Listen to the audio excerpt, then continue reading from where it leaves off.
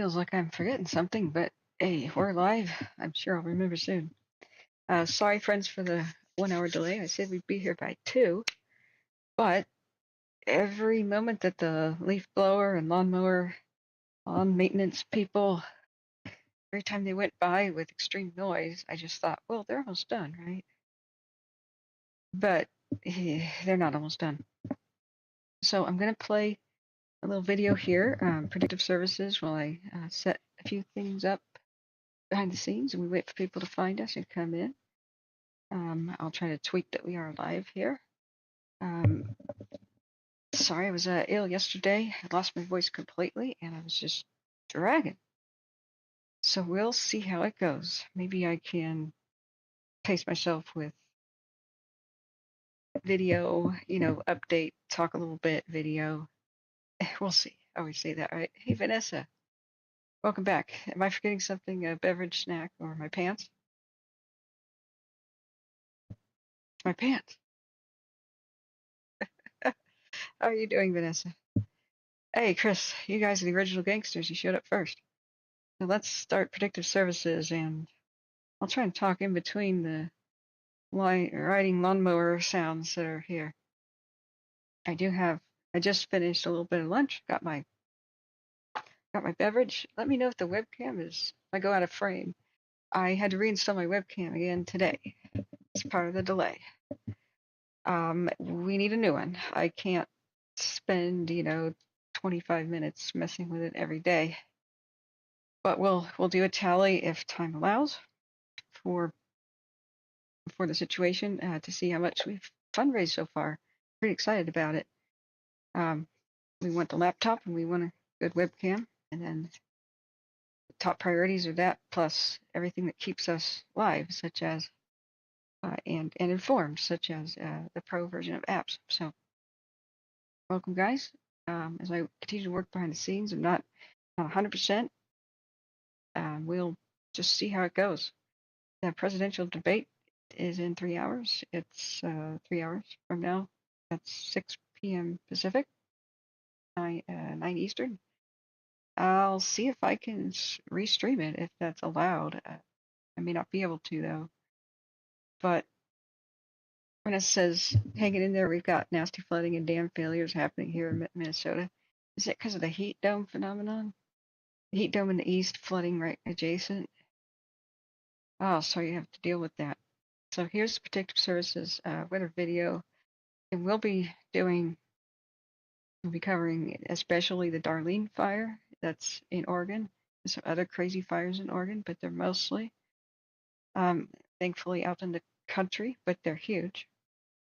So we'll do the Darlene, and then we'll go down to Fresno County because there's situations down there. These are the two places where I've seen evacuations that matter and have been updated. And then we'll get to the others plus any as they happen. So here's the little video here. Let's watch the groovy music.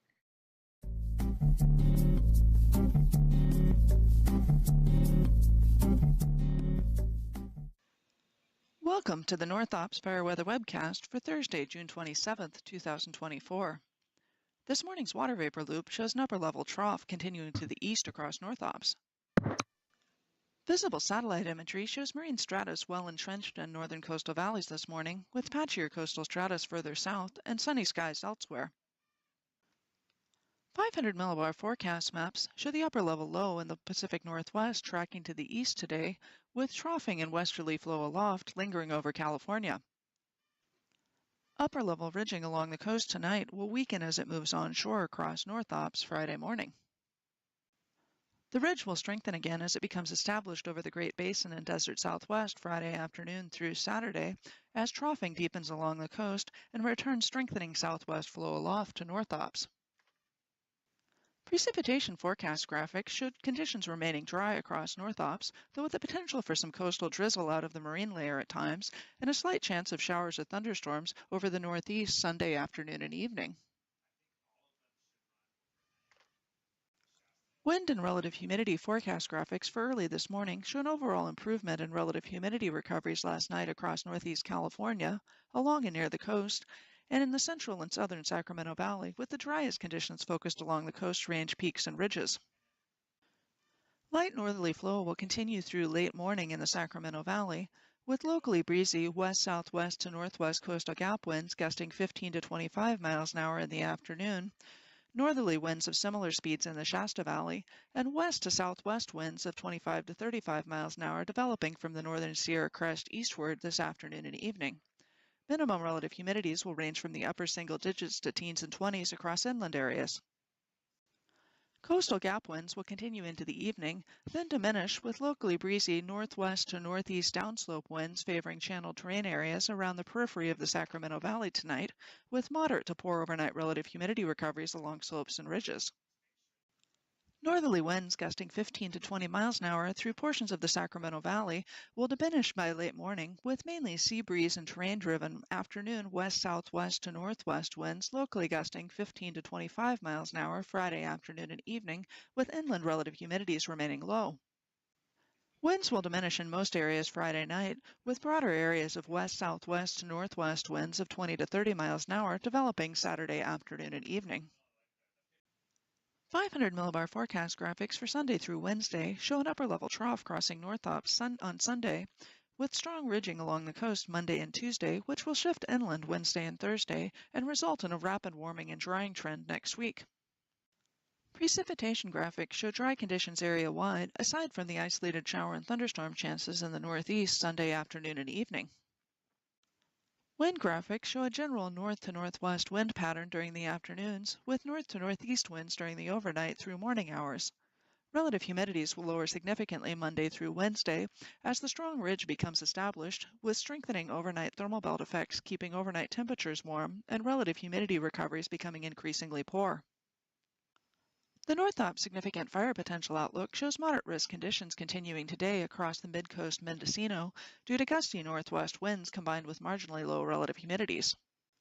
Moderate risk will return to several predictive service areas on Saturday as northwest to southwest winds increase again in advance of the next approaching trough. Hot and dry conditions next week will accelerate the drying of fuels, with ERCs raising to near to above the 90th percentile across increasingly broad areas. The South Ops outlook shows a mix of mainly low and moderate risk for the next 7 days. And now to sum up the North Ops fire weather highlights. Upper-level troughing will bring a somewhat cooler day today, with breezy to locally windy conditions favoring coastal gaps and areas from the northern Sierra Crest eastward. Flat ridging on Friday will bring a gradual warming trend before another trough passage this weekend, bringing gusty westerly winds to eastern areas Saturday and Sunday, and a slight chance of thunderstorms to the northeast Sunday afternoon and evening. Strong ridging building along the coast Monday and Tuesday and shifting inland midweek will bring a rapid warming and drying trend next week, with well above normal day and nighttime temperatures, strong thermal belt impacts, and the potential for gusty overnight through morning north to northeast winds through channel terrain areas.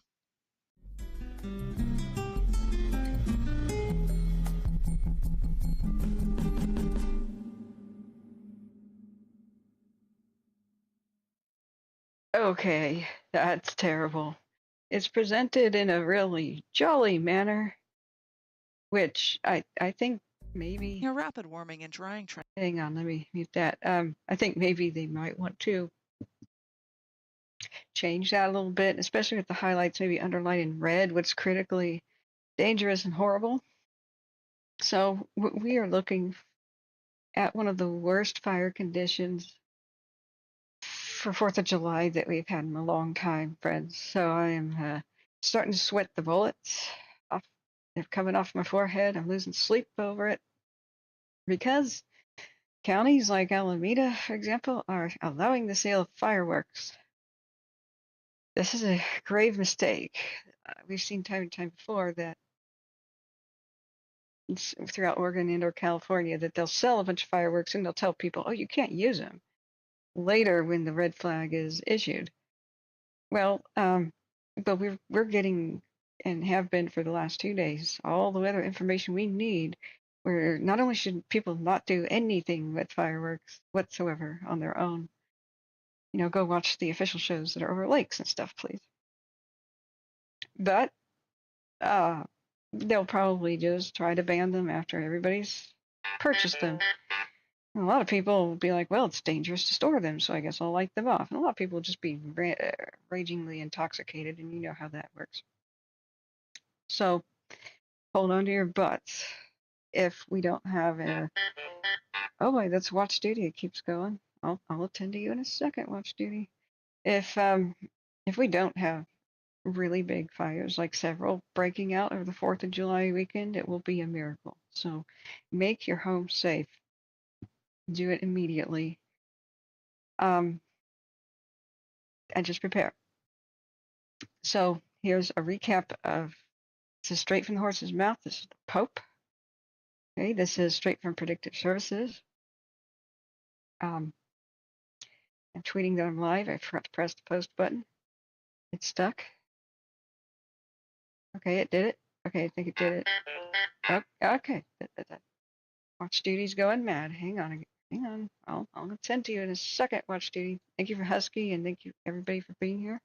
We're going to go to the breaking news fires first, and we're going to look at the Darlene and then Fresno County, and then the rest. And we got a lot to look at.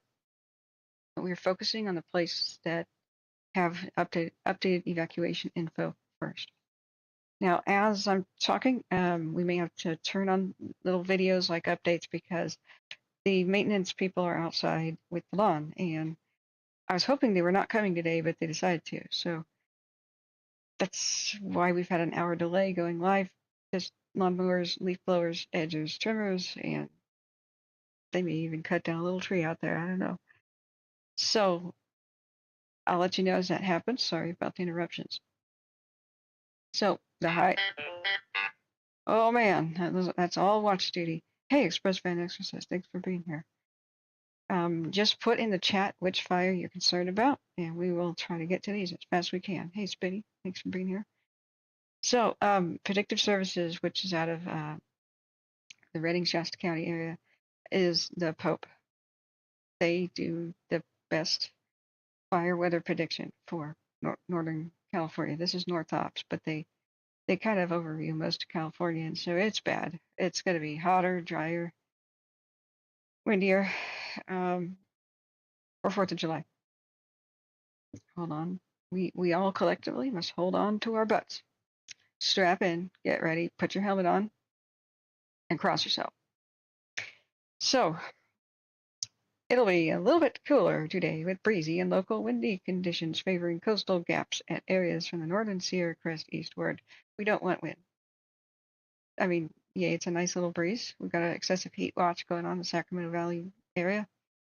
But of all the three things that can really make fire spread like crazy, like explode and go crazy, wind is the number one.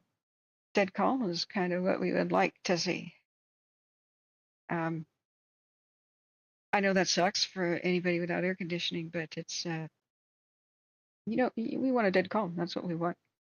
So there's a gradual warming trend beginning Friday. Which day is 4th of July?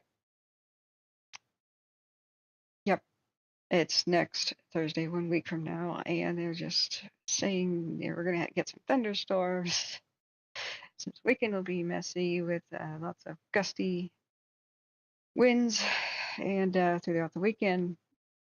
And then as we go into Sunday and perhaps Monday, we're going to get some thunderstorms. Yay. I need a sedative. Anybody got some Valium? Coffee cup full of Valium? Just kidding. Hey, Lowell Pearson, to Darlene 3, we will go right straight to it. I have to warn California people, though, that if you ever thought about making your home rock solid when prepping it, the number one thing you can do right now is just get yourself to the hardware store, get fine mesh, metal mesh, and staple gun that all over your soffit vents and under the roof eaves. And, the round, perhaps vent, what's that called? The gable vent. Staple everything so absolutely no embers can fit inside. And that's a temporary fix, but that is the number one way that homes burn down. It's the little embers are running around like snowflakes in a blizzard, and they're all little pieces of burning something. And so they will smack into the side of your house, the wind drives it up, and they all get shoved up there with extremely strong wind, and they go up into the attic vents. yes, usually the roof is on fire first in a wildfire, but it's from the inside out. That is very difficult for anybody to put out from the exterior, and it's hard to even tell there's a fire in your attic. Fire crews may go right by and not see that. So the other thing is a laundry vent.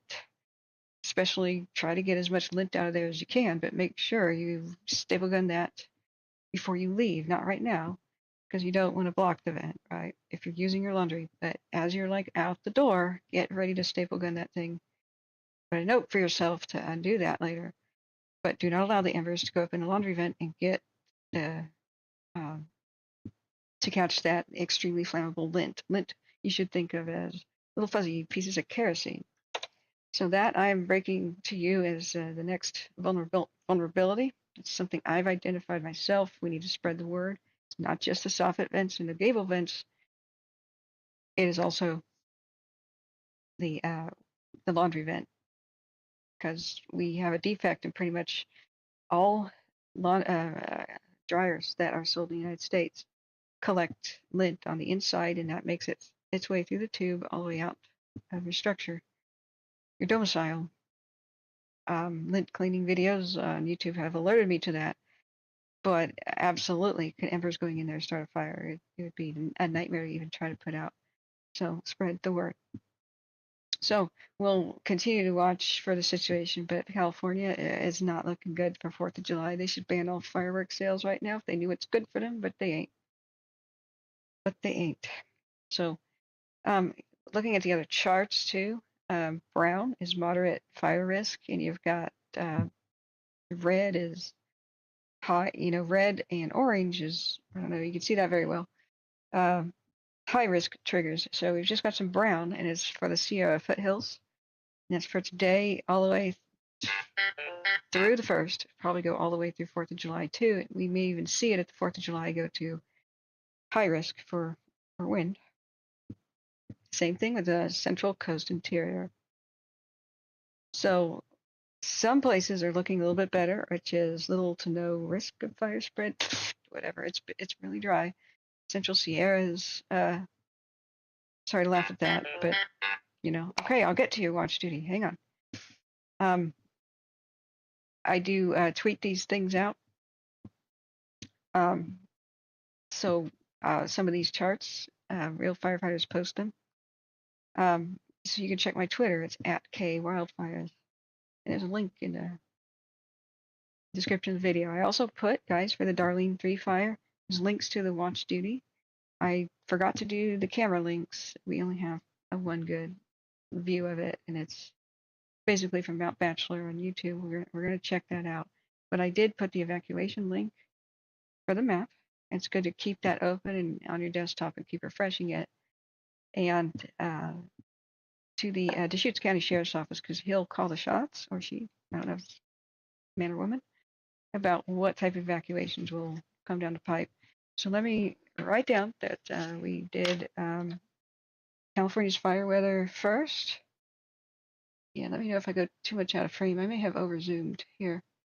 So it was fire weather just looked at for California. I'm also going, if you missed this little video, here is the link to it. Yep, I just heard about the new Star Fire. Thank you, Spinny. It's on the Sunset Hill 1 cam. Okay, we'll look at that. So let's go to the Darlene fire first, and we're going to go down to Fresno County. Both have had evacuation updates. So now 19 minutes into the stream, and remember, sorry, whenever the leaf blowing and riding lawnmower. Seriously, how many updates did I just get for watch duty? Whenever the lawnmower comes back, I have to mute myself. I can't even talk because I can't hear myself think. My windows are still not replaced, even though I won the settlement thing, and so it lets all the sound in. So sorry about that. I meant to be live earlier. Thought they'd be done. Let's go to the Darlene 3. So, like I said, this is the Deschutes County Sheriff's Office of Oregon.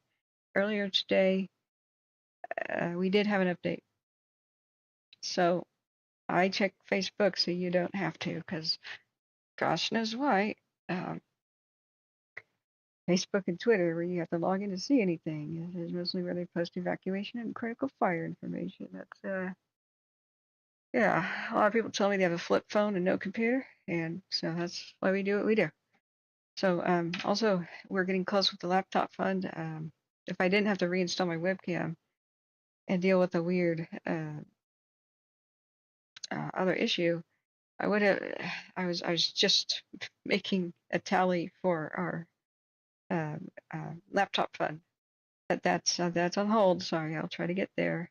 I think we've exceeded $500 to $600, guys. Keep it coming, even and hit the like button. Remember, we got a trend to be found in the search results. Very sorry to be annoying about that, but it really matters. That's a free way to help. And it's good to see you, and I hope little Pearson, that everything's going to be okay for Lapine. I have not been able to familiarize myself with it too much today's update, but that's what we'll do right now. Yeah, it looks like they here on the sheriff's page, we don't actually have the update, so let's see where they got it from in watch duty. So as if people are not familiar with what happened, and Spinny Dude, do you want to be a mod? Were you once a mod? You were, right? If you could post links, I mean, you're awesome. If you would like to, I could mod you so that we can check out the next new fire that just happened. All you have to do is give me your contact info, email and phone number. Email me your phone number, and well, then that way I get your email. So let me see. Hey, C-Probe, thanks for being here. The bar fire is growing. Great. Yeah, Eastern Oregon and Washington is having a heck of a time. There were some rip-roaring thunderstorms that rolled through in the last 24 hours, and they started fires that became gigantic, like 18,000 acres. On the good side, though, down in Close County, they've got 100% containment on, by the way, on the sites. So California's looking better. To maybe Fresno will get some more help. So we're doing Darlene, the very new fires that just broke out, and then we're going to go down to Fresno County, where they have some evacuation info that's changed, but it looked mostly, wow, it looked mostly for campgrounds. All right, Darlene 3 fire. Our last update from watch duty. Here's our picture. Got a link in the description of the video. If you're not familiar with what happened, fire broke out and just raced to the eastern portion of the town, but they pounced on it, had great response. There's mutual aid. Bend came, Warm Springs came, and Redmond came. Others probably, that's all I heard on the radio. And Mother Nature did a cool thing, and just as they were sweating bullets about, can we stop it at Reed Road by the cemetery, even another one. Watch duty, calm down. The wind fortunately shifted from blowing the fire to the northeast to blowing it to the east, and that's kind of wilderness, and for the most part, until you get to a volcanic crater with a lake on it. There's some resorts and stuff over there. I don't believe they're in danger at this time, but that gave them all the time in the world to prep and do firing operations to save Reed Road and stop it from going north into town. So as far as I know, all of that worked very well, because you could see this is the latest that we have fire footprint, and they herded it around the cemetery right here, and this is, I believe, along pretty much the fire access roads that they have, the Forest Service roads, the 800 and whatnot. It's following roads here. So because there's properties up here to the north in neighborhoods, not that many. Most people in the Pine live on the west side, it appears. That was their number one goal. And when you are seeing the high winds that they were seeing, you can't just get in front of the fire all the time and hope to stop it. You have to have really rock solid, lots and lots of units, lots of water, a really, really thick line, like bare dirt, to like that, the width of a freeway, basically, something like that. And sometimes the head of a fire is just too intense to get ahead of. Unfortunately, they don't have a lot of north-south access to the east. That's why it spread to the east. I mean, they lit it because that's wilderness, right? Anytime the wind could have shifted back north and it could have threatened the town. So that was the number one priority.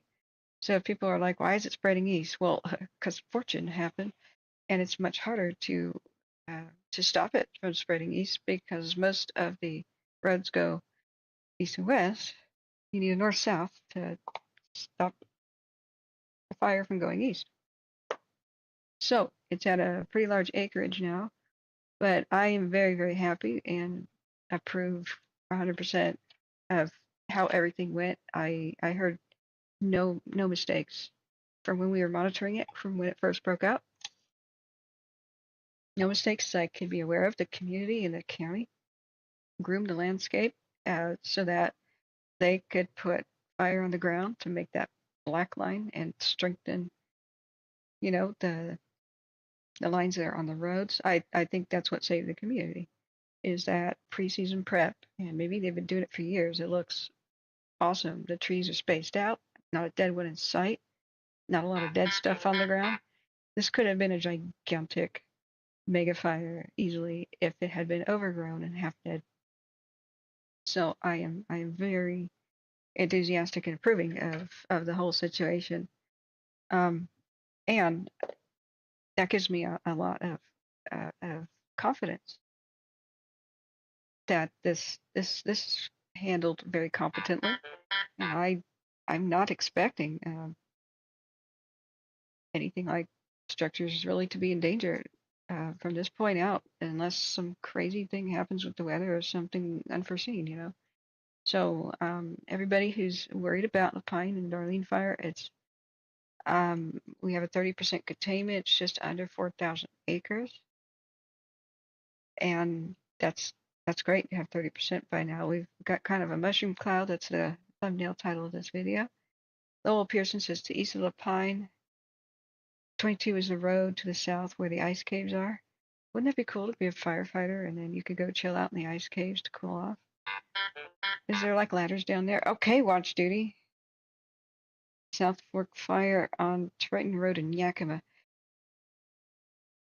Okay, I'm angry about this. There's a new Point fire, even though there was one in Sonoma County, and there's a new South Fork fire, the one that just burned so many homes in New Mexico. Don't recycle the names.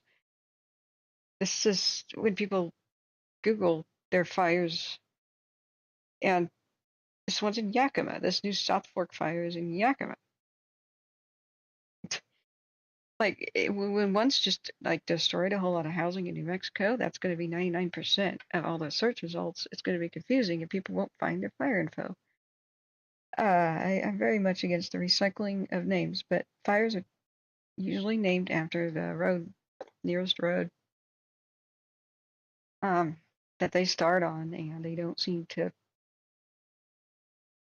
check about whether or not they should be named that. Yeah, Mountain McGrath, let's read about this. I'm not sure, but they did structure protection, and they were struggling too with the Darlene fire, and I was hoping we were going to get some sort of a update on that. There was a community update. There's a lot to read here. There's they're talking about closures. The Red Cross is still staffing the evacuation shelter at the Pine High School, so that's critical info. Try to skim this as fast as we can, and if you want to read this, of course, the link is in the description of the video from the Pine Fire info, and it's the watch duty. But this is our very latest update as of 1:46 p.m. Oh my God, yet another one. Gas Point Road and Veterans Memorial Drive vegetation fire. Evacuations in progress. Great, right? Okay. All right, let's zip through Darlene real quick. Let's get a live view from Mount Bachelor, the cloud chaser cam. You can see that there's like a mushroom cloud in the distance over here still. Well, actually not quite a mushroom cloud. It's more like a wedge. It's more like a triangle, but it's going, and it's It's still fierce. This is the link to the Mount Bachelor cam. This is one of the few images that we have, other than people taking pictures and putting it on watch duty. So, Spinny, was that a yes for becoming a mod? And did I miss anything? Um, I did read several articles about Philippine fire. There's just very, very minimal info, and they're not talking. I did a search for the word structure, search for the word loss, search for the word lost. Nothing came up. Yeah, thank you, Mountain McGrath. There's many new fires to cover, and some got worse. Fresno County and its lightning, Eastern Oregon, there's a bunch that we have to cover. From there, lightning and thunderstorms. So, I'm sorry, missing some of the chat. Hey, Carrie, welcome back. But did you accept? Did you say yes, Spinny? And the bar fire is growing. There's also something new with evacuations. Shasta County, Veterans Fire. Evacuations will be starting towards Clear Creek Road. An additional 2 air tankers, 5 Type 3 engines, 2 dozers, and 2 crews are being requested in Shasta County right now. So that looks absolutely nasty. So there's 335 people on the Darlene, a large amount of people, 6 task forces of structural firefighters are still actively working to protect the structures and do mop up around the homes and the infrastructure. Fire officials are grateful that members of the community for their willingness to follow evacuation orders and keep everybody safe. Good job, guys. See, that goes to show if you leave there, they can protect your homes better.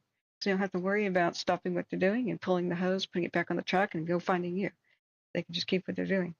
So winds and warm temperatures yesterday resulted in spotting beyond the fire perimeter. There were westerly winds, and so it just kept spreading east. But they had moderated fire activity during the night. And they did, the fire burned into several fuels treatment areas that had been previously completed by the Bureau of Land Management and the Forest Service. Good job for growing the landscape. 2 agencies working together. Great. Plus, I'm sure the county and private landowners and whatnot. There's still no word on what started it. There's a lot of speculation, but it's there's always a lot of speculation when anything serious happens. I try not to get into that. I'll just keep waiting to hear.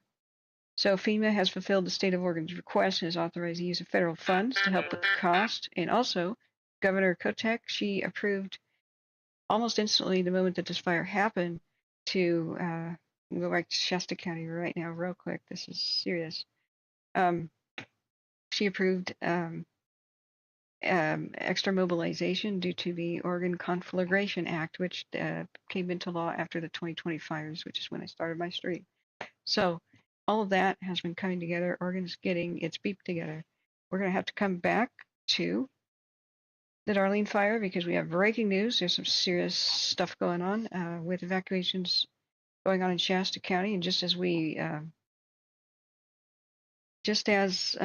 just read about the fire danger from North Ops, well, here we are. We may be able to call John Bruno, the retired fire captain who's hanging out in Reading, about what the heck might be going on. Right, is this the Veterans Fire? Okay, sorry, it is west of Anderson, because I was looking at my phone,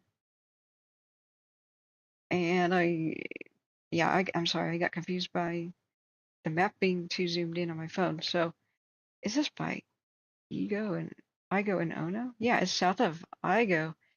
This might be the Zog Fire's burn scar. Okay, so they're trying to do evacuations. So Instant Command is starting evacuations. They will be starting north towards Clear Creek Road. The fire is by a park. Gas PT Road, is that Gas Pit? Ominous. In the intersection of Small Farms Drive and Gas Pit Road. So hold on to your butts there. Look how big it is, and it just really began. That's whoops, yeah, that's the camera link. Let's take a look. This is breaking news. There are new evacuations coming. for the Veterans Fire, which is south of the town of Igo. It's pronounced Igo. And at the south of Clear Creek Road, but they're going to evacuate up to Clear Creek Road.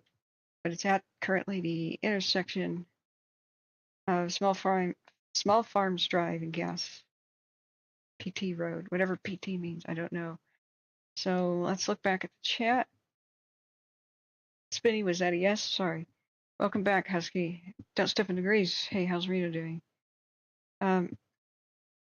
So yeah, thank you, Carrie, also for letting me know about this too. Spinny, here, you can be a mod. Tell me if you don't want to be. But you've been very, very helpful.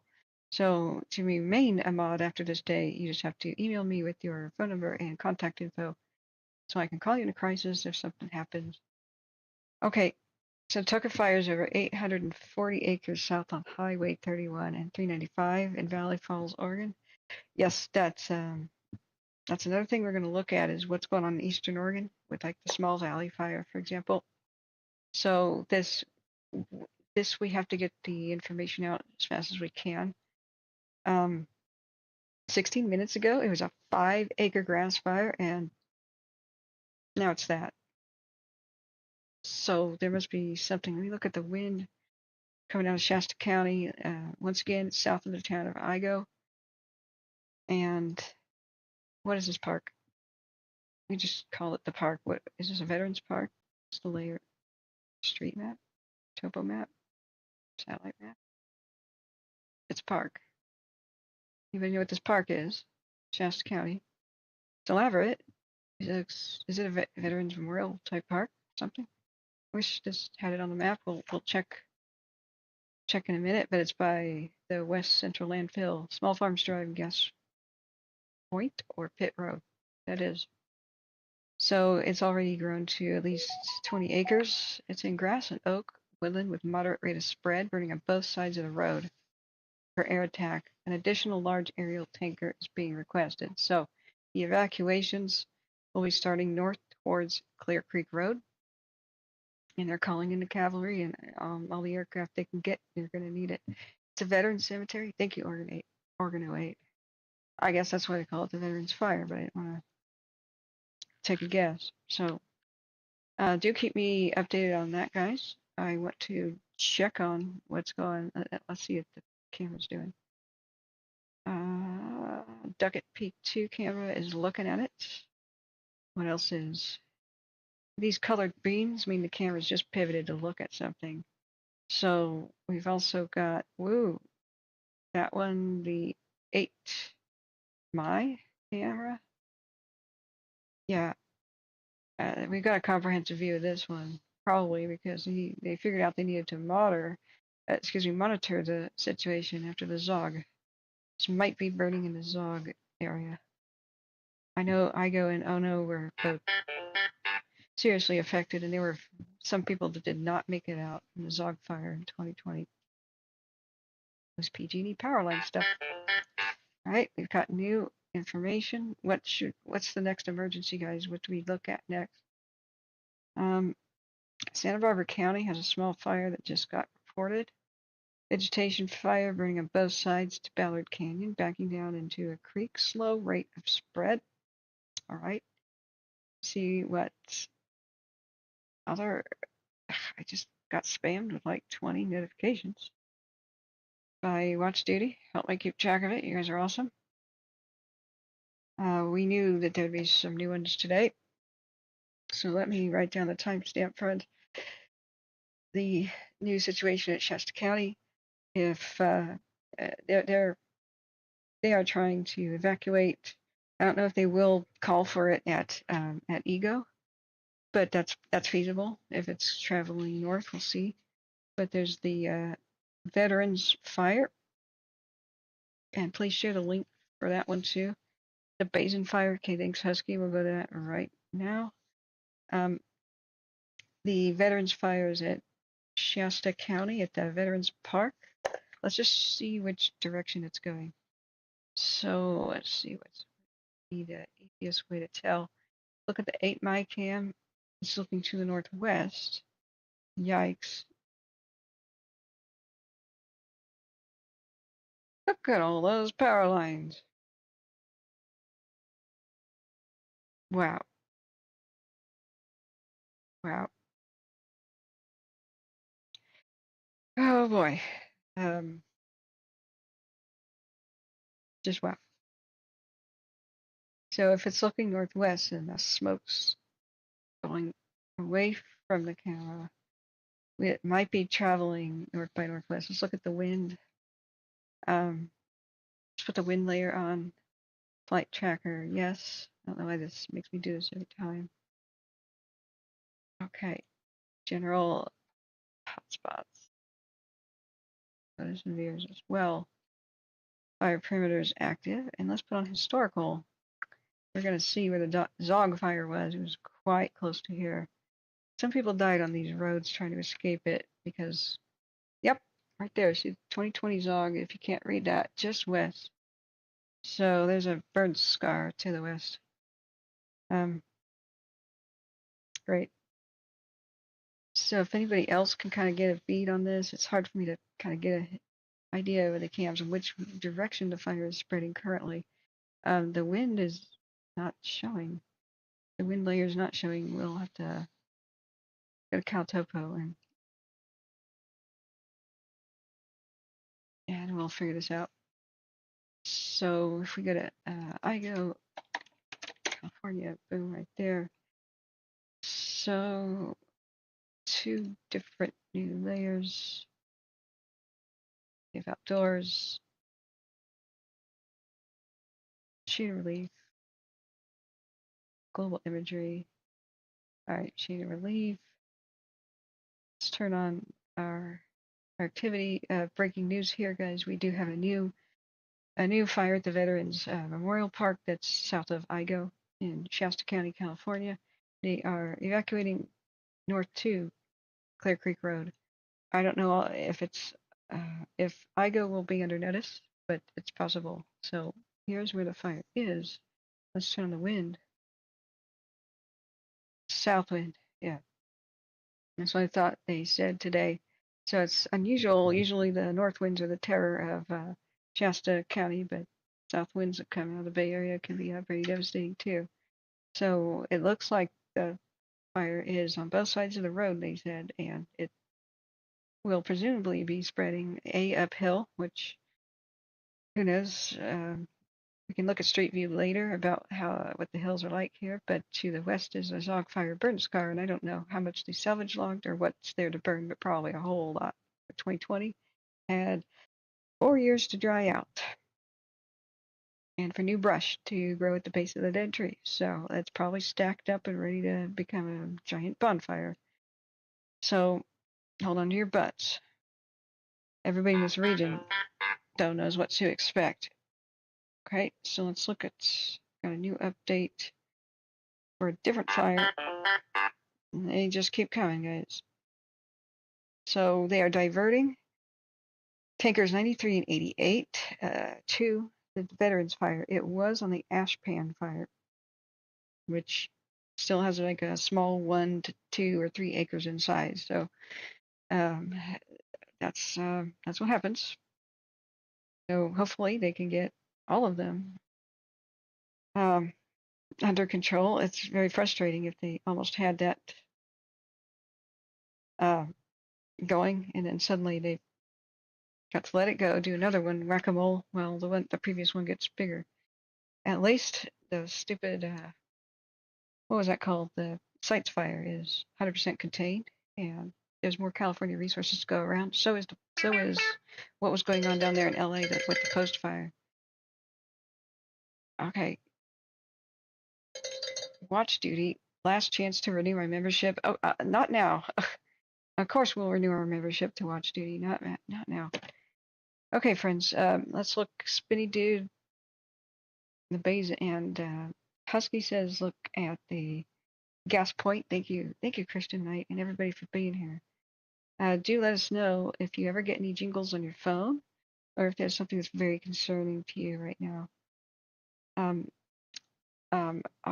RB, Kurt too. I enjoy listening to you. No drama, just quiet info. Thanks. Bob and Putch from Northwest Oregon. Thanks for a little pat on the head. Hearts. Thank you. Occasionally I get dramatic. That's because I'm passionate, but I don't try to. It's the nature of being live for 12 hours at a time. You know, news people, they look cool. They only have their little thing to do at the most for an hour, and generally there's cuts and commercial breaks, and then they rage and they kick stuff and they go, oh my god, and they talk to each other. Then they put on that brave face again for the public. No, we're live 12 hours in this. I'm not a reporter, but I try my best. So friends, once again, I believe we've gotten the evacuations out before the officials, although I'm sure they're at the, I'm talking about where it's occurring, although I'm sure they're at by now that Veterans Park,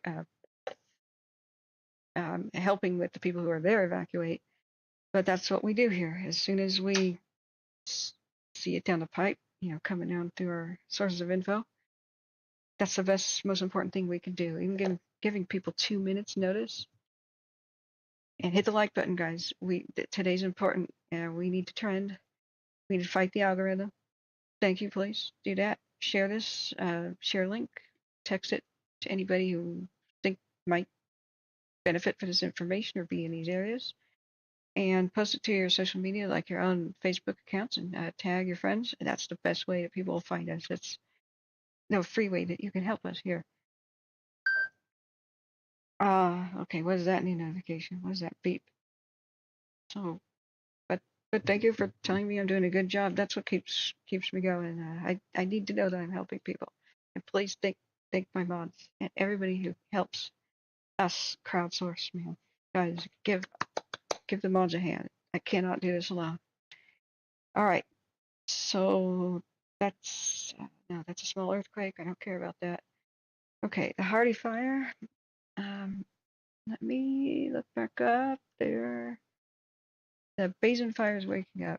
Okay, let me take a look. That one is, yeah, Fresno County. We're going to go there next. That is ugly and dirty. That's burning dirty. Earlier today, we had evacuations. I almost went live at the moment that it happened, earlier around 10 in the morning, but it seemed to be for a campground. And people at campgrounds don't tend to be watching YouTube or aware that we exist down there. We have a small presence in Fresno County, not a big one. So this is why sharing matters. We once covered fires in this region in Kern County, and nobody knew that we were alive until a year later. They said, "You were alive? Oh, we could have listened." So look at that ugly monster. Deja vu from yesterday, huh? Isn't that almost exactly the way that the flash and the bolt fires looked until it came over and burned up the camera hill? Okay, these are coming so fast. The Ballard fire in Solvang, 900 block of Ballard Canyon Road in Santa Barbara County, is looking great. That was just a small vegetation fire. At least there's some good news here. So they're canceling their dozers and their aircraft. Hopefully they can go help Fresno County right now. So like I said, there's a whole bunch of lightning. We're going to check out Fresno County. Is there another one that we needed to look at that has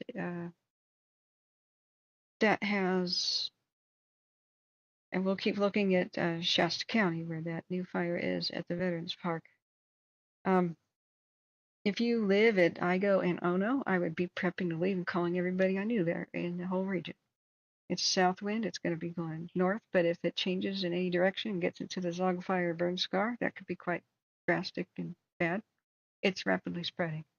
We've got the aircraft on it. We got multiple camera views, but we'll have to keep checking on it as we get new information.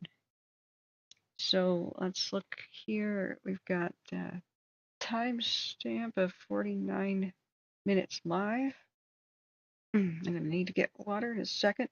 Sorry, I lost my voice yesterday and couldn't be live. I was really hoping I didn't have to talk a lot, that there wouldn't be this busy, but Well, so we're going back down to Fresno County, and let's see if we have a special setup here for Fresno County, if we have any brand new evacuations. Everyone, here we go. Bolt fire and flash fire. They did merge. As I speculated the night before last, they did merge. But for some reason, they have separate acreage. Don't ask me why. Don't ask me how that even works. The basin fire, just one of the many, many that they had from all these lightning strikes that moved through here with thunderstorm activity. They pounced on each one as fast as they could. They got a whole bunch of them stopped before they got large, but they can't be everywhere at once. So with the basin fire, which is a relatively new affair since since our last stream, or at least it was tiny during our last stream at noon. It was just 35 to 40 acres in the woodlands. They had helicopters there, and it took, you can see part of why it got bad was it says ground crews are still making access. That might have been the one where the hotshots had to hike up a mountain. That sounded exhausting and worrisome. Fire access roads make all of the difference.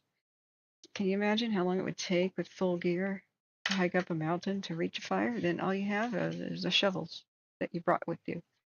How are you supposed to fight that?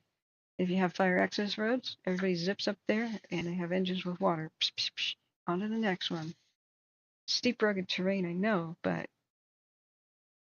these things tend to get huge if you just can't make access early. So let's go back to current situation. Here it was, how it was looking 9 p.m. Wait, no, this photo was uploaded at 9 p.m., but that would have been dark already.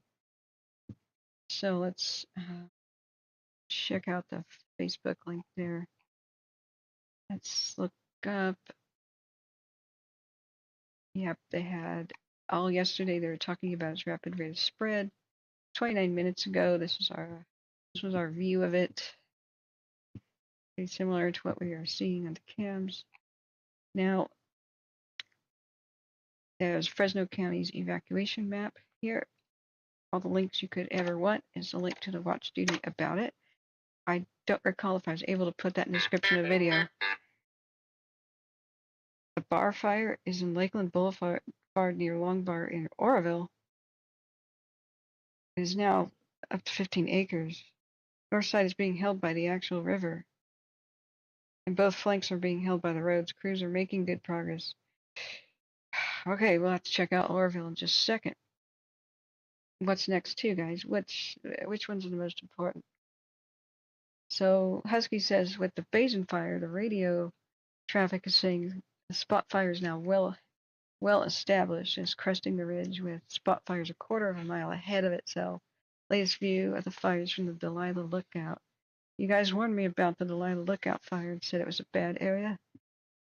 You were right. Steep, rugged terrain. John Sayer says, Kat, that same stupid question every year. Why are my efforts not state or federal funded? I don't even know. I'm not even acknowledged. Somebody told me once that our channel and maybe me we were mentioned by pilots one time. I never could find a soundbite of that. That would have been awesome. And it may have been just because I was saying that their voices were sexy, making a joke like the Australian one. I don't know. But mostly it's because I'm critical. I'm trying to be constructively critical. But, you know, we don't need acknowledgement. We just need to work for the public. I don't know. All right. So let's this is not the job I want to do either. It's just the job that nobody else is, so I better do it. You know. I hate fire. I really do. But here we are. So maybe we can get a grant one day or something, but I don't know what that would entail. Red Bluff, California, new vegetation fire, 750 Cemetery Lane in Red Bluff. Hold on to your butts, guys. Here it comes. So the basin fire is spreading. Let's okay, 5 minutes ago, they said the slop over on the west side of, and we're in Fresno County. For the love of,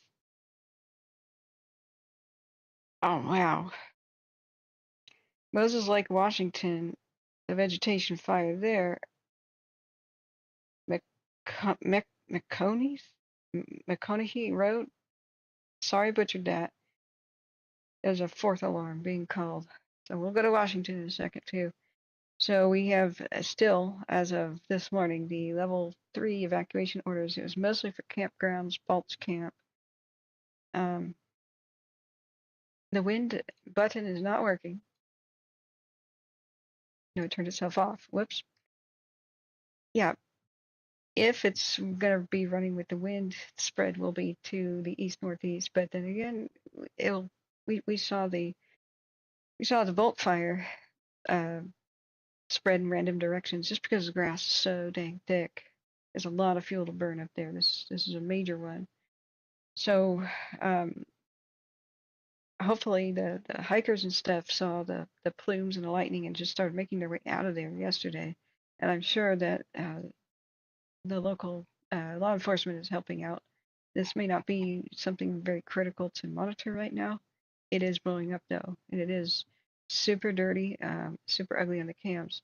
I'm gonna go back here to the situation and check on it real quick in Shasta County, where we have new evacuations because there's a fire that's huge now. It started right next to the Veterans Park, and wind should be pushing it to the north. In general, remember, fire can climb very quickly in any direction against the wind. And strangely, it'll run downhill in any direction, including against the wind, at a rapid rate. Good progress in Red Bluff. Okay, I don't know that there's one or two of them in Red Bluff. It's a star and vegetation fire. Goodness gracious. Hey, Mark, thanks for being here. We should do lunch, by the way.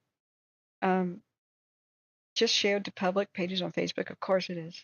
People should get all the information they can get right now, as long as it's not the Space Laser page central. You know what I mean? People, capitalizing on fear and making money off of it. As long as it's not, crazy town. Absolutely. And let me know about it too. Like, should I be checking one of these Facebook pages? Because that's where sheriffs sometimes put the evacuation information first.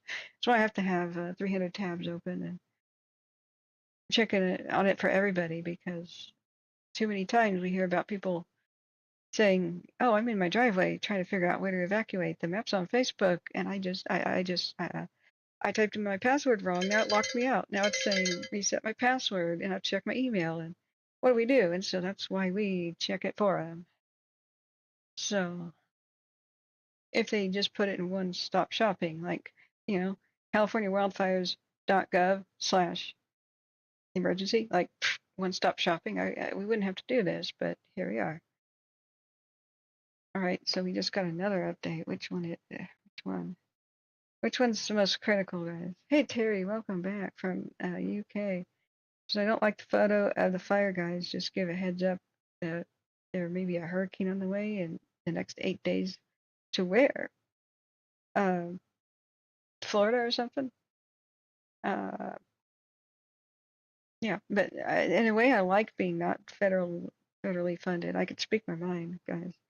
I can say this sucks, this ain't working, and I don't have to lie like the agencies do. They keep saying they like each other, like Cal Fire and the Feds and Forest Service. They hate each other.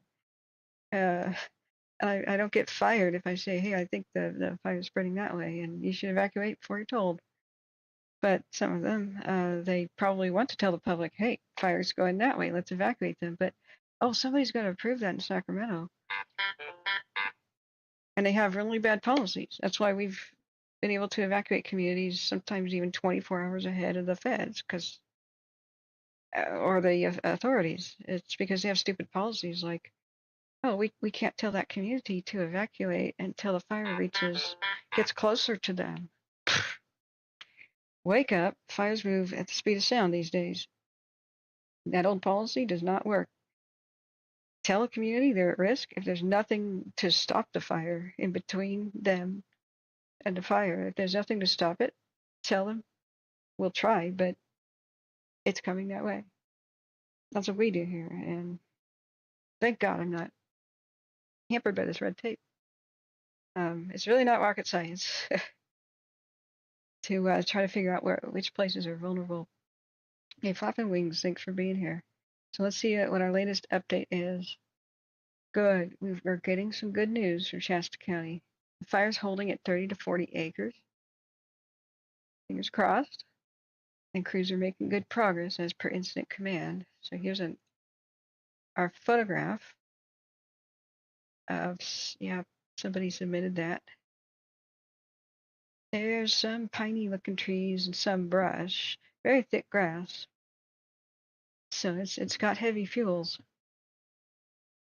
That looks like a lot of poison oak as well, which loves to burn black and oily.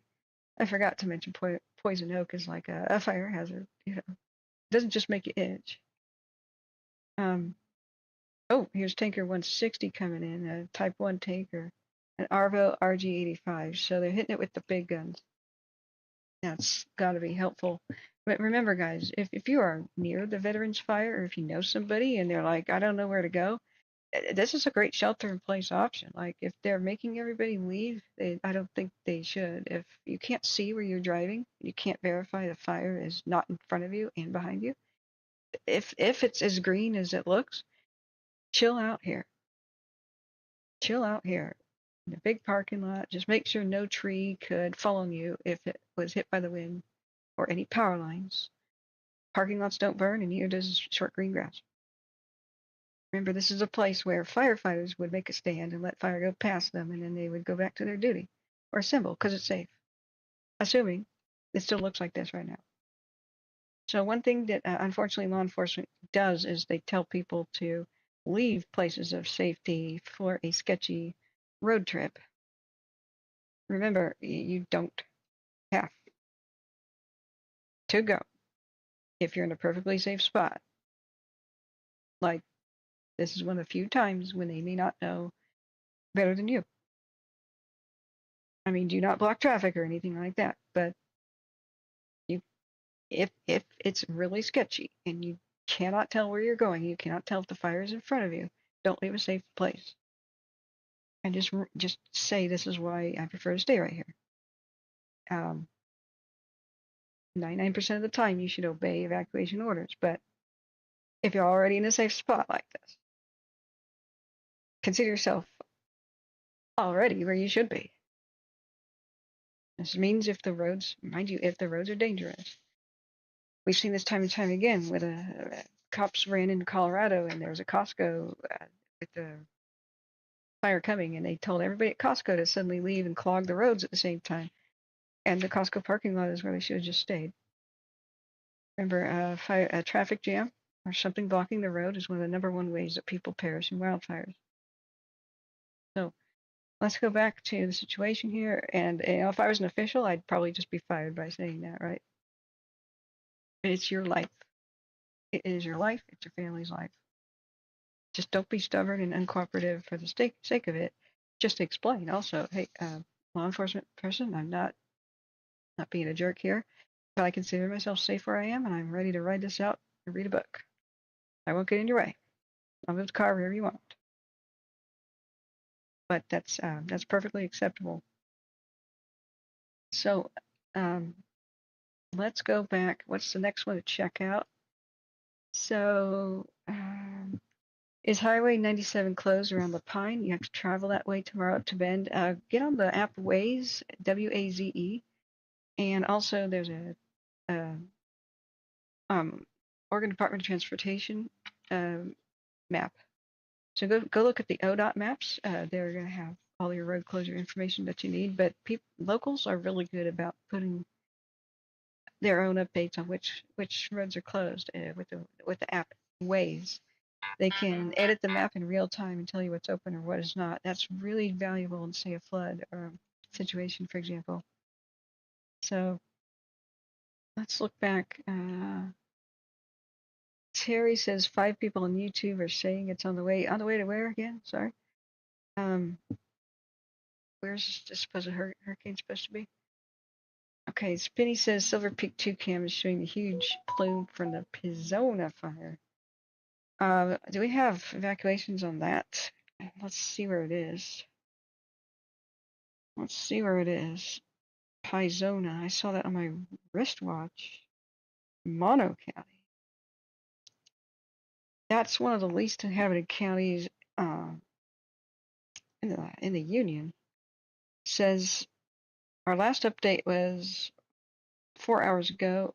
539 acres. I see no sign of evacuation information. That's really far out there. Looks like the wind is coming out of the west. So if that's a community or a place named Arizona, it would be blowing away from it. But yeah, I'm sure it looks nuts. There's a whole bunch that do. And they were assigned 2 large aerial tankers, so Godspeed for there. Forward progress was stopped on the Ballard fire, Santa Barbara County. Great. That was a small affair. I just turned off the notifications for that. So let's look at our other situations. Which ones have new evacuations as of at least this morning? Because we need to go back to Fresno County, and right now with the Veterans Fire, fingers crossed, so far so good, but still pretty ugly looking. Let's see, is this the Veterans Fire? No, that's Fresno. This is Fresno.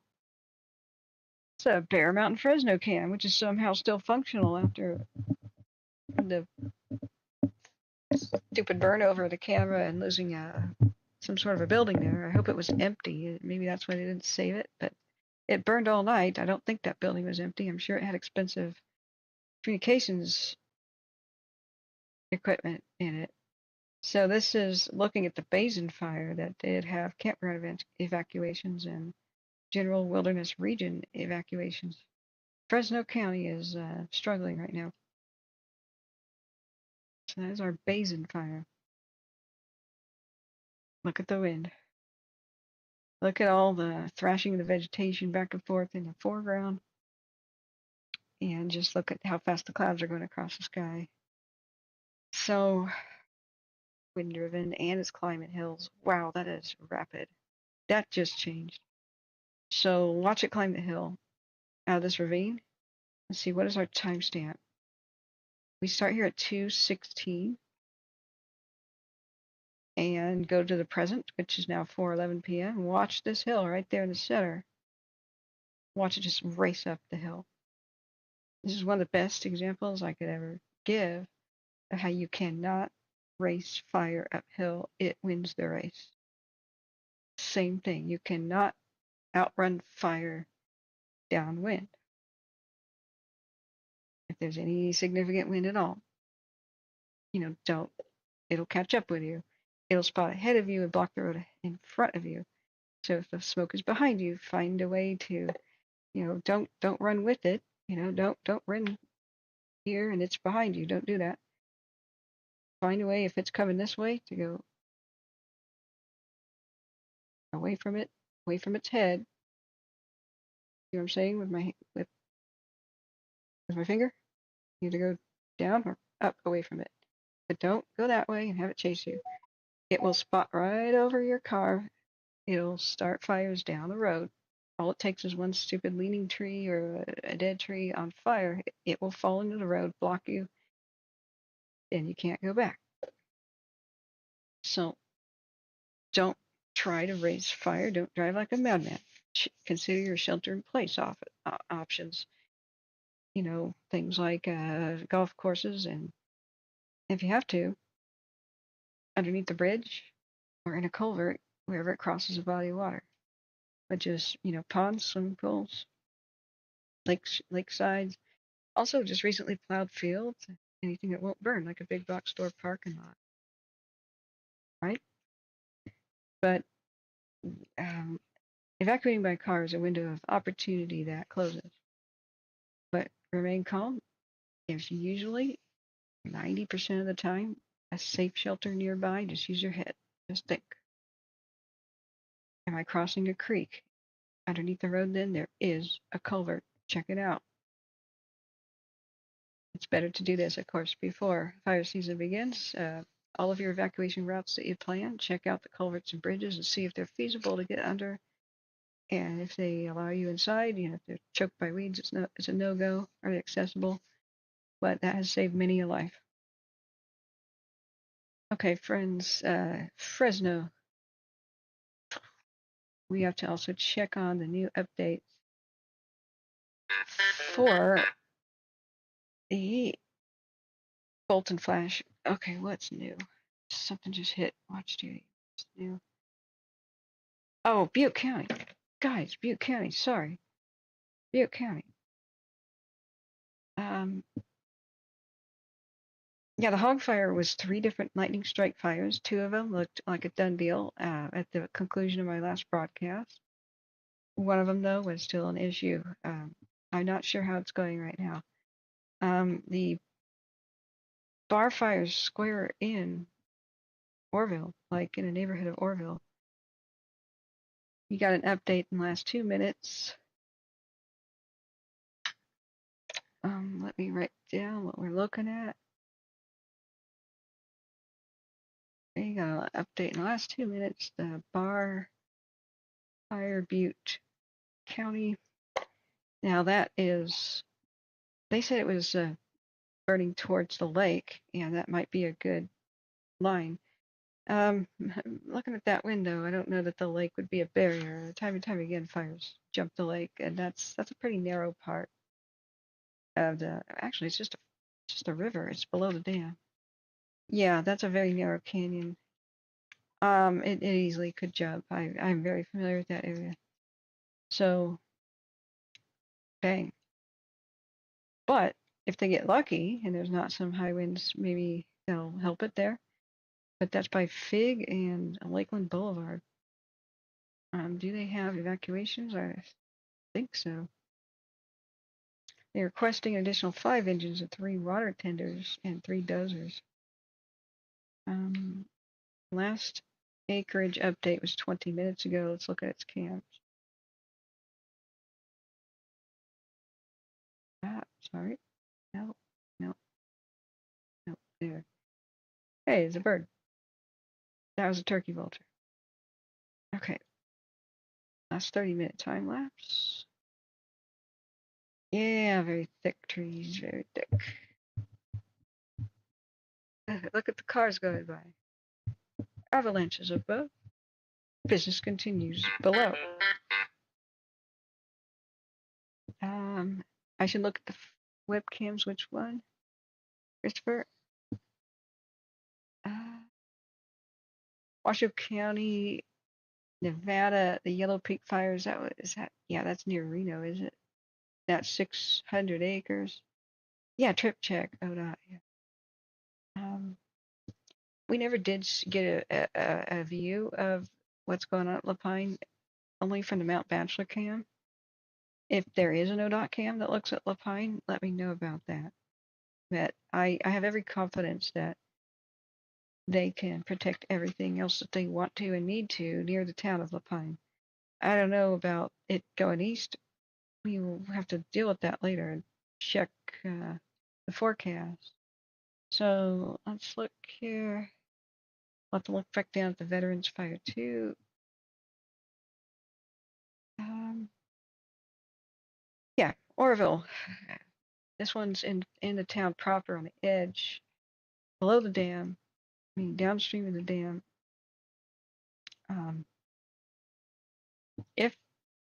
If the wind calms down, which does not look like it is, the lake could be a good barrier, or at least that big speed bump levee thing. I mean, on a rock. No. That's never mind. That is lake. Oh, that's the river. Never mind. See how it's not really gonna stop it? It's not gonna stop it. they'll have to, and there's no real bridge or anything right there. They'll have to get it on both sides. I don't know how they're going to get access. It'll probably, if it crosses, it'll probably climb the hill here and go to, they'll have to just stop at wherever there's a road present. I'm not familiar with the north side of the lake at this point. We usually just drove on the south side. But is that Table Mountain? Ugh, hopefully it doesn't get up there. So we'll monitor the situation in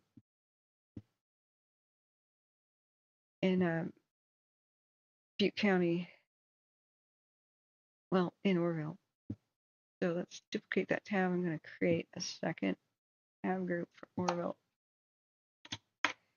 I'm very concerned. Butte County has had enough. You know, Butte County doesn't need more crap. So I wanted to check on any new situations that are happening. Let's look at the heat maps of Fresno County. All satellite detections. Yeah, pretty much the basin is the one of greatest concern, just flaring up like crazy. I'm not sure which direction it might be headed, probably all directions, honestly. The winds have been erratic down here as we've been watching them. It really could spread in any way it wishes because it's steep terrain. Steep terrain.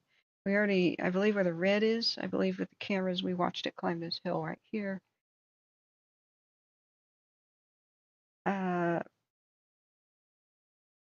North Fork of the Kings River. I would imagine it's well established on that side, if that indeed is where we are seeing the cameras. So just because it's red on that side doesn't mean that's the head of the fire. Wherever the wind is blasting it, and it's probably just rushing right, canyons or wind tunnels. It's like a blast furnace. That's where you get the flare-ups. If it takes the wind a longer, windier way to get deeper and deeper into canyons, like it's probably less wind down there. Who knows if a lot of this vegetation's already burned off. We do have a lot of heavy fuels like trees, but the grass has been the main crazy thing. That's the thing that moves the quickest. I'm just not sure what all has burned already in this section, but ridge tops are the second point where you'll see it race along the ridge tops with fastest spread once it reaches the top. So I don't know how many cams we got on the basin fire up there. It's going away for the most part from inhabitations as far as I could tell. And they already did issued some evacuations. I have to make that dark. I don't want to get a migraine. Earlier today. Okay, it changes the colors. All right, going back to the electric beaver. Where you been? Are you all right? You come through the AERO fire okay? Thank you for coming back. The electric beaver says the Orville fire is right by where I'm moving my RV to in a week. Going to Orville for a project. Well, the one good thing about that is maybe it'll be almost fireproofed. If everything near there burns, like in the vegetation, then it's less likely to do that the rest of the year, right? I mean, grass growing season was spring. There's not going to be a whole lot of new grass growth. Unless we have some freak wet storms, but we typically don't. So, that look on the bright side. But how did you come through the AERO fire? We were worried about you. That was nuts. And thank you for helping us to get out the evacuation information before the officials did to, friends, family, and neighbors down there. You were very instrumental in helping us understand the situation. We've got fires coming thick and fast. We now have, as of 3 minutes ago, guys, switching counties back to Shasta County, Northern California. This is south of Igo, the Veterans Fire by the Veterans Park. The evacuation warnings have been issued for X, Y, and Z zones. Let's zoom out. Yep, it goes all the way to IO. So just like I was saying, and it stops short of Ono, but guys, everybody at Ono should be quite aware of the need to start prepping now in case the wind shifts or it hits the Zogfire burn scar. I'm not sure how much fuel that is. I haven't been through that area, but I imagine that's thick and ready and primed. Terry says, guys, I'm back to add to care for my cat. There may be a hurricane. Pull up Fox weather or something like that. Sure, yeah, we'll check on that. We don't typically get them to the West Coast. That's where we're checking out right now. But I don't think there's anything like that going on the East Coast, so unless you guys have some info for me. Check my radar off screen real quick. So, oh, sorry, forgot to link you to the map, guys. Let me right click, copy the link. That'll work. Here's the evacuation map. Yeah, that's the evacuation map for Shasta County for the Veterans Fire up here. And we'll look at the cams too. Hopefully it's still going well. Thank you guys for monitoring the radio. I can't really handle that right now. I have to turn down a light. There's glare on the screen. It's causing me headache. Hang on. I'm really hoping the landscapers are just done. Phone.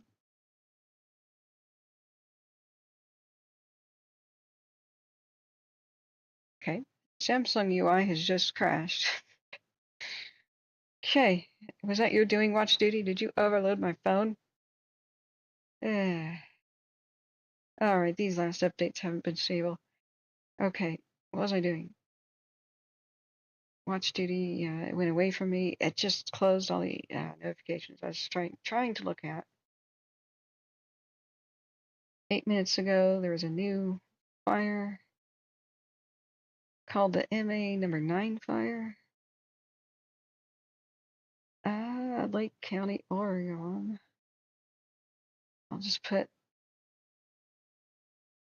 by Goose Lake off of 140 south, pretty far south of where the Tucker fire is. Getting towards the border of California.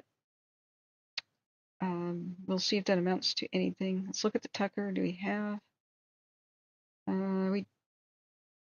Yeah, that's close to Paisley. Paisley, I mentioned them the other day. They freak out every year, or maybe they stay calm every year, but they have a huge fire above them every year.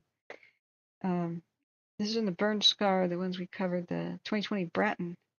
It's close to it, but it looks like it's mostly on flat land for the Tucker fire. I'm sure it'll try to climb up to the hills above Paisley, Oregon.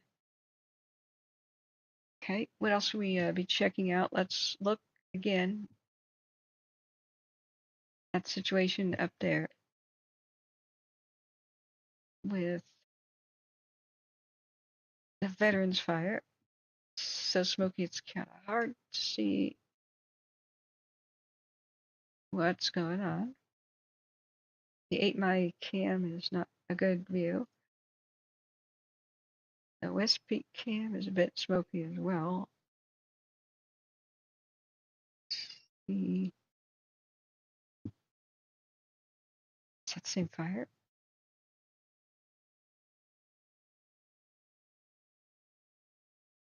We'll look at the arrows in a second. Might be less smoke here. We can't see the airplanes working it unless I flip on over to flight radar real quick. Hey, Eric Warner and Say Baby, how are you guys doing? Thank you guys for the kind donations. Keep them coming. If anybody, also hit the like button, friends. We have 607 views and 66 likes. That will help others needing fire information find us. This is not the, make my channel popular thing. It's help others to find us. We're fighting the algorithm. A video that's not trending is a video that's not seen for live coverage. So, yeah, I believe it is. Let's look at Duckett Peak. That's a good view. Woo, look at the black on the ground, man. The fast-moving nature of the fast-moving grass fire. So let's do a 1-hour time lapse. Whoa. You see the orange marching flames. Grass fires spread so quickly, but they cool down so quickly. This is the majority of it is oak, but there's quite a lot of the oily pine stuff. But look at the orange flames as they start marching around. If we had more fire access roads, there's a helicopter. The left side of the screen, that's not a Hornet, that's a helicopter. With a bucket. There's a vegetation fire that's 100 acres. Brett County, the one by Moses Lake.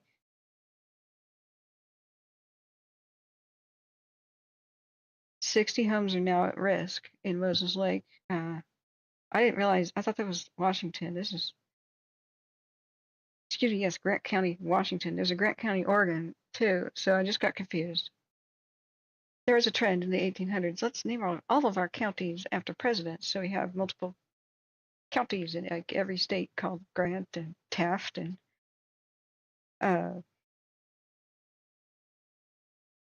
sure, well, Sherman's not a president, but Civil War era peoples. Lincoln. There's a Lincoln County everywhere. It was like everybody outdid themselves.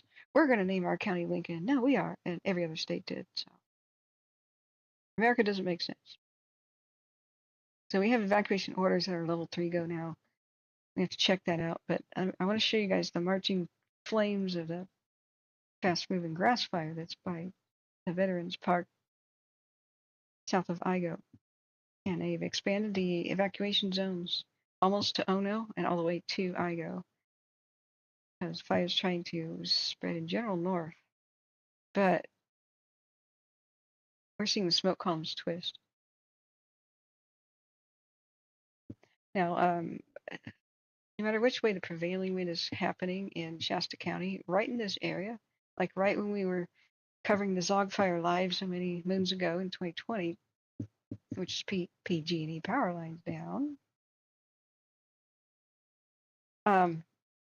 there's a weird thing that happens. Winds, that's where the valley ends, and there's a U-shaped termination, and then it runs into the mountains to the north. So no matter which way, especially if the winds are coming from the south, it'll just start to circle and do circular wind pattern. Because wind comes from the south, runs into the mountains, and just makes a circle. It's kind of like I don't know how to describe it, but this is the weird way that these fires can spread in all directions, being pushed by the wind in all directions. I think just my own personal speculation that helped make the Zog fire really bad. But the last thing we heard is they're reporting good progress. And most of these mature oaks will just shrug off this fire and not be burning. They just have to get in front of the grass fire and its movements. So we, and hopefully it won't get into too many of the pine type trees.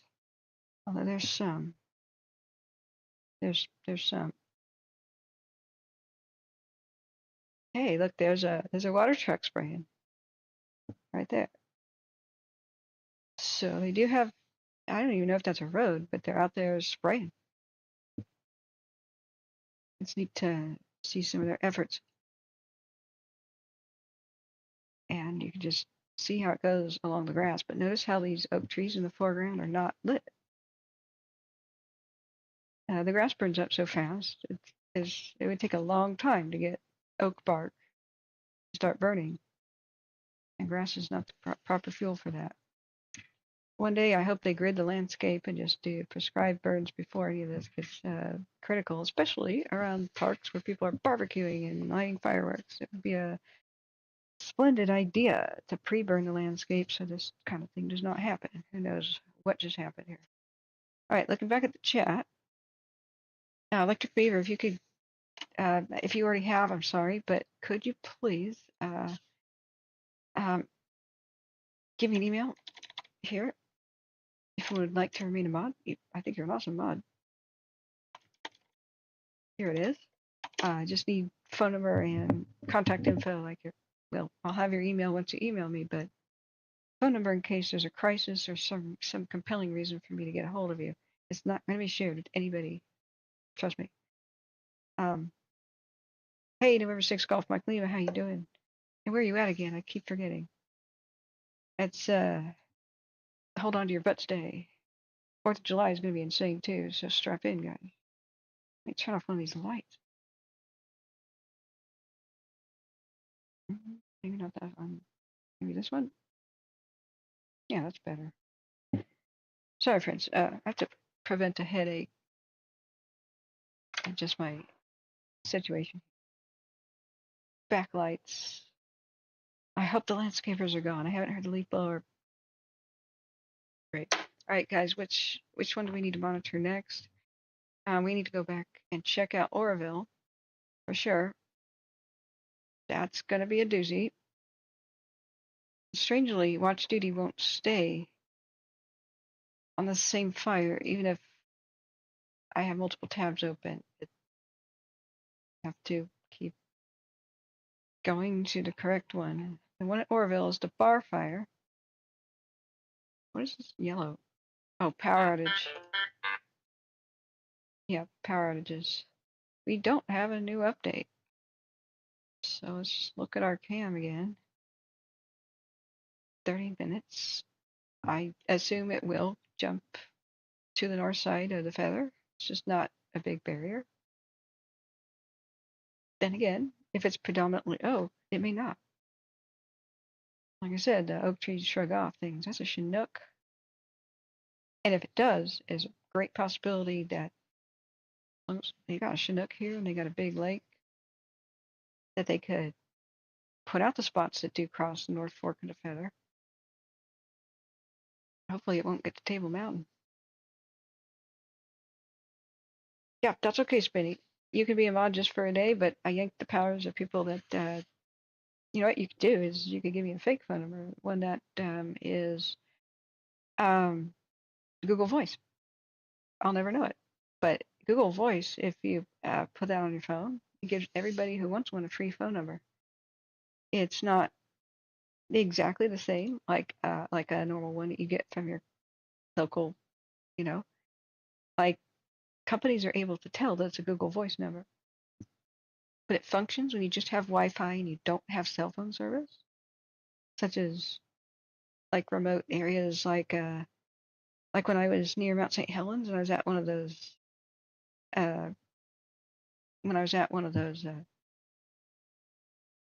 observation, it's like a little ranger stations basically. There's Wi-Fi, but there's no cell phone service.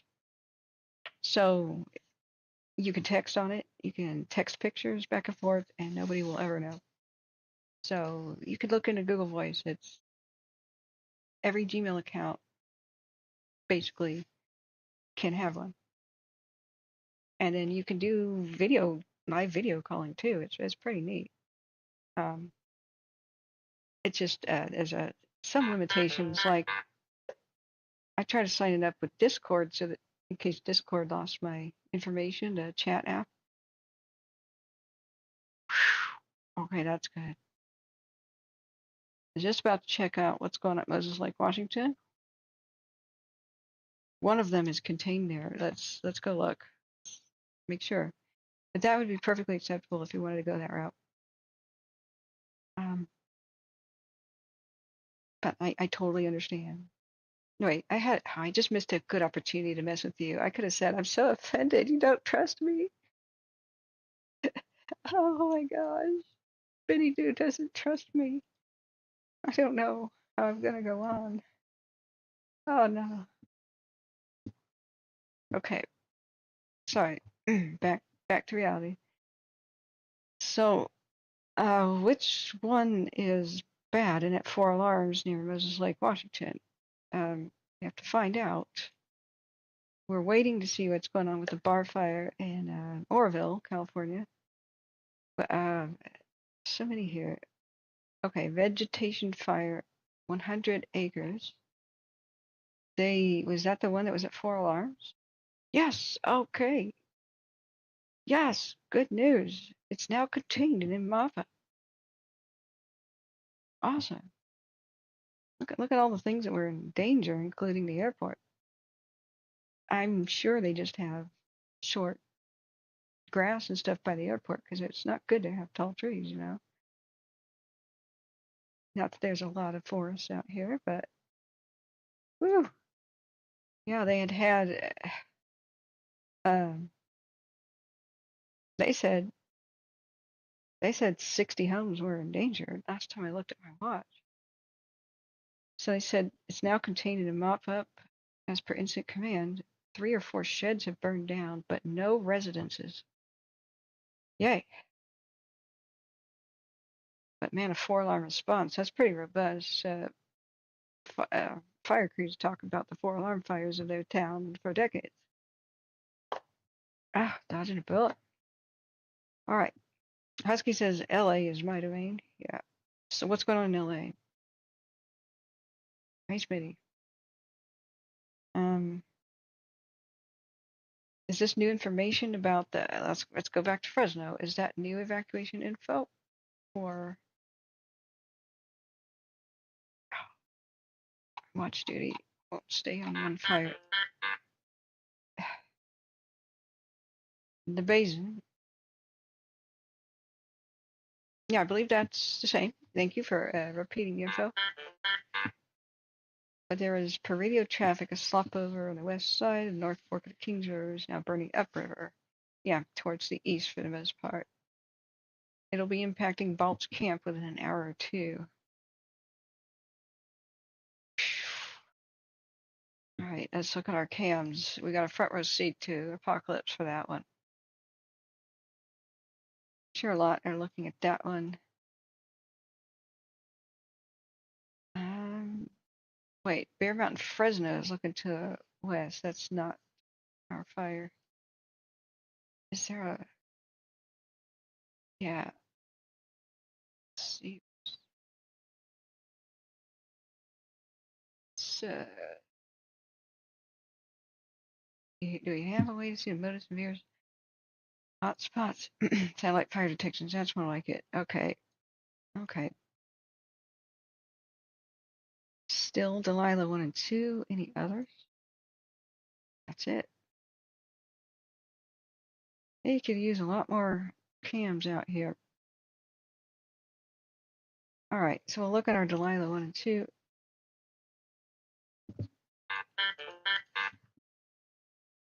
All right, Mariposa, that's Oregon. The Pendola fire, the 6500 block of Pendola Garden Road at Mariposa, 1/4 of an acre in grass. Slow rate of spread. It's backing away from a structure. No structures threatened. Potential for about 5 acres. Hopefully that will remain true. Okay. Check out. I gotta swipe that away. Oh, great. We just got a new update. The Veterans Fire at Shasta County. 55 acres and holding with retardant lines around it per incident command. Yeah. Okay.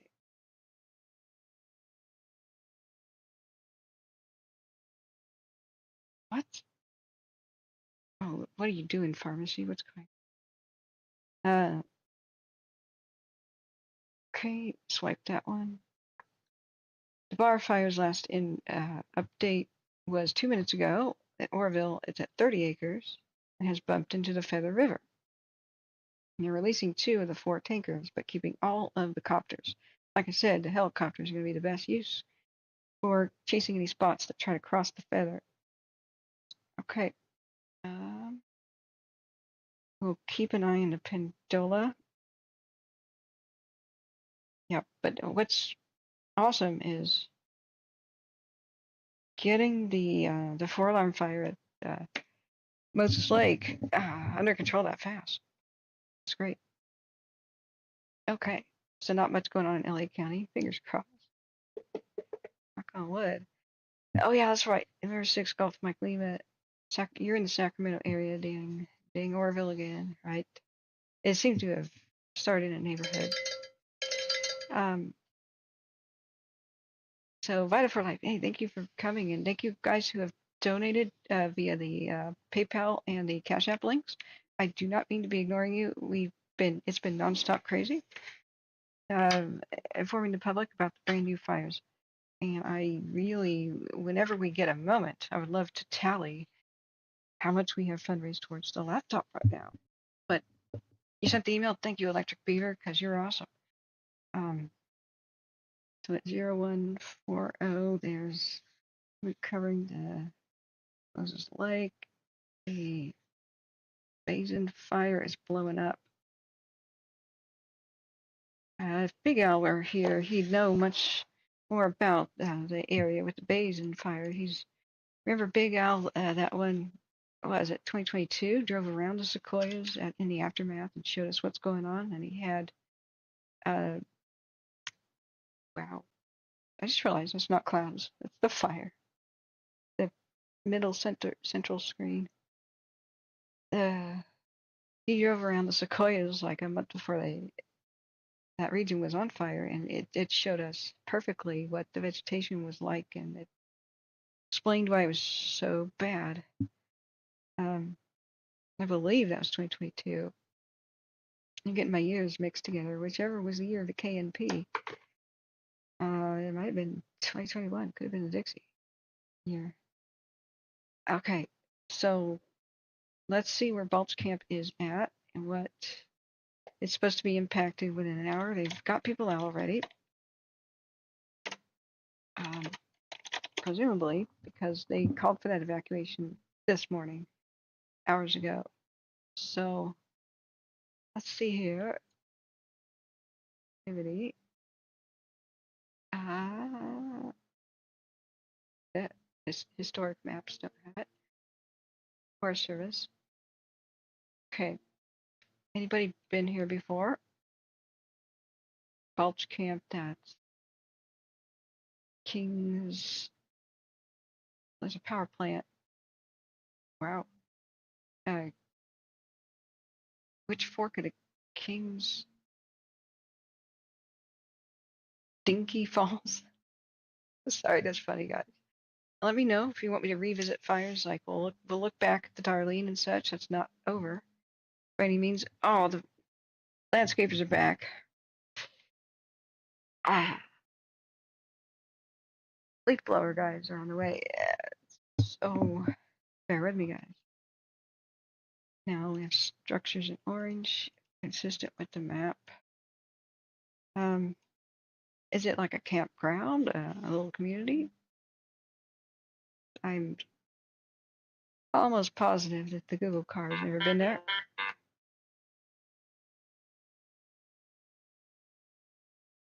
Well, they got some roads. That's such steep terrain, though. Wow. So that will be impacted. They have, who knows if those water tanks are still there. Hopefully they can just protect these structures right here. The smaller the community, the easier that is to do. That is a school. That's who knows if it's still there, like a one-room schoolhouse kind of deal. I wonder if it was once a lumber camp or what, or if now it's just power plant workers that work there. Husky says KNP was 2021 and Windy was 2021. That's right. That's right. Yep. That's because the sequoias were burning because the Dixie had 35% of the nation's firefighters attending to it. So there were only 17 trying to put out the lightning strike fires. 17 firefighters, 7 left to try to deal with all the lightning strikes and the sequoias. And because they were 200 feet of hose short of reaching the top of the mountain, they couldn't put it out that night. And the next day the wind came. But those fires were polite on mountaintops, just sitting there, not doing anything for more than up to a week. But there was nobody to send. Thanks to PG&E, the power company, starting the gigantic Dixie fire. I think we lost In just a couple of years, 35 to 38% of all sequoias on Earth now, making them critically endangered if they're not listed that way. They are functionally endangered, even if nobody is saying that. Just because it won't take too many more wildfires like that to wipe out the majority of the forest, because they're pretty much in one spot. Sequoias, I mean, every once in a while, people have them as a yard tree. 49ers brought some of them, the seeds, back to Oregon, but we're talking about their natural habitat. That's not much threatens them, but mega fires do. Now let's look and see if we have a new update for the basin. No new evacuations, no new updates. Is there a way to see? Google Street View, let's take a look. Yep, I've only been to Sequoias once a long time ago as a wee little thing.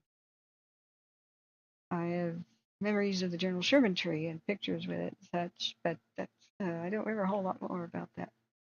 Okay, leaf blower guys are coming. Bear with me. If you can hear the leaf blowers, let me know. It should be only when I'm actually speaking. It'll bleed through the microphone. I keep telling them, please don't leaf blow the patio, but they do. There's just new people there all the time, you know. All right, so let me go to Balch Camp, California, and see. It's a miracle the Google cars have reached it. It has. No way. No way. We gotta look at it, sort of, at least, kind of. Huh. Huh. Okay, when was it here? 2007. But, all right, it's better than nothing. You can see how flammable the general area is. And the Google car didn't make it too much further than this. Yeah, so this is still the Oak Hills on your way. The sequoias are in the mountains that are wet. But you've got enough piney stuff.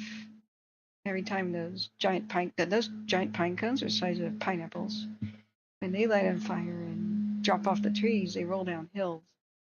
And they light fires the whole way down. And at the base of the hill, the fire races up the other one. Oh, there's a cute little ancient bridge. Okay, the leaf blower guy's right outside the patio. Oh, sorry. That's not camp. That's a home. Backing up. Look at this. Cute. With the power lines, though.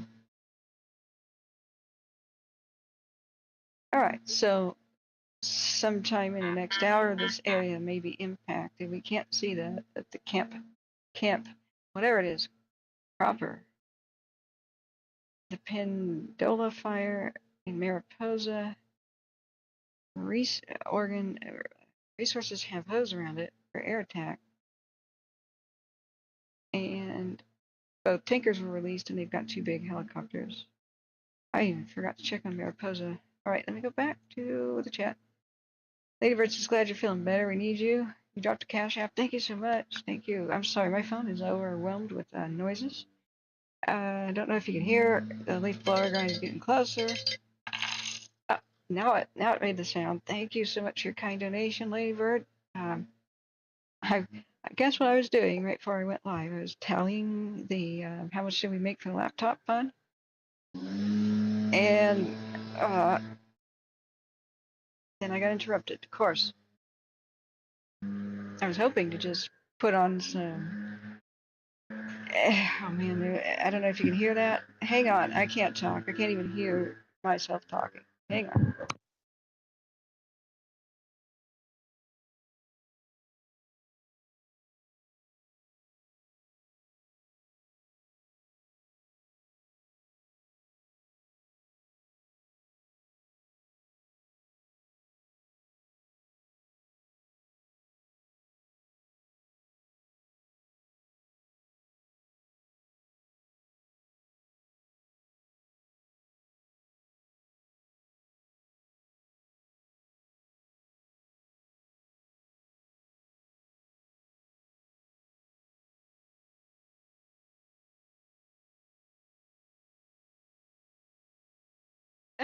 I just clicked on the bolt fire. Thank God. Okay, the leaf blowers have turned the corner for now.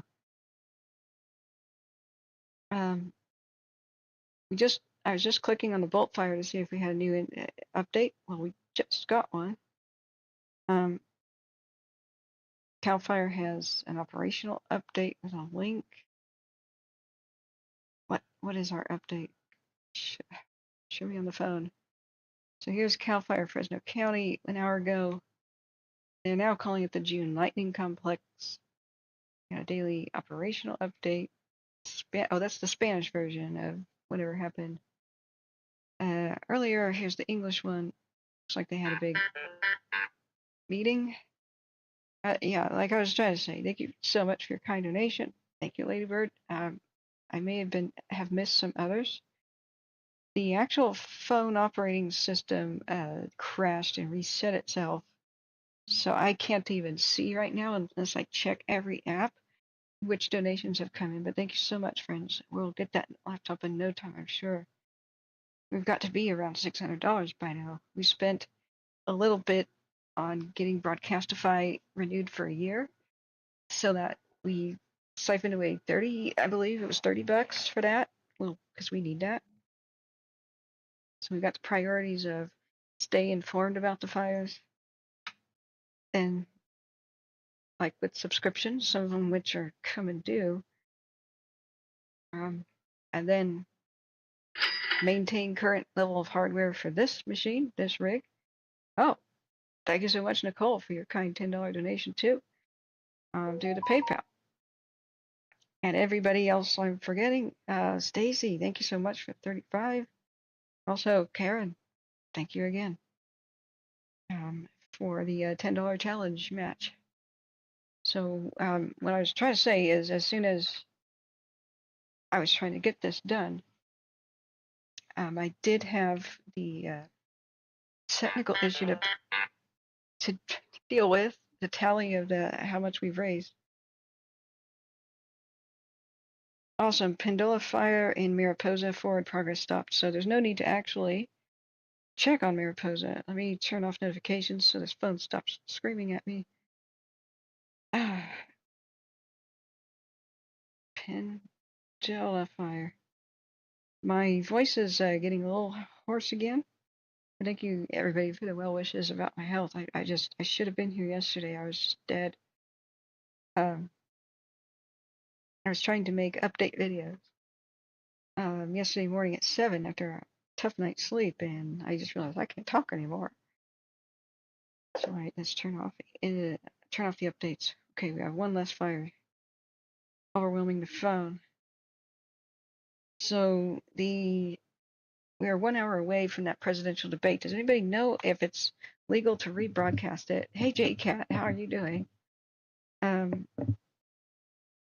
Yeah, and thank you guys. But pats on the head. Please hit the like button and subscribe and tell people about the stream with share link for the sake of others.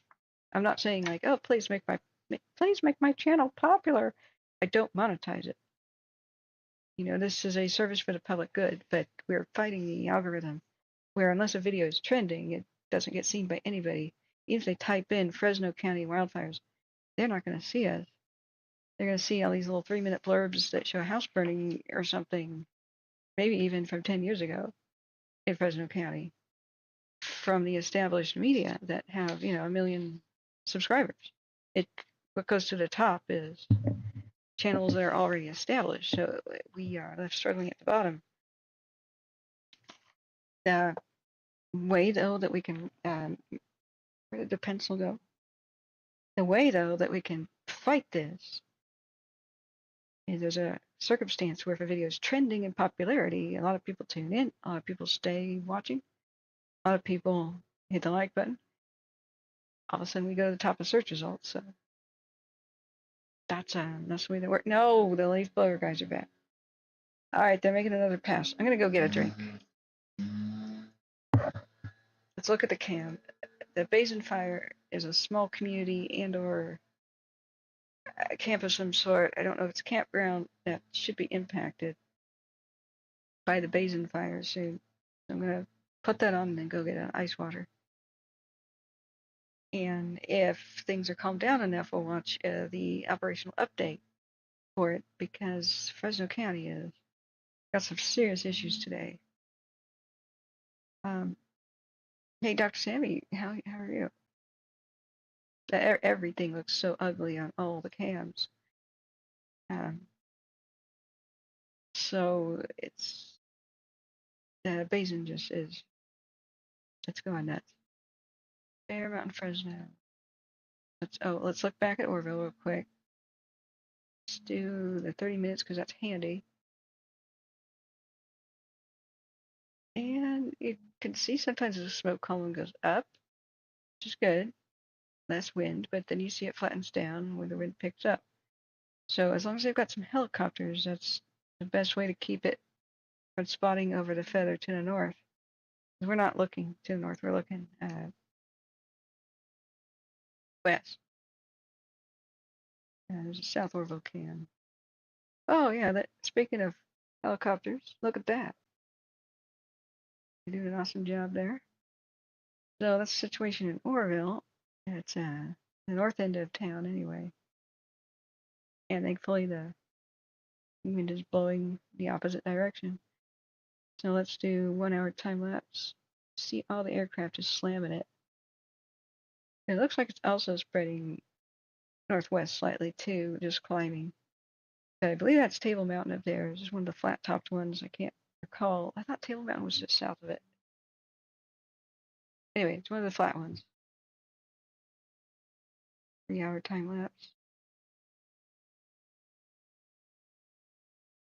The miscellaneous orchard fire back there, and then it flips over and veterans fire updates, guys. Have you heard anything about Shasta County in a little bit?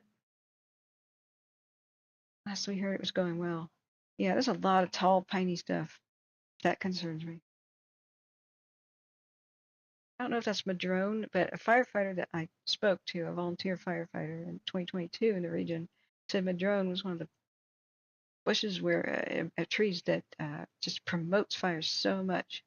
It's best to have fewer of those on the landscape if possible in the worst of the fire-prone areas. I don't know if that's Madrone. I've never even really looked it up. Okay. Don't know why the camera's seeing double either. It's like 3D view. So we'll monitor the situation in Orville. Gotta go get a. Yeah, we don't have a new update. All right. Time for me to. Oh yeah, the camera of what's going on with the. What's going on with the basin fire? That one is threatening structures. Perhaps maybe even within half an hour from now. So down in Fresno County, we'll look at it. And whoop, no, not the hatch. Where are we? No, not the Mojave. North, south, south. Okay. Yeah, the Delilah lookout cams. Look at that. That is ugly beautiful. It's the only way to describe that. If you think that green tinge to the left is like a trick of the camera, it's not. It's one of the aerosol pollution of these wildfires. Creates a green sky, a green look to the sky first, and really the air all around you. You can just look around you at like your yard and across a street, and it just feels like everything's a little bit weird and green. So you have different types of aerosol pollutions, much like a volcano. And as the fire gets worse, the colors get worse. And green will quickly go into the dirty peaches, and dirty gray smoke will start to have peach color to it, then beer bottle brown, and then like dark beer bottle brown. And you get deep reds, deep ugly reds and blacks, and then a dominating black. And then you know that it's gone mega, because it's gone mega. This is our 3 hour time lapse. The good news about Balch Camp is it's small enough to defend if they get enough people there in time. Smaller the community and the more tightly compacted it is, buildings close to each other, the more likely they can wet it down and prep the buildings and just let the fire go up over their heads. It's can be somewhat easy to defend a small community in a canyon, like Christmas Valley fared very well during the Caldor fire at Tahoe. JCat says I have Northern California radio on and not much new going on. Good, good. Yeah, Husky, that is going volcanic. So I'm going to leave a live picture on. I'm going to go refresh myself, and these other people are coming back, so it's time to get an ice water. Be right back, friends.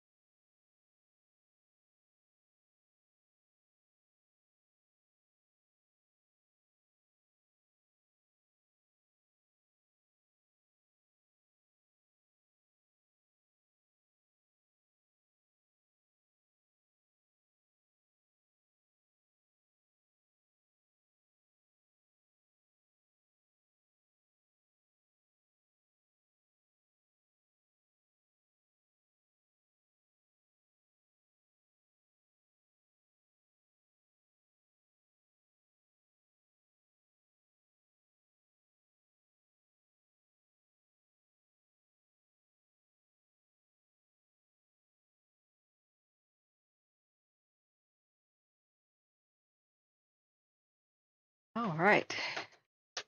We are refreshed. Let's get that ice water. Okay. A couple of rolled gold pretzels to snack on. That's a good snack. Okay. How are you guys doing?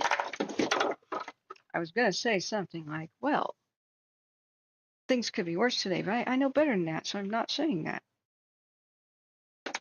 Got plenty of daylight left. There's still plenty of people out there recreating and dragging chains and having car accidents, and now people are starting to play with the fireworks that just went on sale.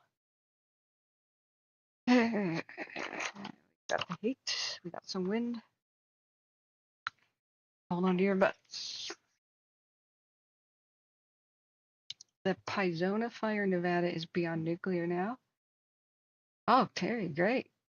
So you're on vacation? Cool. How you doing out there in England? Okay, let's do a 3-hour time lapse. This is blown up in the last 3 hours, flea hours.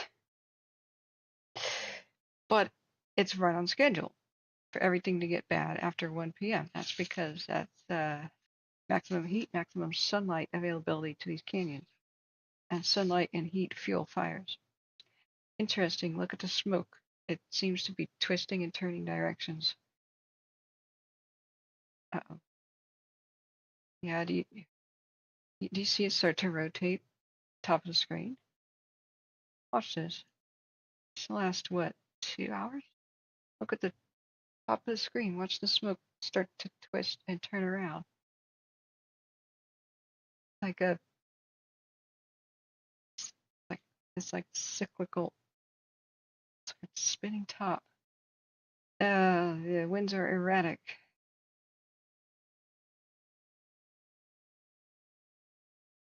But it's also a sign of when they try to create a pyrocumulus cloud. We know that the center of those are an actual giant vortex, and I think we could see the vortex forming even without the benefit of the thermal cams we were used to during the Dixie. Watch right here. You're going to see twisting black smoke. Now, if we had thermal cams, it would look like a giant fiery heat, a lot like a tornado. It's not a tornado unless it moves, and wind speed is beyond 75 miles an hour. But sometimes when these vortexes form, it's what is in the center of these pyrocumulus clouds. It's when heat rises rapidly, it has to go into a twisting pattern by the laws of physics, because there's more heat below it pushing it up faster. So it has to go into a twist pattern. Now watch this right here in the center. Watch the black portion. See how tornado-like that looks? Remember, it's only a tornado if it moves. But if heavy fuels are found and there's tons and tons of heat, watch it start to spin around and twist. Wow. This is a pretty rare glimpse. When that forms or starts to form, tries to. Now, during the Dixie Fire, we had not only small tornadoes or fire tornadoes or fire whirls in the foreground of our videos after Greenville was erased, but we saw a 3,000-foot tall vortex, and we could see into it with thermal vision camera. And here we don't have thermal vision. If it was nighttime, we would have at least black and white, but we had color thermal vision before. But isn't that eerie? We now know that there's a gigantic flame and heat vortex that explains why burning embers get thrown high altitude, sometimes 15, 20,000 feet in the air, and then get dropped over long distances. That's at the heart of mega fires, and it's not particularly natural in most cases. It means there's way too much fuel building up year after year in the land and just not ever burning and not being removed. It's pretty rugged wilderness where they just kind of let things be some of the time. They may not even have a lot of options for fuel removal. This is a huge county with a lot of rugged terrain and trees, but I want to bring your attention here to the right.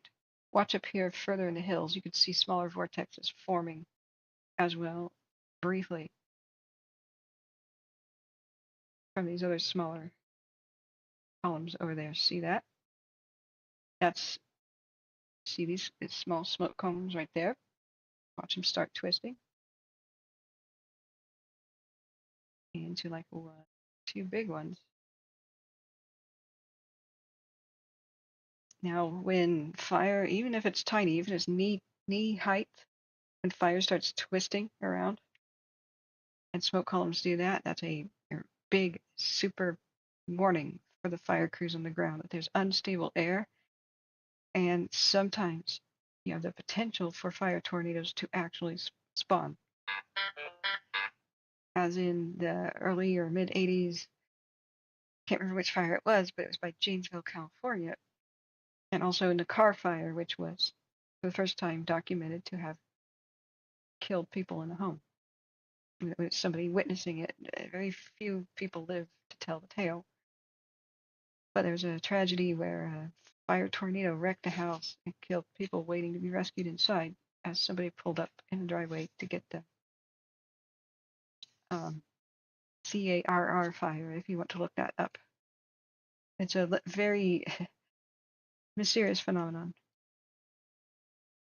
And to see this is on the cams, more cams, higher definition, more images, more FLIR, more everything, the more we'll learn about this. We know a lot less about fire tornadoes than we do about normal ones. We don't know that much about normal ones. So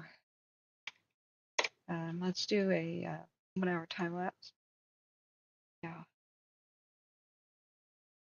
And even the top of the smoke clouds are rotating. So we're getting that pyrocumulus formation.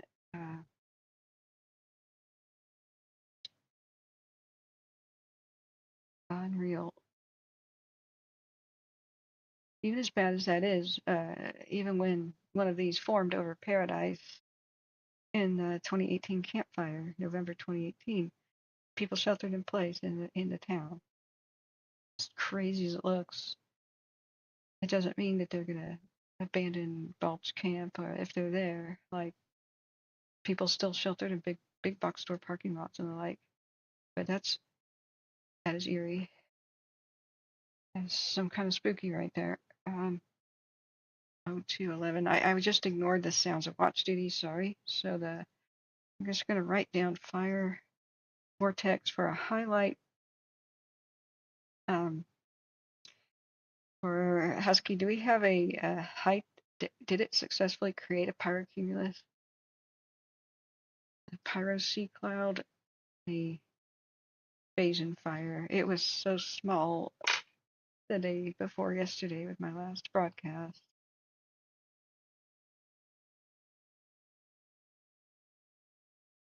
It's rotating around.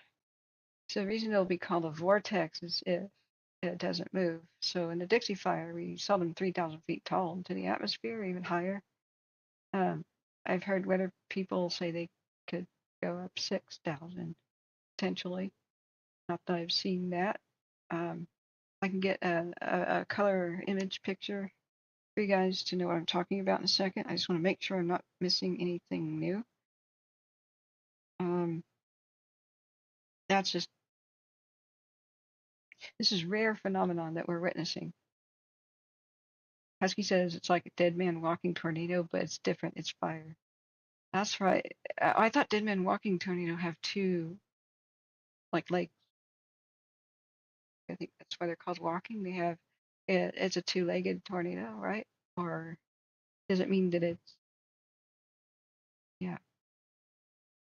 Oh yeah, that's because there is a second column. Yeah, that's like there's two legs. I get what you're saying now. But the main one will probably overwhelm and destroy the secondary one. Unless the secondary one is so much further away from it. It could be the spot that they were talking about that was well ahead of the fire and established elsewhere. It's just so hard to see what the heck's going on. We got a huge amount of ground on fire. But this only happens when they find a tremendous amount of fuel and they can create a tremendous amount of heat. But once it goes, it's a self-perpetuating system. As long as there's still more fuel, what that creates is a vacuum. If all the heat rises up, then it sucks in cooler air from the bottom and it increases the wind speed and it starts to generate its own winds.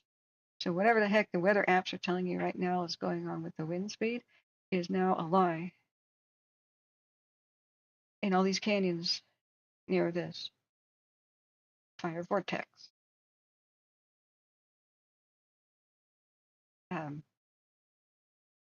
It's making its own weather now. Yeah, sure, Laura. It's I never knew that I learned so much stuff about this. But let me get you the color image. Let's look at the. I'll leave you with the live real quick. Is there a new update, guys, where you should look at another? JCat. No, this is Fresno County. If you go further east up into the mountains, you get to the Sequoia Kings National Forest. Three Kings. Wait, is it Sequoia National forest, and then Three Kings forest is different, or whatever. I'm getting them mixed up, but they're adjacent. So the largest and oldest trees in the world are there, excluding, yeah, they're even older than the African baobabs.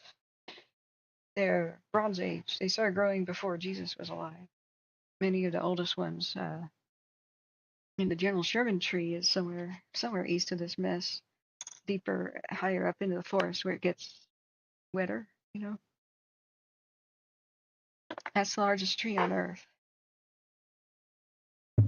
I had my picture taken in front of it as a wee little girl. So they're termed sisters, or if one is smaller, it's called a satellite.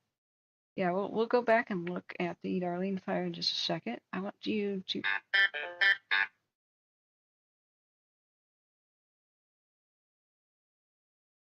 I thought I turned off that notification for the thing at Moses Lake. That's contained. All right. Let me do a quick search. I did make a folder called something like Fire Vortex. I did a time lapse back in the day. Yeah. Wildfire time lapses.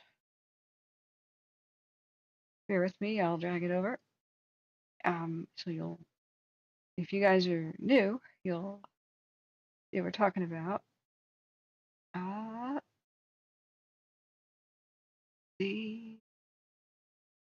Wait, that's not it. So Fire Vortex.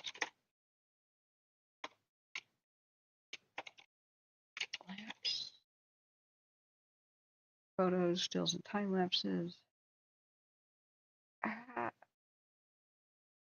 Oh, did I go back in the day? We can go back to my broadcast. Not all of them got saved. And who knows when my 12-hour broadcast went, where you could see it. Oh, there's my time lapse from the Fawn Fire camera burnover from 2021. We just had a camera burn over night before last, guys.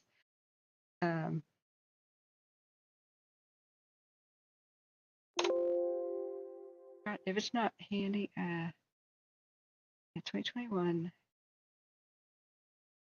instructional videos. Okay. Examples and informational. I may have put it in like a special Adobe folder to make the time lapse video. Yeah.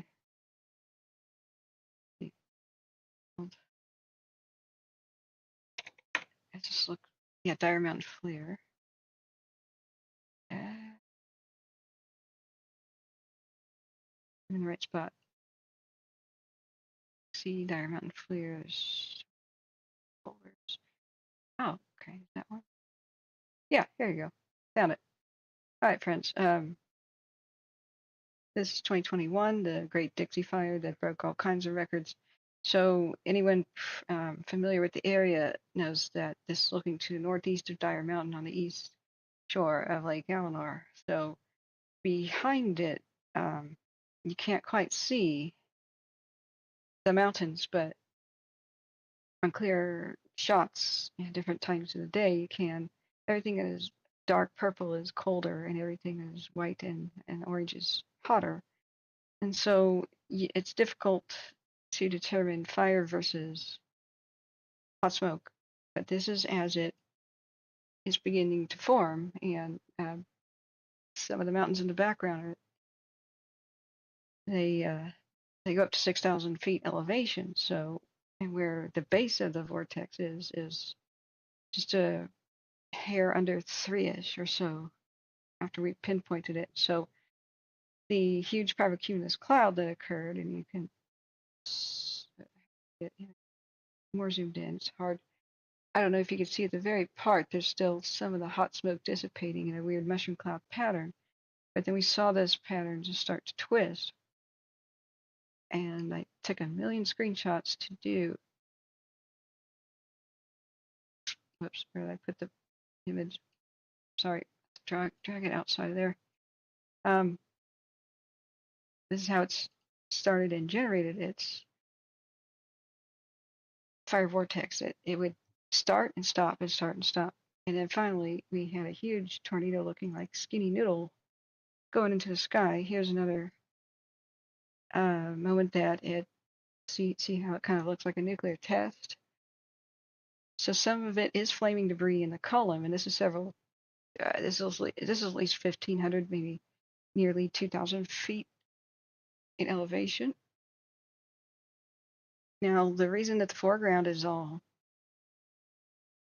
bright is little fire tornadoes or fire vortexes have gone over the top of this mountain here, Dire Mountain, after the fire eliminated Greenville. So that is the ground on fire in the foreground and or starting to cool down. But the rocks, like the exposed rocks, were heated up by the insanity of the fire. So you can see how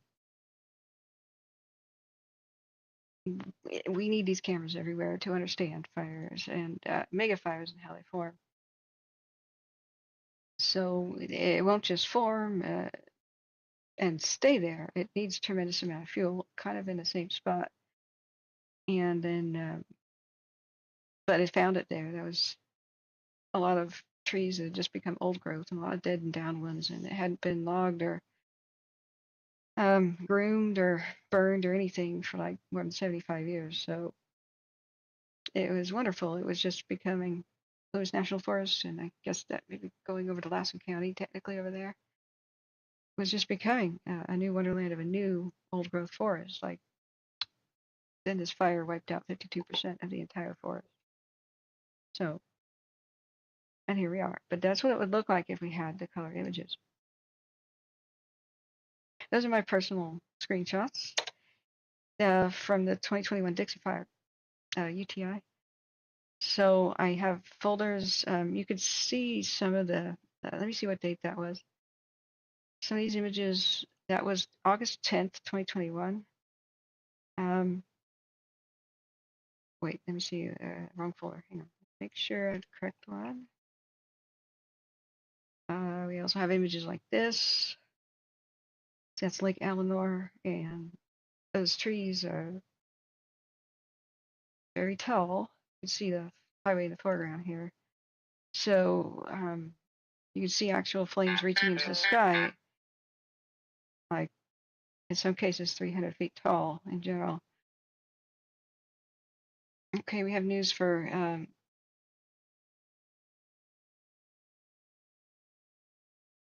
the Ashpan fire. Let me see it on the phone. I don't know if that was Shasta County or what,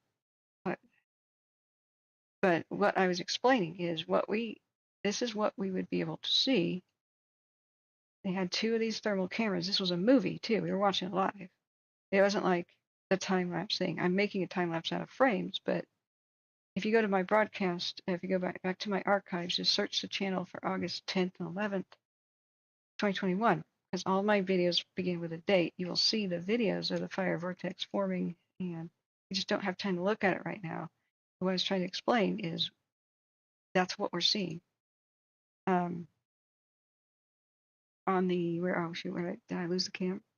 On the Delilah Lookout, if we had the same kind of images, California needs to put these cameras back on the landscape.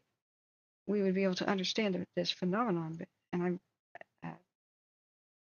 because that is what it would look like into the FLIR cameras. We got many, many views over the course of months with the Dixie Fire. They put them on two different fire lookouts, Dire Mountain and one by Susanville for a time, and then they moved it around to the Caldor.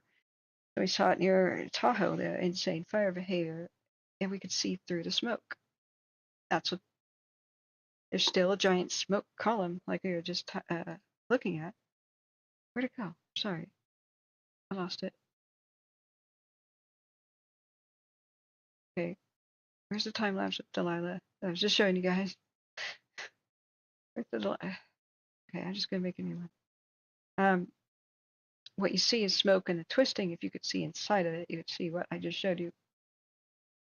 But California cut the budget or something. The same company that put these cameras in landscape, that doesn't even mention it on their website now, and I'm super disappointed. We need to understand this phenomenon, and it's happening more in California than I'd like here. So what we were doing is we were doing a 1 hour time lapse. You see how it's beginning its rotation. This is the bottom of the pyrocumulus cloud, and so if you zoom in, watch the darker part. The darker smoke is when it finds the thicker fuels, as it looks like it's forming something that looks like a tornado. But it's called a vortex because a tornado has to move by definition. Vortexes stay in one spot. But when you get the formation of the pyrocumulus clouds, things look like a giant mushroom cloud, like a nuclear bomb. That skinny looking twisting is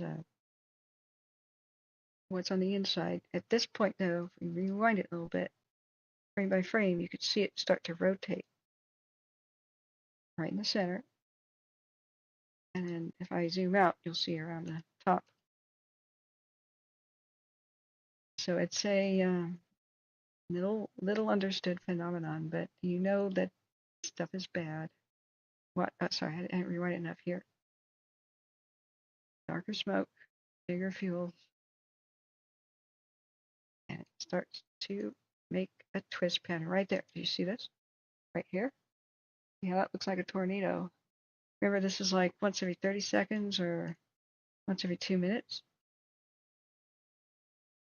But you could see the dark smoke column in there. That's the highest heat. That line right there. You guys with me? Thanks, Raph. See you soon.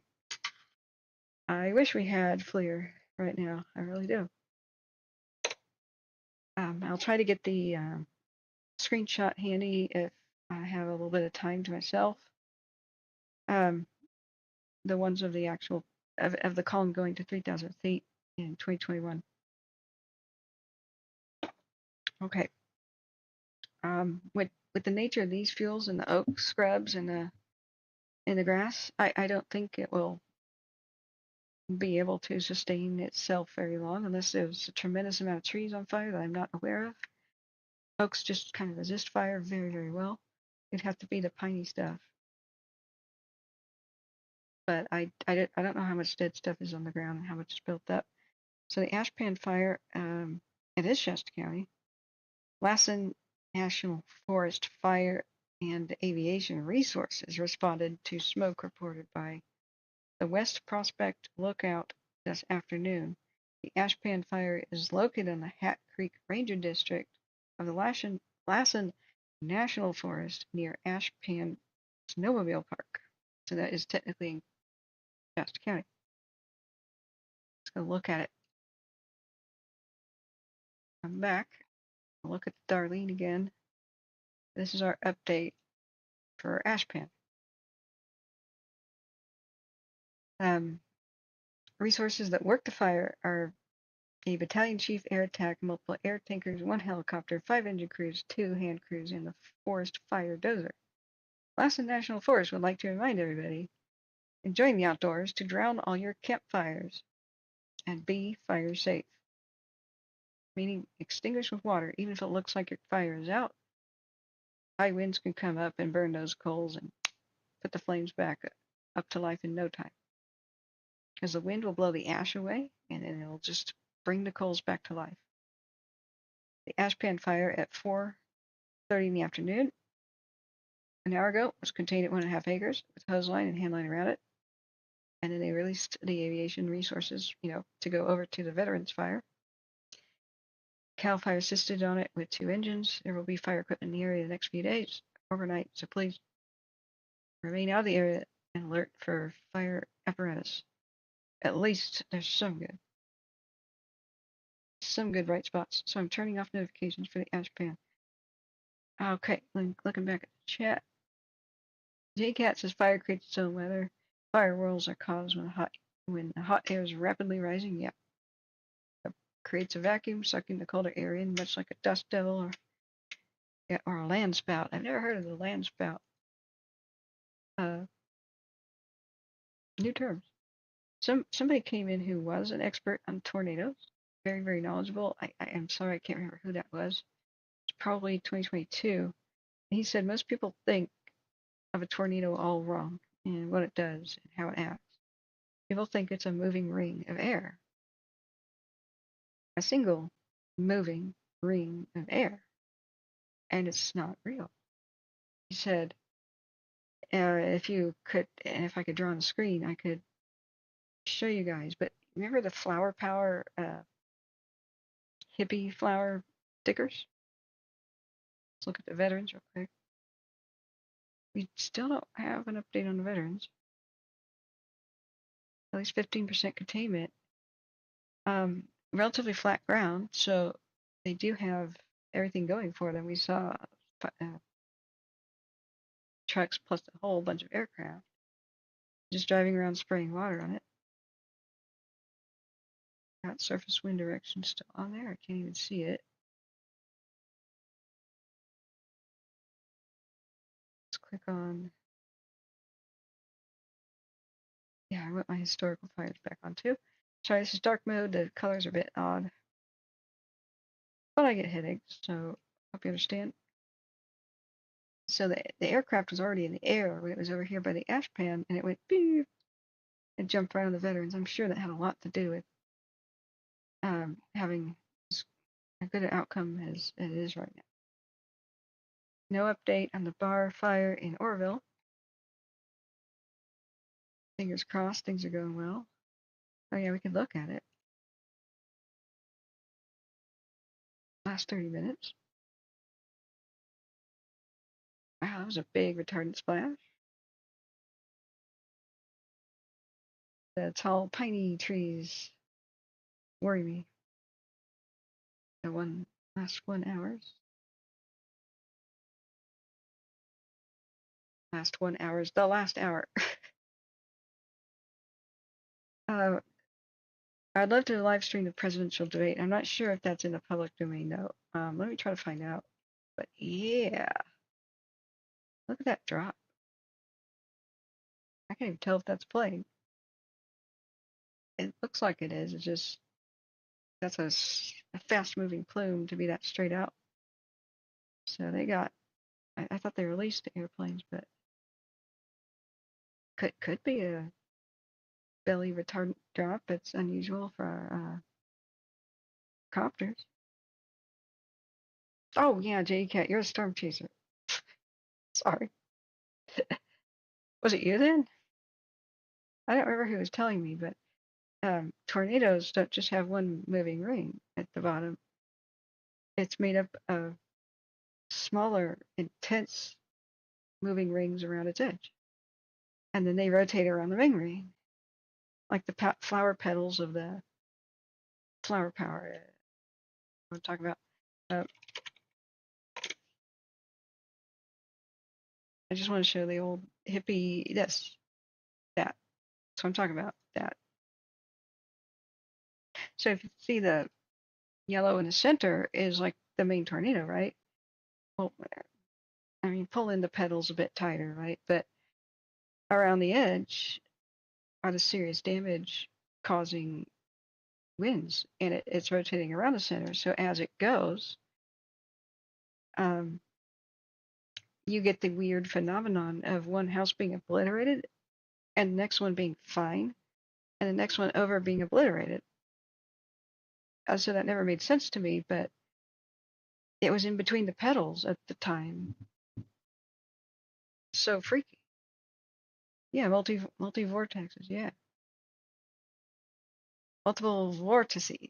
Yes. Hey, Bashboard, thank you for your continued kind support and everybody who has donated. I gotta find out if that's a really cool sticker, by the way. When I was a teen, I had them all over my car. I wanted to have a Scooby-Doo van or like a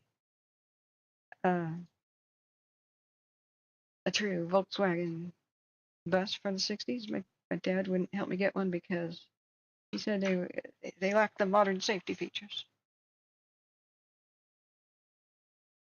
Okay, the sharpened pencil is AWOL. I'm gonna mute myself to sharpen a new one. Hang on.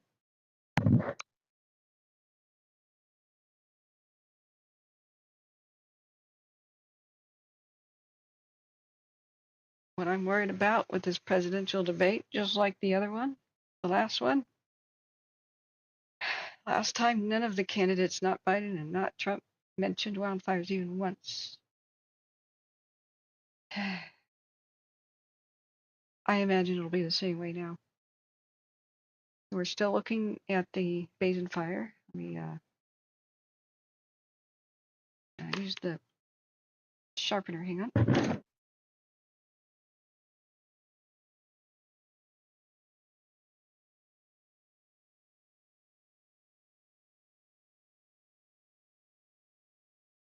Okay. A real working pencil. This nub was, this little guy. I love the black Murado pens. He's done really good service, but he's towards retirement. He's earned his retirement. Okay, so let's look at. We're now 2 hours, 36 minutes in stream. How are you guys doing now that we have a moment to breathe? So, talking about the fire, vortex, tornadoes, basin, presidential debate. I'm sure everybody wants to watch that. Terry says, I've just given up on voting. Oh, you can always come to America if you don't like living in a kingdom. Worked for our ancestors. Just don't move to California. It's an inadvisable visit and live across the border. It's a little bit inaffordable. Well, there's little pockets of livability, but it's tough. So look at this cam. Okay, which one, Husky? We gotta go look at Darlene. Let's go do a checkup on the Darlene. I never even got to the huge ones in Oregon. It exploded yesterday. They're, for the most part, see these? For the most part, they are away from inhabitations and burning away from inhabitations. There's not a lot of population in Southeast Oregon. It's one of the most sparsely populated areas in North America, actually. I mean, other than Death Valley and stuff, as like these counties out here where the Little Valley and the Dry Lake Fire are, there tends to be like 15 people per more than 50 square miles. That's a huge area. So let's see. Do we have, is Paisley threatened by the Tucker? They had huge thunderstorms, by the way, rolled through eastern Oregon. I didn't have a voice and I didn't have the energy to get out of bed to cover them. But I could see my weather app going insane. So they had mostly dry lightning and extremely fast winds and extremely low humidity, getting down to like 11%. I think ovens baking cookies are a little bit more moist than that. So other than the 4 hour ago update, we do not have an update on the Darlene. We can check the provided here the Mount Bachelor ski cam. It's just this plume off in the distance still, but it's looking less intense than earlier today. We checked Darlene. No Darlene update. And now that it's a bit calmer, you guys can request which fire you want me to check on next or what you would like to know about. And Jay Cat, do you still storm chase? Big Al had an accidental storm chase. He got underneath a funnel cloud. I wish he was here to talk about that. Sebastian says Reed Timmer has a video of the Greenfield, Iowa tornado from this year. You see the vortices in the most amazing way. The strongest tornado in history? Question mark is the title. All right, let's put that on our to investigate later. Read Timmer video. I can't really show any of that without permission. Strongest tornado ever? Question mark shows the mini vortexes are the large one. Wairika. Okay, what's happening in Wairika? We may have a new one. We do. Wairika area, Siskiyou County, it's almost the border with Oregon. There's a 1/4 acre fire with a slow rate of spread. Smoke visible in the Paradise Craggy camera. I'm just going to put that on notify me if it becomes anything. But boy, are we monitoring a lot here. The other things that were going on, Eastern Oregon, like the Little Valley, just I couldn't believe how insane it went in such a short amount of time yesterday. So you still see that there's a lot of high winds. I don't know if that animates very well. Little Valley was 100 acres, then 500, then 5,000. And these updates are coming like in every 8 minutes. It's insane. And then they, 11 hours ago, declared it to be 18,000. So yeah, 5:44 p.m. yesterday, 5,000 acres. 5:53 p.m., 15,000 acres. So it spread more than 10,000 in an hour, or at least thereabouts. And then by 7:13 p.m., 18,000. So its initial rate of spread was just insane. So Reinhardt Butte Cam has got a look at it. It's just not going towards the town, thank goodness. At least it wasn't yesterday. So let's see if we've got a 24-hour time lapse.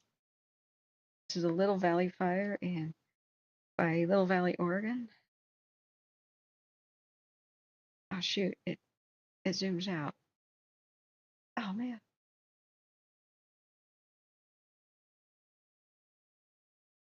Ugh. Yeah, it just went off like a rocket. Let's do a 12-hour time lapse then. I have to find out, can the presidential debate be rebroadcasted without a copyright issue?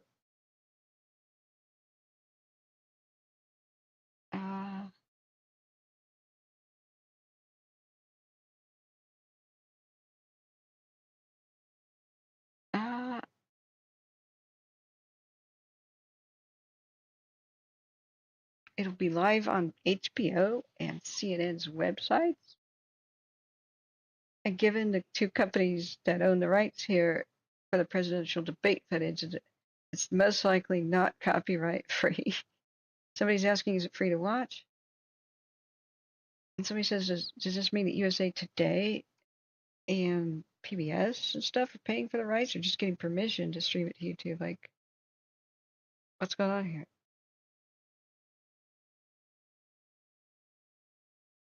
Nobody has concrete.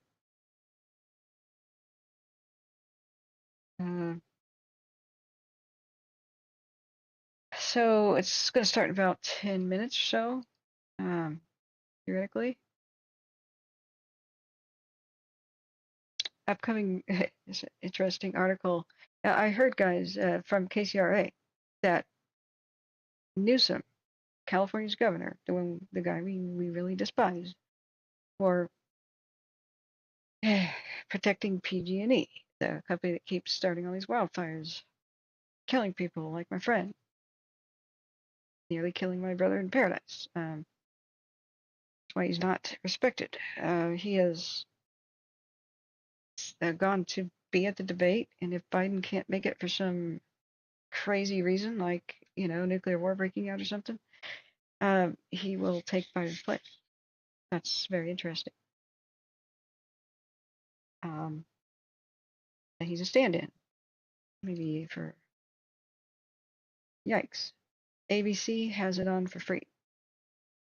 I think you can buy the rights to rebroadcast it. Agenda Free TV is simulcasting it, but it's probably really expensive. Yeah, I'm sure it is.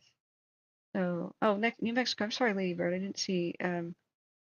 Yeah, New Mexico had a lot of rain from that tropical storm depression thing that was upgraded and downgraded. It was like called Albert or Alberta or something.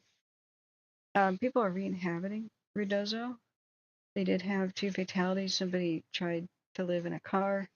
Somebody was in the ski chalet hotel there, a Swiss chalet, I believe. Excuse me, in Ruidoso, and he didn't have a ride.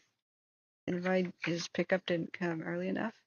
That's why I tried to tell people, but I don't know that New Mexico has ever tuned into us, that it is best if you do not have a ride and a wildfire is just anywhere in the region, just call the non-emergency number and let people know that you'll need a welfare check and you'll need a ride out should stuff go south really fast, should things intensify. First responders need to know who doesn't have a ride where you're at. I did a quick map check, and I think it's not a criticism, it's a survival advice. And I don't even know if it's good or not because of course, I've never been there. But at the end of the driveway where he perished and ran outside when the Swiss chalet hotel caught fire, I believe there was a shelter-in-place option in the culvert underneath the road, just from old Street View images. And it looks like a fully grown man could have gone in there and possibly survived. That would have been, from just looking at Street View, the best option. And that just underlines the importance. So I have to make some survival videos with advice like that. If more people knew about that sort of thing, we'd have more survivors. We learned this. My family friend perished in the 2017 Cascade Fire, just south of Paradise. While some of his neighbors stuffed themselves into the driveway culvert and lived, like entire families did. Yeah. So the Bash Mode says Gavin has been grooming himself to be the president for quite a while, but he's chosen the candidacy in 2028 if we even still have elections back then. Oh, and Dr. Elephants is groomed with his special hair gel. Who knows? I mean, just because Gavin might use it doesn't mean the hair gel is bad, right? Pomade. But that's a scary thought. He's uninterested in making California more fire safe, so isn't that a scary thought? But CAL FIRE got a bonus, an increase of 4% of their budget, only 4, but if that's his doing, you gotta pat people on the head, even if you don't like them, for any amount of good they do. Not 100% evil, just, well, mostly. I just fear that that's not much, that it won't do much, and it's mostly for show. See, California, see how I'm helping protect you? But where's our FLIR cameras like before? Where's the global super tanker, the 747, that pretty much single-handedly saved like 5 towns in the Bay Area in 2020 in the glass fire? They let that contract lapse, and we need not only that 747 tanker, we need like 20 of them. We'd be doing better. So some things got cut. But here we are. So yeah. We have a no politics rule about just like debating random political things, but the rule has an exception for Newsom because the buck stops with him. He's in the position of the greatest power in California to do the most good, but he's made the situation for fires worse by protecting PG&E, taking their money and not holding them accountable like he said he would. Enough people just keep dying in the PG&E fires. He shakes his finger at him, slaps their wrist, still accepts their donations. So I really hope that California passes a law that, the Republicans voted for protecting PG&E too. That's not just a Democratic thing. It's not really that political. It's a very, very powerful corporation. And it wasn't just him alone that passed the bill and signed it to limit PG&E's liability and make the taxpayer of the United States pay out billions and screw all the Paradise victims and others. They should have New Hungary built by now by PG&E, but he signed legislation to limit their liability instead of the previous governor too, I believe, and allow them to raise the rates on the victims to pay the victims. So once that happened, PG&E had no incentive to stop setting wildfires. It just didn't affect their bottom line anymore. They were once looking at complete insolvency, bankruptcy, and liquidation if their wildfires continued, but once that legislation passed, whoops. And we saw them kill for the first time a child with the Zog fire in 2020. About after that, just keep lighting fires. So that's why our very, very fair criticisms of him stand. The public has to know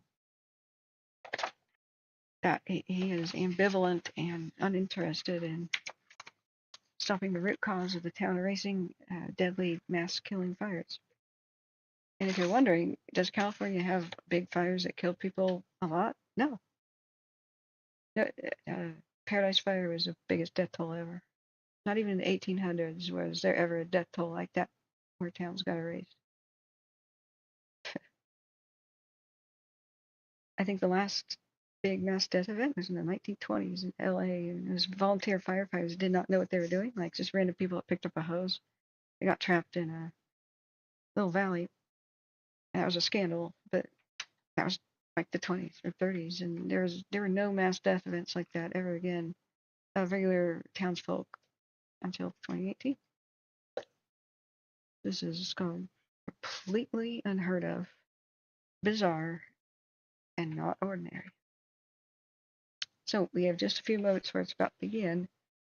And yes, it's not like, oh, is it PG&E or is it climate change? Don't get fooled into that. Don't let them control that. Like yes, of course it's drying out. Yes, of course climate is changing. Like look at things. We don't allow the debate why, but just look at situations. Look at the 3 years of La Nina that just created epic record drought. This is not the time to tolerate a corporation that just starts thousands and thousands of wildfires because they don't maintain their power lines. We can't tolerate that in this new climate. We've seen the results. Yeah, Husky, I dislike him too. I was pretty ignorant about him until I had started. I was just dismayed when Paradise happened. I went to California right after it happened. It was still burning, early December, and he and Trump fought each other, and the victims were the chew toy in between the mouth of the two dogs. They both threatened to withhold funding to help the victims if they both didn't get each other's way, and they just pointed fingers at each other and screamed. It's the most disappointing thing ever. Like, this is not the time to be political. I was so disappointed they just didn't shake hands and do something. You don't have to like each other, but you do have to work for the public. We are your boss.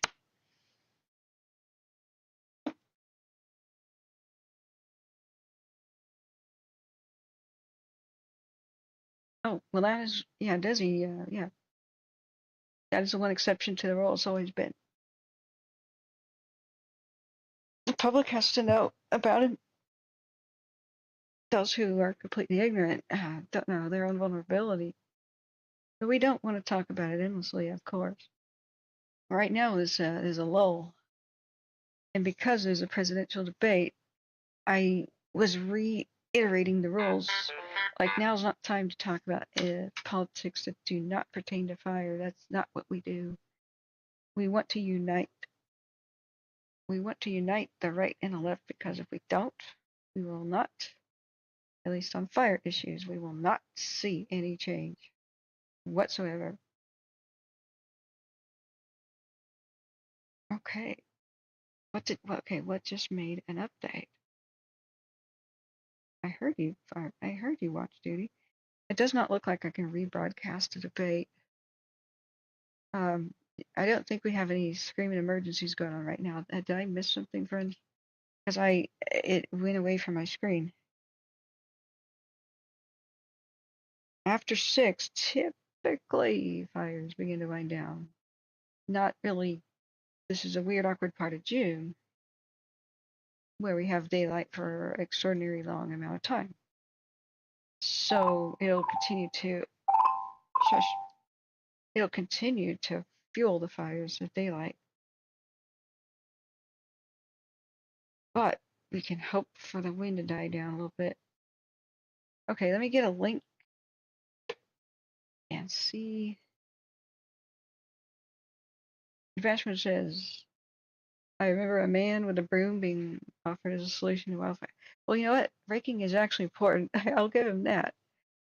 But you know what? The community had just done the raking. It was a community event to do the raking of the pine needles. It was on the Facebook page of the Gold Nugget Museum. And the reason I'm mentioning this too is Gavin might take Biden's place in the debate. That's odd, but that's a possibility. That's what KCRA reported. Oh, is that fire to the right there? Is that like a flame? Yeah, it's all the way that far. Went up and over the hills.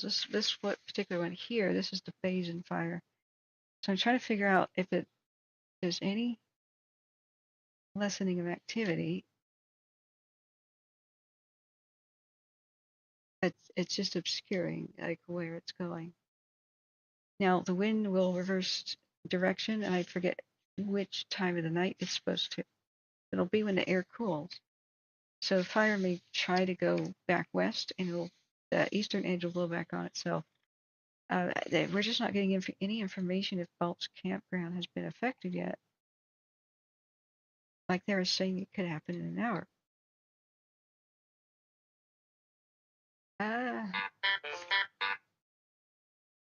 Wairika. Ground resources have hose around the fire. Helicopters were released. Excellent. So what's going on in Siskiyou County is they pounced on that good.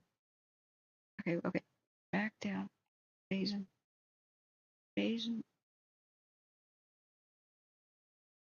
Per radio traffic. That's the 2-hour update ago.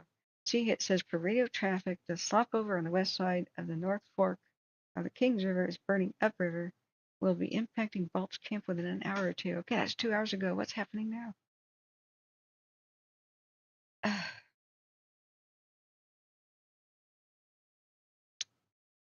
We could check satellites. That's all we got for updates there.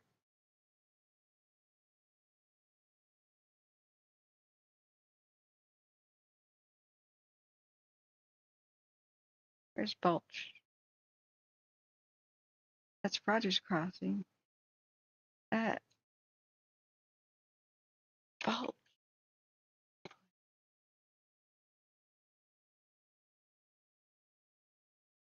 Oh, okay. So there is heat in there. It's just not where the main seat is. It did go to it. At least something enough to trigger the satellites. That's 1, 2, 3, 4 squares with Balch squarely in the middle.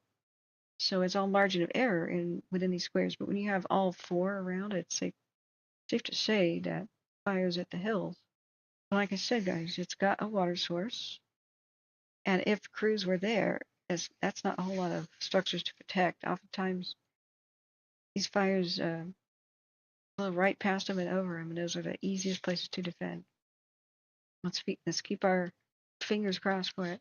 Hey, Samson Miller, how you doing? How's the work with the radio? And thank you so much for providing the radio. We haven't turned it on yet. I have been nonstop narrating what's going on. Um, but everybody, Samson Miller is responsible for giving us all the radio feed for monitoring the what's going on in Fresno County there. I was kind of hoping to ask you a couple of questions and pick your brain about perhaps maybe you know some tricks that I could try to denoise a little bit of the staticky situation so I can understand the radio better. Like, oh my gosh, it's going off. If you could give me an email here, Catherine.davidson.wildfires@gmail.com. Awesome. The CDM2 and VTAC channels are in. Sweet, sweet, sweet, sweet. Good job. I was hoping to watch the debate myself. It's probably starting right now. Presidential debate. I just don't want to miss any fire updates.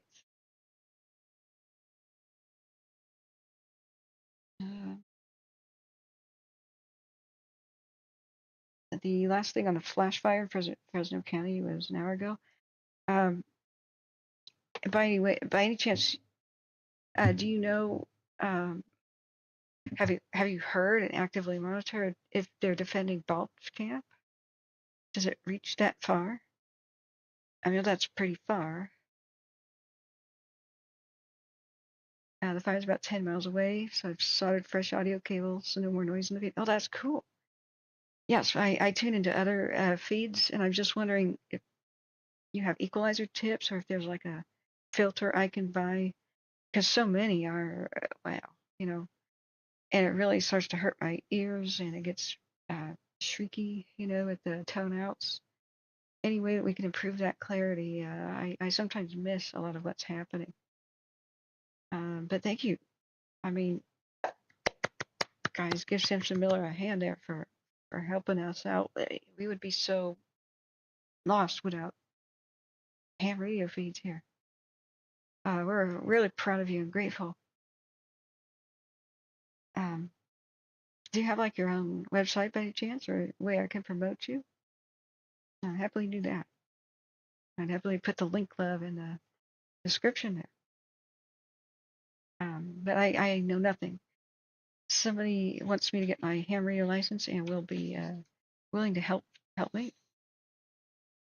And I just have not had the time, but I really want to. I want to learn how to use my Bayofang, you know. Yeah, Balch Camp is under mandatory evacuation. I'm sure they may lose a couple of structures because it's jumped the ridge. I hope not. I just hope that the crews are there, at least a crew. Yeah, thanks for keeping us informed. Okay, I was going back to see where there's a debate simulcast. So if you have, I guess you could turn on NPR like regular.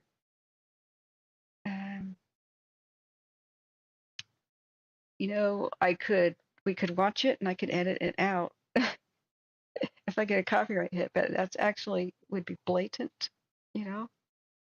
I don't think I'd get away with that. I don't want to strike. So mad. I'm so mad that this is not public domain. I'm really.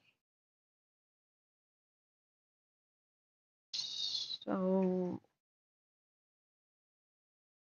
I'm looking off screen to statement. The only thing. Whoa, sorry.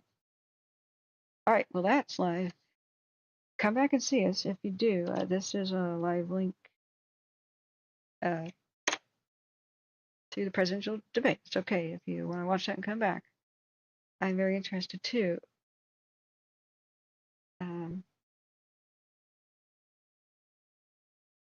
didn't know what they were doing, and they don't know what they were doing. It was the worst, probably the worst administration in history. There's never been. And as far as Afghanistan is concerned, I was getting out of Afghanistan, but we were getting out with dignity, with strength, with power. He got out. It was the most embarrassing day in the history of our country's life. President Trump. Okay. That just froze. I didn't pause it. It just froze. But okay, so Biden is at the podium. They are going at it. There's still watch duty updates. Coming down the pipe. The veterans fire, all evacuation warnings have been lifted. Excellent. So it's looking better in Shasta County. The Columbet fire, Arlington Court, San Martin, is 5 acres and multiple structures are threatened. We gotta go look at that. I wanted to watch the debate live, but duty calls, friends. What's going on in San Martin? The Columbet fire. Santa Clara County. Okay. They're requesting an additional 5 Type 3 engines, 1 Type 1, and a water tender, which means a water truck. I don't see any fierce winds or anything. It looks like it's in the town, but there's a lot of backyard lots and fields. I can see why there's a bunch of structures threatened. So this is San Martin is where the 101 highway goes a bit inland away from the actual coast. Southeast of Sunnyvale, but north of Gilroy.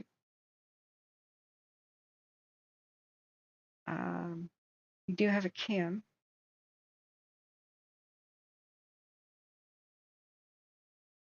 We do have a cam.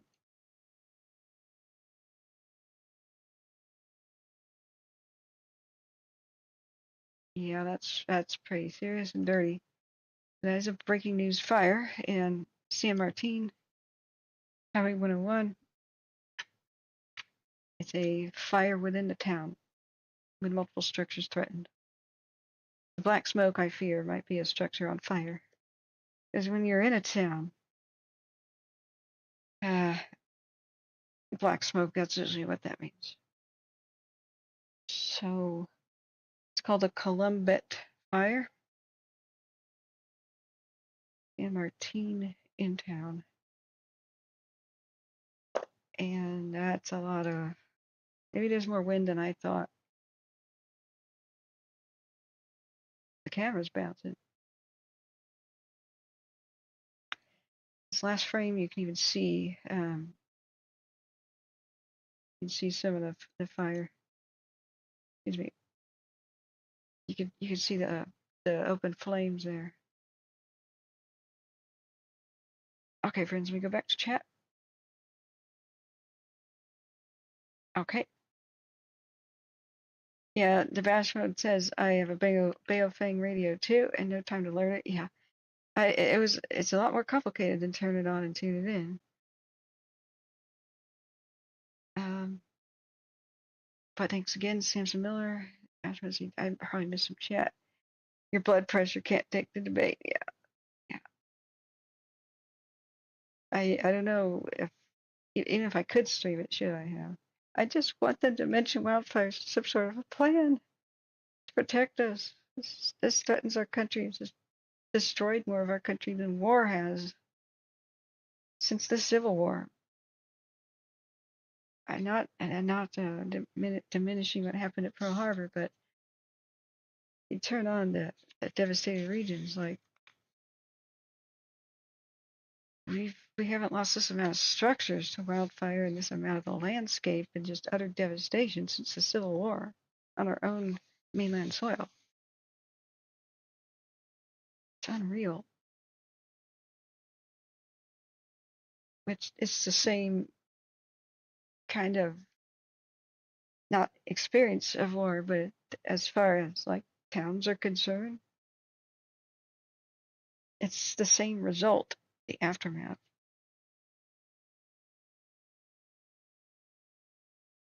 JCat says I have some new radios. I never thought I'd ever say it, but my Motorola's are junk compared to the new ones. These do everything, and I mean everything. Ooh, do tell, do link. That'd be great.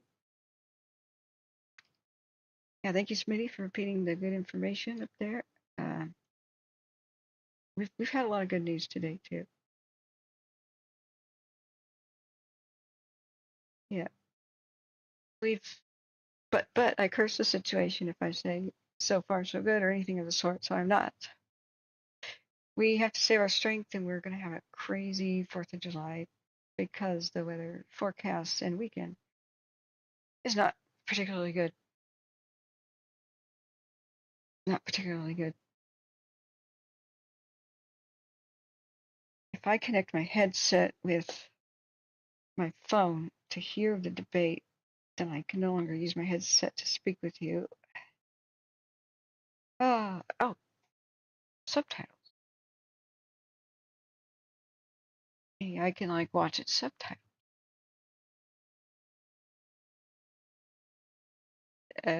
Unavailable.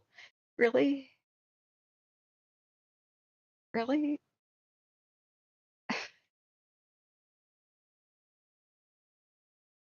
Well, how are the deaf supposed to engage here? I thought live TV broadcasts were required to have captions. I have to fill out that form every day when I go live. So if you're looking, this is a dire situation at San Martin. It's a vegetation fire in a neighborhood, and they're calling structures are threatened. Yes, and now we have a veterans fire for Shasta County forward progress stopped declaration, 30% containment, 55 acres in total. That's good.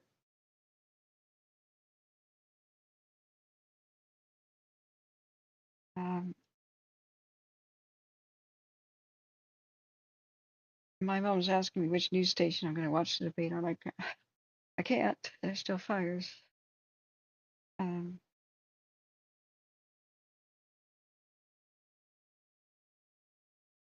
I would say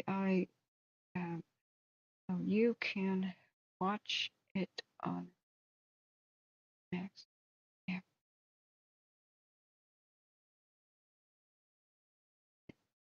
On your TV.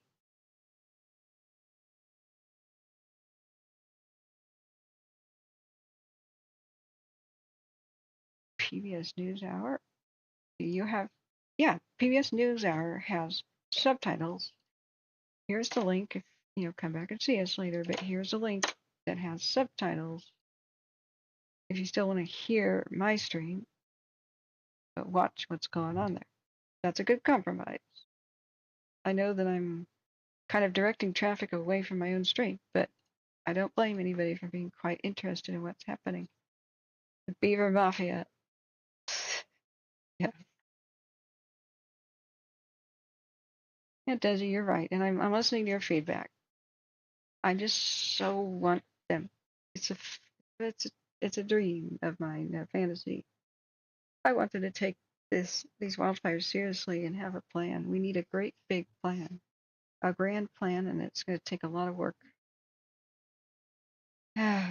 We should mobilize like we're at war, because we are at war with mega fires, not with regular run-of-the-mill fires, but the mega fires are our fault. They are almost universally a human-caused situation, the result of many different mistakes. Everything from suppressing all fires, to not having enough fire access roads, to not maintaining fire access roads, to not giving good enough equipment to our rural fire departments, staffing issues, to not paying our firefighters enough for them to want to stay around, and we have complete newbies every year. We don't have, our experienced ones are leaving and retiring, and if we have a whole army of newbies, that's going to be a deadly situation. We have to hire the best and the brightest, retain them, give them health benefits, and stop playing this game where California said, we're proud to announce we have several helicopters that are California only.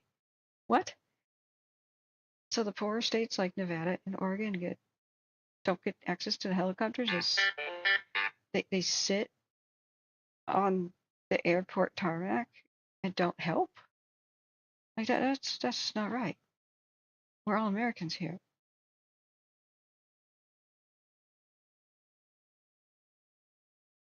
Why would you do that? California's the rich state.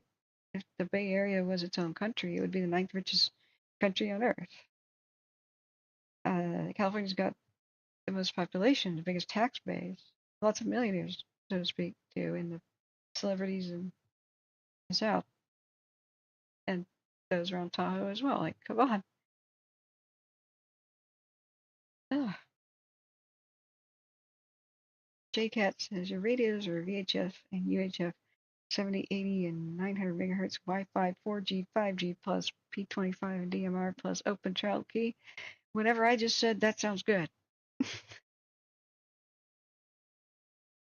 They're prototypes for female only. Wait, female only?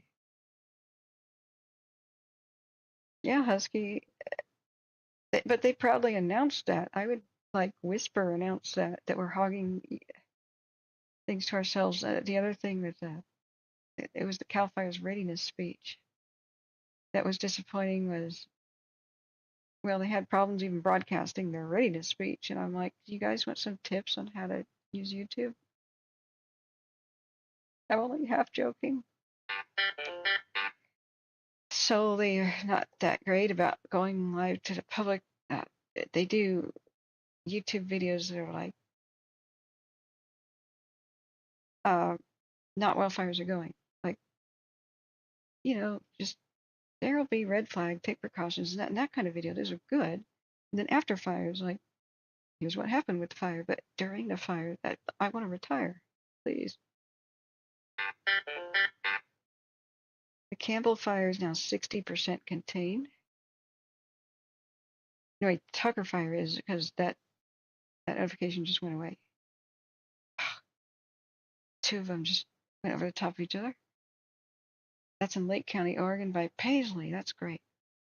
We haven't heard anything from that region in 6 hours. I'll look back at the Basin fire. Let's do a 30-minute.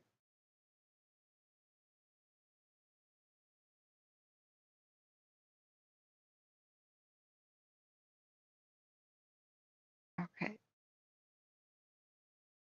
Oh, the captions aren't working anymore on YouTube. Okay, they're back on. I had to turn it off and off again.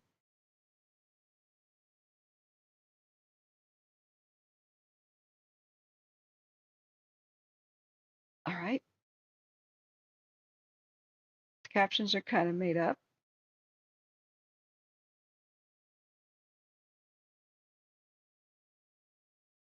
That's the nature of AI in charge of captions.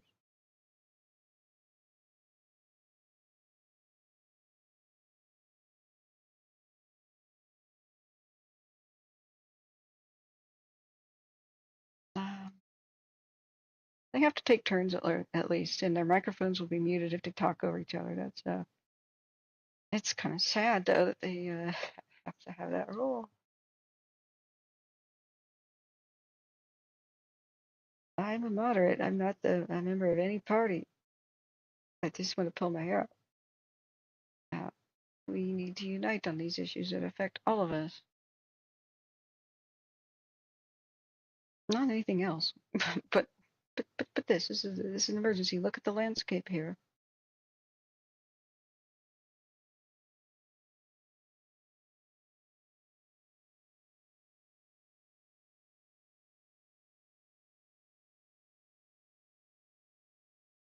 How long does it go on? Man, Jay, kind of jealous. You get prototypes. You get super prototype. I thought I'd even know how to turn it on and do something with it. do a 6-hour time lapse of this basin fire.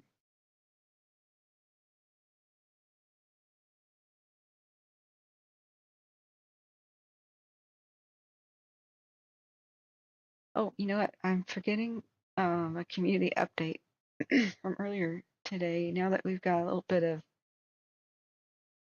a lull in between fires starting, we could watch that.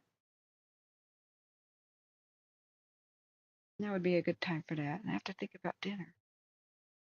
Oh, it's almost 6:30.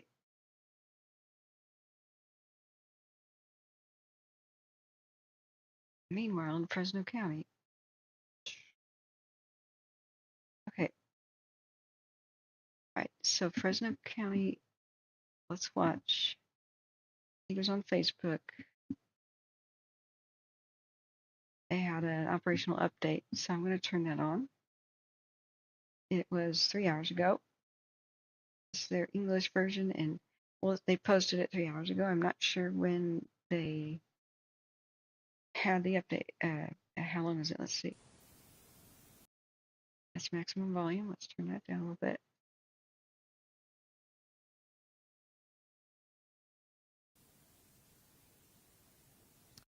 That's 2 minutes? Oh, heck. I was thinking it'd be at least 20. All right. I think that's good enough. Okay.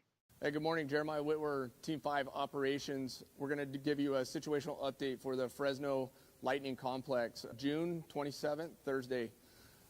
Yesterday was a great day on the fire. Some of our biggest concerns yesterday we had were over here in Branch 1 working off of Elwood Road. Crews were able to get in there and go direct with dozer lines and getting the hose lays put in place. We do have direct hand line and dozer line coming all the way down into Tango here. As you notice on the map, the bolt fire and the flash fire grew together yesterday. We were able to defend all the structures that were in the middle between the two fires and had good success coming around. The Highway 180 corridor from Cove to Hills Valley is still in a road closure right now. We do have crews actively working on the highway right there with multiple rolling materials and safety concerns for the public. So we're going to continue to keep the road closure on 180.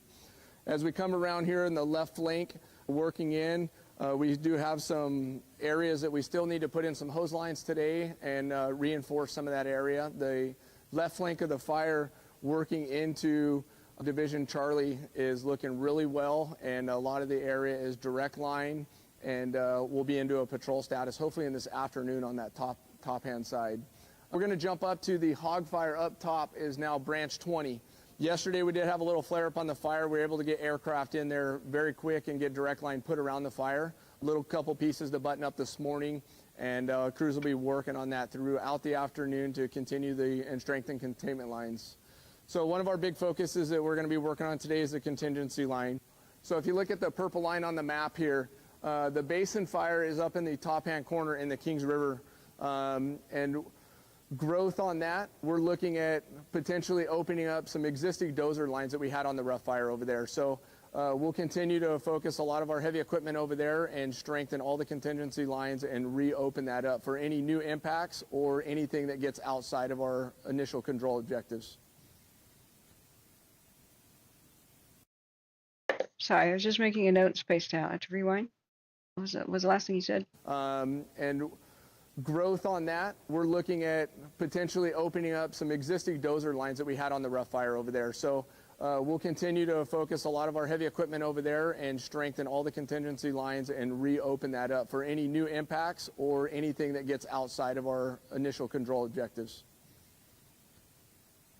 Okay, that was the flash and bolt that grew together and mentioning of the hog, but okay, where's the basin? I mean, the basin is on everybody's lips today. Did they have a separate video for it?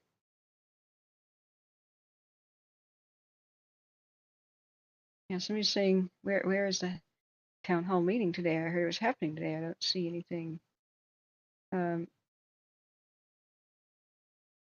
the incidents page. Somebody says, thank you.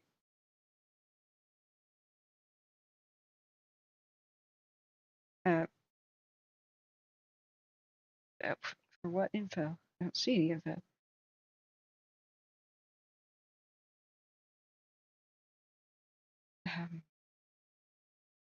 I guess technically they're just calling the lightning complex the three next to each other, the Flash, Bolt, and Hawk. Okay, what about the basin, man? It's Cal Fire and Fresno County Fire. Oh no, is it not their fire? Is it Forest Service? Yeah, that would be its own thing. The Forest Service has the basin fire. So okay.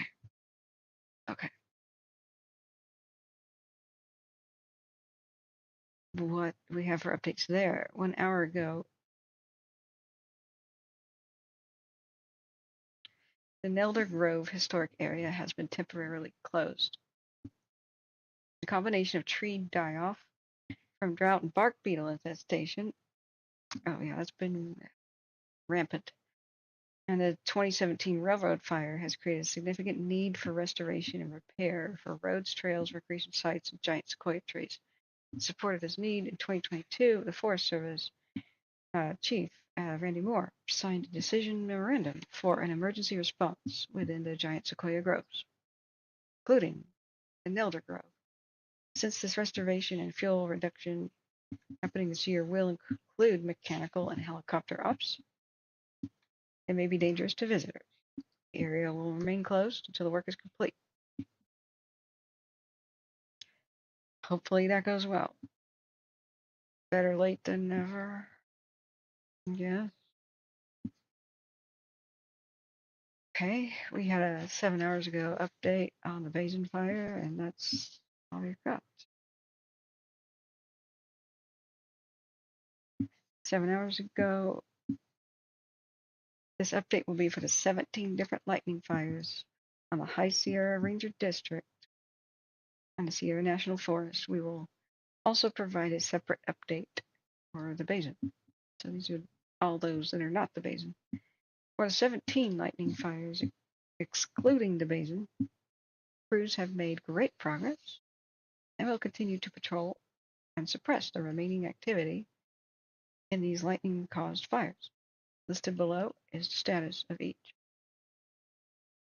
Fires that are out include the Tamarack. Don't rename fires. Don't reuse the fire names. The Tamarack was the first big fire of 2021. Remember Markleyville? And later it took out neighborhoods in Nevada. That's not cool to reuse the names. Anyway, the Tamarack fire is out, so is the Lower Fire, the Barnes Fire, and the Tea Kettle. Fires that are contained include the Patterson, Bluff, Lost, Snow, Corral, Garlic, Stevenson's, Dalton, Fur, Tom, and Pryor. They really did a good job pouncing on all these as best they could. That was a lot to handle at once. I don't blame them for the basin getting out of control. They were doing everything, it appeared. On my last broadcast the day before yesterday, they really went after each one. The Rock Fire remains active. It's 7.5 acres, mind you. This is 7 hours ago, and crews will be performing direct Stacy to minimize the fire spread. What is that? What does Stacy mean? Is that a typo? They'll be performing direct Stacy to minimize the fire spread.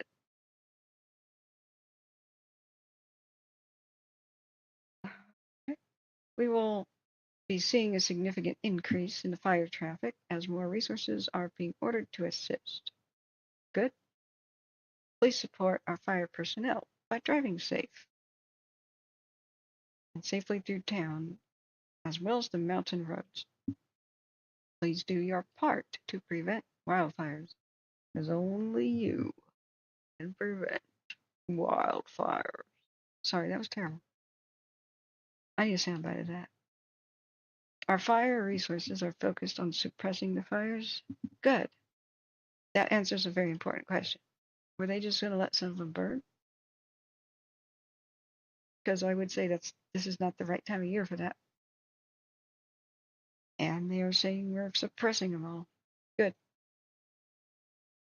Our fire resources are focused on suppressing the fires, and they have and need your assistance to prevent wildfires. This photo is of the fir fires, a good example of one of the fires that were contained. They cut down a tree that was on fire. Cool. But you see all the dead ones. The tree was dead, so when lightning strikes a living tree, it usually just shatters the thing, and there's not much more to say. Living trees are full of hundreds of gallons of water, big ones. So lightning might temporarily boil some sap, but it comes and goes, that heat, and so it usually just shocks them apart. Like the heat of the lightning meeting the cool of the interior of the tree is an explosive situation. Never mind the ultimate shockwave too. But lightning strikes a dead tree. You got a nightmare. If the dead tree's hollow, it can hide in there, not produce as much smoke, and be a sleeper fire that maybe even sleeps there for weeks and goes undetected until finally high winds and the thing collapses. Those dead trees will burn until they collapse and fall down and shatter with scattering flaming bits everywhere, like little flaming grenades. So dead trees and half dead trees are the big hazard. So that's why it's important to remove most dead trees off the landscape, or at least cut them down, so that lightning is a lot less likely to strike a dead tree. So you can see they found it.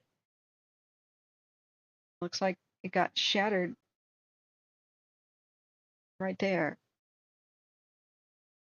and burning bits were on the ground, or they cut the rest of it down. It's unclear. And then they hit it. But that's extremely dangerous. We gotta admire our heroes taking these insane risks. It's already extremely risky to cut down a half dead or a dead tree. They tend to shatter midway through the cut. And if you could, I don't know if you can see this, but holding up these pencils, the loggers down there cutting, like here's a little logger, like my little finger here. You can get halfway through the cut, and if it's hollow like that, and you can't really see that, like more like two pencils, then what can happen is suddenly it goes like this. It kicks out. Maybe that way, maybe both ways. I was once in a hospital waiting room for a surgeon. It's like separating chopsticks if you can't see what I'm doing. And there's this logger there, and he was on the show Axemen that Discovery Channel did.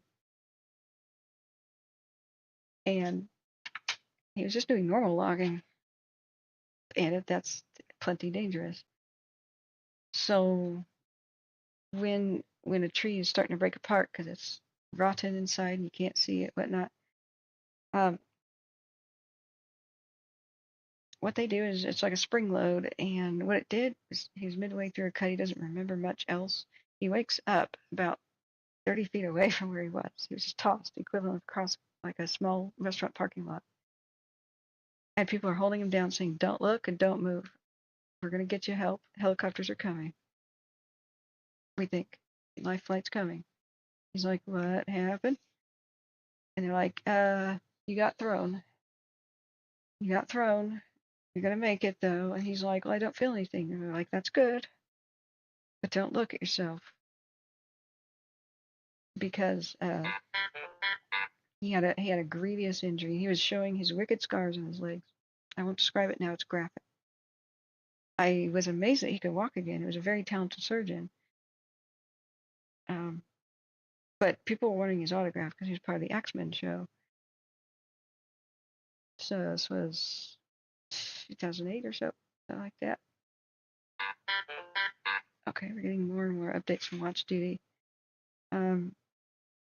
So we just did the update from the Basin Forest Service and cutting hazard trees.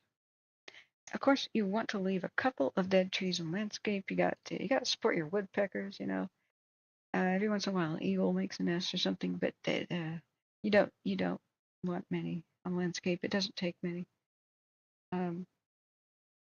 If you are in a forest and you see a lot of dead trees interspersed with the living, that's a ticking time bomb. Eventually, there will be a rip-roaring forest fire there. Lightning will eventually strike, and there will eventually be a situation. So you should live in a bit of fear if you see that. Fear for the forest. I was getting a bad feeling about that in March of 2020 when I walked with my mom through the Opal Creek Wilderness, and I didn't realize it was like a treasure, like a environmental treasure, like it should have been like a UNESCO type heritage site, but for the forest, you know. It's every bit as magical as something like Yosemite or the magically colored, you know, volcanic lakes that have special minerals. Like they call it Opal Creek because it looked like gemstone colored water. And I was thinking, oh my God, and I filmed myself kind of talking to myself. I was like, I think this place is going to burn down. There's just gigantic dead old growth trees everywhere. And the people who came to own the place, the old ghost town and mining towns, see what's going on with that brush fire is still going on in San Martin, just far away from, you know, we're bouncing around here. I just thought to myself, I have a sick feeling that I may never see this place. They turned an old, perfectly preserved gold mining town called Jawbone Flats into a bed and breakfast thing, like all the old miner cabins. It was amazing. I wanted to stay there. COVID shut things down, but Mom and I took a walk there, and her knee problem meant that we couldn't go see the mining town. But I thought that's a perfect use of history. Turn it to a tourist attraction, and people can see and stay in this last gem of Oregon's old growth that was way more beautiful than I ever imagined. But the old mining access roads, the old town roads, they were letting new trees grow up in the roads. And then when a small lightning strike caused fire showed up in the hills above it, they even said publicly, "Don't put this out. We want fire is natural and old growth has nothing to fear from fire," and it's not true. Old growth can only be destroyed by a mega fire, not much else. Not an industry. They'd saved it from logging, but they had the idea that all roads are bad, and they're not. That's how you save the forest. So it was a very small fire for weeks, and fire crews debated, should we put in smoke jumpers they could parachute out? And since there were no roads, they could never evacuate them safely if the beep hit the fan. So they tried their best with water drops. It just didn't work. Then, wouldn't you know it, 2020's once in a lifetime. Only happens every 75 to 130 years or so. But when it does, it's like Santa Ana winds. Hot, dry desert winds with hurricane force strength coming out of the deserts to the east, blowing to the west to the Pacific Ocean. Some weird quirk of the jet stream that's a very rare weather phenomenon. We hadn't seen it since 1933 with the Tillamook burn. When it was back, Jawbone Flats was pretty much erased, and so was all the old growth that they struggled for 40 years to keep safe from development logging and clear cutting. All of that was just gone in an instant. So all I have is my couple of my pictures that March, and me talking to myself to my cell phone as I walk by. I looked up and saw all the dead trees all over the landscape, and I knew they'll fix this or they'll lose this. Don't Google the Beachy Creek fire unless you want to cry. It ended up being fatal. Somebody stayed near there to try to protect buildings or something, and they didn't make it. Other people had miraculous survival tales, though. They got underneath a bridge. All they had was this little folding chair, because there were like 2 folding chairs where fishermen and empty beer bottles had been there prior, and he used the folding chair and protected his head so that his hair wouldn't light on fire from the embers. And it was icy, icy cold water from the Opal Creek. So ironically, he couldn't just sit in there. But he got himself wet, and a little folding chair saved him. I'd like to interview that person one day, but I did read at the time that it happened his survival tale. We have to study. We have to study how people survive to give the best survival advice. Underneath bridges and in culverts. Wetter the better. If he had continued driving west, he would not have been able to outrun the fire. So he stopped on the bridge and got underneath it, and his car later was perfectly fine on the top of the bridge. And it would have been very risky to stay in it. I think it was good to get out, get under the bridge, but that's because it was like a concrete bridge and kind of tall over the river. But it just goes to show he did exactly the right thing. He did not try to outrun the fire. He did not try to race it downwind. He did not try to race it ahead of it. He pulled over to a place of safety instead of taking a sketchy road with a 50-50 chance. All right, Dr. Elephant, you're about to retire. Oh, you work LLRF and high power RF at a national lab in scanning and SWLN for 60 years and was a ham too. Wow, you got the knowledge, man. You've come a long way from scanners of crystals. Well, who knew that all the people in the past who were writing science fiction, who knew that telecommunication via crystals was a thing, man? It's called radio.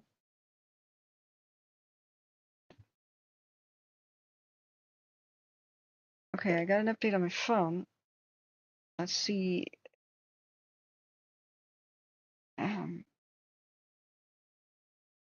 The Campbell fire is fully contained. Yeah, Marika already said that. That's an old one. What's the new one? Did I say that? Bay Street fire? What was that? San Bernardino County? Oh gosh, Needles again, guys. Needles is on fire again, right now. It's a half-acre, well-established vegetation, burning in heavy fuels. 1 hand crew and 2 additional engines have been requested. Not again. Let's zip down there.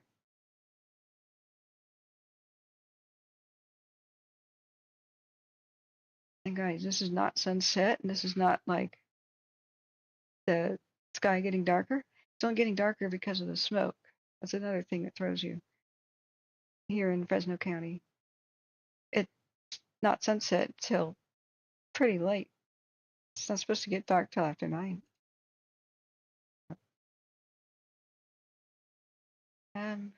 What is SWLing? Teach me, senpai. Okay, so the Columbert fire is still going on. Columbet, excuse me, in San Martin. They're not updating it. Let's go to Needles. Breaking news. Breaking news. Needles, California, on the border with Arizona. They already had, 3 days ago? This serious fire. They got out of control and jumped the border and jumped was that the Colorado River? Yeah. Well, deja vu. It's happened again. The other one got to be 203 acres. It's a well-established vegetation fire burning in heavy fuels. Oh dear. It's in it's Riverside, so it's got some trees and stuff. Well, it's surrounded by roads, if indeed it's in this little pocket. Hopefully they can get through there real quick. Oh, shortwave listening, DXing. Oh, okay. I'm learning. JCat says my Radio Shack 4-channel XTAL controller saved my life.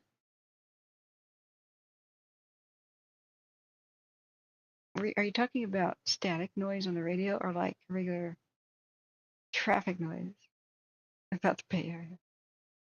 So the Bay Area has ghost towns, right? That's what blows people's minds. San Francisco rent's so incredibly expensive, but around the Bay Area, there's still ghost towns. I was going to make some disaster videos, not just about fire, but about what we can learn to prevent disasters in the future and honor those who perished in them. So some of these would read like clickbait at first, where I just start reading what happened. But there's a particular ghost town in the Bay Area, East San Francisco, and the way it became a ghost town was the 1940s, and in San Francisco, the city proper, people were worried about attack from the Japanese. It was wartime, and all of a sudden, the city was rocked by a shockwave, a bright flash of light from a huge explosion. A mushroom cloud shows up on the southeast part of the bay, and then the shockwave started blowing out windows in San Francisco, just like the Beirut blast, just like Texas City disaster, where two fertilizer ships detonated after a fertilizer ship fire, which nitrous fertilizer is, if it's the ni in nitroglycerin, nitrous. So under certain circumstances, such as in a ship's hold and a contained little, oven, which a ship becomes with a nitrous fertilizer fire, those situations can cause a detonation. And Texas City has never recovered. It's a different style of ghost town. It's repopulated, but it's shadow for its former self. So what I would do to begin my story, Inyo,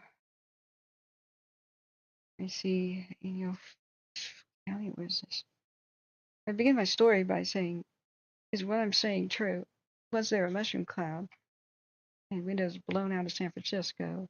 Did this occur in the Bay? Am I telling a tale, or is it real? It was a real event. And the majority of the victims were dock workers who were loading a munitions ship. And something went wrong. We'll never know exactly what. But because the military was segregated at the time, most of them were African American, and they were given jobs like that. And after the huge, tremendous death toll, they never found a lot of the bodies. A lot of people were vaporized, and the town kind of obliterated. They went on strike. They're like, we need better safety before we go back to loading munitions. It's like a mini version of, like a very, very miniaturized version of the Halifax explosion.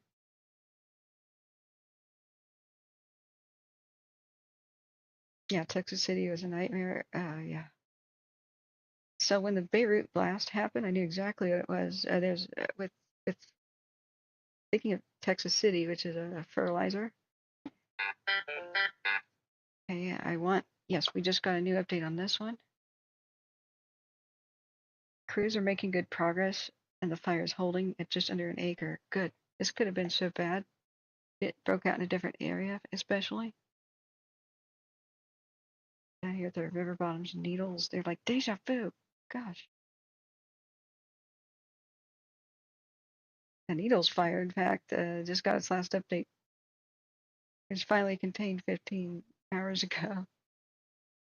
Like, another one? Okay, great. So this new situation in Needles.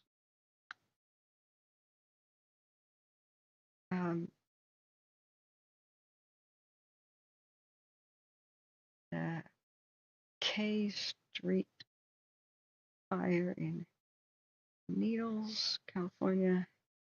What we covered. I'll just have to watch the debate later. The sacrifices I make, guys. It's probably riveting. Exactly right, Husky. The Halifax explosion, which was a munitions ship too, but World War One. That was where a ship collided with another by Halifax. That's Nova Scotia, right? So it's normally, okay, it played chicken with another ship, where the other ship was, one or the other was not providing the correct right away. The munitions ship, obviously, you would yield to. You don't want to play chicken or have any chance of a collision with a ship with loaded up with gun cotton, TNT, and explosives, right? Bombs and firearms and bullets and all that kind of good stuff. So it came into Halifax, but because they didn't want any German spies and saboteurs, any of those types sneaking in and doing sabotage, they did not fly the flag of we are an exploding, explosive, flammable ship. They just look like a normal cargo ship. So the other ship that collided with it didn't have any clue what happened, and that ship's bow, I guess it was, punctured the other one and created sparks for the Halifax explosion. So the guys who were on board the munitions ship immediately got off as fast as they could, started rowing away, and trying to warn people and shout at people like, evacuate the town, oh my God.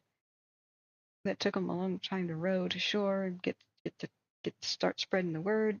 Meanwhile, this ship on fire that was adrift, people came down to watch it, Halifax, and then it detonated, and the largest non-nuclear explosion ever occurring in human history.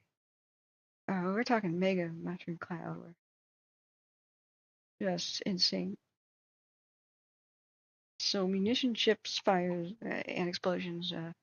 There's one that I can recall that was similar. It was called the Mount Hood, actually, which sticks out in my mind because I lived in Portland. The Mount Hood, the USS Mount Hood or something, exploded in the South Pacific during World War II. And a veteran that I interviewed was there at the time, a World War II veteran. And it just, they never found the crew. And most of the ship was just blown into little bits of scrap metal. Most of the crew was on shore leave at the time, but it was a traumatic thing. The veterans who had just, some were still wounded and in the hospital ships, like in port and next to trying to do rest and relaxation on the beach when the munition ships just explodes and they have no idea what happened there. Who knows? Maybe it's classified. But that's starts with an E, doesn't it? Ghost towns. There's plenty of different ghost towns in the Bay Area. The ones that used to be for shrimp harvest. The Japanese especially had shrimp communities. There used to be a lot of shrimp in the bay.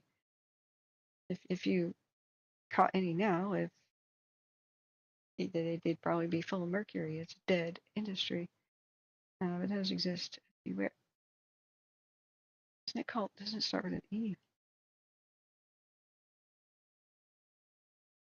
Port. It's now property of the military, isn't it? Ammonium nitrate in Beirut. Yes, ammonium nitrate for fertilizer. it puts the ni in nitroglycerin, right? You don't hear about gun cotton much anymore, but that's an ingredient in mass production of explosives, and it's a liquid. And whenever it was in little glass jars back in the day, and whenever they transported it in little crates, the crates said, "Do not jostle." Hey, David Dillon, good to see you. Greetings, me too. Yeah. Thanks for covering another fire season for us all. No, thank you guys for making it happen. We got some donations. That's right. I could do the tally right now while we're waiting for new info. I gave up on trying to look, but I do want to tell people this is it? Let me just look it up. Which town detonated and had critical damage in World War II? It was downplayed in the media and such. They didn't want the Japanese to know much about it at the time. It also highlighted racial discrimination and inequality, which was also an uncomfortable subject at the time. So it just did not get the press it deserved. The press mostly cooperated in a patriotic way, that if the government says, please don't put this in the paper, because the Japanese spies and such traitors could be saying, hey, this happened, they're vulnerable right here. They obeyed all up and down the West Coast. They obeyed, they were patriotic. They didn't need to sell the papers, they needed to help protect the country. That's why the public was completely unaware of the Japanese balloon bombs that were drifting over in the trade winds, and they were designed to start wildfires. They learned from the Tillamook burn and a fire at Brookings in the 30s. They could devastate the economy and take a lot of the lumber production to a screeching halt if they caused mega fires in the West. And the trade winds would go straight to Washington and Oregon and to Idaho. So a lot of lumber was necessary to prop up the ships that they were creating in the ports, like the scaffolding where people worked on the edges of the ships. There was a tremendous amount of lumber necessary for that, and to house the workers who were coming in. Like Vanport, Oregon's second largest city, was a temporary camp city. It was built in less than 8 months, and it housed 250 to 280,000 workers who came from all over the country. And so, unfortunately, a lot of the old growth protections were nullified on the West Coast for war. And they started cutting down every tree in sight, trying to win the war. People don't realize there were a lot of environmental protections coming down the pipe. People were very concerned around the turn of the century in the 20s. Let's save some old growth. This is getting concerning how fast it's disappearing. But when war comes, everything's out the window. War has destroyed a lot of the environment in ways that we don't know, that it's indirect. See the Bay Area town history and the munitions shipped at Port Chicago.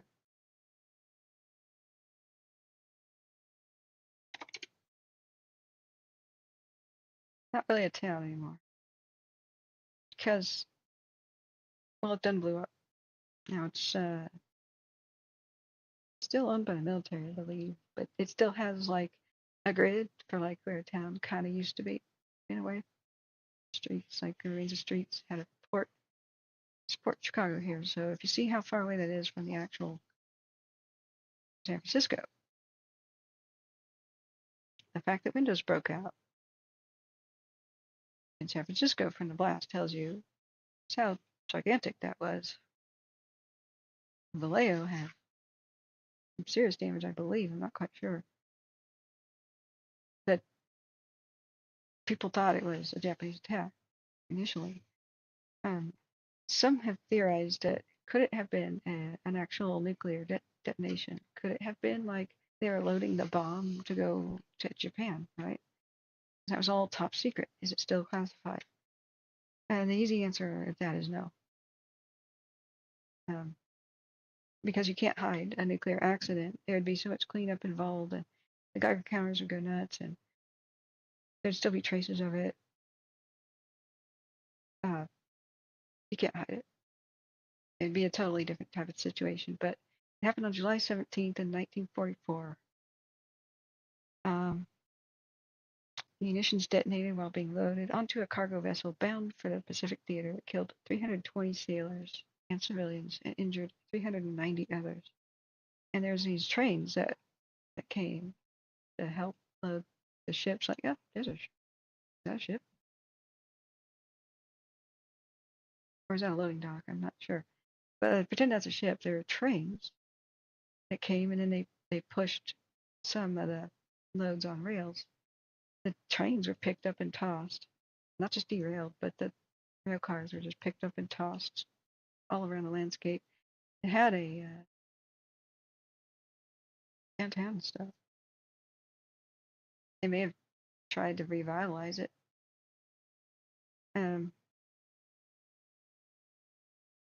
But the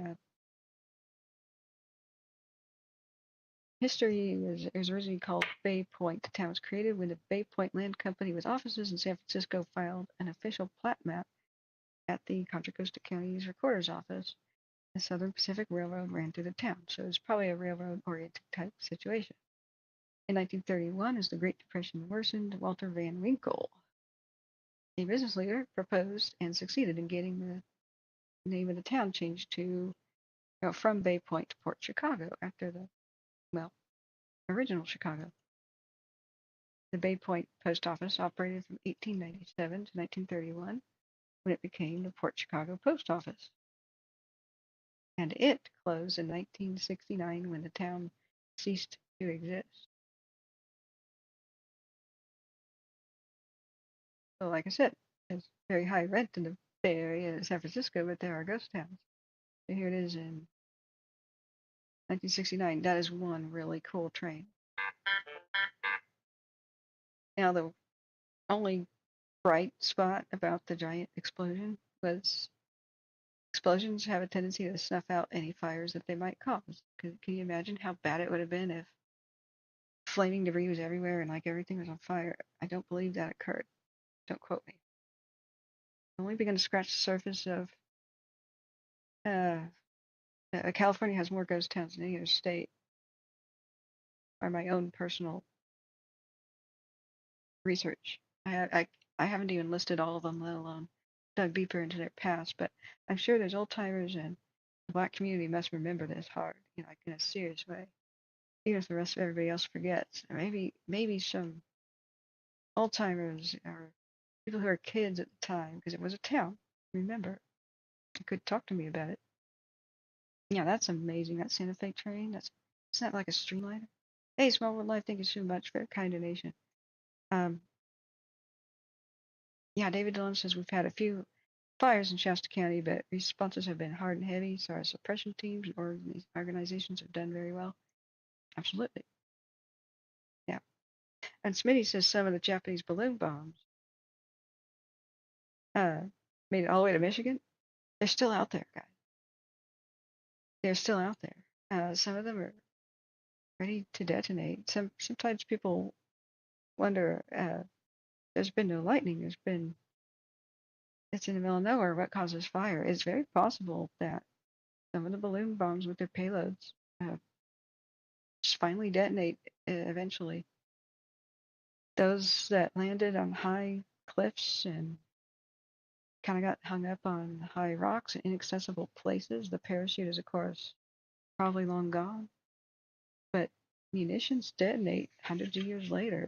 They still freak out when they find World War I munitions in farmers' fields in France, They can still detonate. Who knows if the sun hits them just right, or they rust enough, or wind hits them and they roll around and then something punctures them. Gosh, no. But nobody knows how many made it out here. But what they did was every time one of these actually did start a fire, the balloon bombs, especially in Oregon and Washington, the press was told, say it was a cigarette or an accident or logging or camping or hunting or something, and you put it in the back page and you say that it was a small fire, it stayed small, we handled it, and it's done. And that's it. I heard about this, and when Google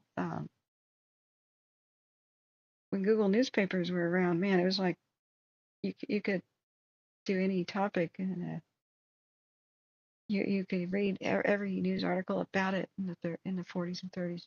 Well, going back to 1800s, and they eventually shut down the project, but they had a mission to scan every newspaper on Earth and put it in one spot where you could. It was a researcher's dream. I am so sad that technically the articles are still there, but they basically turned off search. You can't find anything unless you already know what you're looking for.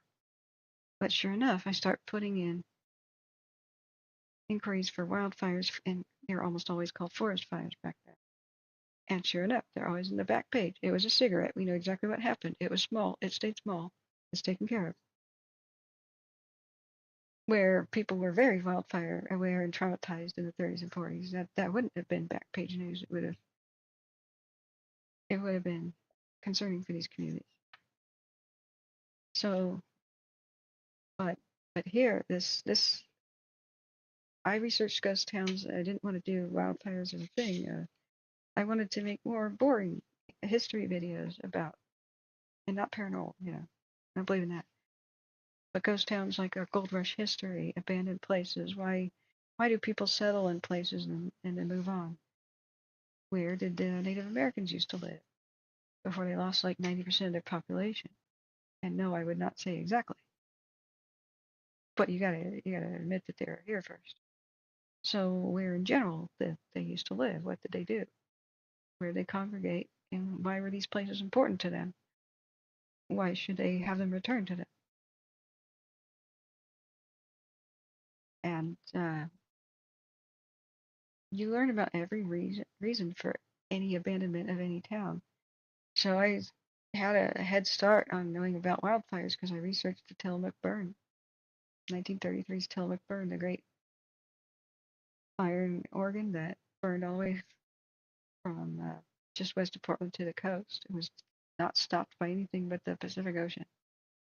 It's the thing that inspired Bambi.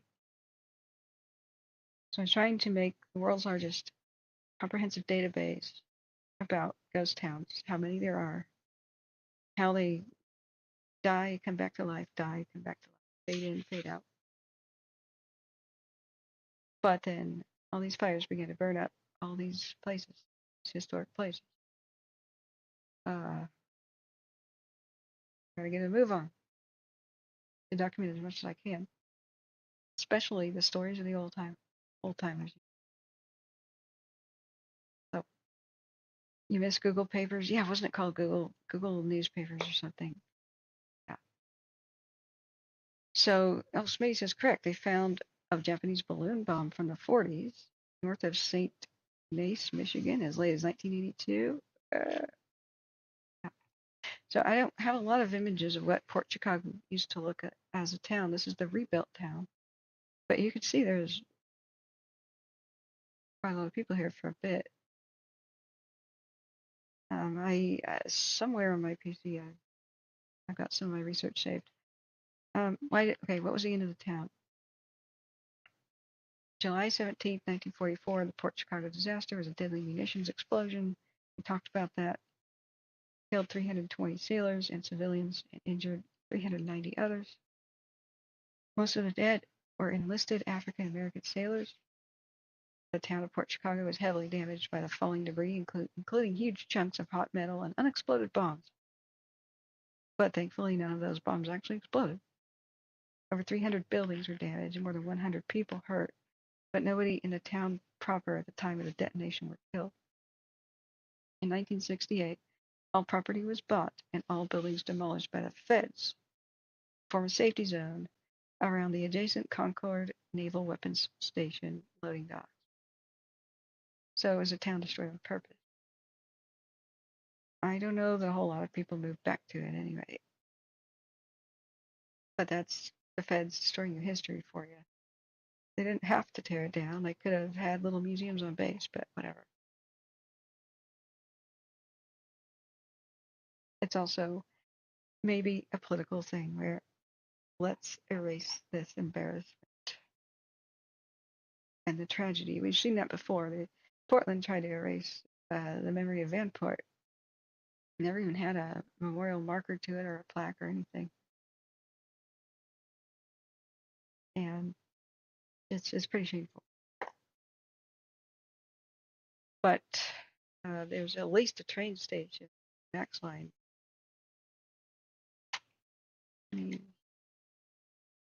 Balloon bomb.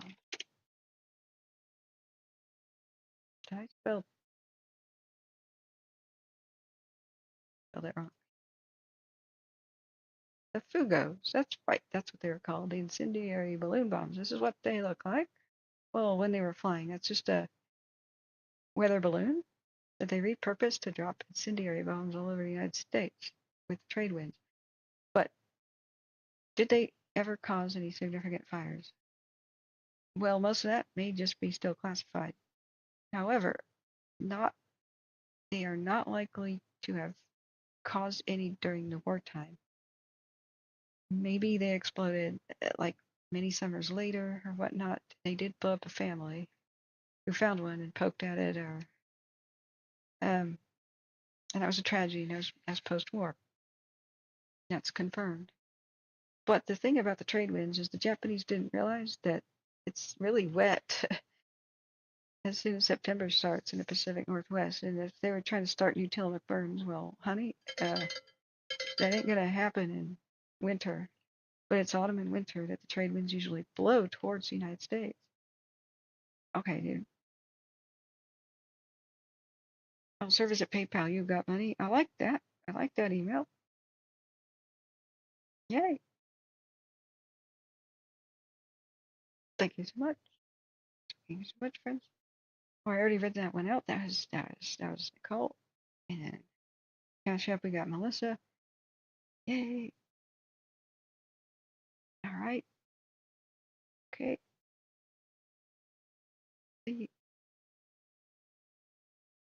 Yeah. Now that you've had your history education, I think I would have had a good channel about history if I could ever get around to starting it. I wanted to show people what does it look like if you found these on the ground. That.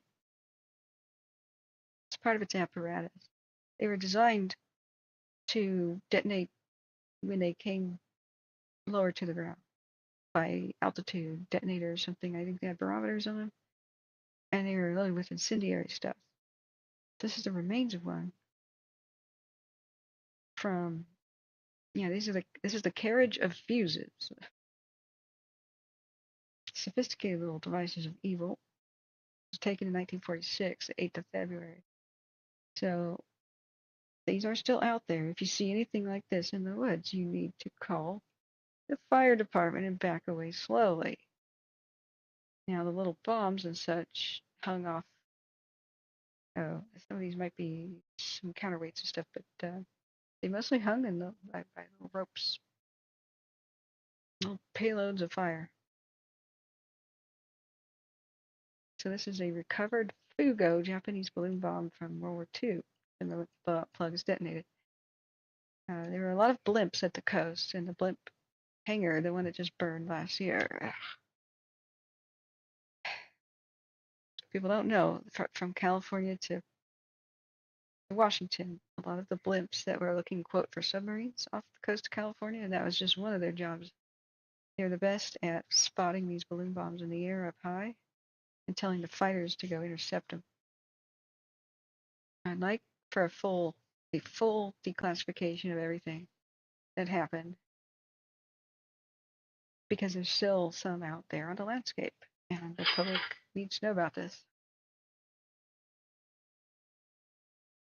Who knows where? But so many records were destroyed after the United States firebombed the heck out of Tokyo, for example. They may not even know how many they launched. It's not known. Bigelow, Kansas. They found one in 1945. Nixon, Nevada. It was hung up in a tree.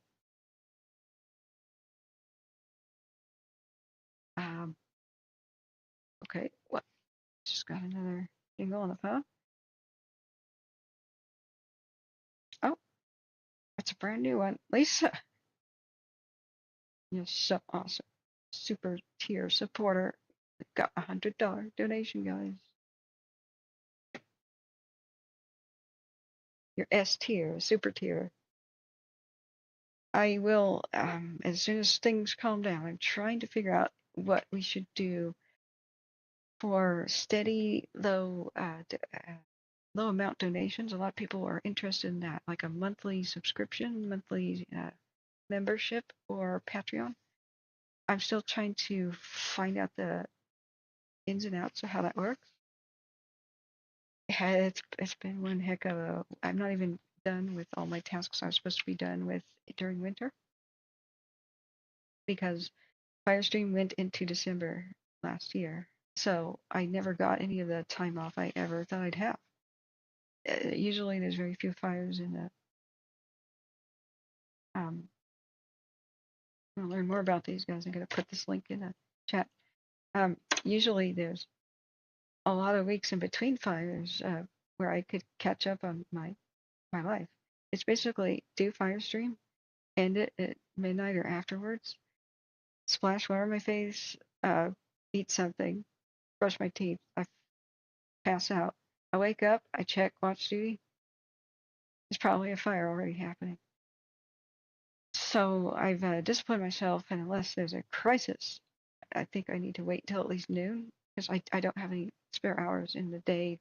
No, I haven't been able to thank people properly, respond to emails, fix the email mess where I haven't seen most of the emails I've ever gotten because of a stupid rule that I screwed up a long time ago, and it hid all the emails, marked them as read, and I feel terrible. I got to explain myself to people that, oh my gosh, I was not trying to ignore anybody.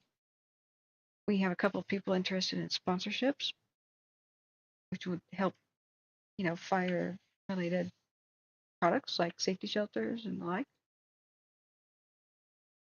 All right, we're going to look back here at San Martin. I was hoping this would be done. There's still some smoke. So this is up to the current view of the last 30 minutes inside the community of San Martin, which that's Contra Costa County, I believe. That's a fire inside the town and the backyards and fields. But man, I'm so grateful for your support and feel so. I still have people to reply to now, unfortunately, that tried to get a hold of me in 2021. This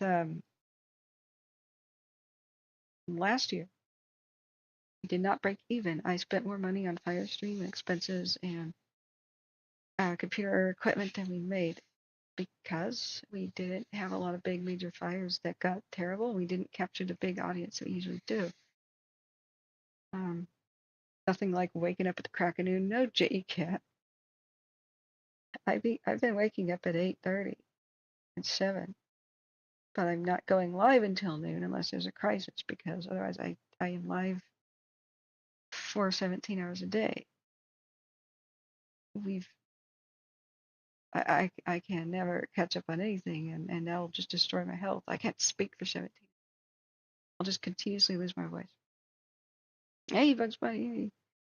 Bug says I'm finally becoming a morning person. Let's see if it holds into the fall and winter. Well, daylight savings time screws everybody up with that because it's too late. It's too much daytime still in the evening. So unless you like close all curtains with blackout or block out curtains, you're still producing. Yeah, I mean you're still prevented. Daylight hitting your eyes prevents you from making melatonin, which causes you to be sleepy. So if they just end the daylight savings time period and we never change our clocks again, a lot of the insomnia and sleep problems of the United States will just disappear.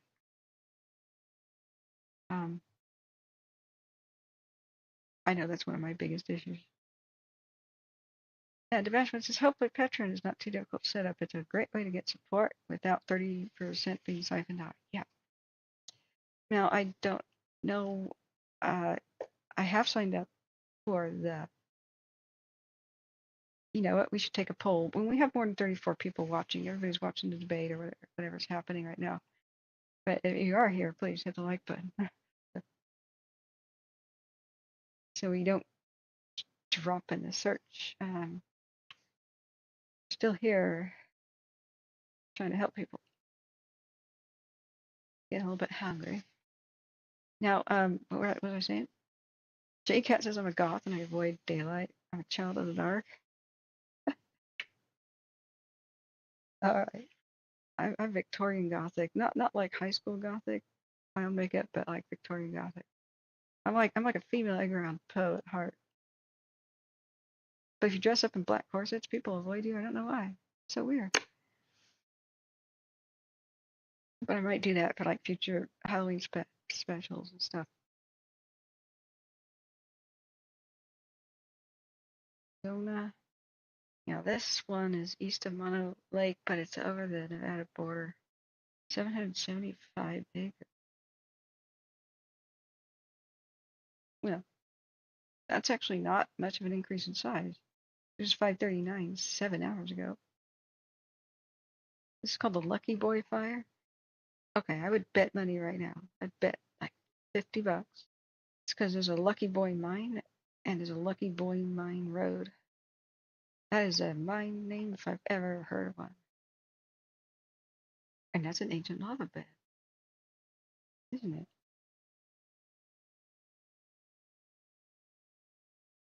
No, it's trees. What the heck? I thought that was like, doesn't it look like spilled out lava from some ancient eruption eons ago? What?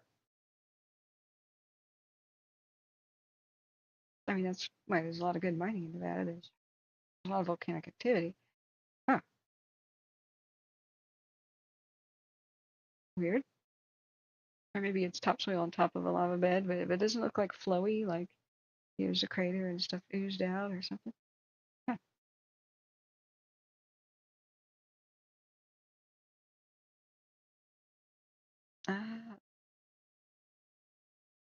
So they lost track of this fire, got reported, their resources went out, couldn't find it. And that's the thing about fires. Sometimes there's a smoke column. By the time an airplane gets there, it's burning and just leaves or something and not producing all the smoke. And the aircraft leaves, and then it's like, oh, I found a tree. And there's smoke again. I didn't realize there's a lot of trees over there. Oh, there was a wildfire here called the Lucky in 2023 last year. It's pretty small. What explains this geology? It's fascinating. Middle of nowhere, but it's beautiful and fascinating. All right, let's see. Did anybody ever update us on the Darlene? I was hoping around sometimes 7 p.m. is about the magic hour for evening updates. We don't have one.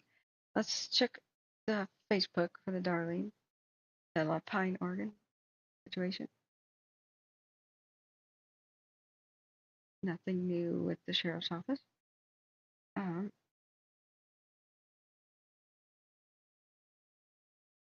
Central Oregon Fire Info has got all kinds of great info. Let's just look at Twitter then.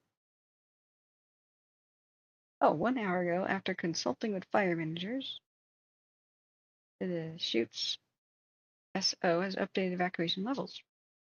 Visit thechutes.org/emergency to view the updated maps and the info. Cool. Let's do it. Oh, the map we already had open, but okay. Oops. So it looks like part of the eastern portion of the town, east of the main highway here, is I have to turn it to bright mode to get the right colors. Was reduced to be set. Yay. There's a wildfire in the area of Darlene Way and Ice Cave. That area has level 3 go now. Right? But that's good. That's some people who are probably waiting anxiously at the Red Cross shelter at the high school. Can cautiously go back, and it means don't really unpack. It means keep the car packed. You can go home, do not unpack. Be ready to go within 5 minutes, and that means just put your shoes on, grab the keys, and go back into the car. That's what that means. So, Darlene, update some reduced evacuations because it's still out there in the east, and wind can change direction and other things could happen. Storms, if a storm came up, who knows which way it would, who knows which way it would go, right? Let me put Darlene back on. Okay, let me go back up to chat. Which fire do you want me to check on, guys? I will need some food, otherwise it's about time when I have to go. Blood sugar is low. Brain no function. Brain no worky. Blood sugar low.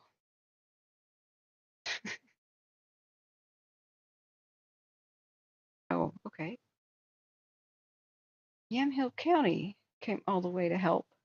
Wow, that's significantly west of Portland. That's getting into Coast Range west of Portland, and they came all the way to help with the Darlene fire. Good job.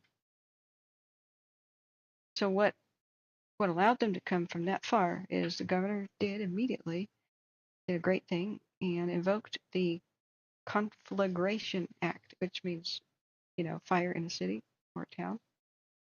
That's a conflagration.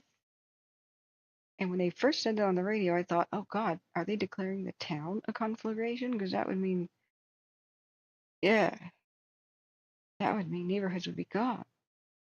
A conflagration is like a mega fire within a town. It's serious. So I thought either they're declaring it one or it has the potential to be one. And that made me terrified. But then it was clarified it was the Conflagration Act, which is meant to get resources to a town immediately to prevent a conflagration.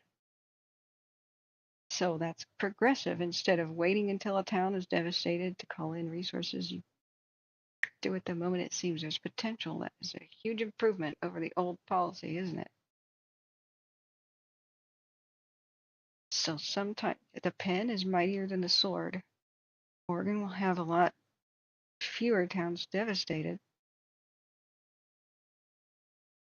because of the pen changes to laws and procedures.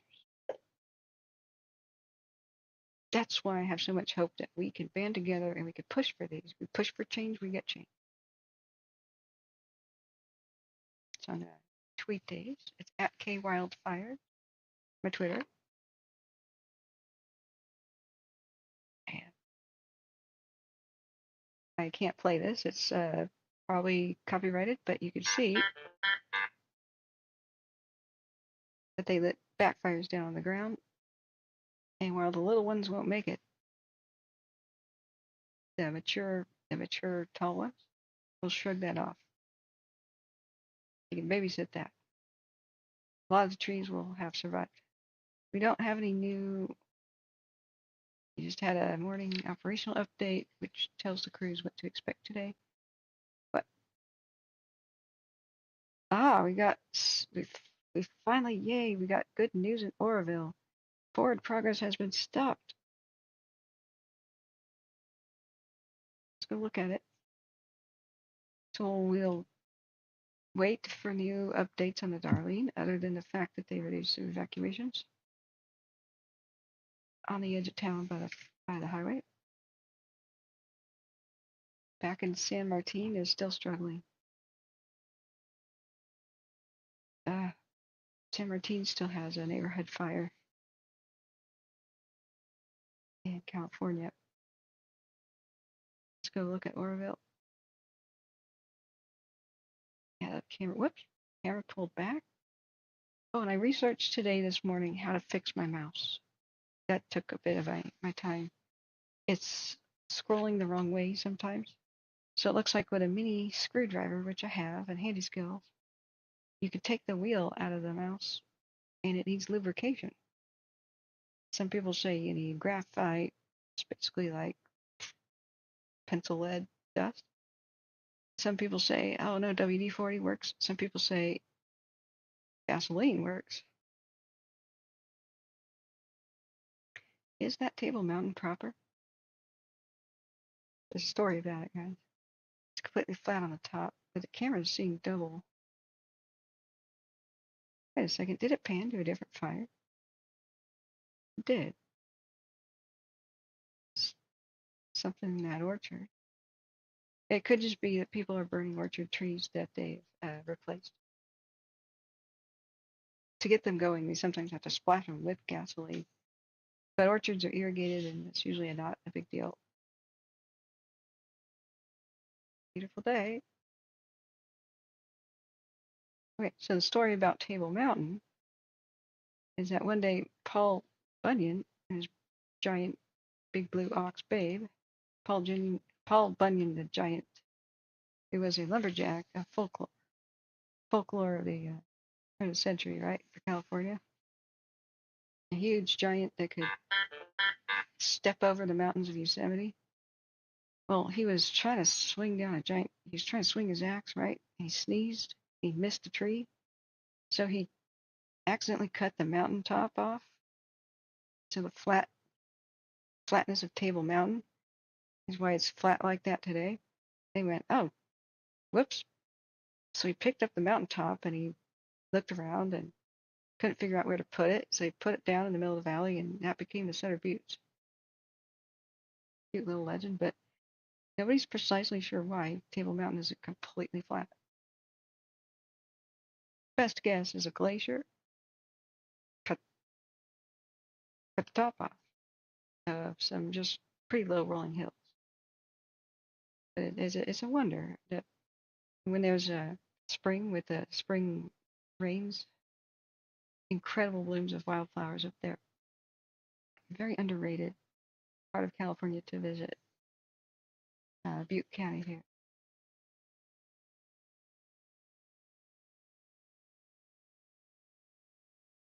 All right, let me look back at chat. Sorry, I missed a bunch of chat.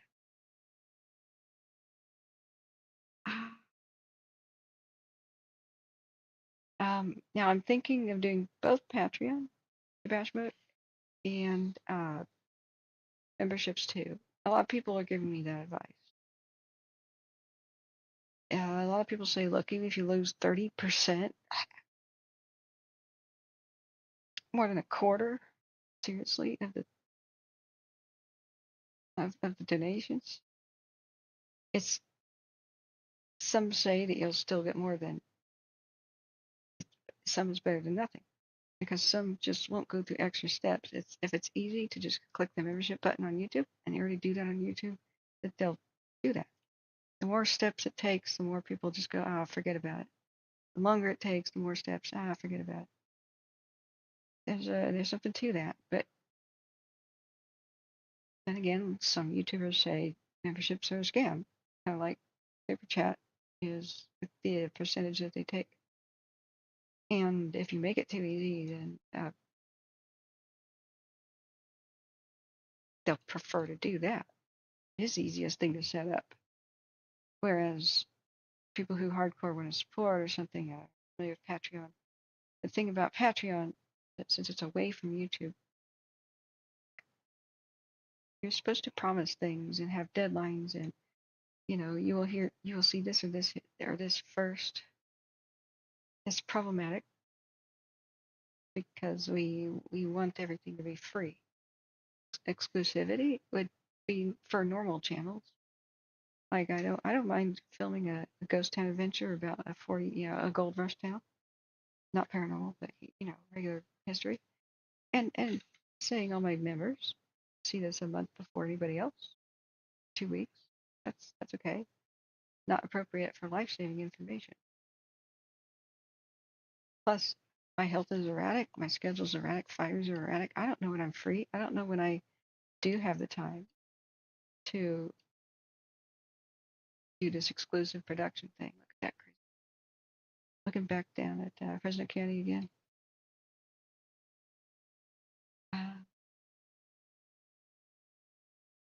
JCat says, I'm the boss. Even on my days off, I'm in the shop by 8 a.m.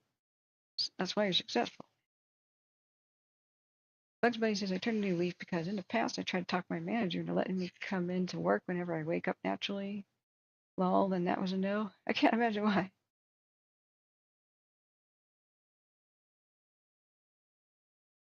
I can't imagine why I did not fly with your boss. JCat says, hi, my name is JCat, and I'm a chocoholic. Husky says, hey, remember Husky? You guys can get my attention. Highlight it when you have information like such and such fire is climbing a mountain, so I can see that because you guys are kind of talking to each other. Do at and then start typing my name, and that'll highlight that yellow for me so I can see that, because that might be like a way we could do our own update even if we don't get an official one. Speaking of updates, the Dry Lake Fire, 13 miles southwest of Adrian, Oregon, 100% contained. Awesome. So I will turn off notifications for that one.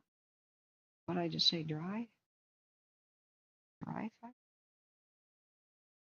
Dry Lake Fire in Mulhern County. It's 1,000 acres, but it's now 100% contained. That's not that surprising because it's tumbleweed stuff. Flashy fuels means they run up their fuels ASAP. I'm a little bit low in blood sugar. This is not the time to do math. Bugs says I have one Patreon channel, and when she backs off doing videos, people start asking for refunds. See, yeah. I have no idea when I'm going to feel healthy or when I'm going to be traveling or when I have to be a caregiver for relatives or friends that are ill. I've got some very ill friends and relatives. I'm not a scheduled person, unfortunately.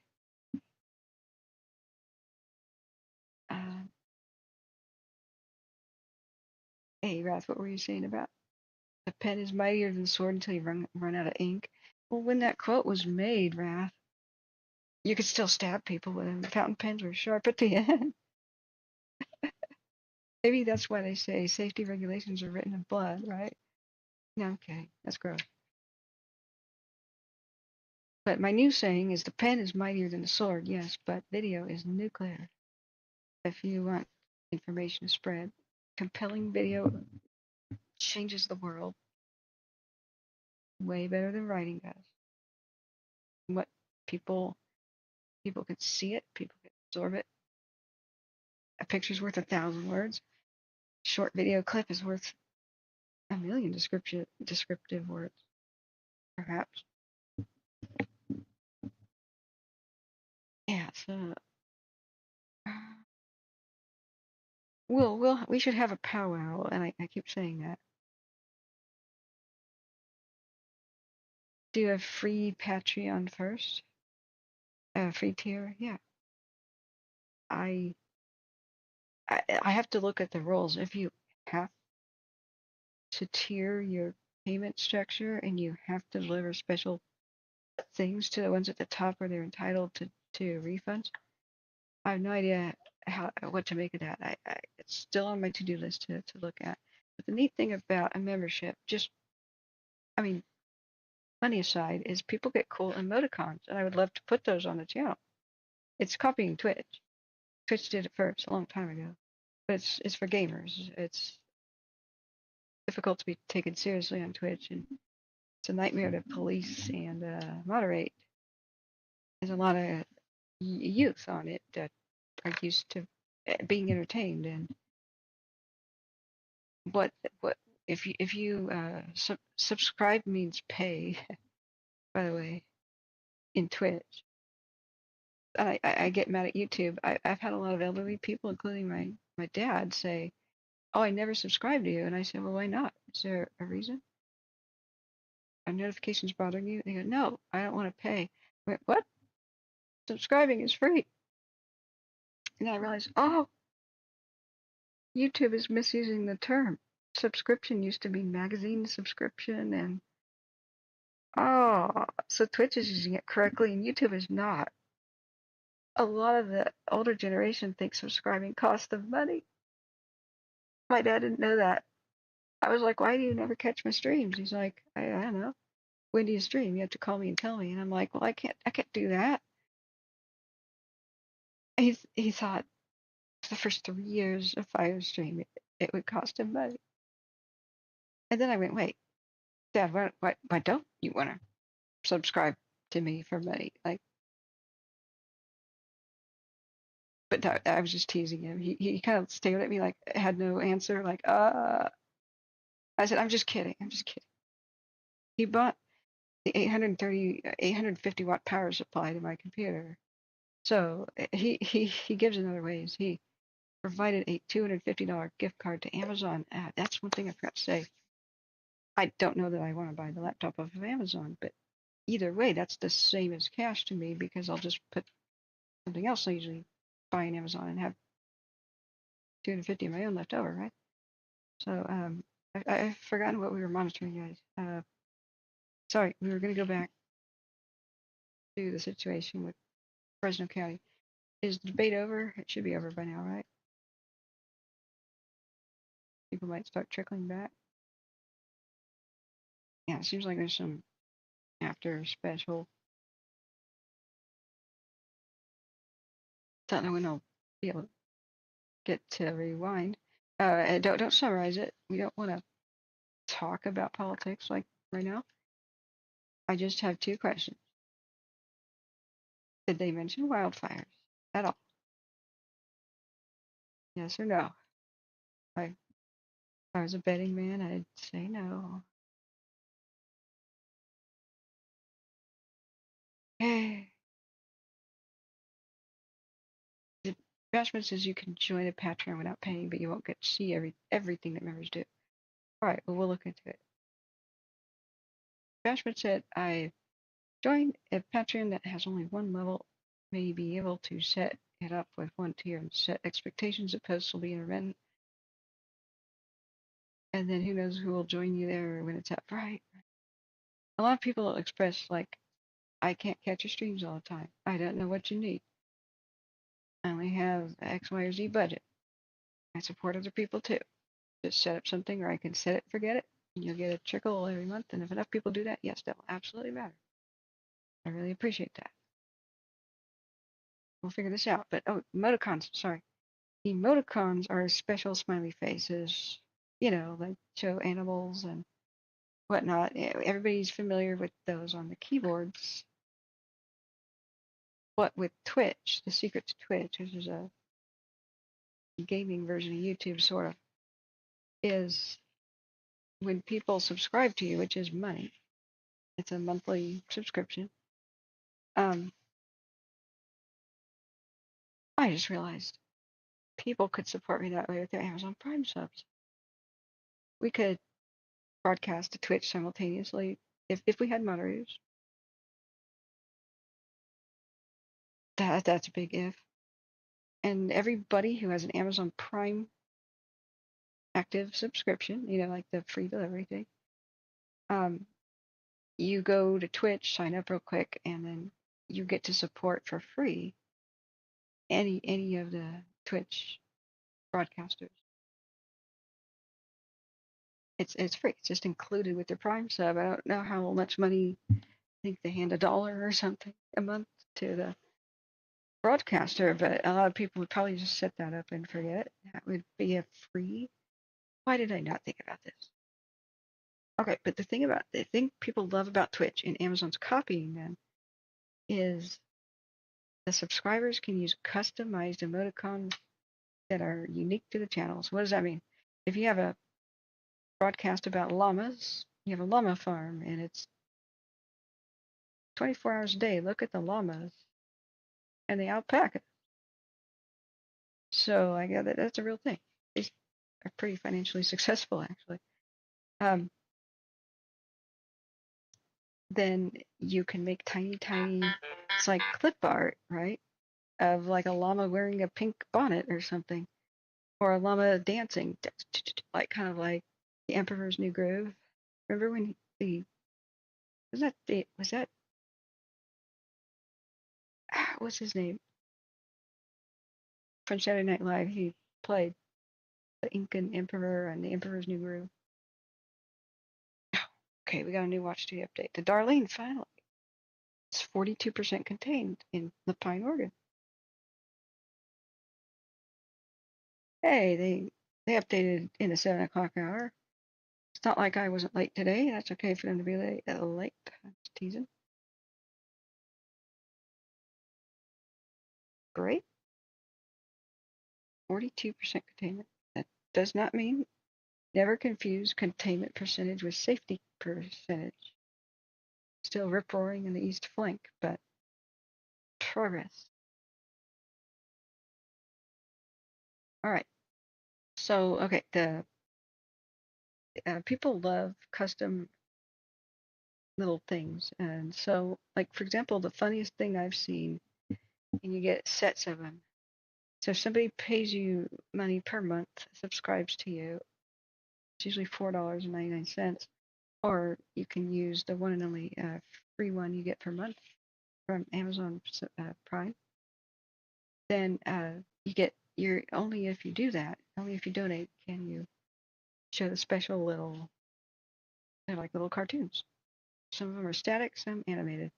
One of the funniest I've ever seen was a game player. He plays Age of Empires 2. I believe this is Doubt, D-A-U-T on Twitch. And so the running gag right now, meme is that, have you ever seen somebody with laser beam eyes? What that means is like, I only have eyes for this. Whatever it is. So like, for example, the running gag, the meme is a running gag shown through pictures. Would be like, I don't know, a guy who loves cars or something, and he's reading the paper, and a modern Volkswagen Beetle shows up, and I don't even think they have engines in the back anymore. They look really ugly. And he frowns at it. He's like disapproving, right? Then the next cartoon frame would show an original Shelby Cobra showing up. And he would throw the newspaper down into his lap and have laser beam eyes for the Shelby, right? That's what that means. So, funny thing about this Game Players channel is that he had a picture of his own face with lasers coming out of his eyes. Then there was a separate, like, emoticon, and it was just two lasers, like two straight glowing lines. And then the third one was an explosion. So in chat, somebody did laser beam face, and then they did beams, beams, beams, explosion. And then they would type something at the end. So like, he would be like, I'm going to lose this game because I forgot to build a market. Oh no. And so somebody would, all of a sudden chat would be spammed with his face and laser beam eyes and explosion, and then they write the word market behind it. Like, I need a market now. And then you could get creative. There's a boat at one point. So like there was a navy and he was losing this game. The opponent's navy was coming at him. So instead of building his own navy, he made demolition ships. And a couple of them, he sent them straight at that navy, and it detonated and blew up the entire enemy navy. And he won the game doing that. So people did his laser beam eyes and then an explosion and then a ship behind it. And it just became very funny. So that's the happy-go-lucky nature of Twitch. It's a lot less serious than YouTube. It's playful.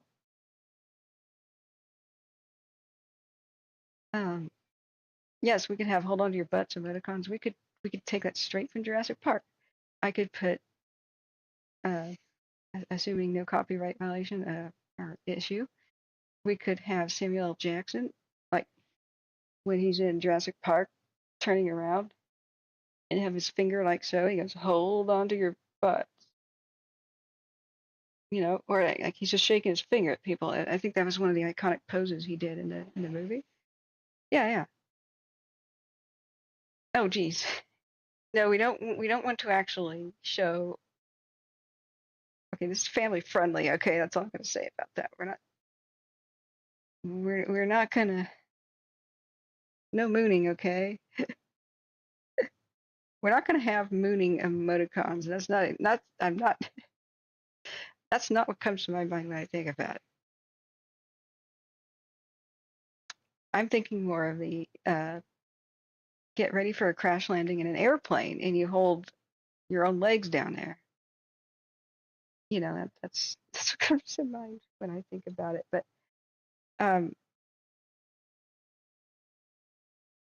like that's how we could make it fun. We could have a seatbelt buckle up thing, and then people could put the seatbelt in and we strap in. We could have little red flags, but it can't be too playful because everybody has to stop doing that when I need to read chat, right? The thing about Twitch is it's a game. It's never that serious. It's never important, and chat can fly by a million miles an hour. We could have a couple playful ones, but we'd have to have rules like no true spamming like what goes on in Twitch. But we could get fun. We have to have some fun, or we're gonna just die of loneliness here. It doesn't have to be a bare butt. Get your mind out of the gutter. Oh you, doctor. Oh you.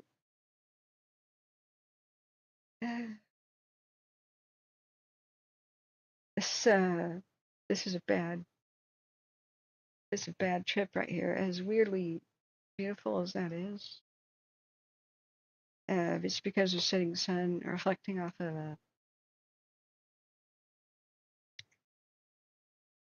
the setting sun reflecting off of clouds and stuff. The pollution is what makes nice sunsets. People don't realize that. But California has a lot of nice ones, and so does Greece. It's terribly polluted.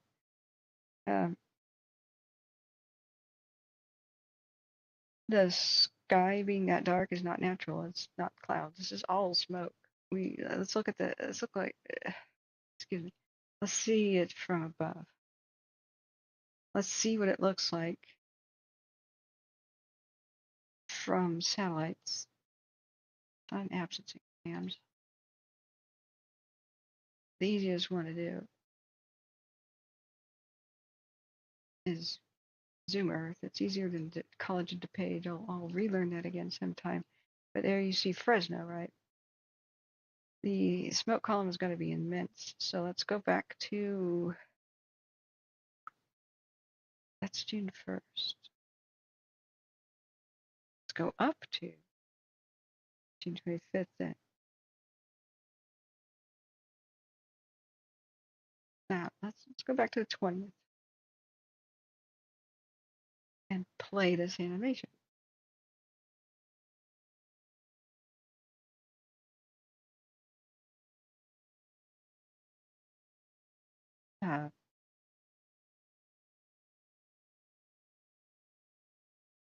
Okay, that's the live look. I guess I have to do that. Sorry, don't know what I'm doing. Let's go back to the 21st at 4 p.m. Everything looks very normal. Play.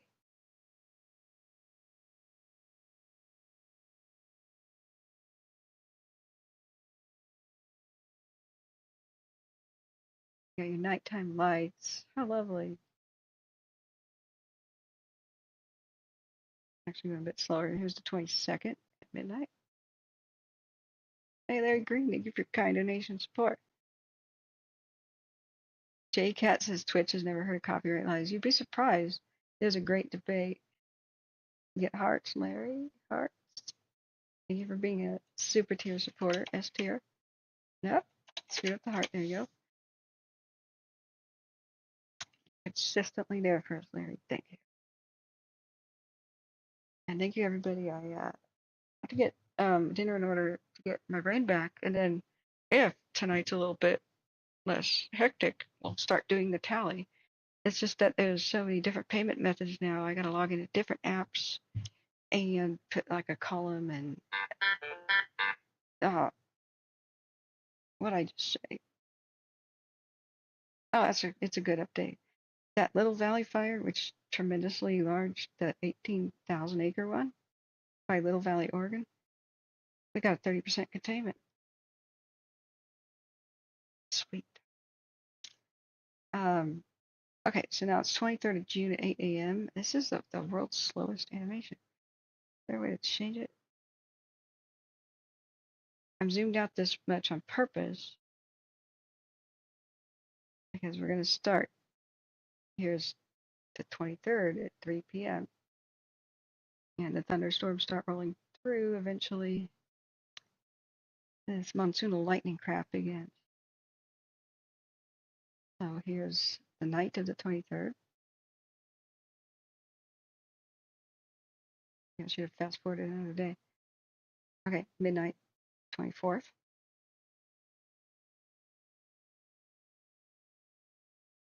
I'm sure we're going to see an impressive smoke plume up into the present. And it's probably going to just kind of dominate the view. All right, 24th at 8 a.m. More monsoonal moisture crap. Sorry, I hate the word monsoon anymore. I'm still upset that it's not just. I used to only say it related to the Himalayas. This is at 5 o'clock in the evening, 24th. Which day had the actual lightning strikes? But lightning can strike a half-dead tree or even a dead one, and a fire can be hidden in it until it eats the tree from the inside out. That can take days. The tree collapses and shatters in the ground, and the flaming pieces come to life. That's called a sleeper. There's plenty of sleepers probably still out there, just waiting for some really high winds, eating their way through hollow logs, cliffs and craggies. Sometimes they burn themselves out. Nobody even knows that they happen because there's nothing nearby to burn. Here we go. 25th of June at 5 p.m.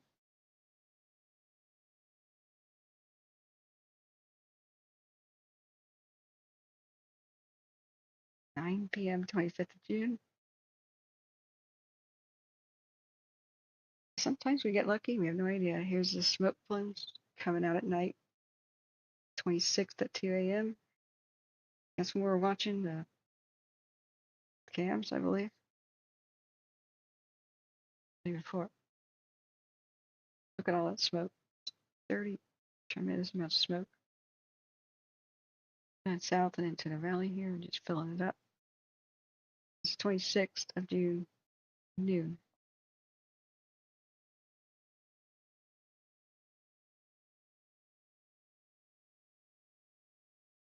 Man, look at it getting bad. This is 5 p.m.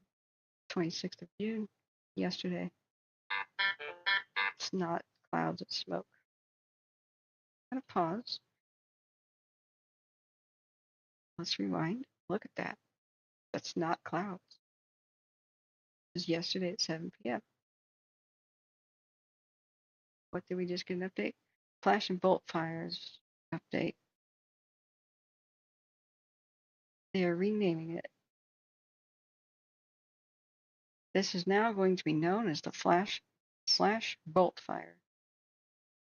I don't think it's called the flashy bolt fire. The bolt and flash fires are now being referred to with a single acreage and containment numbers by CAL FIRE. Because that was weird. when they grew together, but they still had separate acreage. The fires have burned together. Knew that. It is currently 10,375 acres. 21% containment. That's hot off the press. 10,375 acres. And I think they produced most of the smoke seen in this image. This is yesterday at 7. Maybe the basin, I think the basin mostly took off today. I could be wrong. But I was terribly ill yesterday. I think I went to sleep by then. So let's watch what happened through the night and into this morning.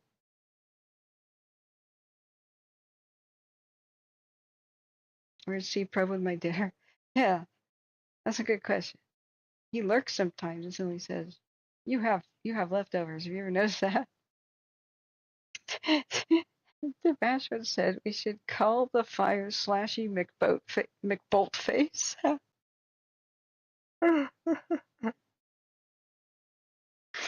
Yeah. So here's today at 10 in the morning. Look at that dirty smoke just filling up the valley and the mountains. That's a huge amount. Coming up on 3 p.m. And it takes off running at 4, which is, well, peak radiation time. The sun's radiation.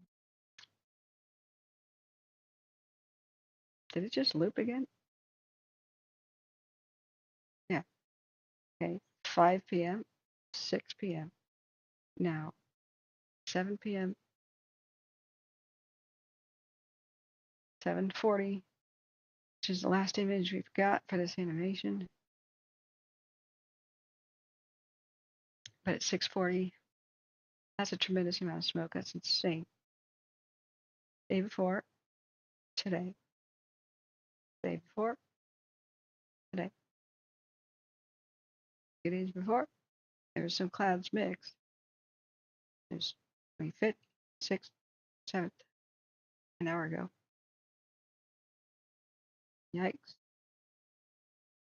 So we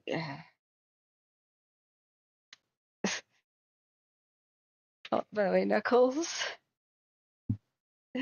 Vash, you're hilarious. I'm writing that down as a highlight. Maybe we should have a poll. Should they name the fire Flashy McBoltface?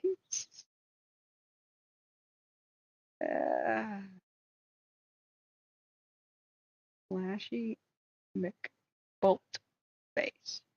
If you're unfamiliar with that running gag, it was a practical joke, a prank. The Bodie McBoatface scandal. It's real. Can't make this up. It became known as Bodie.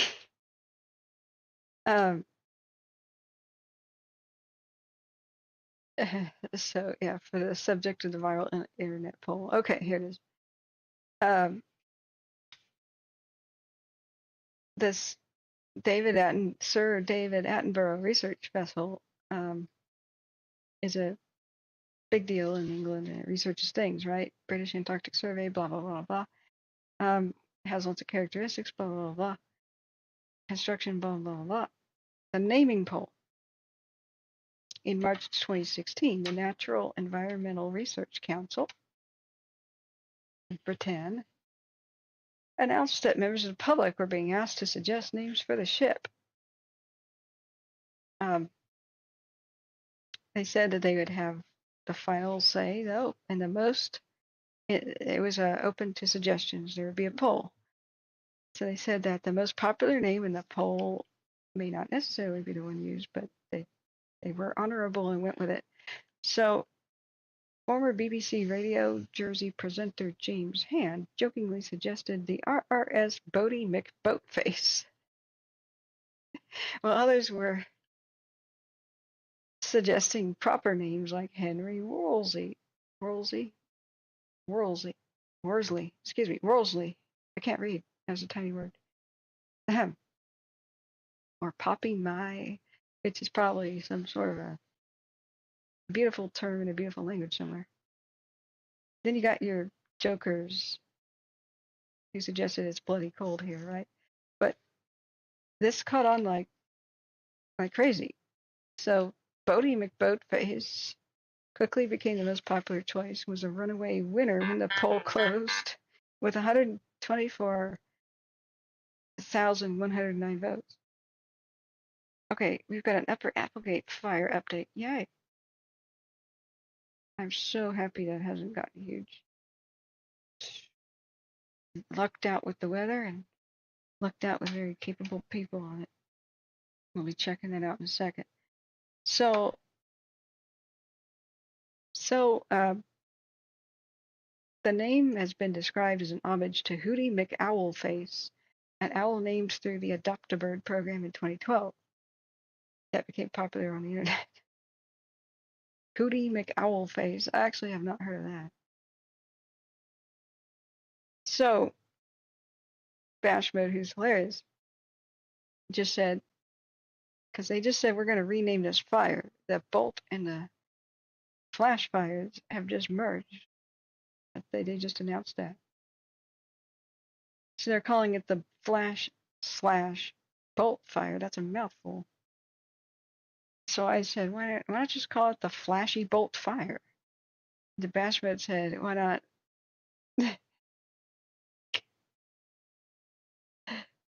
Flashy McBoltface?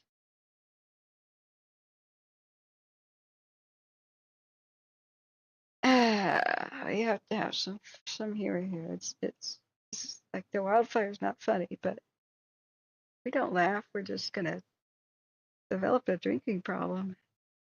We have to laugh every once in a while. Okay. I'm just gonna call it the Flashy Bolt fire because I can't say Flash/Bolt. That's a mouthful. What are they expecting us to do here? My lips can only curve in so many ways. Ugh. By the way, have we buffered at all, friends? I'm tentatively hoping that we may have resolved the VPN/internet upload problem. Let me look back at chat. Is there any leftover pizza? That stuff is soggy. I had one earlier. That was my lunch, breakfast lunch, my brunch. Let's see. Did I miss? Did I miss any chat?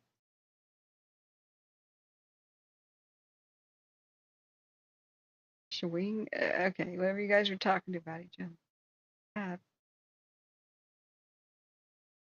JCat says yes. That's what I've been trying to tell you. I'm a streamer on Twitch, and it's $4.99 a month. Why don't you link me your awesome Twitch channel right here, JCat? We should go check it out, and I can tell people what Twitch is. I have buttons where I could stream simultaneously to Twitch, but with the amount of stuff I juggle right now, not enthusiastic about that. We would have to have just as many moderators for Twitch, if not more, than for here. We constantly have gamers coming in going, what game is this? That looks like a real fire. The graphics are great, you know? Like, people are not that accustomed to seeing emergency things on Twitch. People might spam emotes all the time and drown out any of the good information. But it's not a copyright-free zone. Like, you don't get away with it. After live streams become a VOD, they call it, a regular video, they get muted. And for even just playing game music, like, it's ridiculous, but they're promoting a game by playing it, showing the world. And then the game music is copyrighted, and so they may stream for 9 hours in a row and have the entire video muted because the game music is copyrighted, and it was the game that told them to do that. It's ridiculous. Oh yeah, chat is beyond loose on Twitch. It's also very adult oriented often. Jokers are there. You can't you can't control much that goes on. Uh, Now, agenda-free TV streams on Twitch, that might be not so unusual to folks. It'd be a lot to explain all the time. In one way, it's much better, and that's it's designed for live broadcast. YouTube never really has been, even though it's been a feature for a long time. You know how I have to end the stream after every 12 hours and just restart it? You know what you should see? A little sign that says restarting, and then it should start playing again. You shouldn't have to do anything. You shouldn't have to go to my channel, find it, find the new video, click on it, like it again. None of that should have to happen. It should just be like it's on or it's off. And on Twitch, you're on or you're off. You are live or you are not live. Nobody has to do anything. I could stop, start, rebroadcast. You could just have the same web page open. You'll know when I'm back because the computer's making sound again, and I say, "Hi, I'm back." So that's wonderful. But Twitch is not good for archiving video. It's also got a feature called clipping.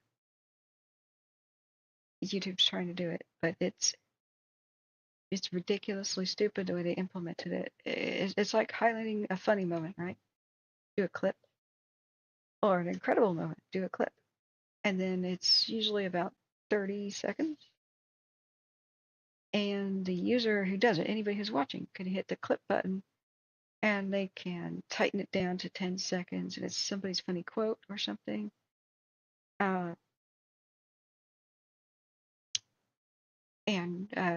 You would think, and then it gets turned into a link that everybody can share. It's like little mini shareable viral videos, highlights from something that gets saved. However, did you know that anytime that the viewer does that, it spams the creator, the host? Like, I could have an audience of 3,000, and if I say, hey guys, somebody clip that, like maybe the 500 people do, I have 500 videos to delete because it's the same thing. So anytime anybody does that, it goes into the mailbox of the creator. It takes some creators spend 3 hours of their day sorting their clips. That's bad. So there's somebody should make the perfect streaming platform. Somebody please do it.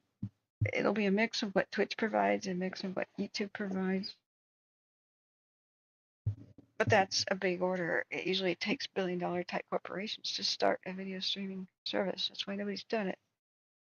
Hosting the space needed on computers around the world to host the videos is enormously expensive. Okay, you guys are talking about music. Matt Castle, hey, how are you? Welcome back. Sorry, I didn't reach you when you came in.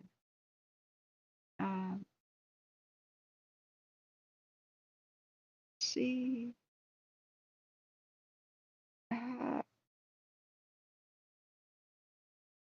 Yeah, I'll watch things later. Dinner. I have to figure out the dinner. What's the last update? So guys, if you're just returning, forward progress stopped at Marysville. That's great. And others, 100% containment. The sad thing right now is, well, the basin is still wildly out of control. That is sad. But we had off of Highway 101 a fire breakout in here at San Martin. They had it break out in their town. It looks better on the cams, but structures were threatened, and we had a lot of black smoke. So it's just backyard yards and neighborhoods. So they may have lost structures there. We haven't heard an update for a bit. Oh no, I accidentally swiped away. What was that new one?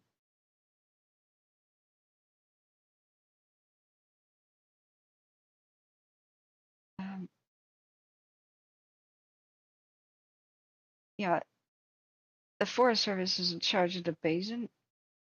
You have to check on that separately. So, oh, we got a 12-minute ago update. That must be what I spaced out on. The basin, the behemoth that's rampaging, has been mapped at. Started by lightning, also in Fresno County. The basin fire has been mapped at 5,692 acres by the mapping plane FIRES. It should be called FireEyes. It's FIRAS. Their perimeter can be viewed on the watch duty map. Please note the perimeter indicates the general burn area, but it doesn't mean the buildings are gone there.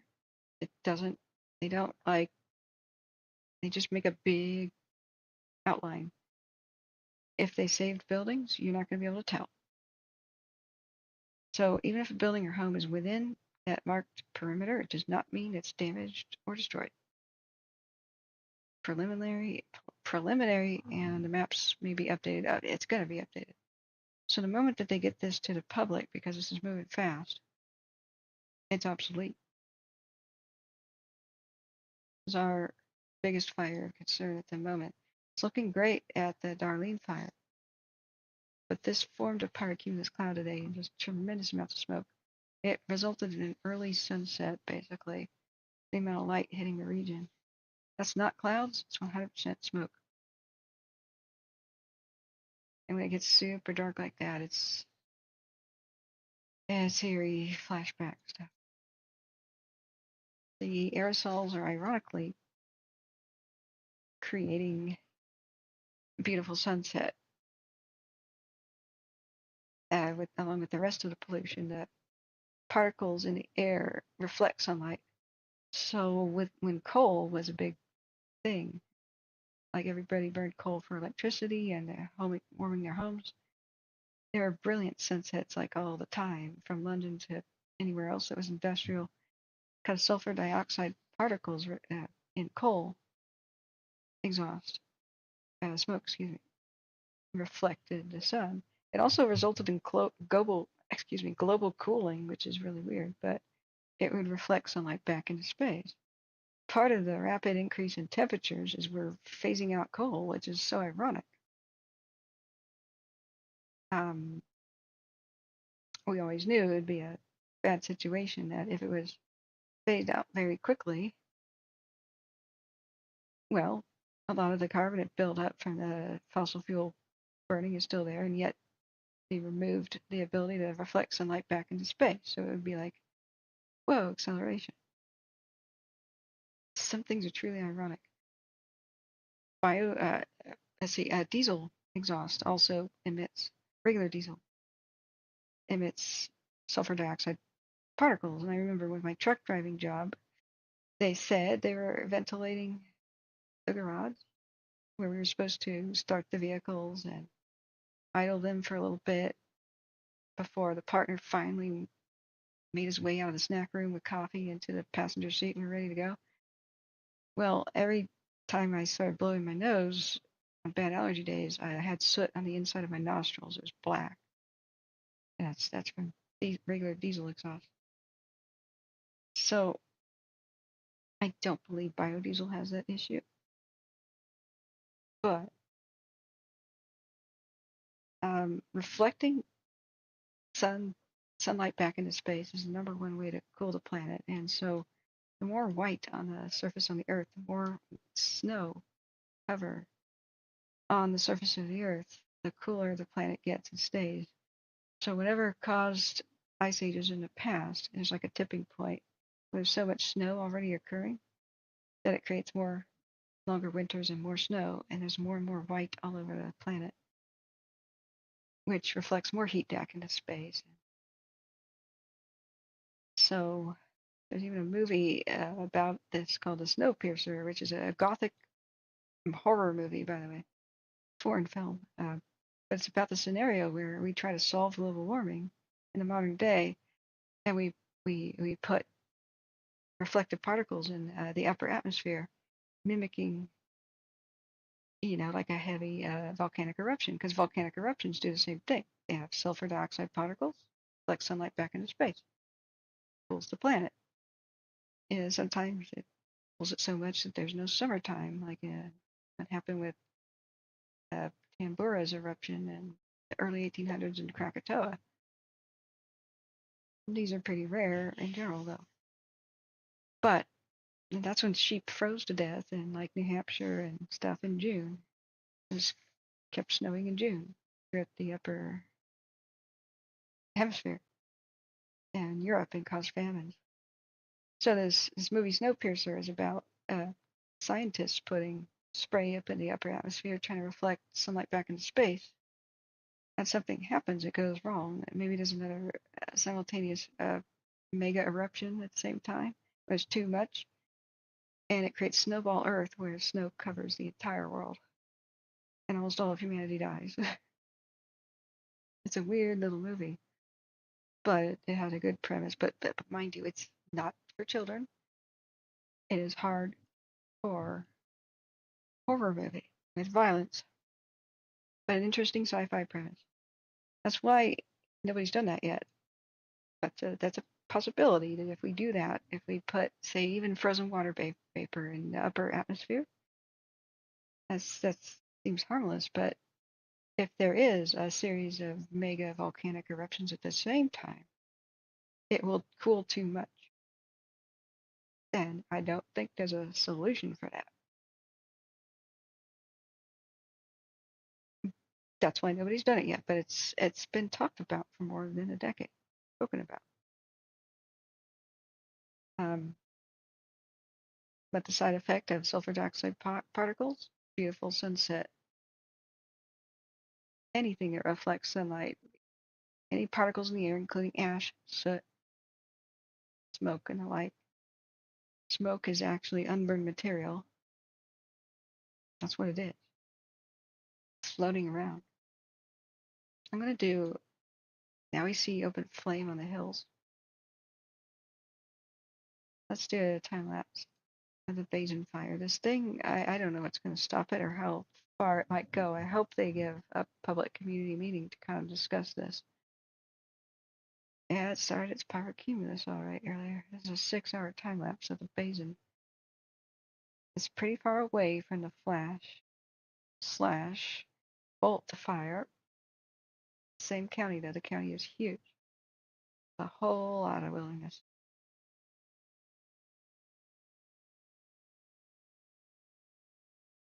Unreal.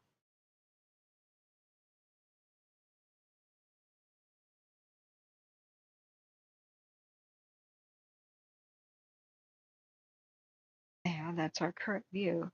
Now, hopefully, and you could see the wind in the front. You could see the wind just buffeting the trees. It was wind driven today, and that's why I got pretty crazy. I'm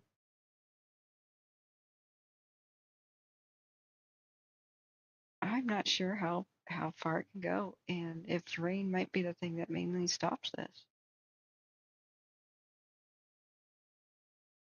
It's still traveling along. What happens when it reaches the higher elevations and the thicker fuels? And don't worry, there's all this black here. Most of these trees are probably still alive and fine. We've seen the oak trees of the region just shrug off the fire. As long as there's no hole in their bark or a knot in the wood, you know, mostly this is the grass that's burned off. And any dead stumps and dead limbs on the ground and bushes and saplings and like, oh, they're toast. And they'll steam and smoke for a bit, and they gotta put out all of the hot spots. That's a huge amount of land to do that.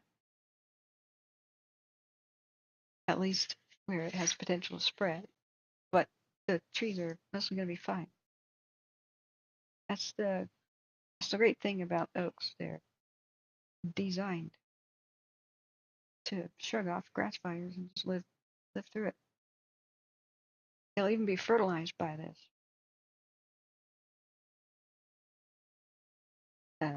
The piney stuff, though, may just perish because this was so windy today. And any half dead or struggling drought tree that is affected by beetles is not gonna come out ahead. But you know what? I used to think, well, you know what? Maybe the beetles get killed by the fires. Maybe the fires could reduce the beetle population. I found out I was wrong. Okay, you would think that a tree attacked by those stupid bark beetles that burrow in there and start eating all their sap and destroying the tree, you would think that these stupid beetles would weaken the tree, make it vulnerable to fire because it's half dead, and then they would die because they weakened the tree, it's half dead, right?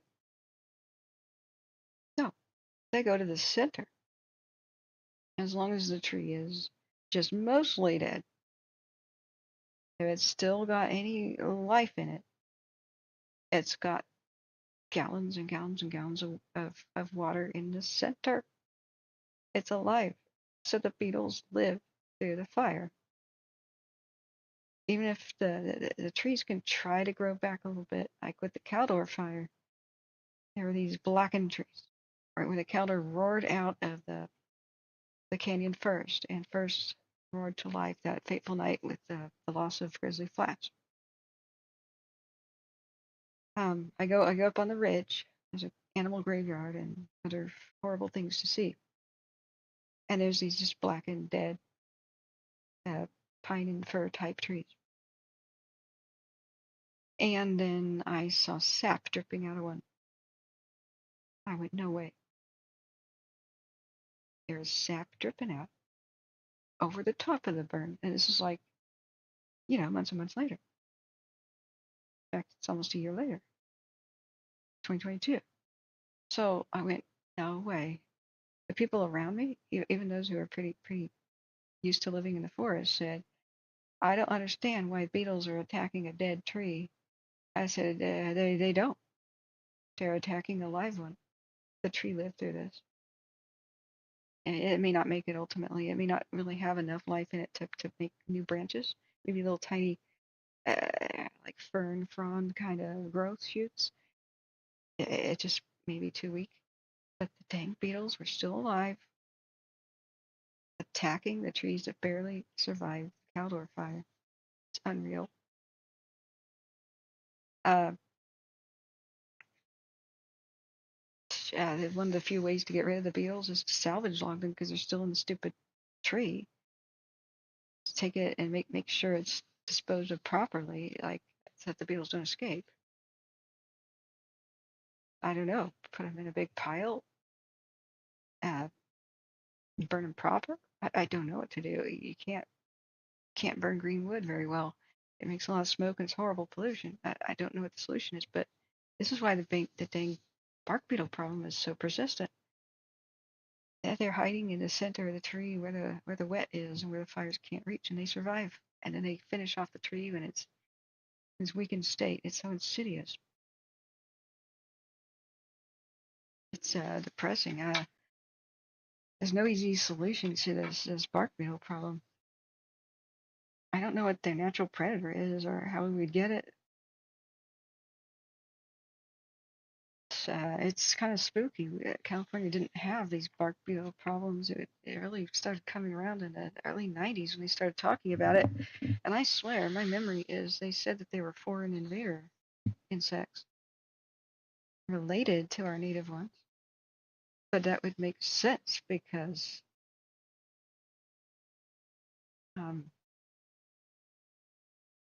see, I write this down.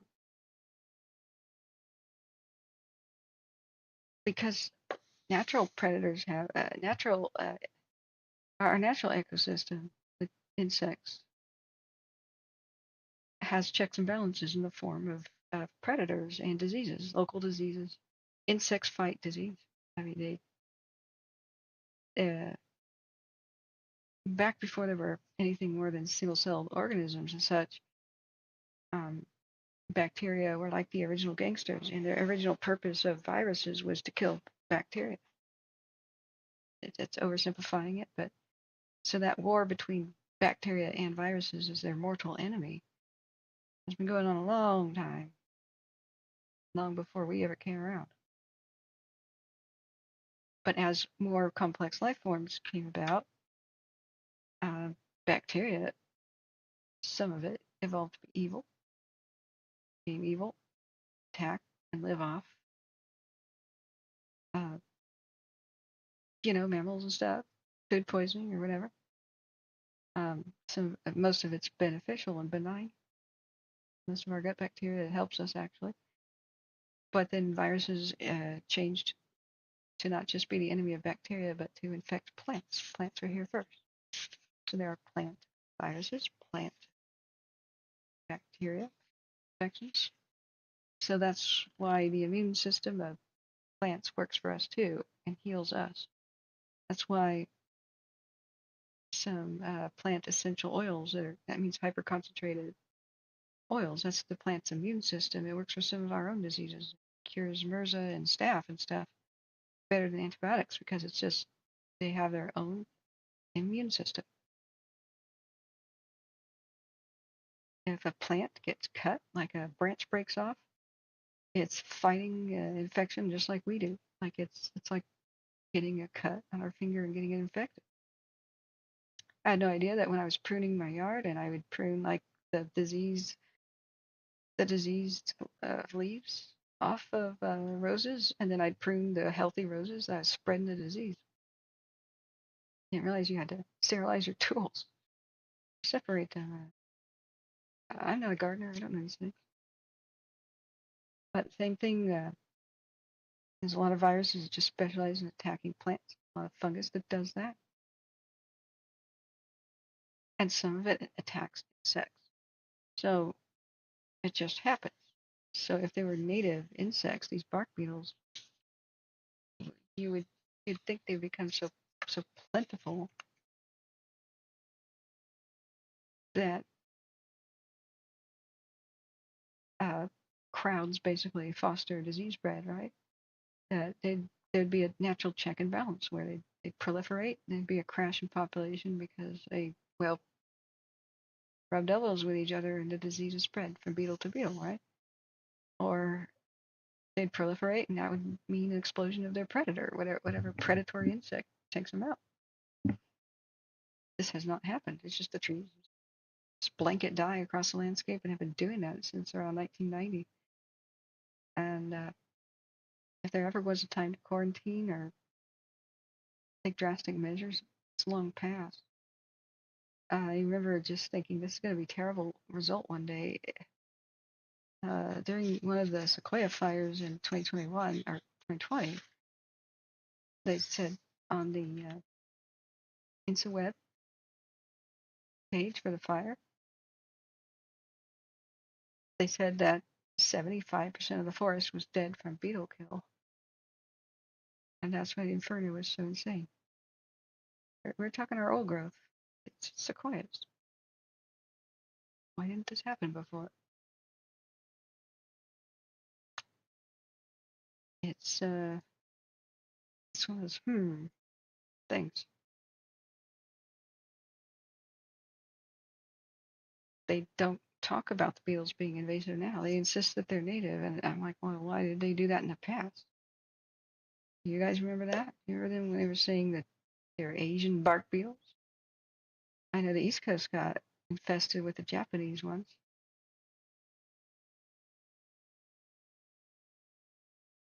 But I don't know what the solution is.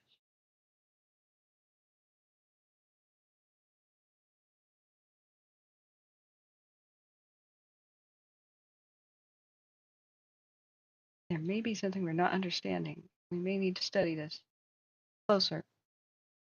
Like when the massive frog species die-off began not too long ago, like in the last 10 years, they just said, well, as frogs are dying all over the world, climate change is all over the world. It's probably climate change. Nope, it wasn't that. And the problem got ignored for a bit, and we lost some frog species fast.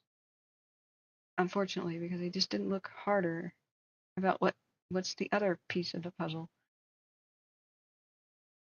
It was a disease called chytrid, spread by invasive bullfrogs. And, well, climate change helped the bullfrogs proliferate, but it's actually just humans None of that would have happened if humans didn't introduce them accidentally to places they don't belong. So when they finally figured it out, stopped saying, whoops, oh yeah, it's not actually climate change, it's a disease called chytrid, then they were able to inoculate the frogs and save a lot of them. Citizen heroes did that.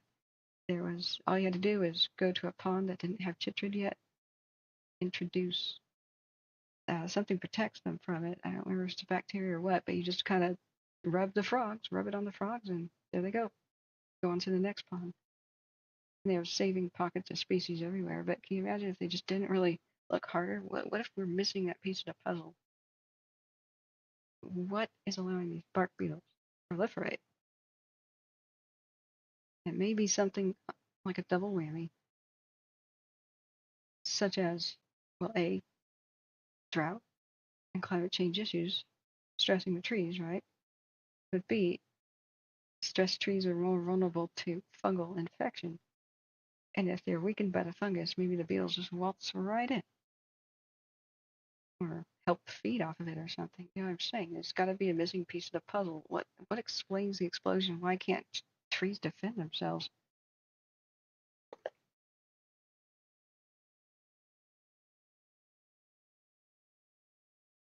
Yes, something is going on that we're missing.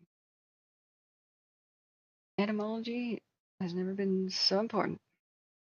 Who would have thought our forests depend on the scientists that study little bugs, the nerds in the class. Well, we're sorry we made fun of you. Please help.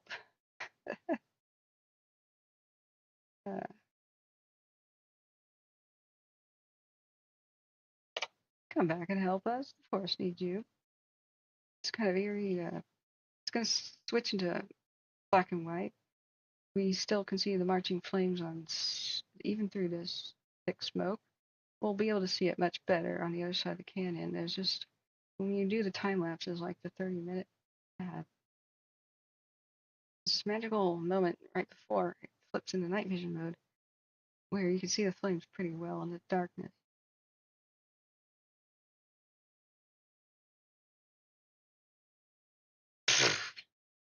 Bugs. I was so annoyed with Catherine talking so softly. Then I turned up the volume. You know what? I'm gonna make. What kind of sound bites should I have, guys? I'm gonna set up a soundboard for moments such as these. You know what I would. You know what I'd queue up right now? The more you know. The more you know.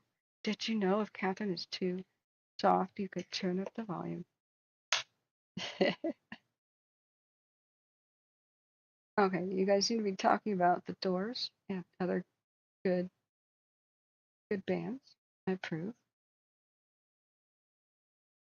KMFDM, yes, better than the best. Megalomaniacal, harder than the rest. Eraserhead, Kraftwerk, I never really got into. Just didn't have a lot of exposure. Led Zeppelin, I approve. Hey, Oregon Valley Girl, we sent help in a boat. Yeah. Desi, we can't talk about those kind of illegal activities until after 10 or at least 9. It's 8:43. It has to be family friendly until then.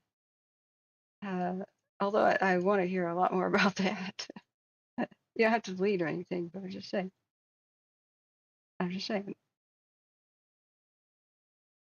We don't want to get adult flagged.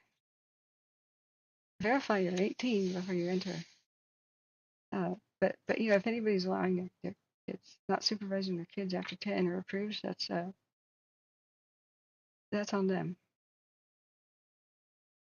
Okay, we've been live for 5 hours and 40 minutes, and it's time to eat something. All right, what do we do? This is the one and only camera that I believe is currently looking. The basin.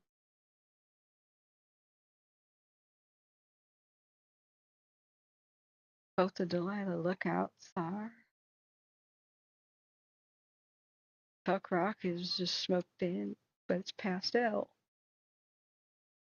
That haze has got to be so unhealthy, just unbreathable.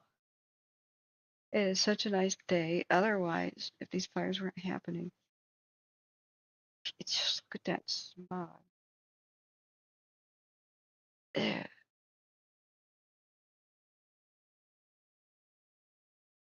The majority of the smoke today was produced by the basin. Just a tremendous amount.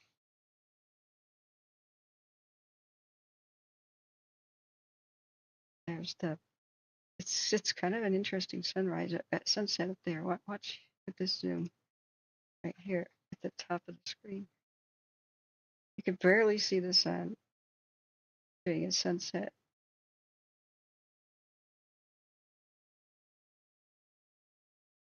There it goes. Yep, it's pastel. Let's back it up. If it stayed in focus, that would be even cooler. It'd be like a movie, you know.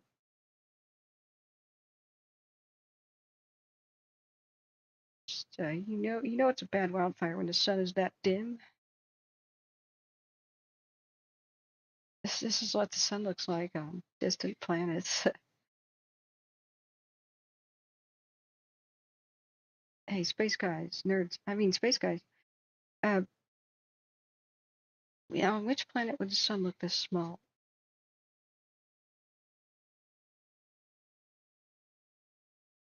I mean, it's huge to Mercury and stuff, right? It just looks like this little bead off in the distance. For scale, that's the sun.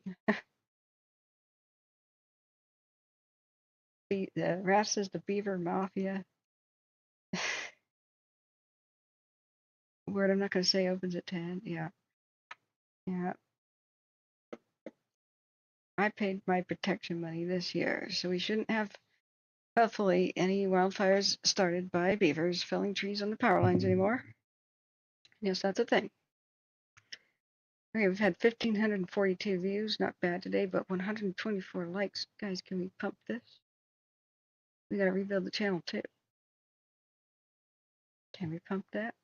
I'm grateful to everybody who has. I'm super grateful to everybody who has subbed. Super grateful to everybody who's donated, everybody who's chatted, provided info, and will kept the stream on much of the day. All of that helps us rebuild the popularity of the stream. We have to rebuild from scratch every summer because I don't really, I'm busy during the winter. I'm trying to catch up on everything I missed out on summer. So I don't stream a lot. That kills the metrics. Thousands of people unsub because they're like, I never want to hear about fire again. Then the algorithm thinks I offended thousands of people at once. That's not good. It thinks we're all entertainment channels. So if you have done the above, I'm so grateful.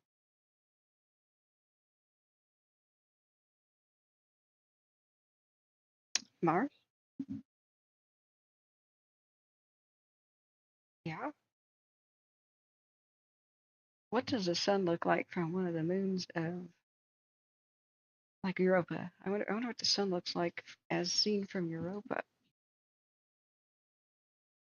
The sun, isn't that the one with some water where we could possibly colonize it? Sun seen from Europa. Yeah, pretty tiny like that.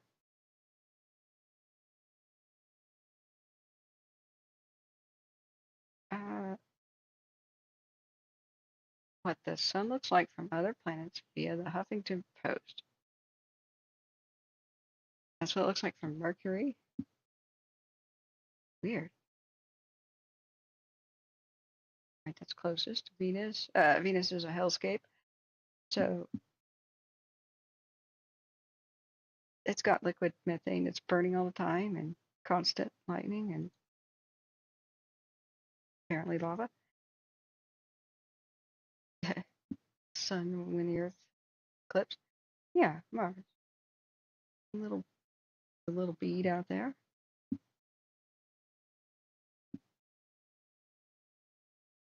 Jupiter.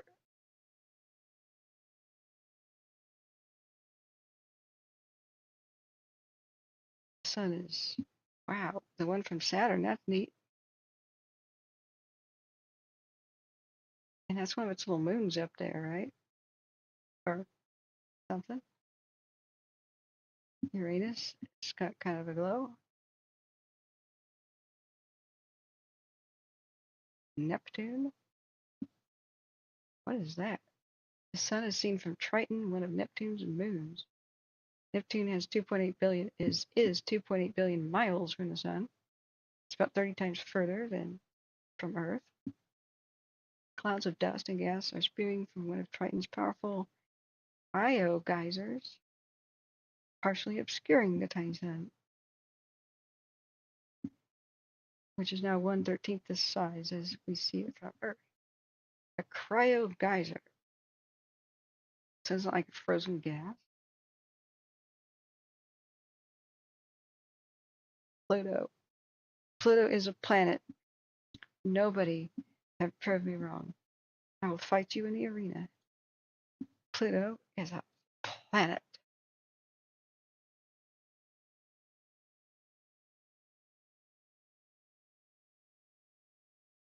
Okay, we're not going to politics, but here, why is Venus? I guess they had no idea that it was like a hellscape at the time they named the planets. You'd think that Venus would be called Mars because Mars is the god of war, but okay.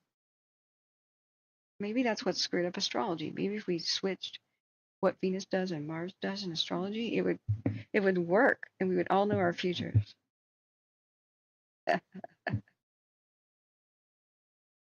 Oh no, Venus is not the love planet. That's why it didn't work before. I solved astrology, guys. It's now a science. Free Pluto, yes. Guys, I fixed astrology. It was a science all along. We just didn't know that Venus was not the love planet. It was the planet of fire and chaos.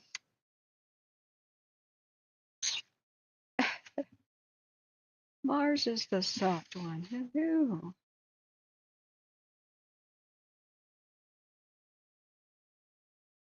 Hey, Dr. Elephant, you're totally right. We expanded our search for fires. Apparently, there is a wildfire on Venus. Not that there's any plants, but yes. We're on official business here, guys. But on a serious note, it's a very sad day when the sun is so obscured by wildfire smoke on a clear day everywhere else that it looks like the view from Mars or Triton. Matt, it's a planet. It's not just a rock. Pluto is a planet. Yes. Breaking news, JE-Cat fires are on Venus. Yeah, you heard it from me first. I have a feeling, though, they don't need to do any evacuations on Venus. Hey, TL Link, do I allow for restreaming? It depends on the context. If you're making fun of me, no. But do you have a, what's your channel like? If it's to help the public, sure. You got permission for today. I was about to take a little break to eat, though. I've been live without a break for 5 hours and 50 minutes, and we're waiting for evening updates on some of these fires. We've had good news on several. So, I mean, this basin one is the one of greatest concern, and we have the very eerie time lapse. We have concern here for San Marin. They're still fighting a neighborhood fire in the town. This is one called what's it called? Let's peel away from the basin fire. I don't even expect to get an update on the basin fire, honestly. they're going to just monitor that with some aircraft. But I'm hoping they'll say whether or not they saved the structures at Balch Camp. I hope they did. They evacuated it early. That's what people are saying. The San Marin, called the Columbet fire. And even though it's stating it's like 5 acres, it's 5 acres of backyards and homes in the town of San Marin. San Martin, excuse me. I'm so sorry, I freaked out everybody in San Martin. See why I need blood sugar? You're a mod for Wolf Neve or Neve, who's hoping to show the sunset. Oh, the sunset, of course. Do you want to link to the camera too? So you can do your time lapses. These are all totally copyright free because it's the Wildfire cams. But yeah, go ahead. Go ahead. As long as you're at like evil, you know. Use your powers for good. The other, yeah, this is our panorama. It's a panorama of a wasteland. So the fire already went through the area of Balch Camp, but it could have survived. The buildings and structures could have survived because a small community deep in a canyon next to a water source with the structures mostly next to each other, it's more easily defensible than you think. Grass fires move on pretty quick. Really quick. I mean, they spread fast, but they leave quickly. It's looking devastating, but I say the vast majority of the oak trees are going to survive. They're super fire resistant. As long as there's not too much brush growth, it would really take a long time of burning a lot of dead wood and brush at the basement oak tree to get that thing lit. It's got some pretty near fireproof bark. Matt Matt C says Balch Camp is a PG&E hydro facility, I believe. I noticed there's one up the canyon. There's a power plant up there. It wouldn't surprise me. What's its history, though? Did it start out that way, or they kind of took over the mining ghost town of Caribou? That was once a perfectly preserved gold mining town in the Feather River Canyon, and they kept it for themselves and made it like a little personal retreat for their people. As far as I understand, I have not been able to visit it. I'm not exactly PG&E's best friend, so I imagine I'll be turned down if I request a special visit for my Ghost Towns database history tour. You know, are you around Seabrook? I'm this far from ordering a pity pizza. Is it pity or victory that we had today? We had victory in a lot of places. It's not over. There's still a lot of heat and such. We could. I just want to adjust people's expectations. Not all of the lightning strike fires have probably even been discovered in Fresno County. Some of them are probably working their way through hollow logs, just burning really low key and some leaves, maybe the inside of a dead tree. It can take days, more than a week, for enough wind and enough conditions to fan it up big. So they will be super patrolling, looking really, really hard. But if you see any other new random ones show up, even though there hasn't been lightning, it's because they're the sleepers. It's their name for them. Okay. But thank you for the information, Matt. For sure. We were wondering what it was.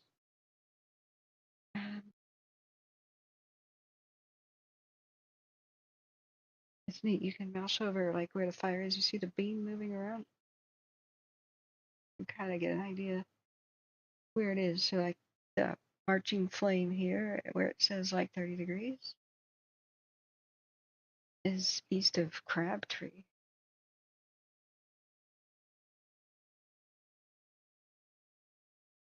as long as they can save structures, if I mean, the best thing would be rain.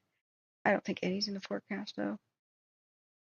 As long as they save structures with the basin fire, this would be pretty fertilizing and mostly beneficial. Most of it's just been a grass affair. Grass is super thick from the wet spring we had, so there's a lot of fuel. But there won't be a lot of the grass growing back, thank goodness, because the wet season's kind of done. It usually is spring. There may be a short secondary grass growth season in late fall or something, but usually at the altitude up here, the snows come anyway. And the colder weather and the mistier situations won't really be that conducive to big fires unless Santa Ana wins, but we won't. We'll get to that bridge when we cross it. Matt Castle says PG&E has de-energized the main 230 kilovolt transmission line at 1600 hours due to the fire in the area. Oh, you work at Pine Flat Hydrant. Oh.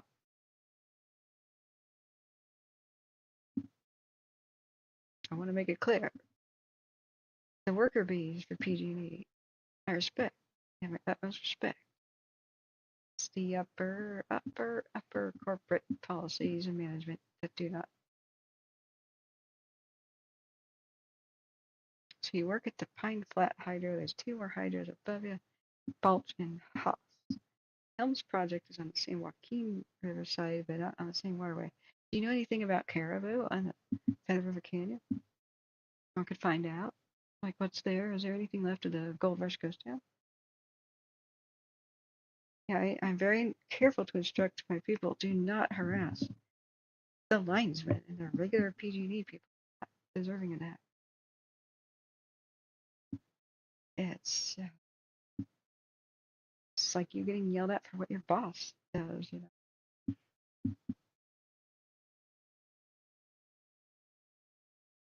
Grass says, I hope Smokey's put his bra on today. Yeah, the Smokey with the man boobs, that's been a little bit disturbing. However, you know what? There was an ad on a random, well, I get targeted ads, right? Website, and there was a very nice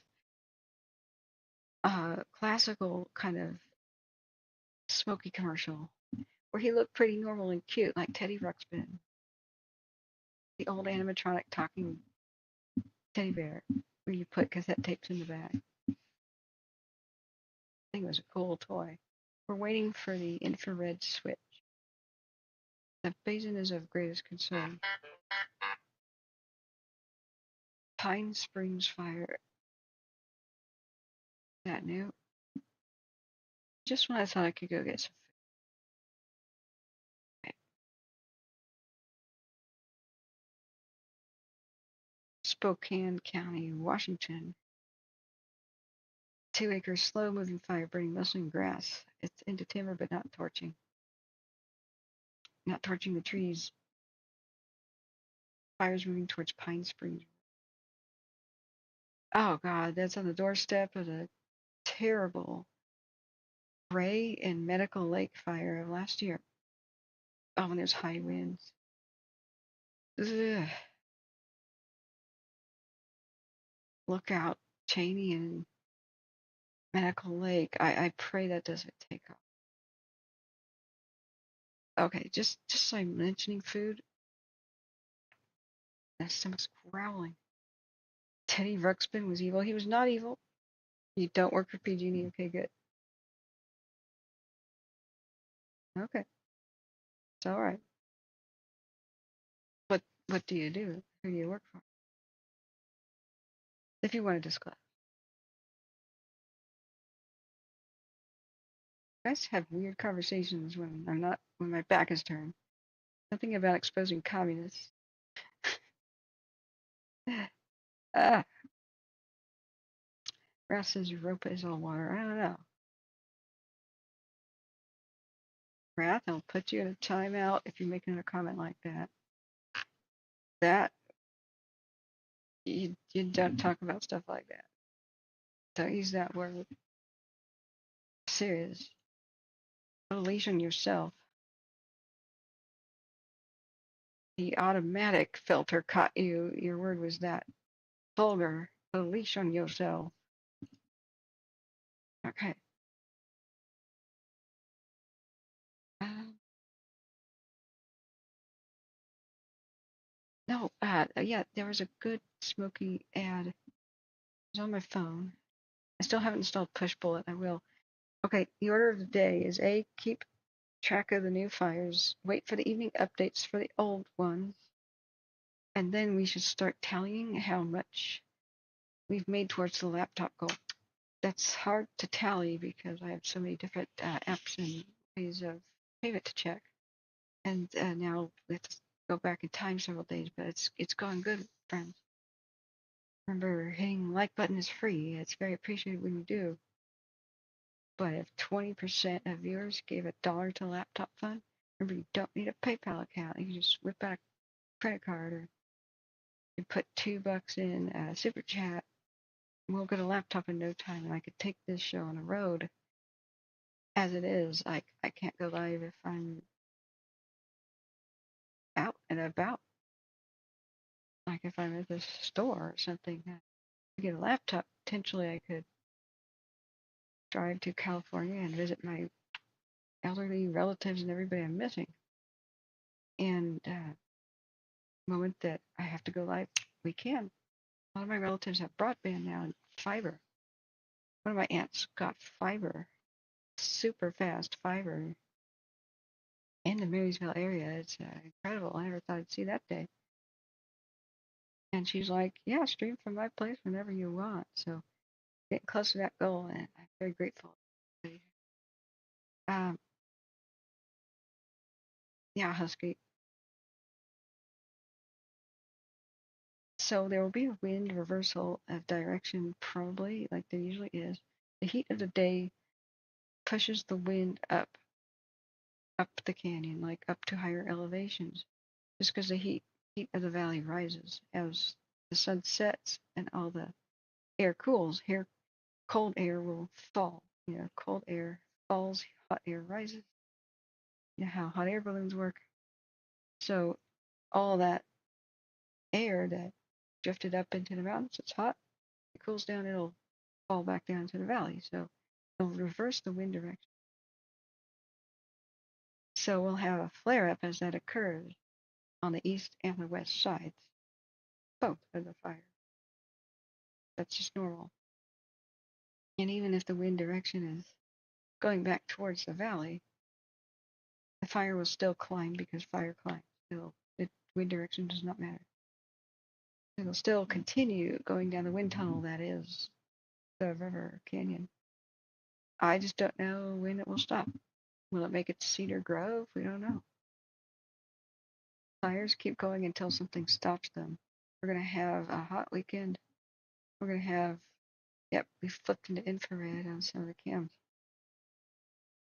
Now we can see through the smoke much better. 4th of July is looking real sketchy, guys.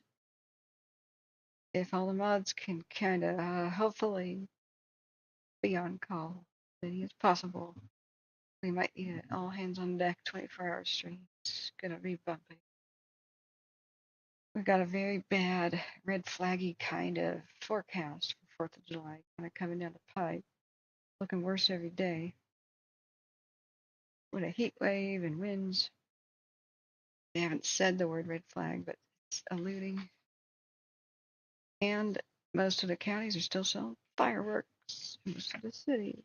Even if they tell people, please don't light it this 4th of July, how many people are going to obey, right? Yeah, Chris, thanks. Oh, yes, the friendly Smokey the Bear. There was an ad, it said, get your Smokey hat on. It's on my cell phone, but I'm sure I can find it. Thick. Oh, there's a cool patch, a Smokey the Bear patch. That one's cool. That was a real friendly looking Smoky. I may have to just, here it is. KeepOregonGreen.org. It's adorable, guys. Look. Wait. Look. Oh. Sorry, my throat's too dry to say oh properly. That's about the best I can do. Put your smoky hat on and keep Oregon green. I'd buy that as a teddy bear, man. I want him to tell me stories to go to bed, like Teddy Ruxpin. That's just nothing but cute. It's proof that every once in a while they make a cute version of Smokey. Lately it's been a terrifying version, but that one's a cute one. If you don't know what I mean, there were female Smokey the Bear transformations for like it was a couple of years ago, a while ago.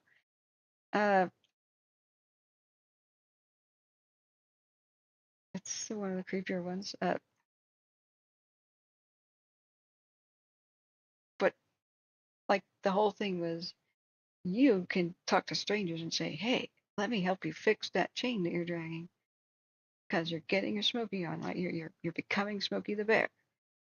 And so we cut to somebody like male and female, and then they would turn into Smokey the Bear. And some of those were really creepy and kind of low budget CGI computer stuff.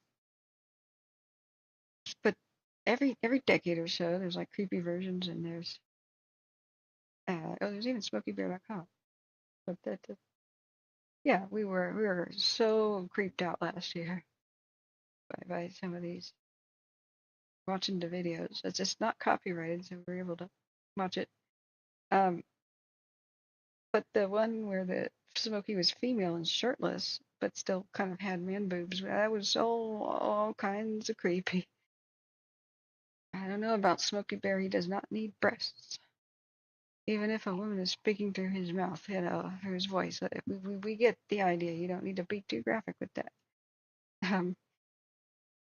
That was a very, very funny stream that we had at the time.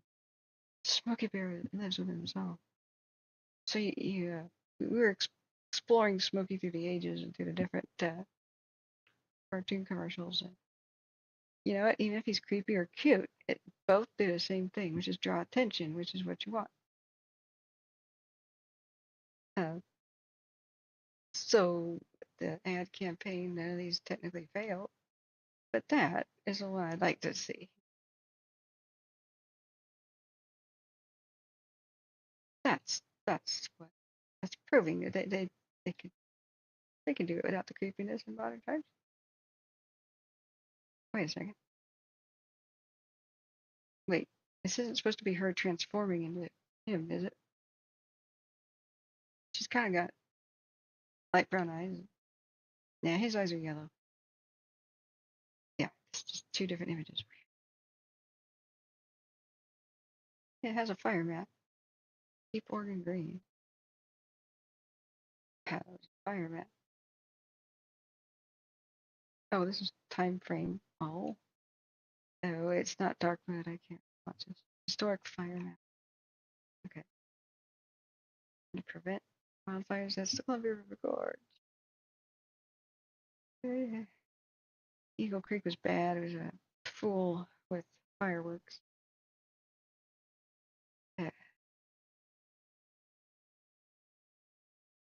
Just trying to prank people with a smoke bomb on a trail, but at least he admitted a whole lot of remorse. He was a very young youth. He was not super young, but foolish youth thing. Okay, we'll back at Smokey some other time. Now we've got our infrared, so we can do our time lapse. Red. Okay, that's on cam. Delilah lookout number 2. Wow, that's a nice, good image. That shows you the scope of today. This is a 5-minute timer. Now remember, this is pretty well calibrated, and it's in focus. This is way better quality than we normally get nighttime. But remember that heat, light, and fire is all the same to the camera.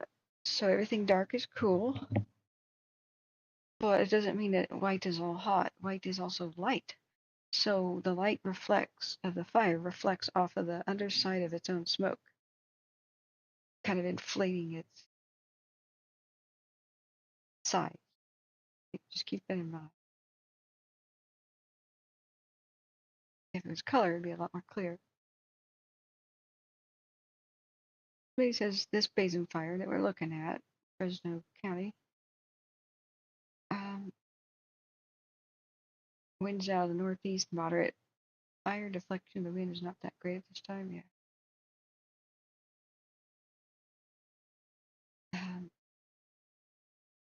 Wait, what? JCAT many years ago in Canada, in Ontario, we had Smokey the Bear signs everywhere, but the U.S. Forest Service sued to have their copyrighted property removed. Well, here's the thing. The works of the United States government cannot be copyrighted, so, they can be trademarked, not copyrighted. The Ad Council was involved. Smokey the Bear predates World War II, I think. It's a 30s thing, if I remember right.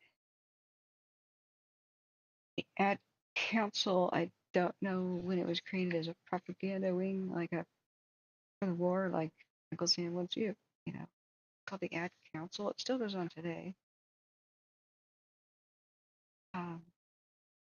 Safety messages and the like.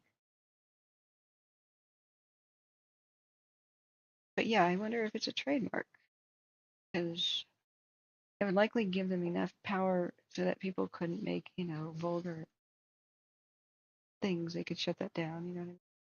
Yeah, people would do. For shock value.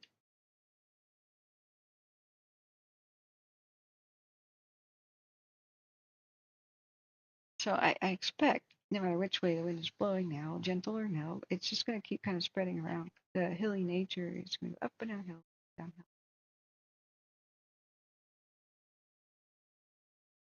And now we can see the somewhat invisible hotspots from before. There's still something in the landscape on fire. That bushes are probably mostly burned up. The grass is gone. But tree stumps and dead trees, the pine type trees, the big thick groves of poison oak and the like, stuff with residual heat. Some of that is rock. The rocks got heated up, and so you can't tell from here, but there's rocky outcroppings and stuff. They'll still have residual heat for a bit. We go like a 3 hour. I don't know how much exposed rock there is, but it's steep. That was one of the things that threw me during the Dixie Fire. I'm like, why is it still hot in a grassy mountaintop without trees? And I was like, oh, duh, it's the rock. So it's not only the fire's heat, but also the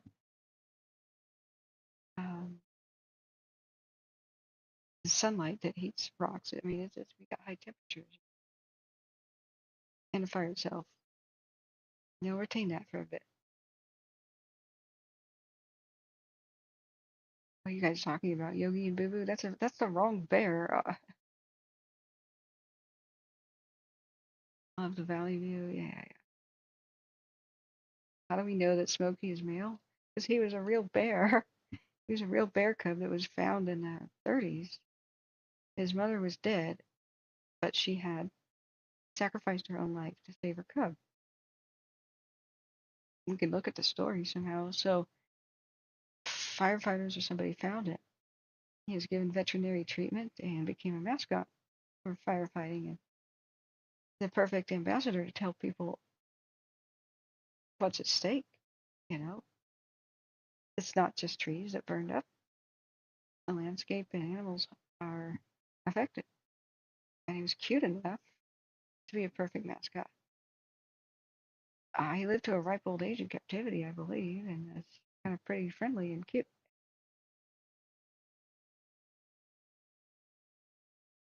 Yes, exactly, Desi. I found the new ad campaign for fire prevention with Smokey, and it was just normal people turning into Smokey the Bear. And so one was a woman. That's okay. It's okay if a woman's voice speaks through him. It's just like it's symbolic, right? Nobody reacted like, "Whoa, you're now a bear!" Like it was like two normal people were still talking to each other, right? But what was creepy is the lady got almost flirtatious with the guy who already had a girl in his passenger seat. He was busy with her phone. It's like I was like, "Hey, lady, your man's being poached here." She's like, "Hey there, do you want me to show you how you could secure your chain?" A little bit too friendly. And then it cuts over to her. She's no longer a woman. She's a male bear with man boobs. And with no, she had human fingers that were coated in hair, not claws, like no bear claws. She had human fingers of hair and looked like a werewolf too, in a way. And it was like, we were going, ah! I was pretty shocked by that. So, but like I said, if it gets people buzzing about it and sharing, you've done your duty. No press is bad press when you're trying to catch the public eye. All right, the Pine Springs fire. Oh, thank gosh. Thank the Lord that over there by Spokane and Medicine Lake, where they were traumatized last year, the Pine Springs fire, uh, forward progress stopped over by Spokane, Washington.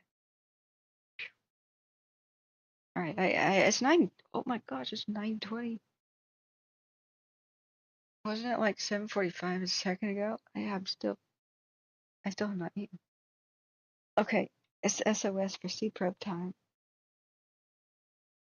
He's probably gonna be like, I ate hours ago. What are you talking about? Okay, yeah, that is gonna be his response. I think I was early to bed. I was one of those.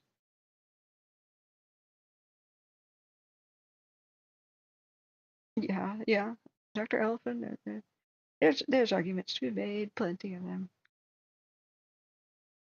Oh, one time we were watching the history of Smokey Bear and just YouTubing it.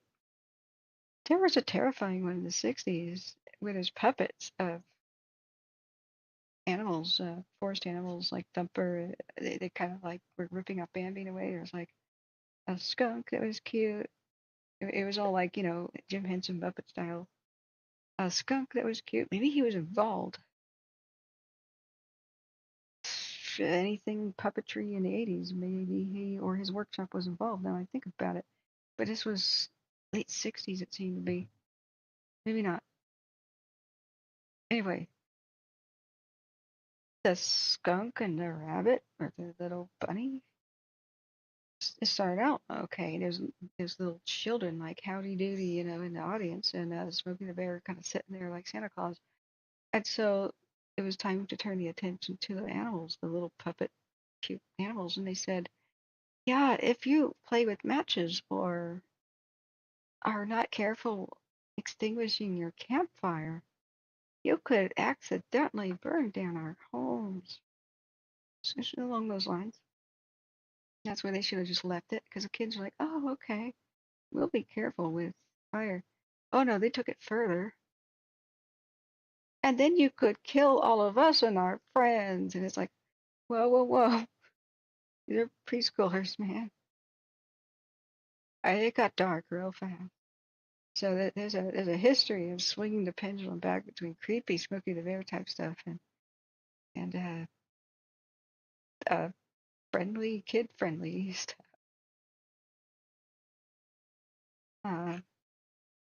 That was a bit shocking, man. I thought I was broadcasting kid-friendly content. It went PG-13 in a minute. What I think is happening here is the wind's dying down enough for the smoke to settle into the ravine. This is going to be pretty good. It'll put a lid on the fire. The smoke will top it, and we'll look back at the. Tell me which fires you guys want to update on, by the way. Maybe if we don't get too many new ones going on, do that tally. I have to eat before I have the ability to do math. That's for sure. What smoke does when it gets thick and settles on the fire is it's like the lid on the frying pan, is what they keep saying. It'll just dampen it down, put it to a simmer until the winds and the sun and activity of the next day. Wow, what is going on the left side there? It's probably just a lot of hot smoke production, but quite active. It'll still spread. It'll be slower because it's choking on its own lack of oxygen. There's, of course, oxygen, but there's its own waste product too. Stuff like CO2, it's heavier than air. I don't know if that's a huge factor outdoors. I'm not a chemist or anybody who studies that sort of thing. But smoke is a smothering effect. It's certainly a very different effect to high wind fresh air, you know.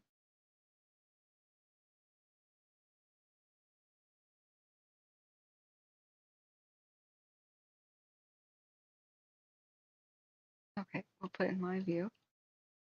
What are my options? Pizza places could still deliver and are still open. Kind of trashed for driving to get something. Good night, bugs. Peace Stone, hey. Nope, it's not Bear Mountain. Nope. That is a done deal at the. Oh, I tweeted the brand new. Guys, I should show you the brand new time lapse that the Alert Wildfire Cam system, those people did their own, and they had all of the frames. It's much more comprehensive than the crude one I just wanted to put up as a example. I mean, I sat there for hours right-clicking and saving every frame, but of course they had it done because they were filming it. They seem to have extra frames than what the public had. So watch this, guys. Let me get the link from my own tweet here. And I'm at K Wildfire, by the way. Follow me.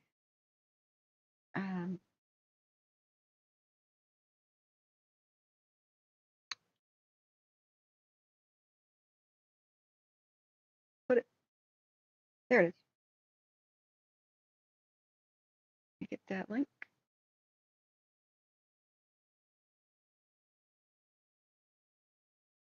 Copy link on YouTube. I'll put this in. I'll put this in the link in the description right now. Okay. Tighten this up a little bit. It's not supposed to be in panorama. Okay. I believe there's only one camera angle here. I didn't watch the whole thing, but they have extra frames. So this is Bear Mountain as a burn, the camera burn over that happened. And they, you guys should definitely subscribe to this. This is the Alert California Systems actual YouTube website. It's time-lapse video, the Fresno June lightning complex, when it was just, well, called the Bolt Fire at the time, in Fresno County, California, overnight, June 25th, and into the morning of 26th, captured by UC San Diego's Alert California Camera Network. The Alert California camera sensors can see 60 to 70 miles on a clear day, more than 120 miles on a clear night. These cameras provide emergency managers with the info they need to respond to and monitor the hazards like wildfires in real time, which is all the more important that they should, you know, whoever owns the land here, not allow very thick grass to grow it up to radio towers with cameras on them. Just saying. They lost a building at the base of one of the radio towers, and it seems to have had a lot of communications equipment inside or something inside because it burned all night. The grass fire went by in like 2 hours. None of the trees were harmed, but something caught fire and just burned out the entire night, and that was the building at the base of the tower. I have no idea why they didn't call 6 hours prior to this for any other city nearby to just babysit. They could have defended it with one engine or possibly even a garden hose, I swear. It's just bizarre. But we never saw anybody here on this hill. Now, the reason I'm angry, that everyone should be angry, is we heard live as this happened, as the fire approached. They were doing evacuations in Squaw Valley and the surrounding areas, Yakuts, or whatever it's called now. And they were going door to door prepping structures. So in order to be safe, firefighters have to be in contact with those that are looking at and tracking where the fire is, like the pilots. Pilots say, hey, the fire's coming towards you. Or they can look at these cameras and say, hey, the fire's coming towards you. Look out. Well, if they lose communication, they can't do that. So over the radio came a horrible transmission we did not want to hear. If we lose the repeaters on the hill and we lose communication and you can't talk to us on cell phone or radio, stop protecting structures, stop evacuating people, and return to base. That's how important this stuff is. This is why this is infuriating that they allowed trees to overlap the radio towers and the buildings. And they have wooden power poles to this critical radio network. Good job. And nobody came here to protect it. It was just, it was swear to God. Garden hose type defense would have been just fine. As intense as it looks, it's just the grass on fire. None of the trees actually catch fire. Now this is in pretty fast motion as the time lapse begins. Oh, flashing light warning. I'm sorry, guys. Flashing light warning. Sometimes it strobes. So we were live on the stream when this began to occur. And a lot of people had to go to bed because what speed bumped to the fire was the retardant they put around with the airplane. But that's a speed bump. It'll dry out, turn into a powder, and then suddenly, boom, it'll burst from it. The fire wrapped its way entirely around a hill. Suddenly, it was looking due east. Now, it didn't spread particularly fast. This is spread up, guys. This is sped up like a old-fashioned movie where the horse is running 70 million miles an hour. But as you can see, the trees are not on fire. The grass just burns off kind of slowly. That's it. Oaks are pretty fireproof. Even the dead oaks that still have their armor or their bark, their bark, are not on fire. It's pretty low intensity. It's very bright because the grass is thick. It's pretty low intensity, but oh, there's a building on fire now. Great, because the grass wasn't mowed near the building, and they could have just burned it off hours before. But they did not. So the fire it's gone now. It's past. It's over. There's just some hot spots in the grass, but the hill was on fire all night because that's the building on fire. God knows how many hundreds of thousands of dollars maybe of communications equipment is in there. It's unknown what's in there, but probably something important. It's pronounced Yokut. Thank you. Yokut. Oh, heck, Squaw Valley. Sue me. That's what the locals call it. I don't make the rules. Yeah, Desi, it was like watching a train wreck. It's gonna crash. It's like you can't look away, but it burned all night. So at 7 in the morning, when I still couldn't sleep, I had an immense amount of pain and my sore throat was crazy. You know, what I'm going to do is slow that down, replay. What's the playback speed? Take it to 0.25 and see how that looks. That part's a little bit on the boring side. Here, I was like, maybe I should go to bed. And I went, wow, look at the screen, guys. Anybody still awake? Because this was 11:45 at night, last broadcast. So we watched this live, just frame by frame by frame. But when you slow it down proper, this is still sped up. You can see it's not particularly fast moving. It's almost creeping. Even that's pretty slow for going uphill. And as it reaches the steeper parts of the hill, it will increase in speed. But notice that the trees are oaks and they're shrugging this off. They're like, it's a little bit warm in here. This is just the nature of grass. It's flashy. It burns up real fast, real fierce, and then poof, gone. I did want to pause in a couple of frames. You can't really frame by frame on YouTube. But the camera pivoted around and looked at stuff from time to time. Now here the fire looks bigger than it is because the camera's not calibrated. The flames are not really gigantically huge and thick. It's exaggerating the light. These are like the equivalent of security cams. They're not 4K or nothing. You know, halon was banned. There's still some halon in the older gas stations I hear at the gas pumps. So the camera pivots around at some points, pivoting around on it. Now it's back in looking back towards the northeast, sort of, I believe at this point. And towers are not phased by this. You need a tremendous, like, lumberyard fire. You would need logs stacked at the base, a huge bonfire doused with gasoline to begin to weaken the steel legs of these towers. But when I saw that there was a building at the base of one of them, they actually may need to do some structural repair. It may now be a bit weak to wind, for example. But we never worried that they would collapse or anything. But notice the trees are okay. Just here, hit play.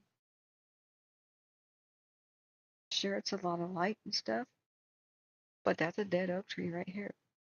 That's a dead oak tree, but since it still has its bark on, it's not even catching. Like I said, they could defend this just fine. Roads don't burn.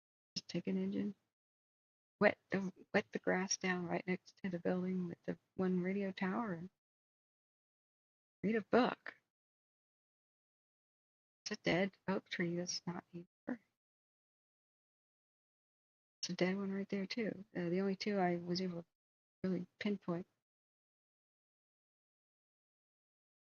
Existing halon, Matt says, is okay, but overcharging. Guess what, guys? There's a new chemical in town.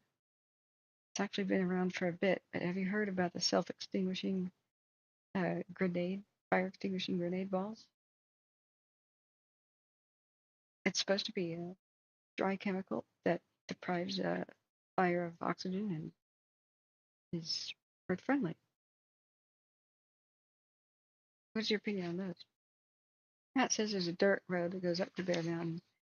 No idea why they didn't at least try to clear out around the infrastructure. They had 6 hours of advance warning that retardant drops were happening 6 hours prior to the fire getting here. So at this point, the power pole is on fire. That is the building right there. That is the building. There may have been a car. That may be a car fire.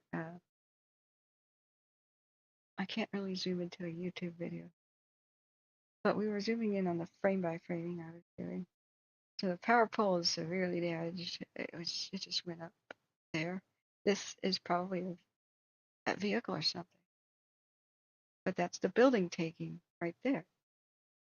See, the grass is already gone. That's the building on fire. Yeah, I'll show you in a second. I think I still have, yeah, the fire extinguishing bulbs. They have multiple uses. You could throw them at a fire, like, you know, it's hard to get close to one, like an engine fire. You throw it at the engine. It's got great utility there. But also, there's little hammocks where you could close it inside of your engine already. And when heat, like fire, pops it open, it'll self-extinguish. That's a pretty bold claim, but that would be cool. There's a couple devices like that for sale on Amazon. And I would love to contact my local fire department and say, let's put these to the test on some junk cars or something. And we'd have a riot, you know. I can't endorse a fire, anti-fire thing. Yeah, see, this is just a building on fire. The grass fire's gone. It's a low-key affair. Why is the building ablaze? It burns for hours. Some people say, well, maybe it was generators and fuel. Great, all the more reason to protect it. But mostly, even if nobody can make their way up here, this could have been protected with a lawnmower. Short grass on fire can't lick up the sides of buildings. This is a landscaping fail. Fire's gone. It's been gone a while. It's now 4 in the morning, 4:30 in the morning, 4:45 in the morning, 5 in the morning. And the building, see, it's on a slab, like a central slab. That's where the legs of the tower are. And around it is a pit. It's filled with concrete, like a U-shaped pit. So it's like almost like an underground bunker kind of a building with a roof that was right next to the grass, like low down right next to the grass. If they just fireproofed the building too, with like iron shutters and netting, so that embers couldn't get in there. No wood, you know, just like common sense kind of fireproof construction. Like, it just did not need to happen. So at this point, 6:30 in the morning, still fire, and that's that corner.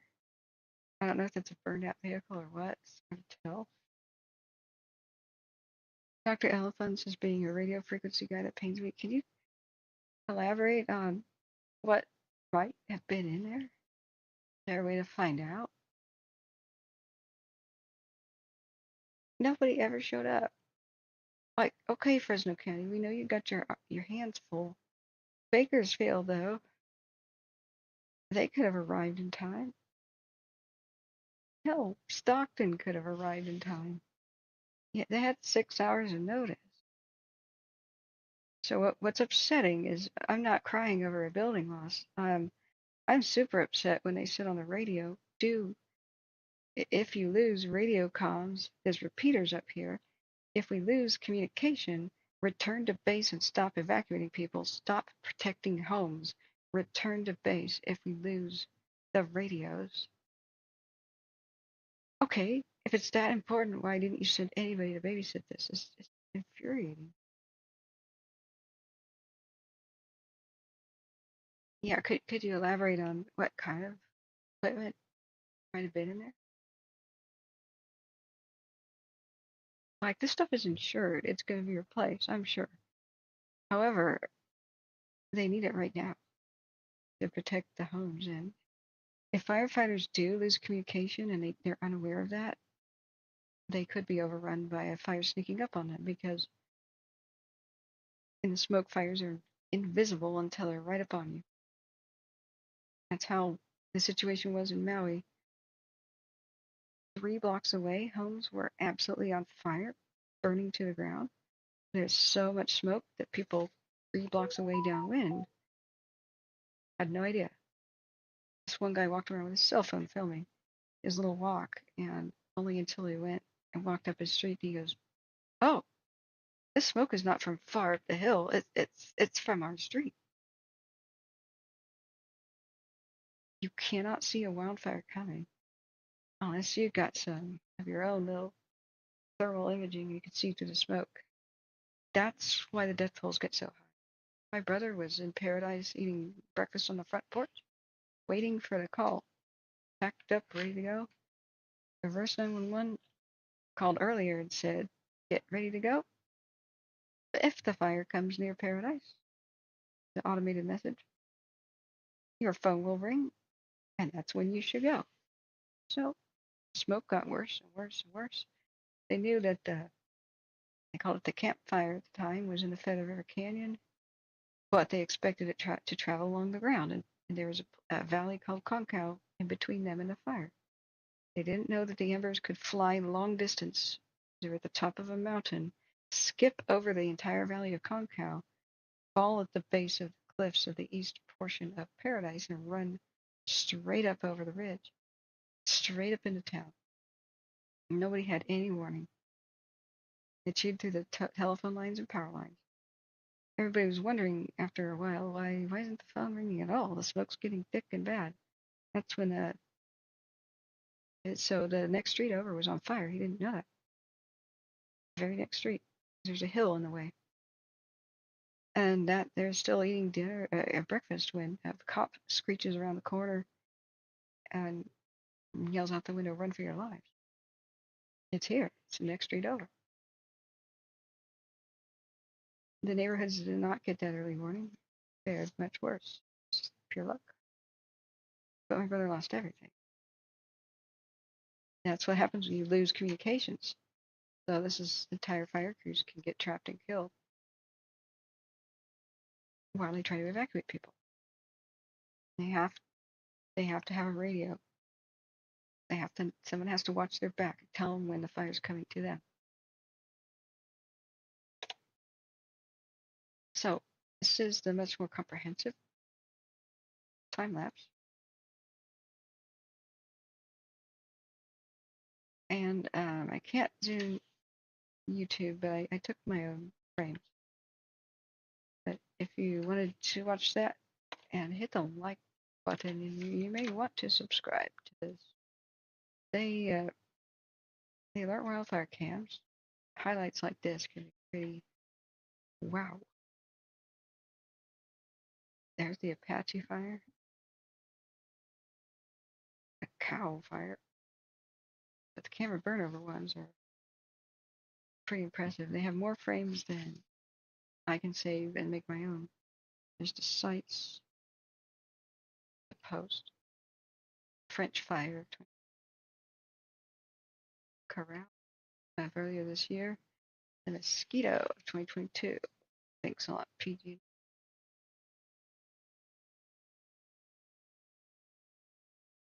Fire of 2021. Have it. The growth of the Caldor. I have not seen it. Wow. This is Elmo Ranch 1. So it's looking north, likely to northeast. Elmo Ranch Road was where the Caldor V.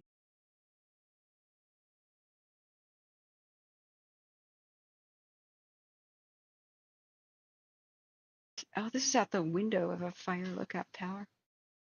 You see that this little thing is propping up the sunshade. This is a window. I think it's a fire lookout tower. That's what Sarah Luna saw coming towards her place, closer and closer. The morning she walked her dog. Got incredible cell phone services. It's very far away from Sierra Tahoe, but you could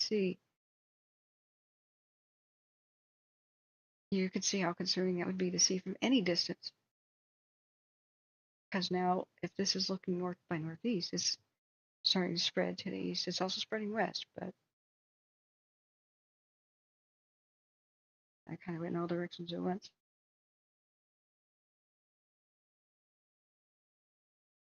unbelievable. I've never seen that before. Okay. It has playlists. Okay, not that many videos in a list. Oldest to newest, popular. The Zog.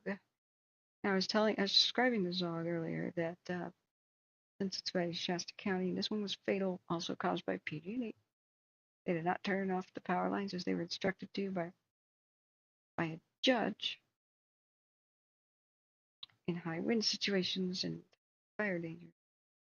So they knew they had some rotting trees next to their power lines that in high wind situations that they would just fall over under the line. They knew about it. They had marked the same tree that rotted year after year after year after year as a danger tree. Never did nothing about it. The high winds came.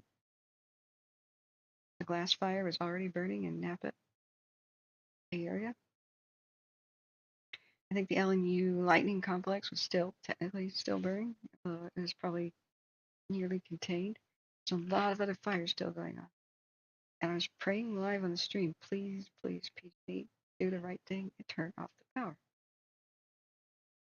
That's when we heard new fire in Shasta County. Just spread this. And a lot of people didn't make it out. And that's by IGO and ONO. Today is it broke out close to where we saw today's Veterans Fire. So what the wind did by nighttime, we were watching a lot of the cams. So wind was coming out of the south, and it's where the California Valley terminates to the north. So it runs into a brick wall in the form of the mountains. And the wind just started going in a circle.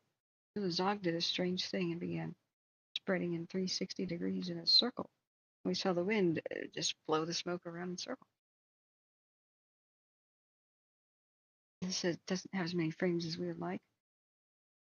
This is 2020, September 27th. Let's see if I still have my own footage. It bothers me. I'll have to upload it if I don't. Not all of my 2020 footage survived because a stream that goes over 12 hours is not saved by YouTube. I learned that the hard way in 2020. Oh, who's that? I think I was doing my more traditional naming scheme at that.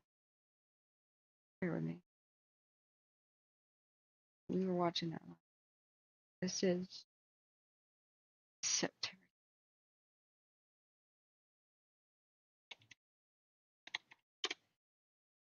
No files matched.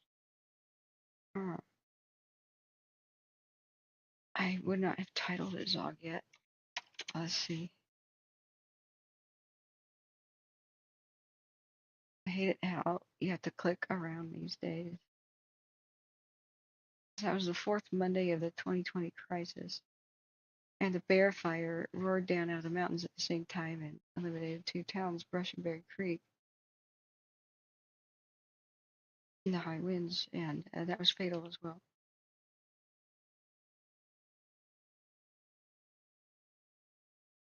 So these, I hopefully have it in my archives that I could upload.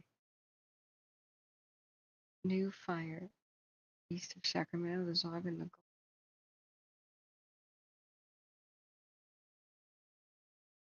Let's see what the exact date is. Yeah, it's before I had my naming convention. I now start with dates for a reason. After I had the 4th Red Monday, I was like, wait a second.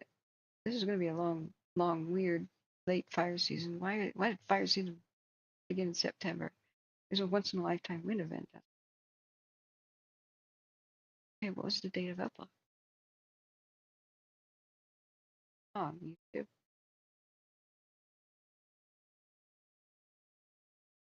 Why did it just say 3 years ago? Okay, yeah, we got that.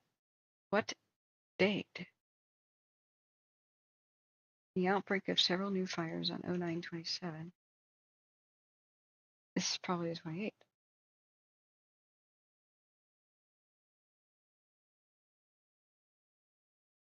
I'm probably explaining shelter-in-place options at that point. The glass fire.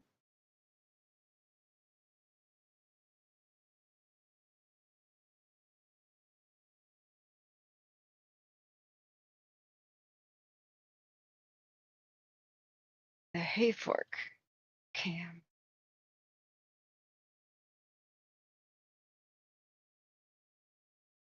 That was so heartbreaking. A child that came in the chat said, I can see the Zog fire out my back window. We didn't know he was a child.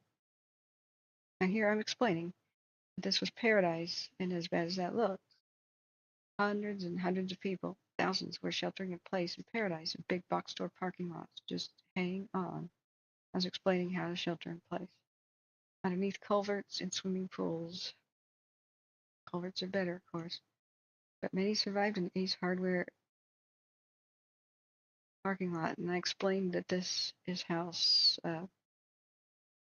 it's very difficult to defend your home. These people successfully did it at Cascade Fire. I was trying to give people a wake-up call that they only defended their home with garden hose stuff because A, they prepped their home to be pretty fire safe. They mowed the grass down short, but they turned their backs, and all of a sudden, like, there's massive walls of fire coming. They were trapped, and that's why they had to defend their home. Yep, I'm explaining Diablo Wind.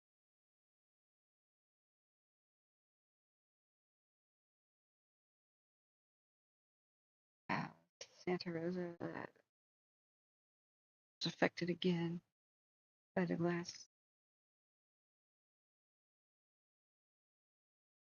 So, okay, some of the Zog fire footage begins.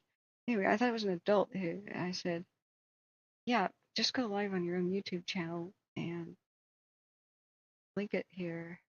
And he was a young lad, like 9, and he said, look out for the Zog fire. And we're like, oh my God. He did such an amazing job reporting. I said, you got a career in journalism. I was hoping he'd check in with us again one day.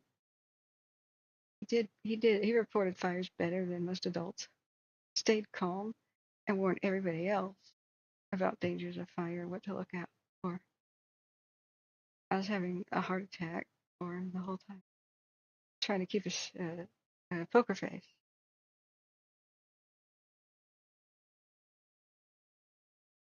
You'll be back? Okay, Wrath. Okay, so some of my footage does survive. It'll be something I have to sort through and redo the dates one day. It's titles. If anybody wants to know what I'm looking at, that's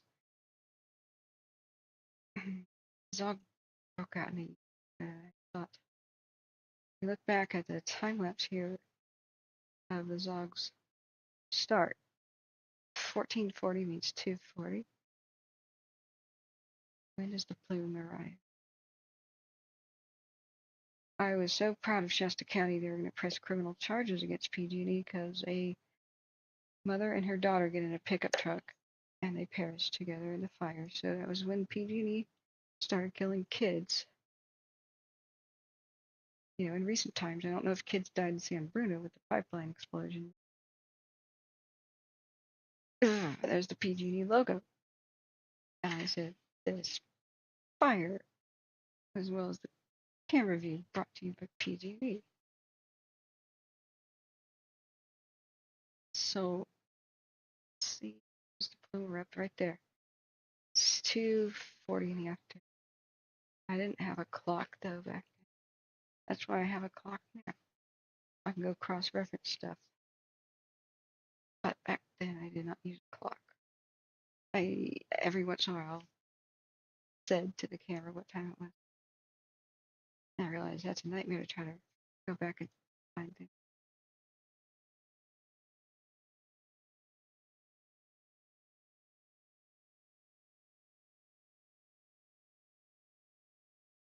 That's the Axis Hay Fork cam. This is the 28th.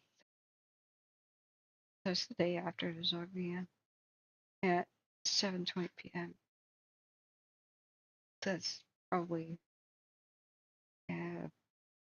no, may not be the maybe one of those that got abandoned. The fires that were in Northwest California, they ran out of manpower. They abandoned people near Hayfork and Indian reservation land up there. They said, sorry, other fires are more important than you.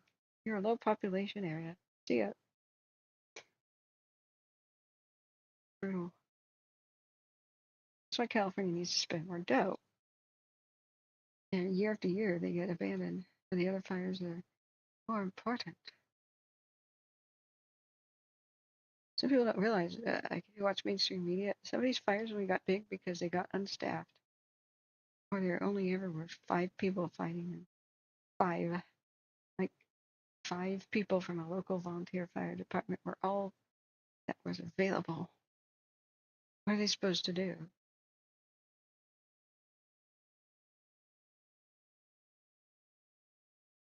Yeah, there's the Hayfork cam with the August complex was in full swing.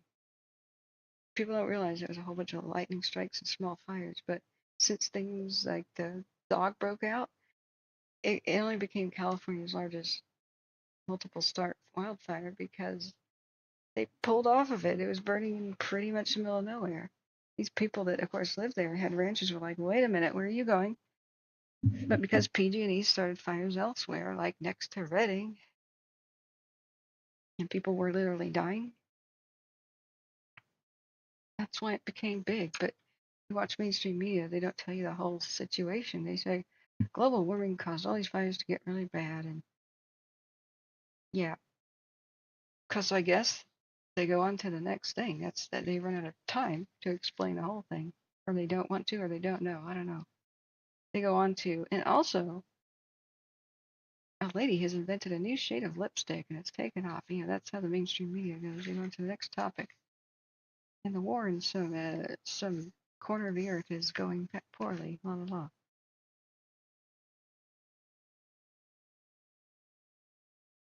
But it's been quite an education. You know what's up. So Red Monday 4.0 is the dissolve started around 2:44 in the afternoon on the 27th, and this is 3 o'clock. 2:40, 3 o'clock. That's like 20 minutes later. 25. Big Cat says the Hayfork cam was a cam that survived a burnout. The little cam that could was 2-3 years ago. That's right. We were rooting for the little Hayfork cam. The one at Shasta did not live. I found my time lapses of those. We were looking for the Dire Mountain time lapse with the vortex. Is anybody asking for fire info right now? Because I'm sorry, I'm not. This is a little distracting. Wildfire time lapses. The Fawn Fire did a camera burn over. For the Fawn Fire, this is one of the last images we had from the cam. And that bear urine lady, who allegedly started the Fawn Fire, has the trial's not over. I don't know what's taking him so long. I've heard nothing about it. But you see why the camera died and the radio towers died? Why do you have brush throwing right up next to the camera? They had to peel away a whole bunch of aircraft that should have been rescuing people in homes to once again try to save a tower, and it failed. We were just like, are you serious? Landscape. Head should be rolling. Like that's your idea. I mean, look, here's the critical infrastructure and the repeaters. Why did you stick them in bushes? Why were the bushes allowed to grow? What the heck is going on? And the last image we had was this, and I thought, oh, why is it frozen? Isn't it saved? No, the fire jigged through the power lines and stuff behind it and just got destroyed. But But these bushes are super oily. When they burn like that. And the wind was enormous. You got your manzanita, all kinds of bush. So if you're wondering why we're so irate about watching cameras and towers burn over, we've seen it so many freaking times. And they even lost fire lookouts. They lost the Lassen Fire Lookout, which was made out of stone and had no bushes near it. It's historic. Just nobody was there with a bucket of water on the inside to put out the embers when they drifted into the window. It's strangely weird and suspicious. It's like, did they allow that so they could do insurance money and upgrade the equipment? It's really weird. Like, where does stupidity end and like evil intentions and fraud begin?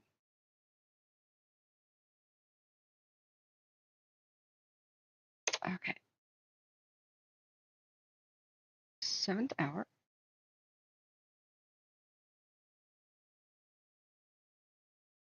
Examination of cam turnover videos.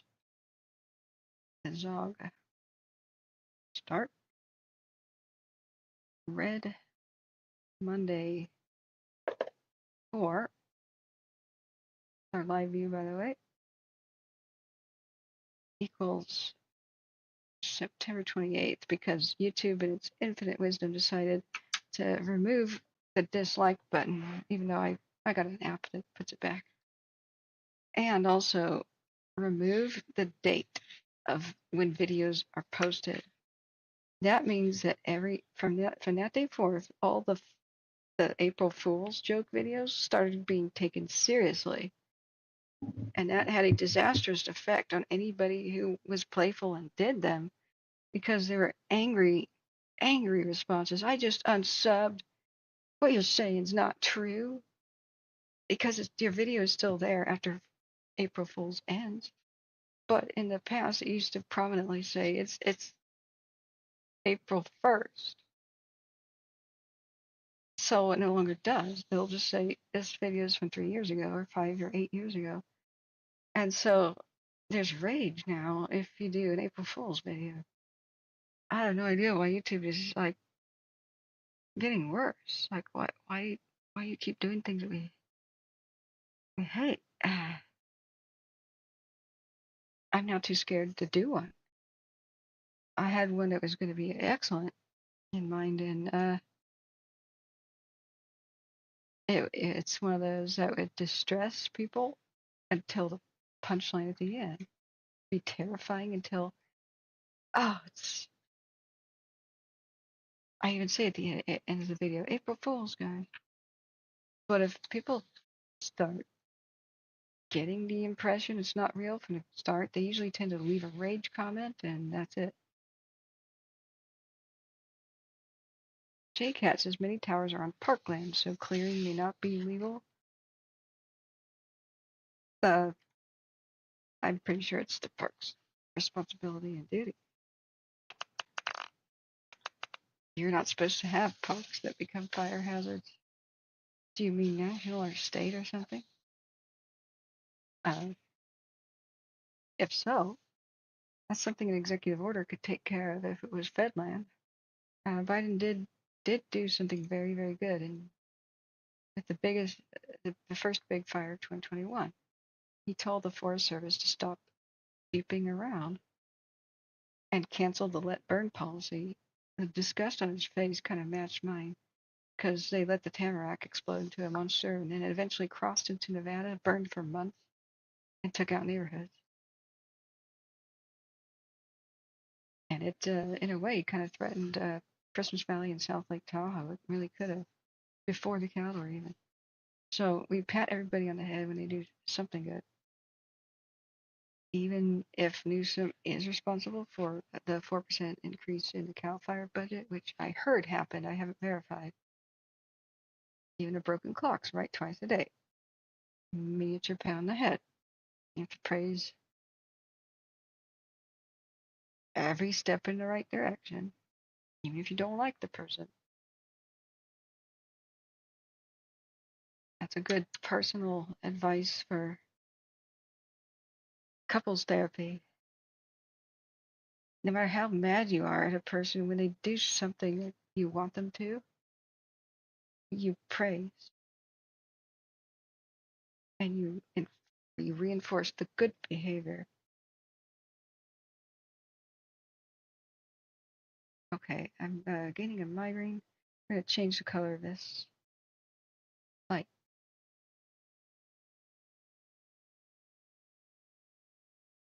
Sorry if I go kind of red here, but that's soothing because we now have a lot of white on the screen that triggers my migraine. But we have lost all of our ability to figure out what's going on with the basin fire because as the smoke has come and settled down in the canyon, that there's too much light reflecting off it. It's overwhelming the camera. I don't think they can do a better job calibrating this kind of camera. Well, they could focus it, but the light will obscure kind of what's happening.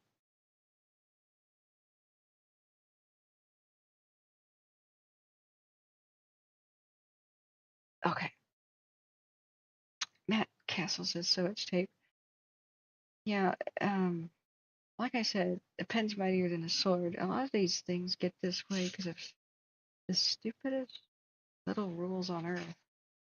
But they can all be changed. Especially if we make a publicly shaming them video and just point this out. So I have a list of the videos I can make. Like, did you know that we could save $40 million or whatever the cost is in communications infrastructure repair if we just mowed the lawn around it and trimmed back the bushes? And then we just show this camera burn over, that one, that one, that one, that one, that one, that one, that one. We didn't need to divert aircraft away from saving homes. We needed to mow the lawn. Or, you know what's even better? Pave. Pave it. Just at least with gravel road, but just pave it. You know what? I have a great idea. You know what Californians used to do to look for gold before it was banned? They used monitors. They hijacked the idea of firefighting on ships, you know, the big water cannons.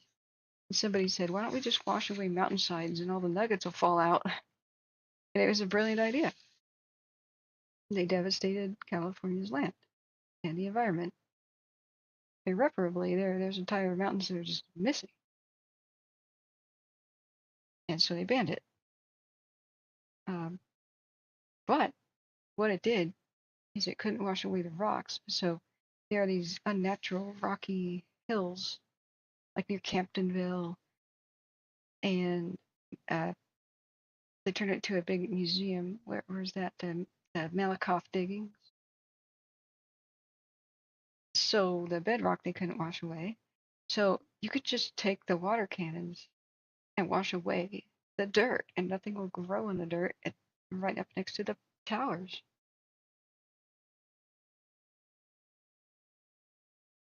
Common sense can win here. Yeah, it's hydraulic mining, exactly. It was one thing that really needed to be banned, and it wasn't outright banned. People don't understand that, but people don't realize I was almost born in the ghost town of Timbuktu. It's a good story I have. My mom recently told, I just found out a few years ago. So Timbuktu is in EVAC County next to Smartsville, and fire destroyed it. It was a wooden town, but it was abandoned because it was based on hydraulic mining. A lot of the heydays of the hill towns were from the hydraulic mining. It was just super, super easy to get the gold that way. Like Paradise had it, Magalia. The Dogtown nugget, which came out of Magalia, was 54 pounds. Because deep, deep, deep in the soil, nuggets are huge. Yes, 54 pounds. So You didn't have to dig. You didn't have to have any risk of collapse. You didn't have to buy lumber to shore up mines. You didn't have to tunnel. You didn't have to hire engineers. You just sprayed. You just sprayed the mountainside. So all the mud and the dirt had to go somewhere. So all the deep rivers of California became silted up and shallow, and they're still that way. I don't know why they didn't dredge them. But this caused today's epic flooding problems in the valley. People don't realize that's a man-made disaster. And every single town had to start building levees at great expense. And when the levees break, everybody knows what happens. Towns get washed away in California. Like Linda and Olivehurst, and happened in U.S. City in '55. My grandmother remembers the devastation and death. Well, she remembered and told me about it. They even took out the huge bridges. Now, Marysville's growth was forever stunted because it had to have a ring of levees around at 360, so it couldn't expand anymore. So while Marysville might have once been the capital, had opera houses and celebrity guests like Mark Twain and stuff. It was cosmopolitan and rich. It died. Marysville is a shadow of its former self. It is a Class D ghost town. If you can't grow, that's not good in capital. Your town dies if it doesn't grow. So there was this big, epic legal battle. It was the farmers and the city folk in the valley. It was all based on agriculture in the valley versus the rich mining interests of the hills and the mountains. 1894 judge decision, somebody versus somebody. Anyway, hydraulic mining got banned. Thank God. Can you imagine if it wasn't? California would be such a wasteland right now. All the fertile valley, there'd be no rivers. There'd just be like a big ass lake whenever the snow melts. The rivers would have silted up to nothing. All of the farmland would have been drowned. All of the towns destroyed. It would look very different. It would look like the Toutle River after the Mount St. Helens eruption. It would just look real bad. So it was one of the few times that the little guy won against the big guy. The farmers and the townsfolk won the legal battle. So there's a confusion that it was a blanket ban on the practice. It's actually still being practiced in some areas. But the rulings insisted that you can't let silt go downstream. Not much of it at all. So you have to build your own dam, catch it. And when that happens, then the silt builds up and it sort of rebuilds at least a bit of the landscape instead of washing out to sea eventually. Oh, and it was all the pollutants too, all the mercury and the cyanide was coming down with the hydromining, and that's why you can't eat the fish out of San Francisco Bay. It eventually ends up there. So the shrimp industry died completely because, well, most of the shrimp died in San Francisco Bay. But it's only a fool would eat it. Anything you would catch in the bay. I mean, salmon are okay, fine. They eat most of their food out in the ocean. One of very few fish that are okay. Maybe the shad, whatever's out to sea where they get most of their food. So yeah, I'm very familiar with the ruling. Timbuktu only had one building survive its dilapidation and eventual fires that took it down. It was abandoned overnight. Most of these towns in the hills were, because hydraulic mining was the only way to make a living. So there was a Wells Fargo office in Timbuktu.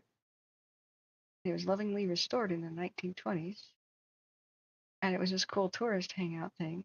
And the cool thing was, 60s, 70s, 80s, well, for not much of California's history after the 20s, was there was a bench, and it looked like the Wells Fargo office at French Corral.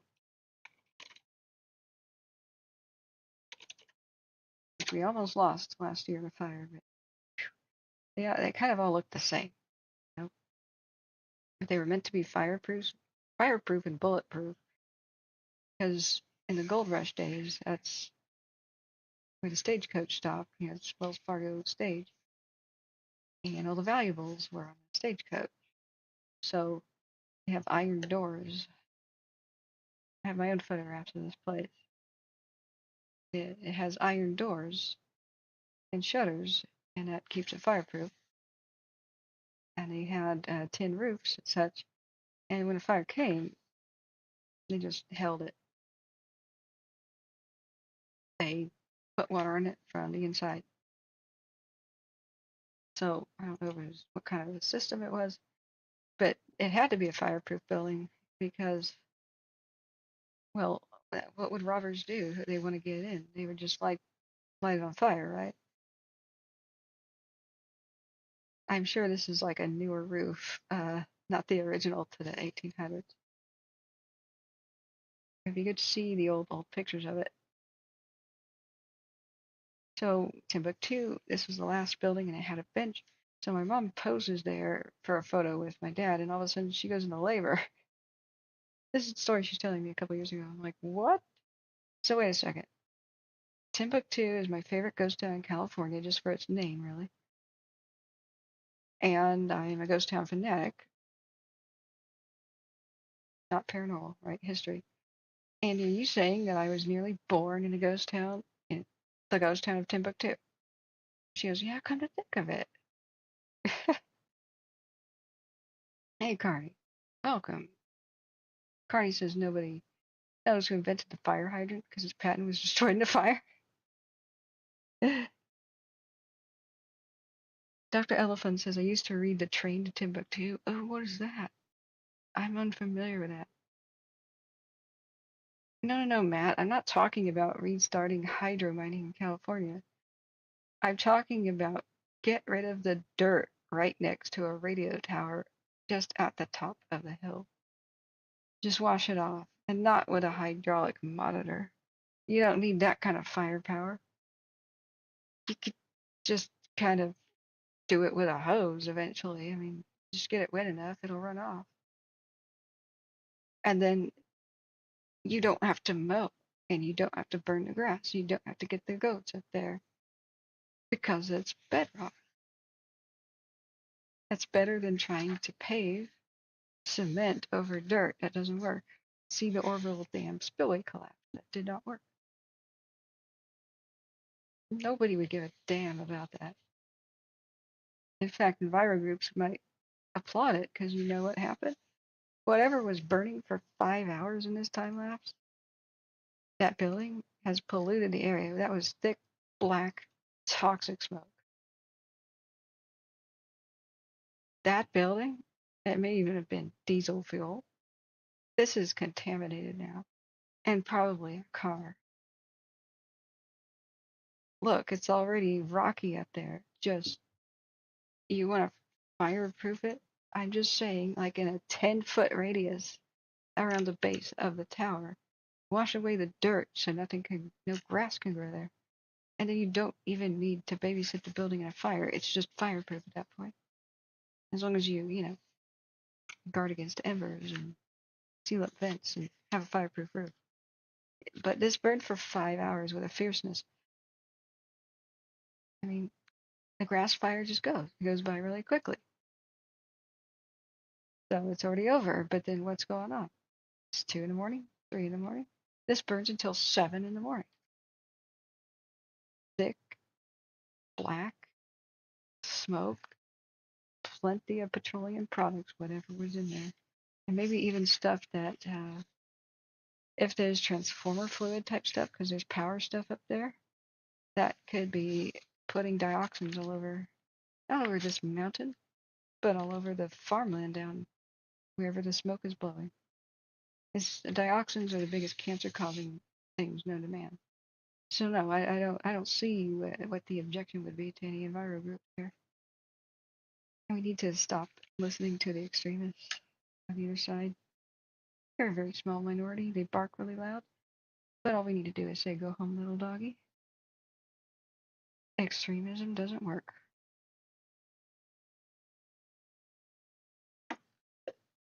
It's 4 in the morning at this point. It's still blazing. Look, the fire's gone past. It's over. The grass fire is over. Just a couple of stumps on fire and bushes. Just little low-key pockets. Dead branches burning down on the ground. But that, you could see the building burning 20 miles away from the other camps. My other time lapse that I posted. This when the vinyl siding and the vehicles and the homes full of plastic materials all burned up in Paradise, and it was what 14,000 buildings or whatever it was, something insane, 12,000. The burning plastic put so many toxic pollutants in the soil that in order to return home and rebuild, they had to dig down 3 to 6 feet deep into the soil until they found uncontaminated stuff, and they had to ship it off. And they dumped it somewhere, some disposal facility near Beale Air Force Base. I don't know where it all went, but it was going to be Love Canal. If you don't get rid of that toxic soil and just smoke from burning plastic, then all of your garden vegetables will poison you to death. You will get cancer from sitting on your lawn. That was a Love Canal scandal. It had similar kind of toxins on an industrial wasteland that they turned into a housing development without cleanup. Just Google Love Canal if you never heard about that. Erie, Pennsylvania, or something like that, back east. But that black column of smoke goes for an awful long time. It's already 8 in the morning by this point. So this burned for like 9 hours. Just dumping toxic fumes, smoke and chemicals all over this mountain.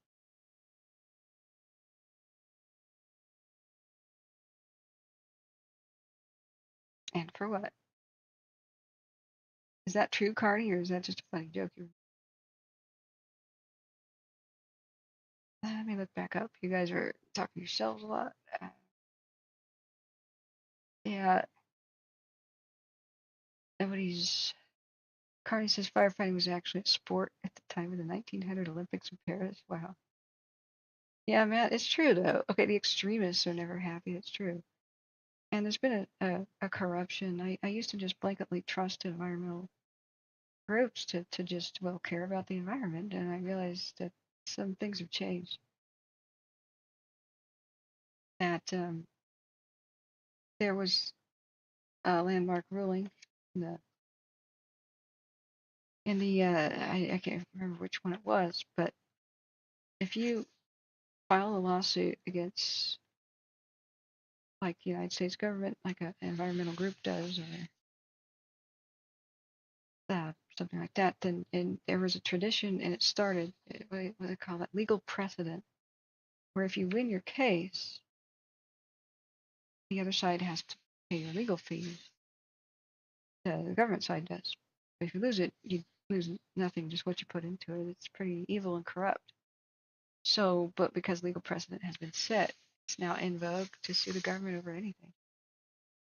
Even stuff that's not appropriate, because it's a money-making machine.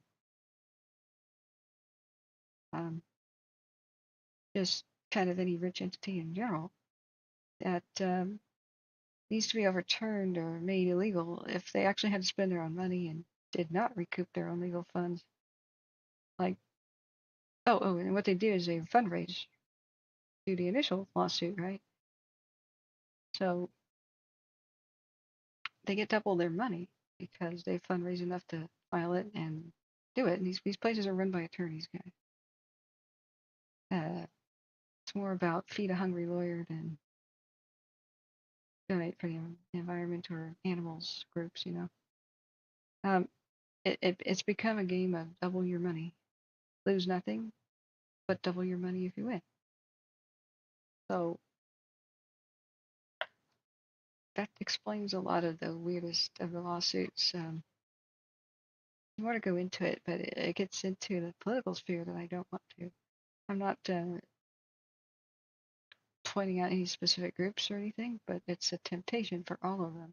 So whenever they change leadership, they can change the nature of how they want to make money pretty seriously.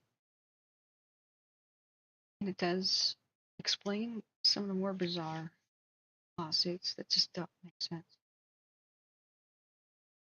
Some of them are totally legit. Totally legit. There's been poison in our drinking water to PFAS. I think heads should roll.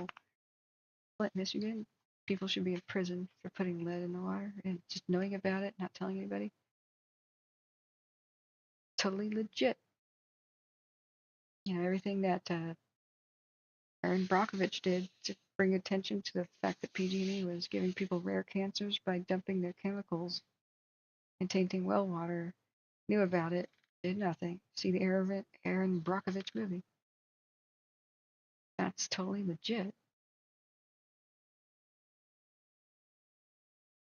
Carney says, I asked my German friend if he knew the square root of 81, and he said no. Okay. But anyway, this is so ridiculous. Doesn't need to happen. This is destroying the environment. And these fires are deforesting California, and that's deforestation causes climate change. Kind of can't predict very well. I'm gonna get off the. I will be stuck. That time lapse page. Mesmerized by it. We gotta continuously monitor things like the basin. It's 10:31.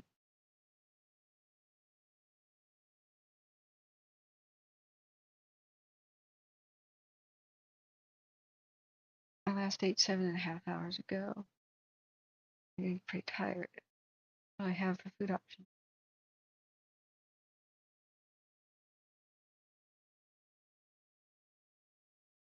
I lost my can. Where'd it go? That's Bakersfield. Okay, back up.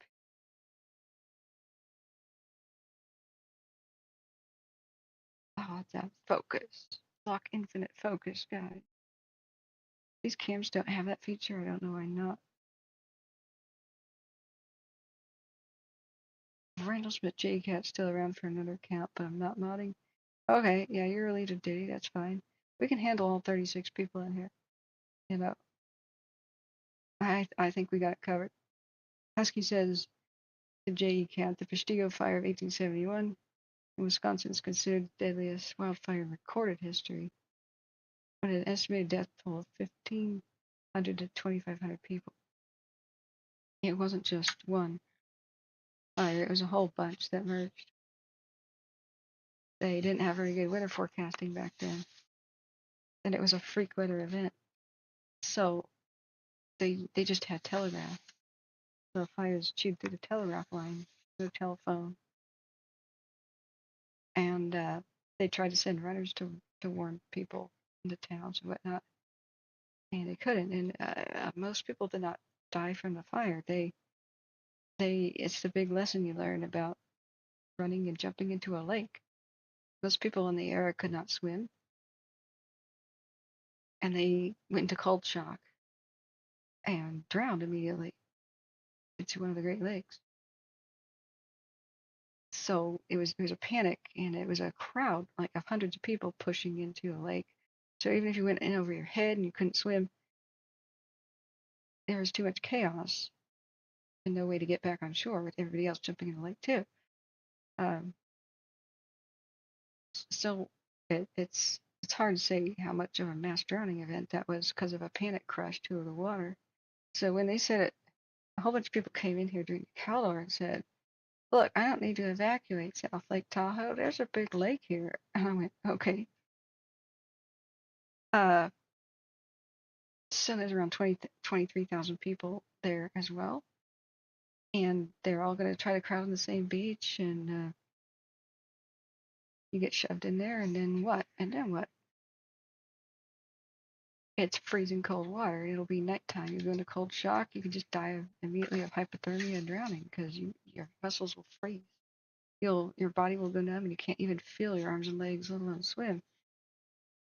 He's like, oh, I would just crouch in the water. I'm like, okay. Sure you would, and then you get trampled. Remember how many people are there?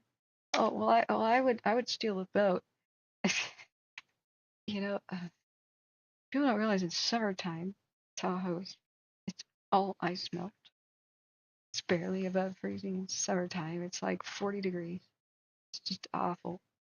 Fahrenheit, cold as hell. You get hypothermic in a nighttime event like that. 8 minutes. About 8 minutes.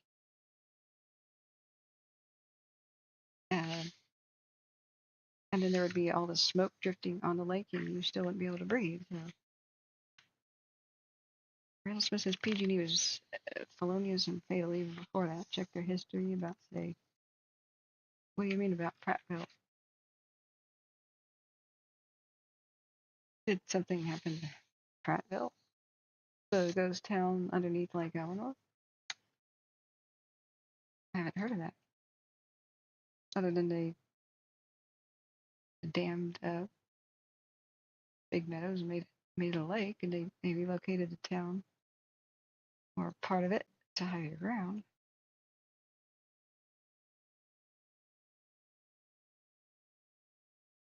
Yep, that smoke has settled down, and the fire activity on the basin here will be much diminished. I have to go figure out something. So I'll leave you here at the basin fire.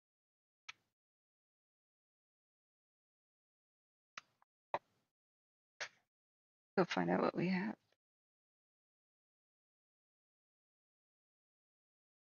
There are places that still deliver pizza at this point, I think. At least on Friday nights, Thursday though. But I'd rather not use that precious donation money. If I can find a chicken nugget or two in my freezer.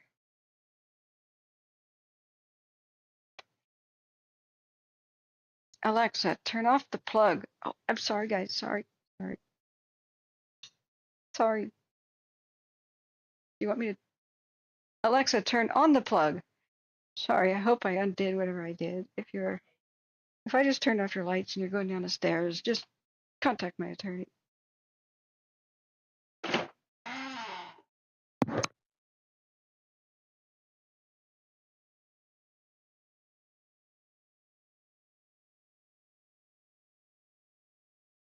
All right.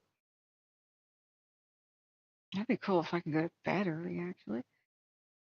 If you want to hang out with me as I just go into chill, relaxo mode. Oh, I have Alaska pollock in the form of fake crab. Oh, that's a treat. Let's do that.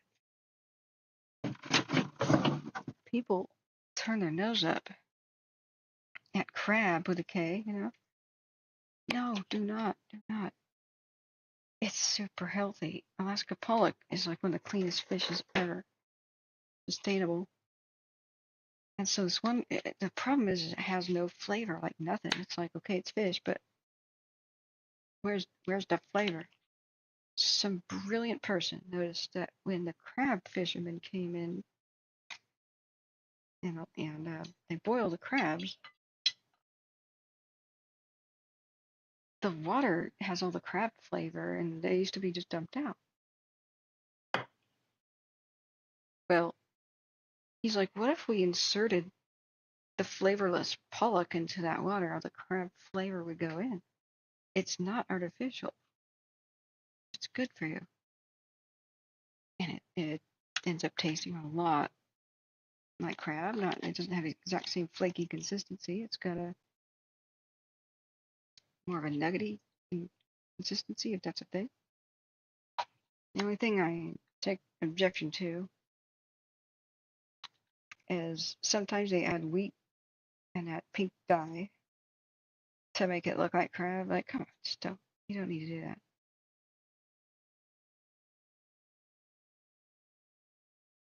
If you read the instructions, the ingredients, it's the one that doesn't have a lot of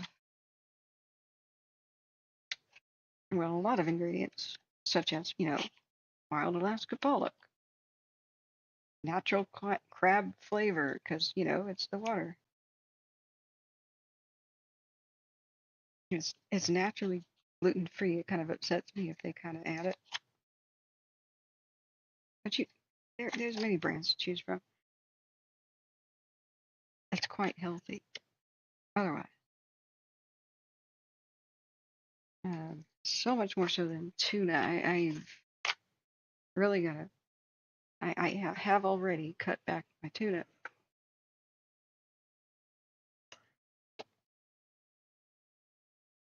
I never liked tuna sushi, but I like tuna salad and as a sandwich too, in between French bread slices. So what I'm going to do with this Alaska pollock imitation crab is I'm going to keep it cold, but I'm going to microwave a little thing of butter. And with my dainty little fork, I dip it in and have a nice rich meal here. Good and open time.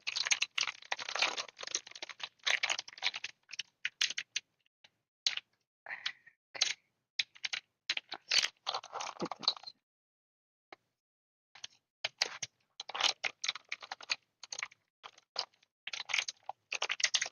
I think a lot more people would like it and enjoy it if they knew about it being clean meat. The cleanest fish in the sea. And there's no risk of that paralytic shellfish poisoning if you catch your own crabs. Every once in a while that happens. And they tend to be really good about testing that at the Oregon coast. We have great Dudgeoners crab. Every dock you can go fishing off. You know, the right season, the right little permit. Every little dock rents crab pots and tourist ground. You sit there hanging out on the dock, waiting for them to enter, and you pull them up. Easy as pie. It's time for the butter. I've discovered a life hack. The easiest way to get like challenge whipped butter, for example, into the little dish to melt it in the microwave for melted butter is an ice cream scoop.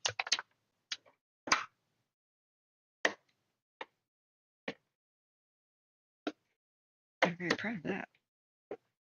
And come to think of it, that's probably how they do it at the fancy restaurants. They have little butter balls served hot and melting on bread at the fancy restaurant. They're using an ice cream scoop, guys.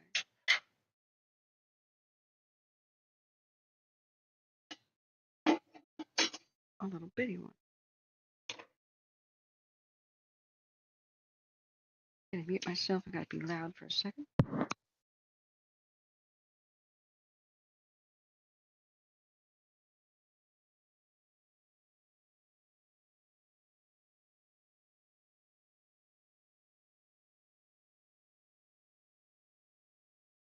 Okay. It's one of those weird, satisfying video things too, to scoop whipped butter with an ice cream scoop. It's like, okay, is the wave as curling like a Hawaiian surfer's wave, man? But is it going to maintain its curl and be perfectly round? Is it going to break? It's kind of ridiculous, some of those videos, but I admit I watch them sometimes.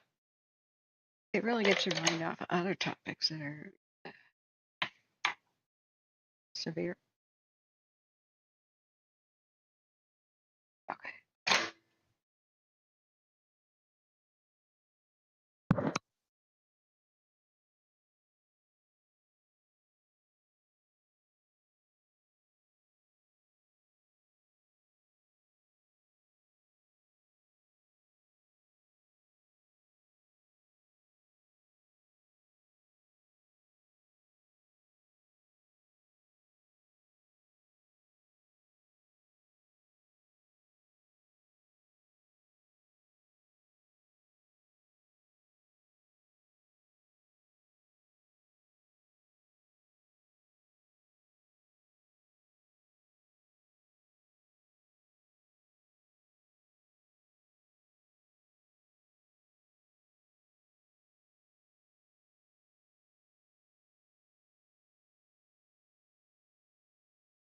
All right, I muted the microwave beeping sounds. Those are irritating.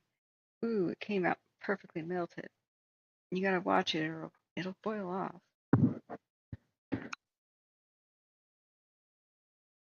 Melted butter mess in the microwave is not fun to clean up.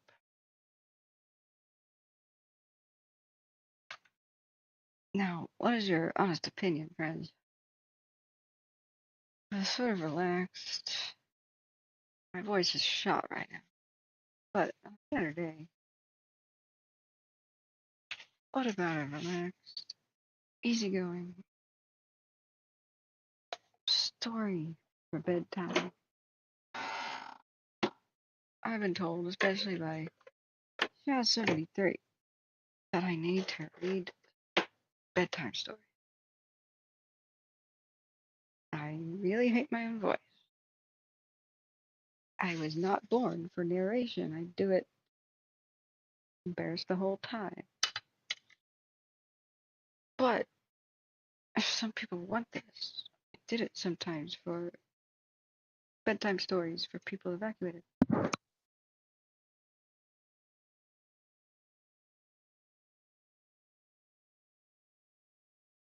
It seemed to be, well, a hit with at least several people. Appreciated, maybe. I try to have a cool down period at the end of the stream so that anybody who's anxious might just start drifting off.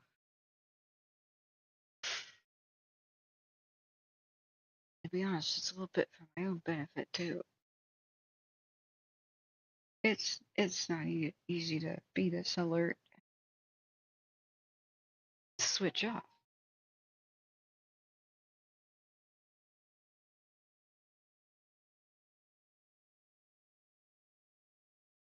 Whoa, holy crap. Okay, not a joke. There's a 7.0 earthquake that just struck Peru.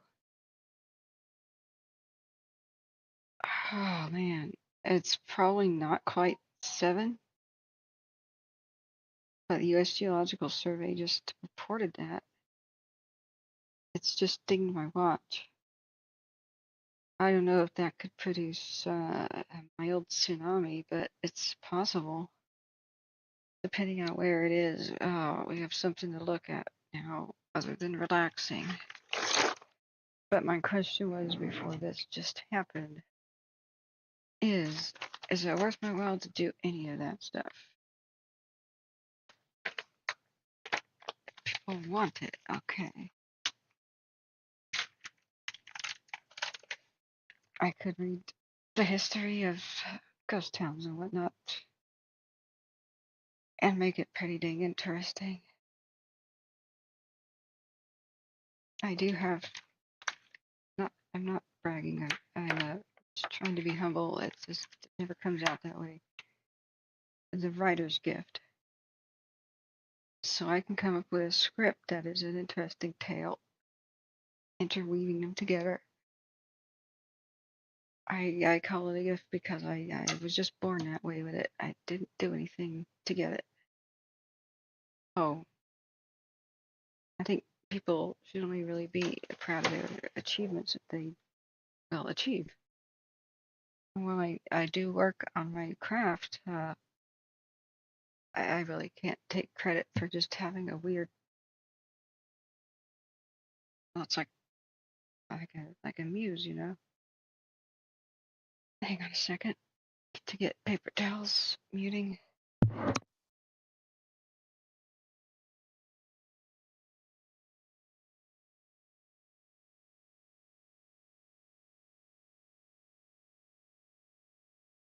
I really thought I would be an author. Everybody did.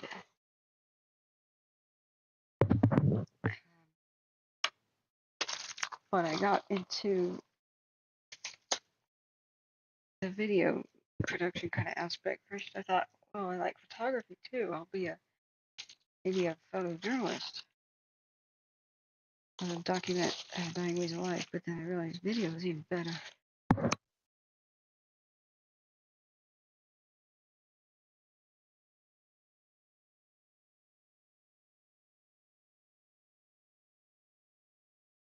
And I didn't really think I could create video productions. I thought I'd be a script writer and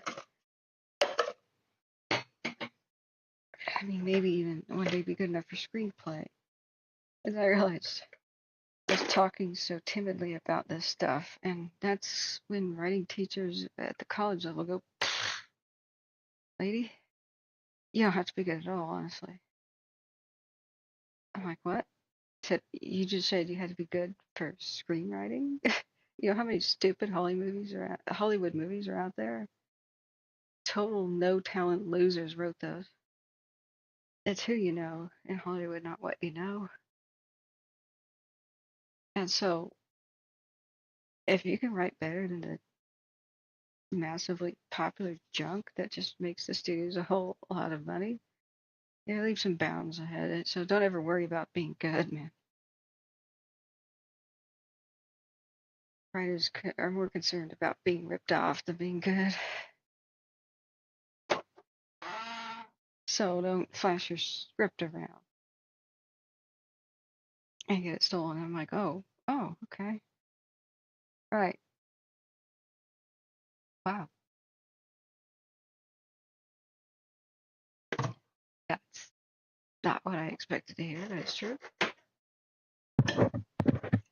All right, ASMR sound time, opening a miniature can of Pepsi.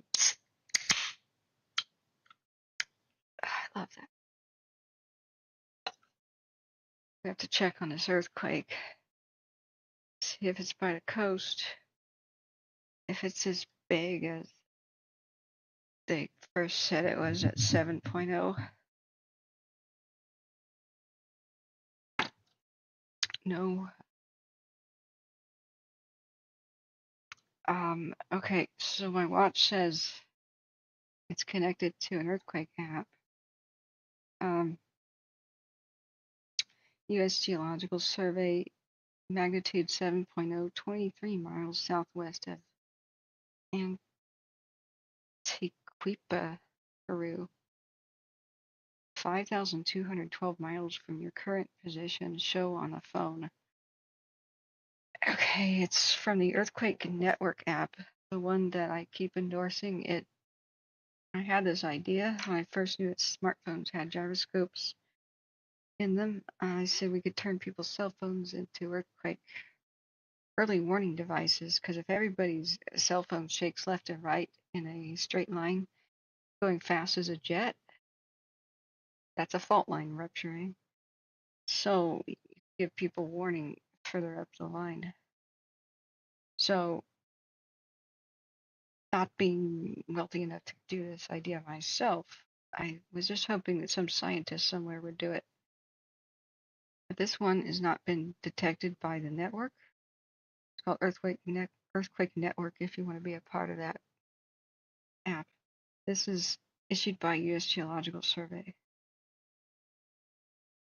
says it was 17 minutes ago.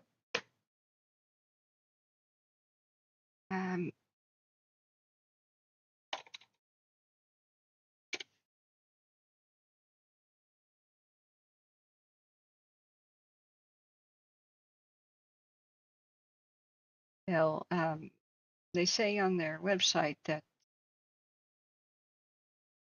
they don't report every little thing, and sometimes there's a delay on the pretty small ones because they're waiting for more accurate results.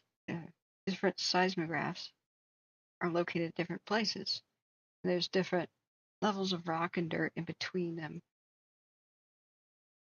So depending on the consistency of the ground in between the detector and the quake, they get different readings. And so they calibrate all the ones that detected it, then they come out with an accurate thing, and that takes some time. But when they're big, you read the FAQ on a site, time is of the essence. They just need to report it. And it's going to be inaccurate. They'll have to find out the true magnitude a little bit later. They just upgraded it to 7.2. That's unusual. They usually downgrade. They usually err on the side of caution, go with the biggest number, and then figure it out. I suppose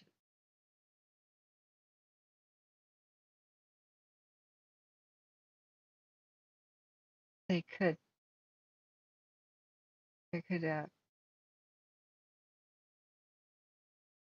hang on, is this a tsunami thing? Why did it have a wave icon? Level 2, did you feel it? Tsunami. No tsunami warning. Okay, please don't have the image of a tsunami. If there is no tsunami warning, put an X over it. Don't have it as an icon to click on to see tsunami warnings. Jeez.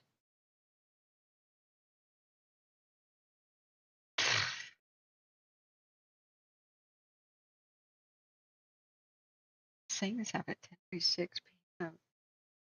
So 10:55.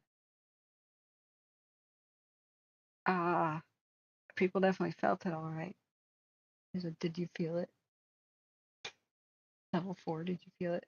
Depth of 28 kilometers? I don't know if that's shallow or what. Damn. Get fire. One time there's this Mexico or South American or Central American earthquake, and I couldn't get a lot of info about it. I just went on Facebook later, and I knew some people had, there was a death toll. I didn't know what. On Facebook, one of my classmates got updated. Okay, it's still at 7.2. Said, rest in peace, grandmother, and she had been killed. I was like, jeez. She's an exchange student.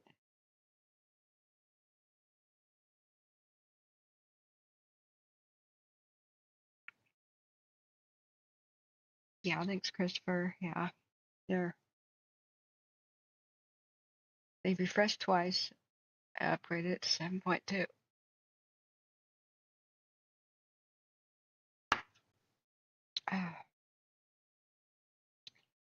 California's got to be prepped for large earthquakes. I was watching just random 80s nostalgia TV videos. There used to be a Burt Reynolds TV show called Out of This World.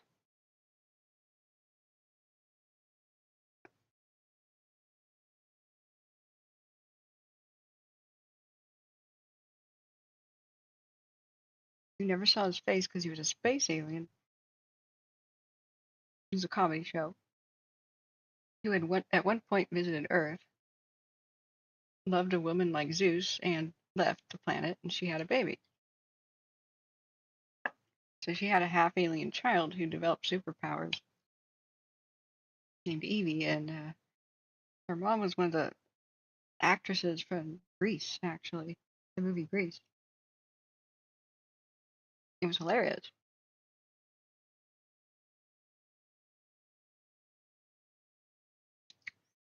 So I didn't put two and two together that it was Burt Reynolds' voice. He was kind of voice acting a little bit, but the reruns were amazing, and my parents had all these recordings of it and would play them, especially for my sister or whatever. We had a huge VHS tape library. Like, my dad was into piracy before it was cool. Like, he didn't redistribute anything, but we just had an elaborate like wall of tapes with a curtain behind it. Just, you know.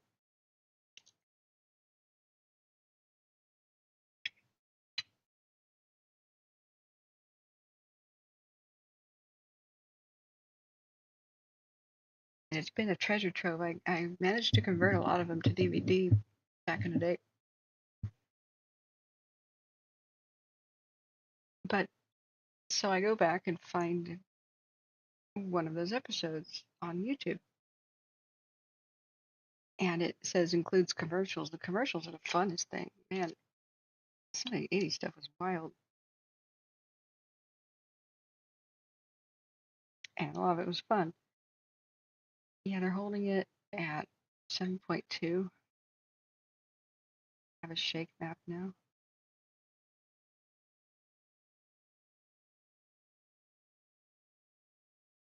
Are there any major towns there?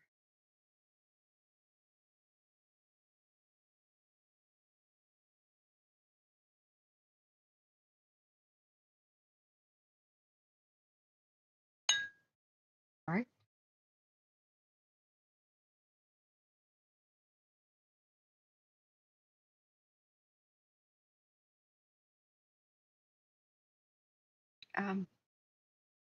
Landslides could do such a bad time on communities. There's ICA or ICA, the job for Google Maps.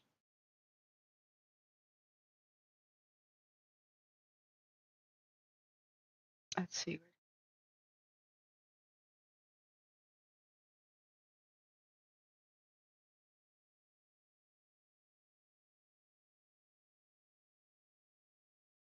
ICA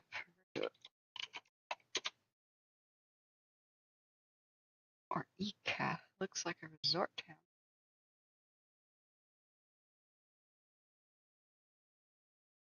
Oh, I don't want to dark mode, but I guess I have to.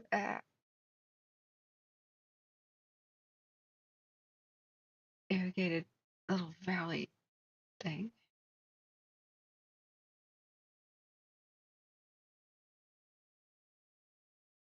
It was damaged in the 2007 quake.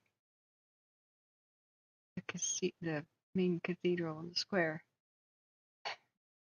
The Lord of Loren Church once held an idol of Ica's patron saint, now housed in a Carmelite convent. The regional museum shows ancient pottery. Oh no. Southwest. Huacachina village is an oasis set amid sand dunes, like the huge Cerro Blanco. Its Huacachina lagoon is ringed by palm trees. 4-star hotel for $130 a night. And another one for 36. Different village. But what is down here by where the quake hit?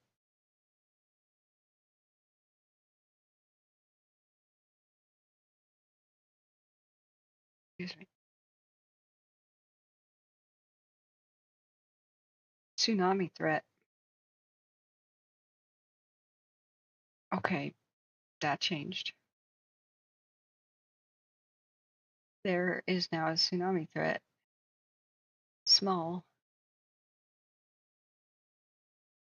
Up to 3 meters tall, though.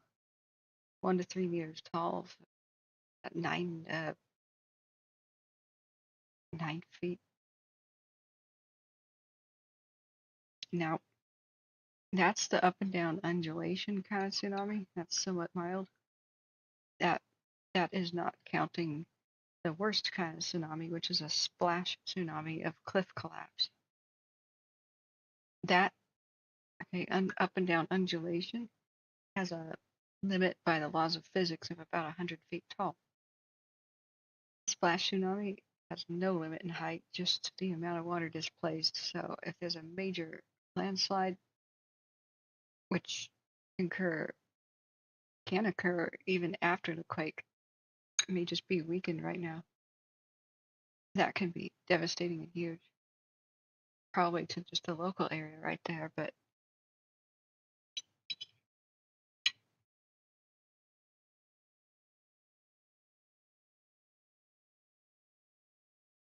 you learn that studying ghost towns, because some ghost towns were wiped out by tsunamis. So, like Valdez, Alaska. It was in a bay in that 1964 quake, the one that sent a tsunami to Crescent City and Seaside, Oregon, and killed people there.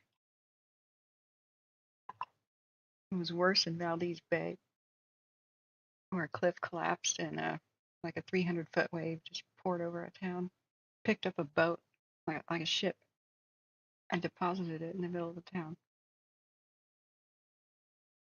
They relocated the town. I mean, they rebuilt it in a safer location because that can repeat.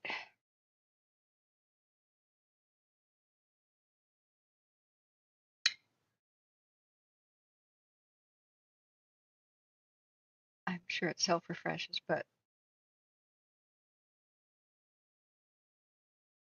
at this point, they're saying 1 to 3 meters. Tsunami warning issued 3 minutes ago.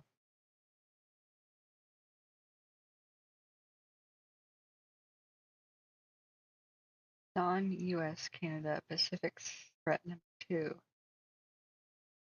Bulletin, Northwest National Weather Service Pacific Tsunami Warning Center in Honolulu.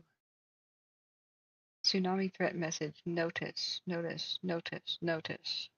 This message is issued for information only in support of the Pacific Tsunami Warning and Mitigation System and is meant for national authorities in each country of that system. National authorities will determine the appropriate level of alert for each country and may issue additional or more refined information. The tsunami forecast is updated in this message. Note, upgraded earthquake parameters. Preliminary earthquake parameters 7.2 magnitude. June 28th, 2024, that's local time. Or actually UTC, excuse me. At 5:37 UTC. Coordinates 15.8 south, 74.4 west. A depth of 18 kilometers or 11 miles. Location near the coast of central Peru. I'm sorry, my throat is pretty sore. My dental problems are not healed up yet. Evaluation. An earthquake with a preliminary magnitude of 7.2 occurred near the coast of central Peru. Well, like half an hour ago. Based on all available data, hazardous tsunami waves are forecast for some coasts. Threat forecast. Updated. Tsunami waves between 1 to 3 meters or up to 9 feet above tide level are possible along some coasts of Peru. Chile is expected to have waves of less than 0.3 meters above tidal level. Actual amplitudes at the coast may vary from the forecast amplitudes due to uncertainty in the forecast and local features. And remember, guys, there can be a follow-up quake that's bigger or smaller. There will be aftershocks. Husky, we're monitoring a major earthquake. Just struck off of Peru, 7.2. There's a small tsunami for the local coastline of Peru and a minor tsunami warning for Chile. For other areas covered by this product, a forecast has not yet been computed. That forecast will be expanded if necessary. Recommended actions. Government agencies responsible for threatened coastal areas should take action to inform and instruct any coastal populations at risk in accordance with their own evaluation, procedures, and level of threat. Persons located in threatened coastal areas should stay alert for information and follow instructions from national and local authorities. I disagree. I think you should not listen to authorities at all. Don't bet your life on it. You should just get to higher ground. Because even if this one doesn't produce a tsunami, there could be a follow-up quake at any moment. Or an entire cliff collapse, which could absolutely overwhelm beaches. Don't wait for the government to tell you what to do. If you feel a quake, see tide go out extraordinarily long, get to higher ground. Immediately. Just do it.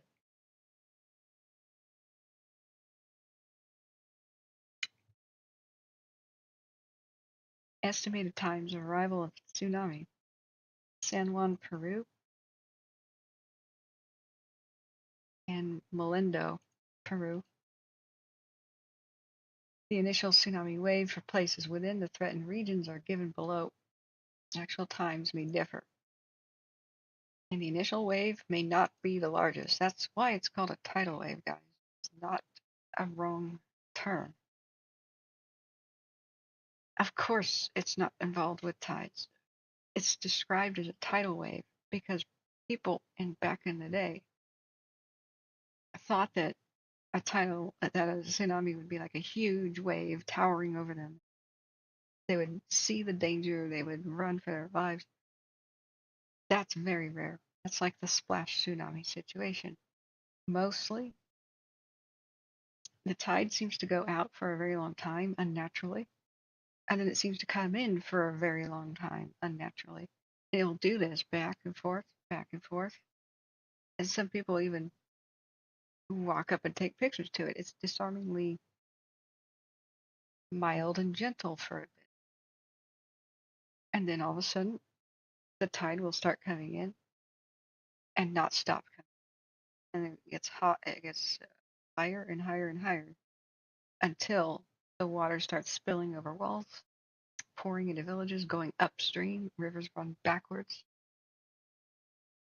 The people have wasted the time to escape because they expected some big old crashing wave. It was called a tidal wave because you should just expect the tide to come in and never stop, or pull out far out to sea and then come back in with vengeance. It was a great description. Since there's many different types of tidal waves and tsunamis, they should be calling them all different things, but to call it one thing is kind of stupid. But here we are.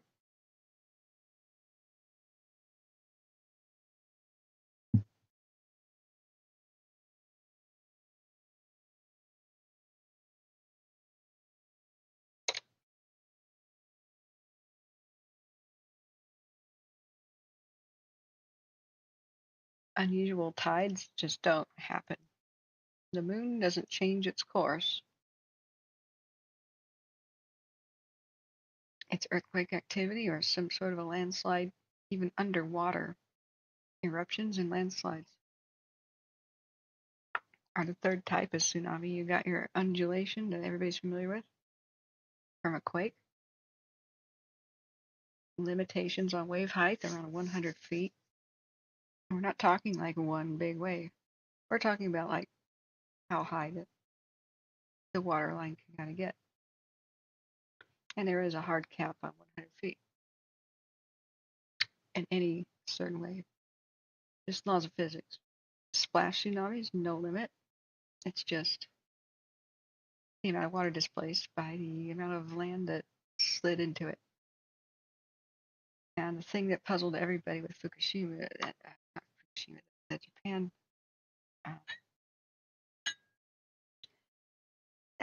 the one that destroyed Fukushima, Daiichi nuclear power plant. In one of those bays, the water came up ridiculously high. The tide did not stop coming in. There was severe damage, and the high water line was well above 100 feet. It was record-breaking and strange. So there's this awesome documentary out there. I don't remember what it was called, but it's called something like the 90-meter wave or something crazy like that. And they got to, long story short, too long didn't read. What caused it was an underground landslide that the earthquake triggered. And it's not really a splash tsunami. It didn't come from the top, but it displaced a gigantic amount of water. And it had nowhere to go but a narrow bay. So it went up to insane heights.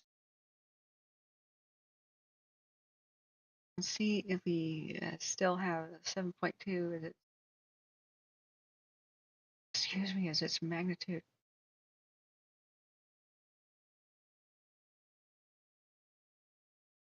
There will be follow-ups. There's no such thing as an earthquake.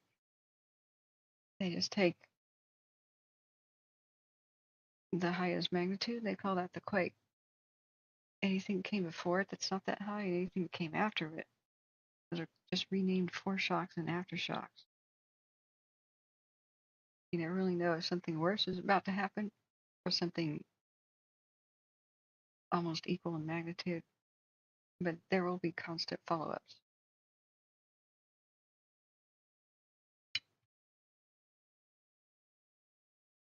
Nature doesn't distinguish between earthquake and not. It's just a naming convention. The biggest one is called the quake. Everything is a foreshock or an aftershock. But people should realize ground rupturing and plate slipping and the like, that is like a grinding, like a vibration. So it's not just one bump.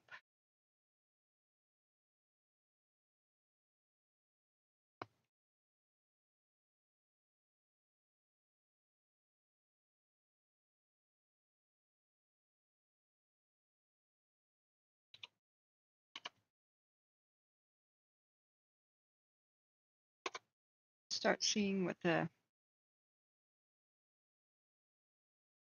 media has to say about it. Volcano Discovery has an auto-generated one. A powerful 7.2 quake occurred in the South Pacific, according to volcanodiscovery.com. Right around here. I hope the coastline's mostly uninhabited, but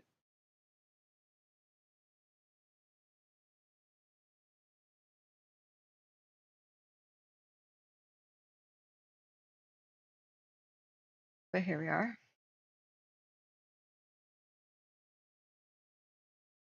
Nature preserve and such. I just don't want to see hotels and stuff. Yeah, thank goodness it looks somewhat famous nature reserve, actually. They used to mine the bird guano from all the seabirds. And there's like fertilizer gold back in the day. Cliffs. And this place, I'm worried for it. If there was a tsunami, it's probably already hit. Almost certainly. The Marcona district, one of 5 districts in the province of Nazca, Peru.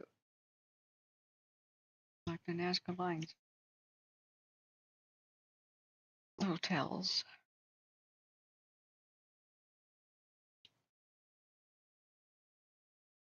Lots of hotels.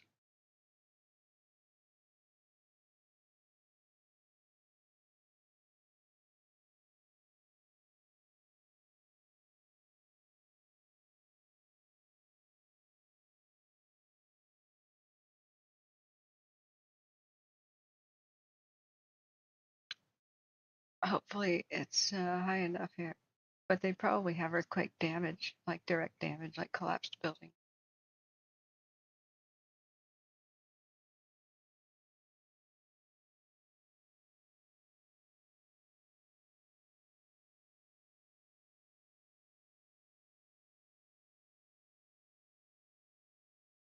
Yeah, cinder block is not the best of materials to build with in earthquake-prone regions.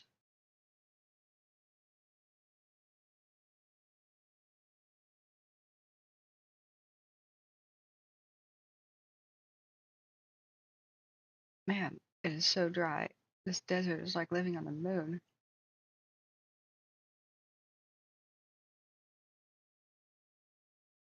There's an airport.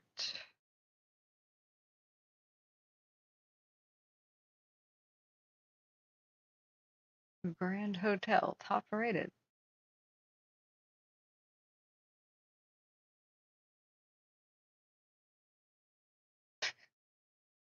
All right.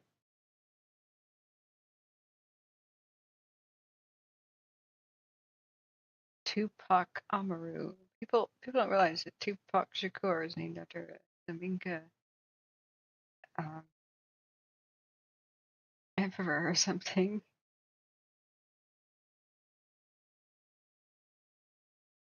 What do you think of this, guys?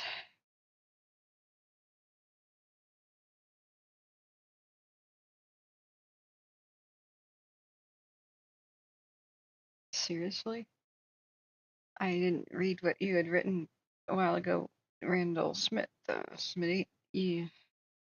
PG&E said that Prattville would not be flooded by the Almanor Dam. They announced a fake fire and told the good folks of Prattville that they had been evicted when the smoke cleared, and most moved to Greenville. Wow, I never heard about that.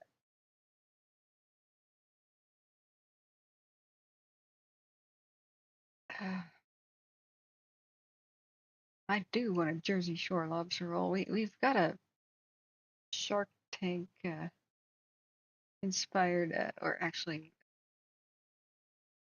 I've never seen that show, but it's like you can get funding for stuff. So there's a lobster rolling food cart mobile restaurant. It came to my area in Portland a couple of times. It was pretty good. True lobster meat and stuff. Quite expensive. But I never heard of a lobster sandwich in my entire life. And CPRO was just giddy. He's like, it is just like back at home, and they're doing a pretty good job here.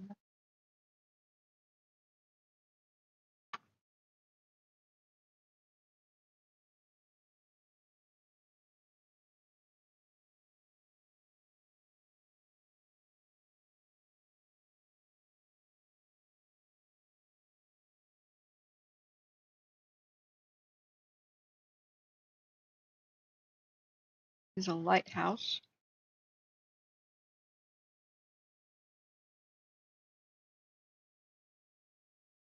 Whoa. And a facility.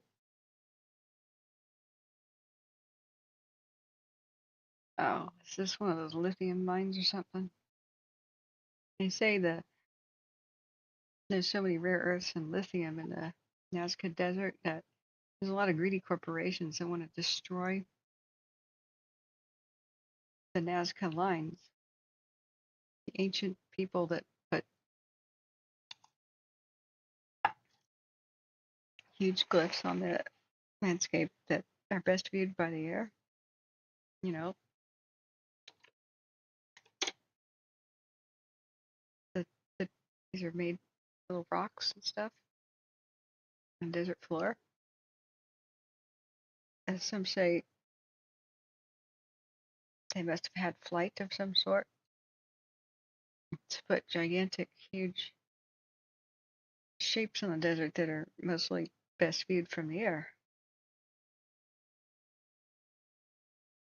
It's not beyond the realm of possibility, really. Not powered flight. I don't believe they had that.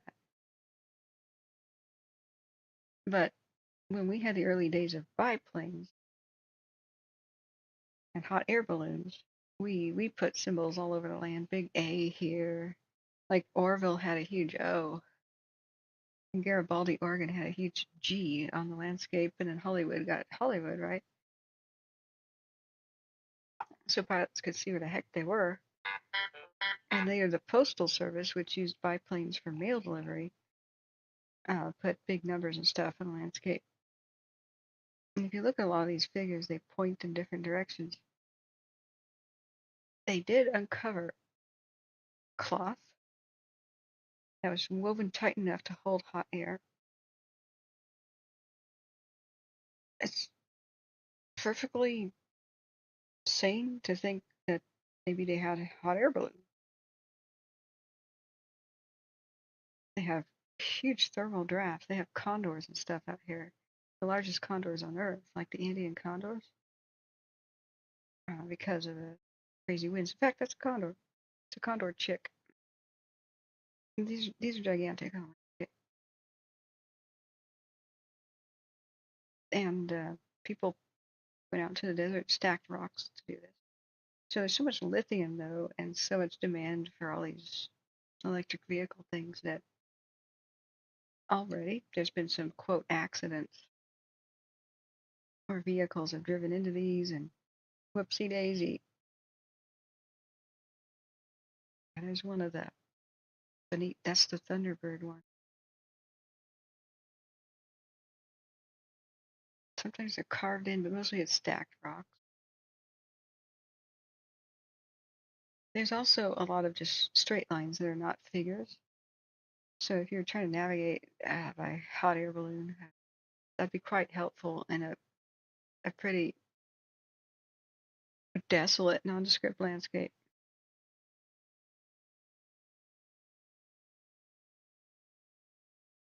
And some people argue, well, if you got up to some certain mountains, you could still see these from above. You don't have to have flight or a hot air balloon, but really, it's not rocket science to figure out if they're already leaving fabric tight enough to hold hot air. They could easily discover that by accident. It's not true flight, it's kind of floating. And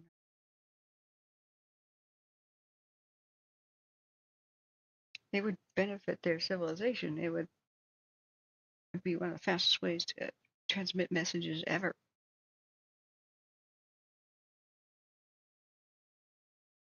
But you gotta go in the right direction.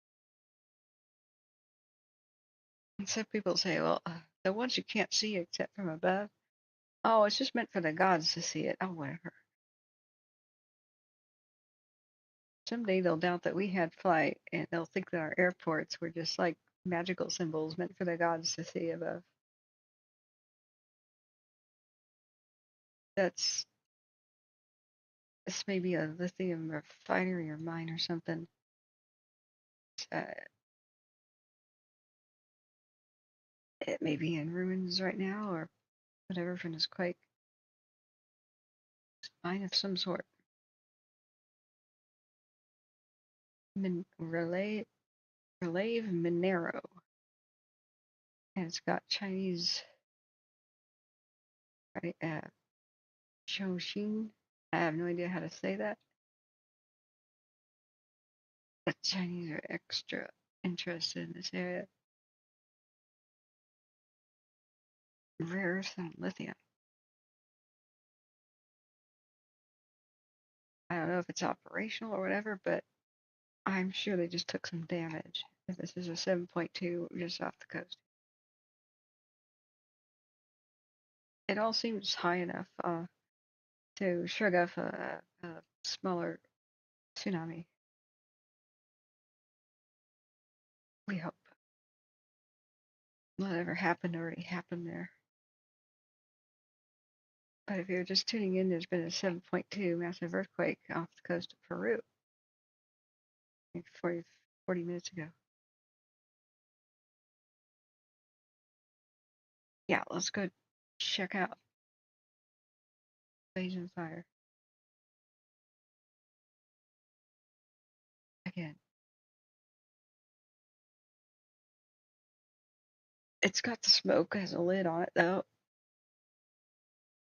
It's active, but it's mild activity. That it's choking on its own smoke. It's not rampaging like it was today. That'll take wind and the sun's light. It can sometimes be useful to do a time lapse and see if the wind direction shifted back. The other way. It's too mild. It's not gonna like push it back on its own self and hurt the fire, like very strong winds could keep it from spreading much to the east. But we don't have very strong winds. And it'll just climb against wind anyway. Really? We have a new canyon fire? I must have missed that update. As of 7/23, Perfumo Canyon Rub. Thanks for catching that one, Chris. You are on it. San Luis Obispo County.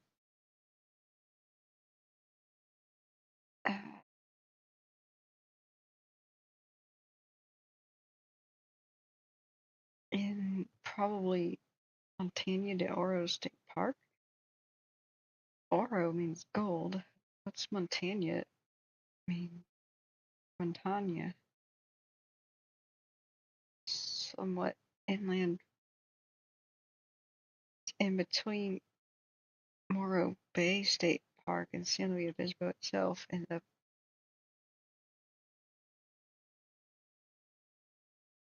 is that a neighborhood? It might be. Okay, we gotta go look at it. Thank you, Chris.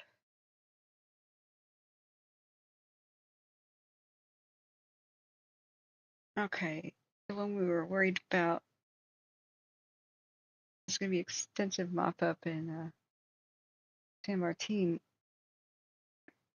That they had to have lost structures. That was black smoke for a long time. It started in the neighborhood.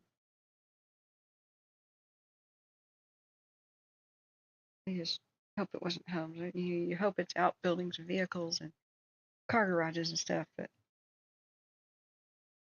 it's 75% contained, but take extensive mop up.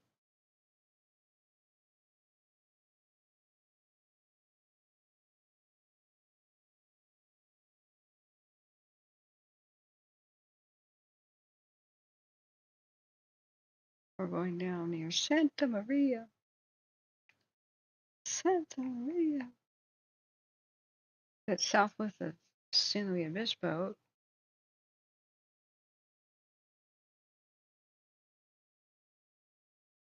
Is this a neighborhood?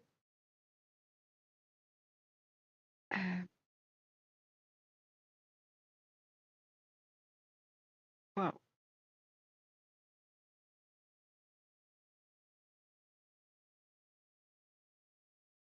Whoa, it's a literal ring of fire on the hill. Look at that. It looks like a mushroom cloud. It looks like a nuclear detonation. Look at this. Oh, the frame just changed, but seriously, whoa.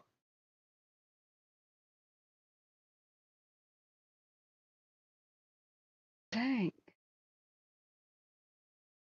Okay, I'll do a time lapse so you can see the perfect ring that was just there. Perfumo Canyon 1. Okay. We'll get the better time lapse. Perfumo. Whatever.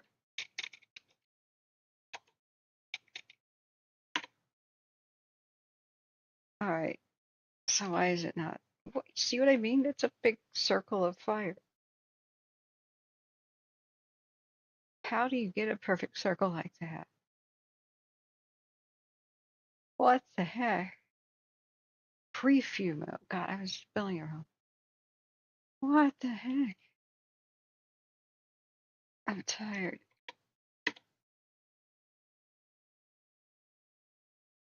What the heck?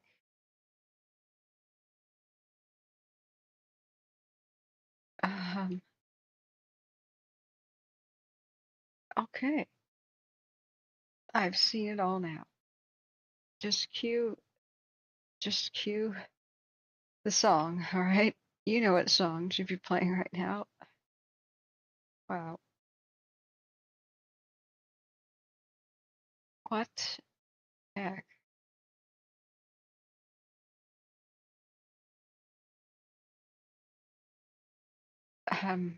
There's a responding vehicle in the background. All right. I think I can finally die now. I think I've seen it all.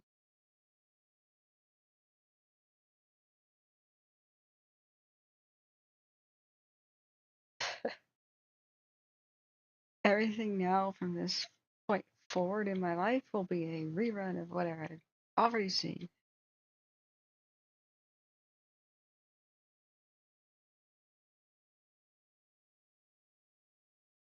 There is nothing new to witness.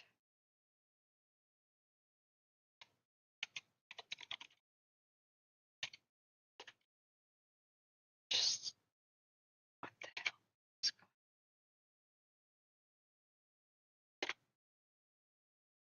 on? All right, this calls for a 5-minute time lapse. I mean, yeah, there could be one spot on fire and it could spread out in a ring, but not perfectly. There's a slope, so it should be traveling faster uphill than down. And the dry grass just goes up.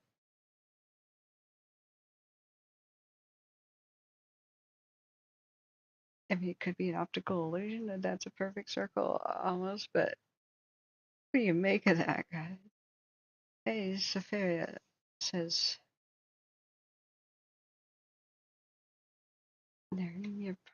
Sophia official video. Okay, we've got an update. The fire is 1 acre in the grass with a slow rate of spread on the north side of the canyon with potential for 10 to 15 acres as far as the riding resources are concerned.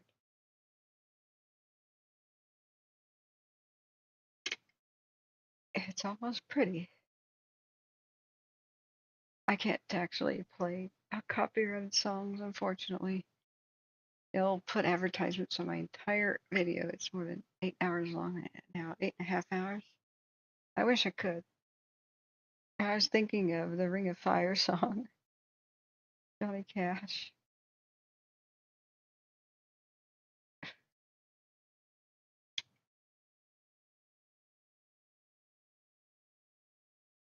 So here's the panorama. Wow. Remember the heat, the hot smoke looks white, just like flames do. It's great to have color and infrared to stack side by side. It lets you know just how distorted the infrared can be sometimes. Grass says my work is piling up. Bye for now. I'll try to be back. Yeah, Ring of Fireworks too. I'll check that song out later though. Even if it is a tiny snippet, which is totally fine for fair use, especially in a comedy kind of situation. I've argued that my video gets flagged. I spend a long time mounting my defense, typing up my best thing I can in the little slot allowed. I submit it to the copyright holder, and then they try to figure out if they're going to press it. They almost always do. I think it's just bots these days. I don't think your real attorneys are looking at this stuff. And then one of two things happens. I can either just delete or erase the song, which cuts my video, cuts chunks of the chat out, removes whatever I was talking about at the time. But if a video goes over 7 hours, sometimes I go to the editor to just delete it. It says, sorry, your video is too long to edit. It infuriated me. So once I had a 11-hour video, and what they objected to was 15 seconds.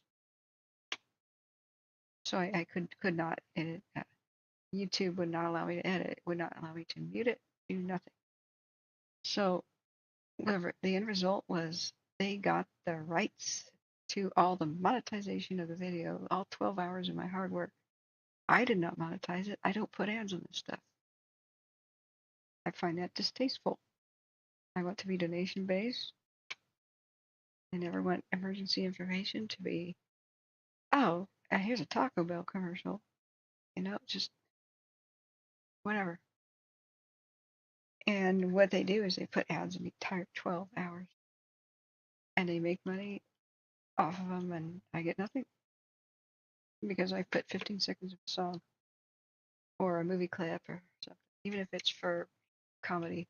My only other option to challenge it would be to press the nuclear button. That there is an option for us creators, and that is, you want to try me, punk? You feeling lucky today, punk? And it's game of chicken. Who's going to back down? Never me. So I can press this button, and it says, I reject your claim. And they have, I think, 48 hours to file a lawsuit against me, or they have to drop their claim. But these billion-dollar corporations that run music rights and stuff, they're troll farms. They just might file. What the hell am I going to do?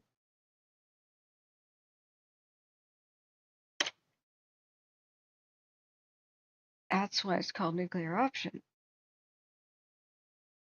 Husky's got the song on. Yeah. In this case, it's totally fair use. It's just in the comedic comedic effect. And radio stations get away with it, but they've got attorneys, you know. So if I told a joke like this on the radio, they'd probably play it, but they cut it off around 15 seconds. That's about all you can do. Because their argument, the copyright argument is a replacement argument. Can people watch my content instead of watching where the content belongs? Like, is mine an exact copy or very similar, where people would be satisfied watching me and they'll never go to the original? So my latest snafu is I tried to monetize the live stream as an experiment, where I was at the air show in May. And YouTube says you can only monetize, put ads on it, if you certify, like swear to God here, that you're not going to do any copyrighted content. Because that's risky for YouTube. They're putting ads, and you're supposed to be 100% the creator, right? It's supposed to be new, and it should be all kosher. I said, yeah, this is all me, just filming an air show, you know? Well, I got a copyright hit and scolded, and they're like, we'll take away your privilege to hit this button in the future if you keep doing this. Because they had a copyright match to the songs playing during the fireworks show at the end of the air show. So if I were to press it, my argument would be, look, nobody wants to hear this song. It's there, it's incomplete, and there's booming fireworks and people going, ooh, ah, wow. I'm talking over it the whole time. It's not a replacement for the original. But do you think I would win? Just go, oh, whatever.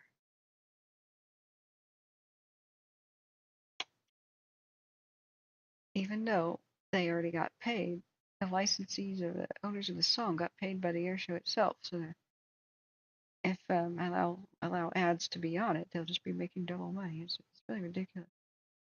I think all of us YouTubers should just form a union. Basically, we all collectively pay $100 or $200 a month for a big legal firm to protect us against this nonsense. Worse things happen. It's ridiculous. YouTube has a no tolerance policy. If you get 3 strikes, you are out. They delete your entire channel. And everything you've ever made goes in the toilet. Like, they just delete your career. And even if you won some sort of a lawsuit to get it back, if you even could, they'll go, oh, we deleted your footage. So that's why I have 38 terabytes of storage, or even more now. And I'm recording every one of my own videos forever. And I'm keeping it forever. In case some awful thing happens to my account.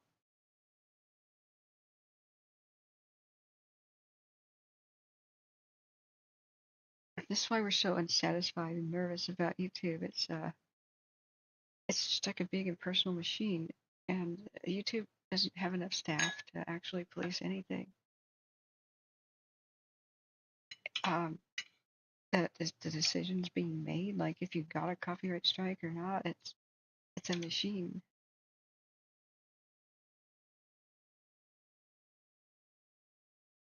So I ran into one thing that was super scary.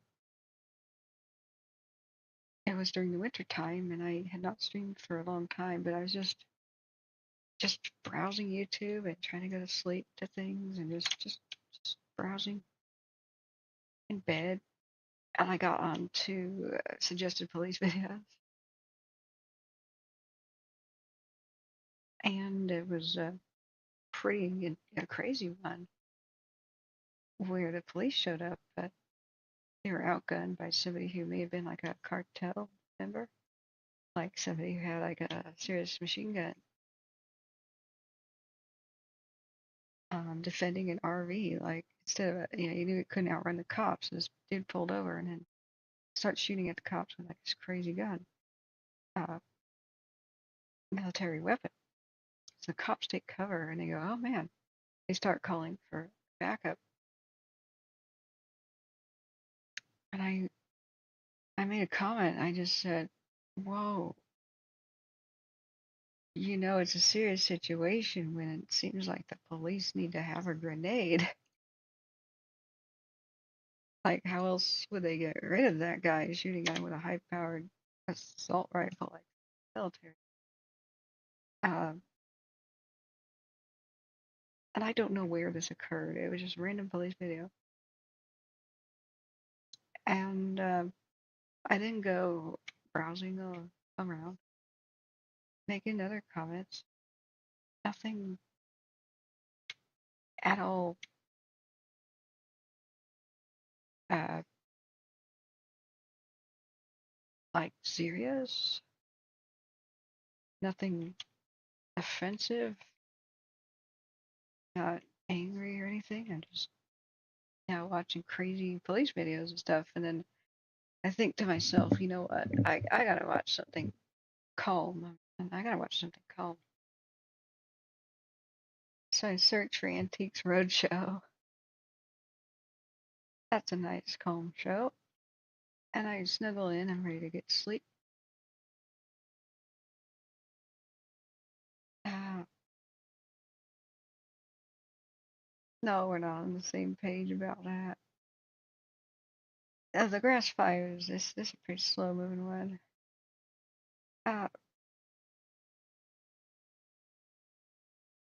It's weird. It's in a circle, but somebody could have lit it that way.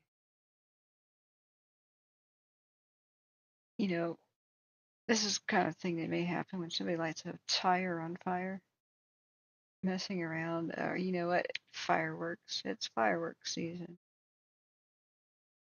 There's plenty of these fireworks that shower the sparks like a fountain, and that would be circular. And it's hard to know.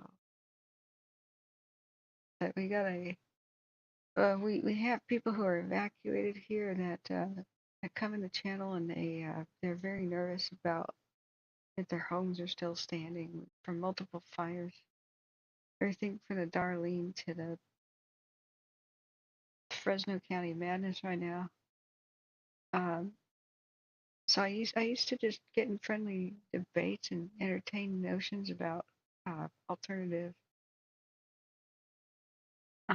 theories about things. But I'm a doubting Thomas. I'm a prove it to me type. So I like to have an open mind and then investigate stuff like could X, Y, or Z be possible? And in philosophy, like if you don't have a way to prove something, you eliminate all the other things. And then it has to be that. That's that's the best way to prove as best as you can something you don't have direct evidence for, or might be covered up or lost, classified or something. And then I got feedback from the people who were, nervously anxious about, is my home still there, and is my horse dead, and are my farm animals okay? And they asked me to not go into that realm, to just stick with what we could verify. So I'm honoring their wishes. They told me it stresses them out so much, especially when people come in and they start talking about you're being targeted by a weapon or a shadow government or something. It stresses them out. They're already under amount of stress I can't imagine. So we can only talk about in the chat what we can verify, or what seems pretty, like if we speculate, is this got to be down to earth about what could be going on.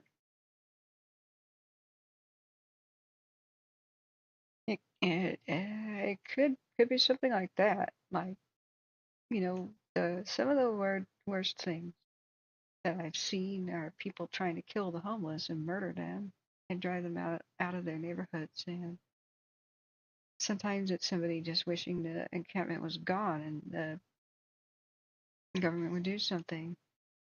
Like Portland won't move the homeless out of anywhere, and some of them are just down on their luck, and they're just down on luck. Hey, there, you thank you for a kind donation. But others are, they set up mobile meth camps, you know, they're malignant. They're homeless because they're criminals that would never pass a background check to get like an apartment, right? And they're coming in from other states and they're setting up turf wars and murdering people over fentanyl dealing and cooking meth in people's backyards, literally, and using cemeteries for their toilets. And there's a rage factor.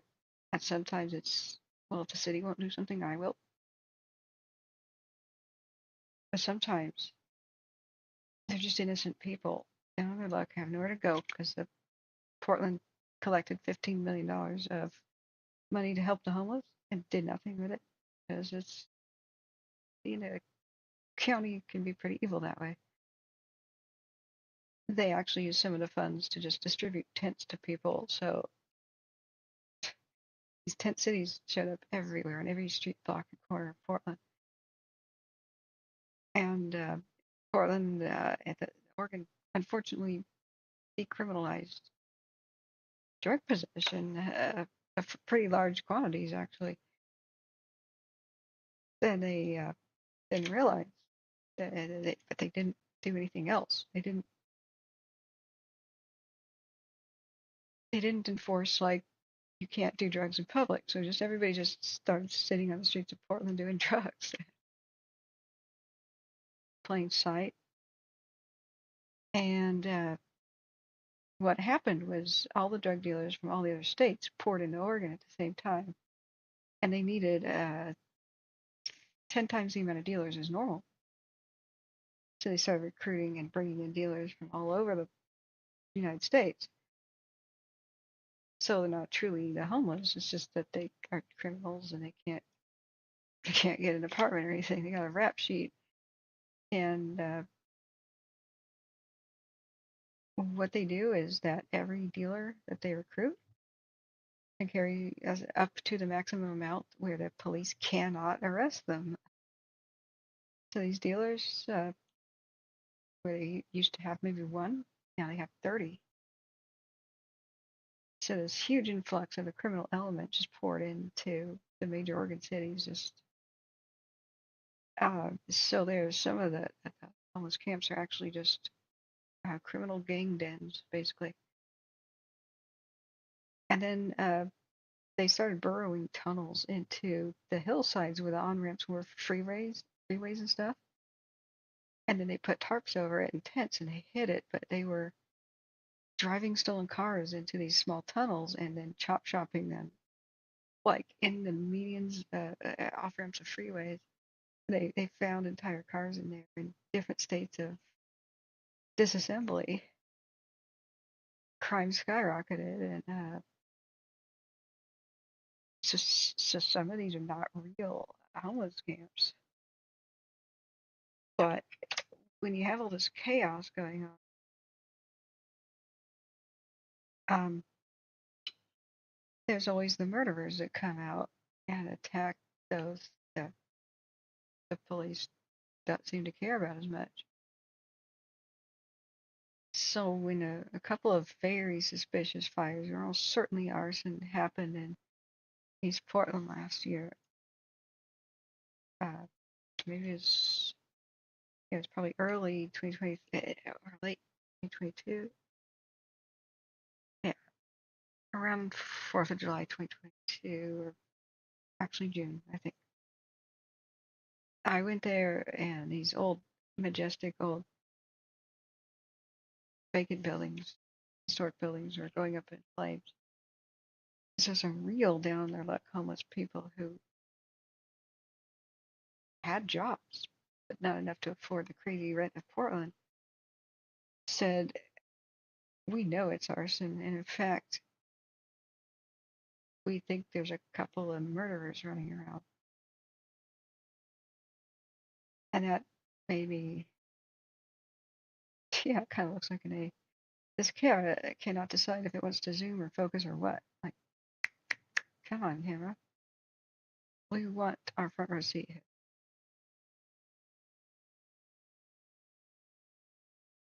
Yeah, you know, it's a that'll be interesting when they explain what the.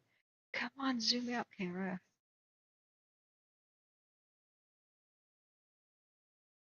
My my bet is fireworks, but this is not lightning or something.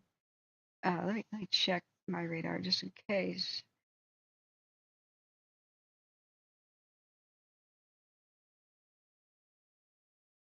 Now there's wind. There's no precipitation or lightning strikes going on whatsoever. It's not a thing right now. Oh come on! I want to see the ring of fire. That was kind of beautiful. Oh Tracy, good morning. Good morning from the sunny United Kingdom. Sorry to see so many fires again. Stay safe. All much love. Thank you for dropping it. Safaria says it doesn't look natural. Are there houses within the circle? Oh no, that's actually pretty small. It's 1 acre. Less than 1 acre. That's quite a small affair. So you know the kind of firecrackers, the fireworks that are a tube and you light it and sparks come out the top in all different directions? My money's on that. That would start a fire in all directions.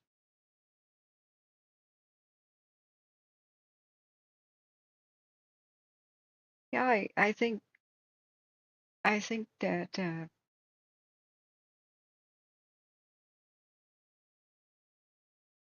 I think that you think about the expense of something like, like laser or something. I'm not going to talk much about it because it stresses people out. Um, all wars and war departments and things, they run on money. They have a limited budget. So they're not that common. They're mostly defensive. They're for incoming missile defense and heat-seeking missiles for the most part. Okay, we are on an update on this one. Forward progress was stopped per incident command. Why did the camera hatch screw up when we could have seen him putting it out? Come on. That's frustrating. Seriously. Oh, we could do a time lapse. Maybe the second camera. Because that's Profumo. Anyone. Let's look Profumo into. It's not even looking in the correct direction.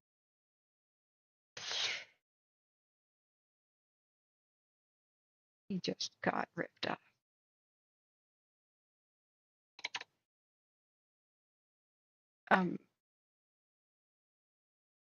So the forward progress is stopped. They're just gonna clean it up now.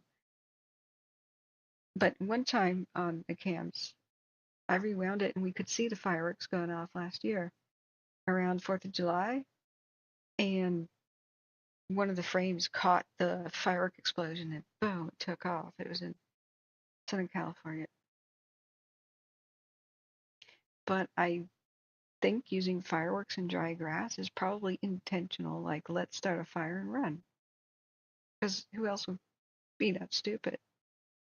Fireworks are often used for arson and pranks and stupidity. Man, Larry, you're a beast.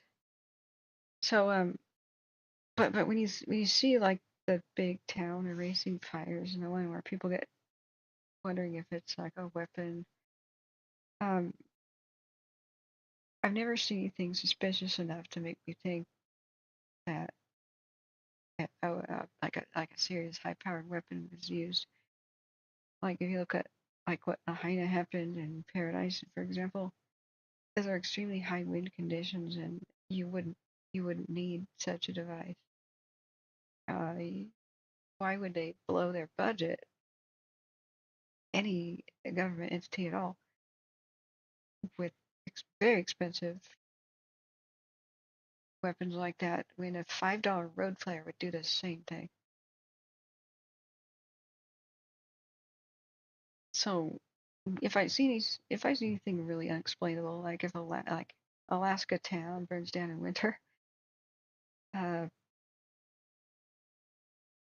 I'll be the first person to say it. Like that's unexplainable. Um,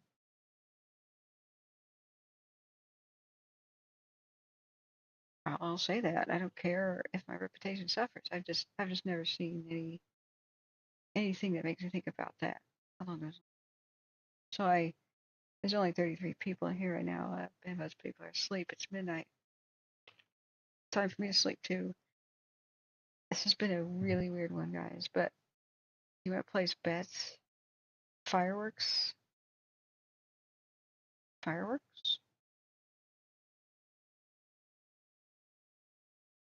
Somebody lighting a tire on fire? That's just went whoosh really fast into 360.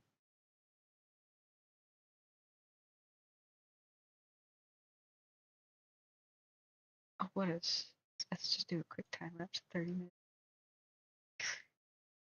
Okay, seizure, flashing lights, warning. It's a lot of, please. You know what we could do?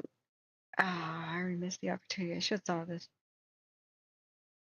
Oh, you know what? They tried to zoom in on the first responders chasing it up the hill with hoses, and they didn't even focus right.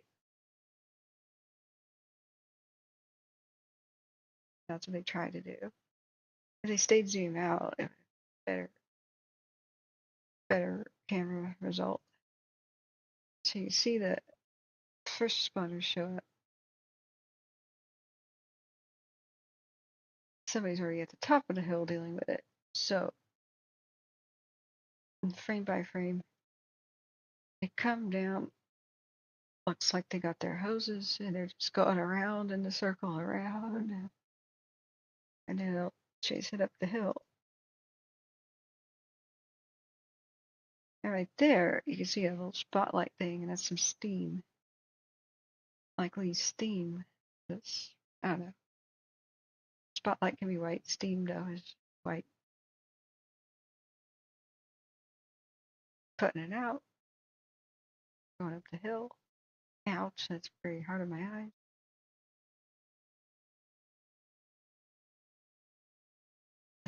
Set zoom level. Hey, you can see the little guys down there. Infrared, because the body heat of people is white.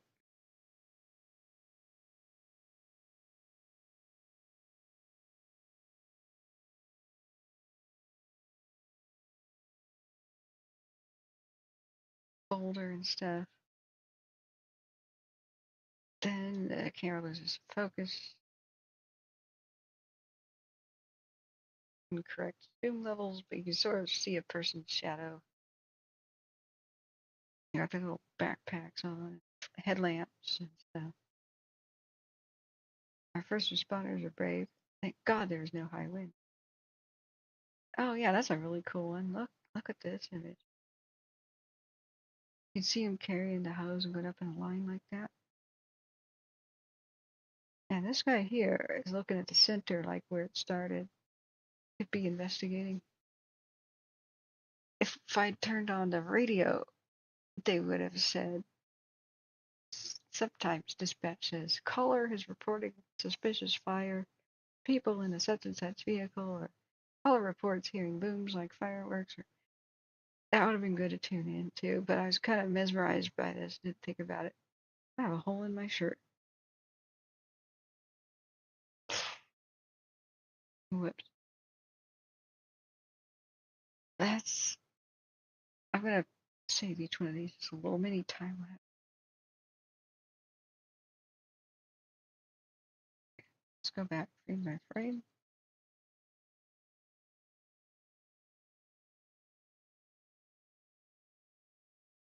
It's like a crop circle, but it's fire.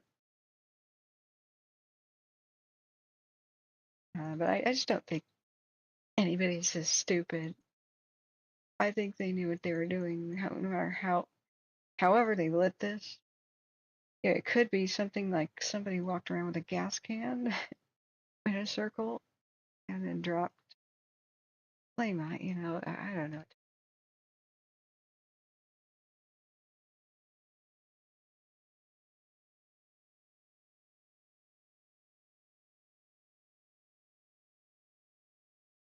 Another second time lapse folder.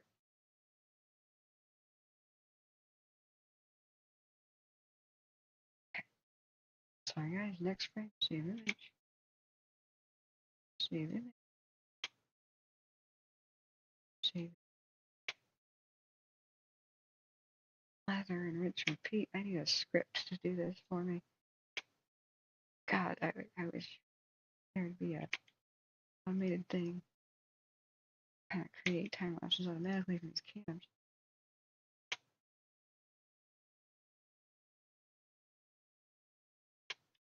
But yeah, I've seen interesting videos like the laser zapping the palm trees. I've seen that. And I think it's only a 20-second clip because I think they used all the juice. Like that's an incredible amount of power. So they may not have had more than like 3 zaps. Because no, it's not like the revolution in how to trim palm trees or harvest coconuts that they may be trying to portray it as. It may even be a hoax. There's a lot of clever hoax videos. A lot of people are so gullible. But since I've been video production, I can spot a lot of fakes. This one really just, sometimes I want to weep for humanity when like, there's an obvious hoax video and everybody goes, ooh, oh, that's amazing. There's one where a guy was Potter and he takes a cup, drinking cup, coffee cup, but it had kind of a weird little pattern on it, like a pineapple, went up top. And he sprays it with some spray that makes it white for a bit. Damn, that's it. Remember, light is also white, so it's not ferocious. It's actually, oh, yeah, not that bad. Oh, it's terrible. No, it's not that bad. So I'm wondering what is he doing? That's I've made pottery in school. Yeah, high school had a craft class, and I'm like, well, maybe it's like a pre-glaze, but I don't remember doing a step like that. And it would just come out looking an ugly white. In fact, it didn't even look like glaze; it looked like paint. So then he walks it over to a like a vat bucket or something, and it has green paint in it or something. And the point is he dips it in and he pulls it out, and it's peacock metallic colors, startlingly beautiful.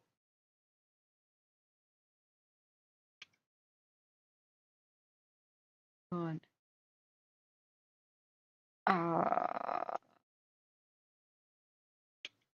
no, just dipping something in a bucket doesn't come out with like an elaborate peacock iridescent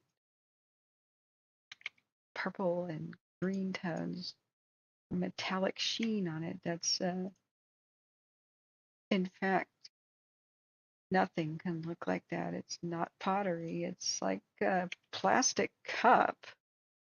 And then I realized they filmed it backwards. It's a plastic cup that the guy dunks in a bucket of white paint. But it's all filmed backwards. So it looks like dumping it in the white paint bucket made it come out that beautiful. It's just, I mean, oh, that's very clever because they really worked hard on making it look like it wasn't backwards video. I look at the comments and I think, okay, humanity's doomed. Everybody asking, what? How did you do that? What glaze are you using? Like, guys, he went to Starbucks. He bought an awesome cup and he just ruined it for the camera. He did not just create amazing art. It's a funny little gag. I'd be scratching my head for a second, but it's clever. It's a really neat little haha neat. But very few people got it and had the common sense to figure out that that's not possible.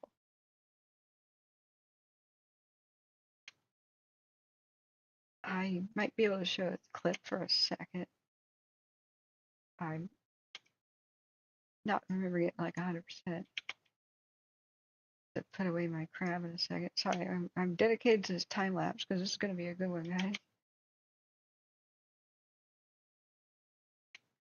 This is going to be one of the highlights of the stream. Like, remember the weird ass ring of fire?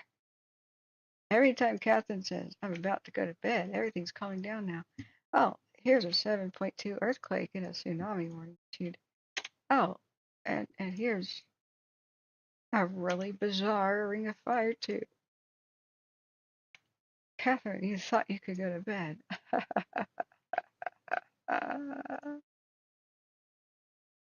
The Greek face. They have a sense of humor. Tracy says, for coffee. Yeah. Well, Tracy, that's all we need. Thank you, thank you.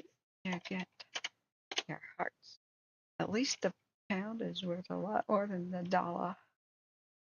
So I was very focused on my task. Spaced out on your donation. Thank you.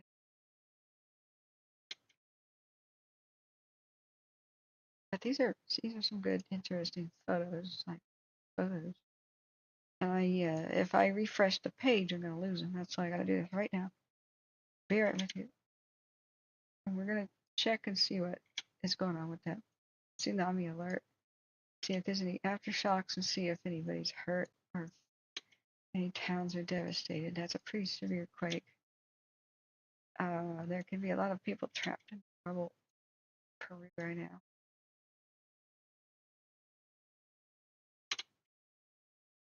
Why don't they have a button save this time lapse as individual frames? Feature request. That's an interesting shot, right? Bunch of different firefighters holding up hose. That's very quick expert response. They just wrapped that up. That's textbook right there. Rat says I'm watching you. What if I'm watching you?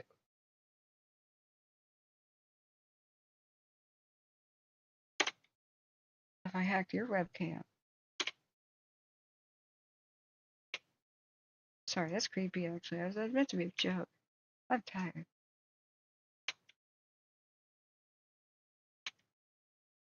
Now they locking things.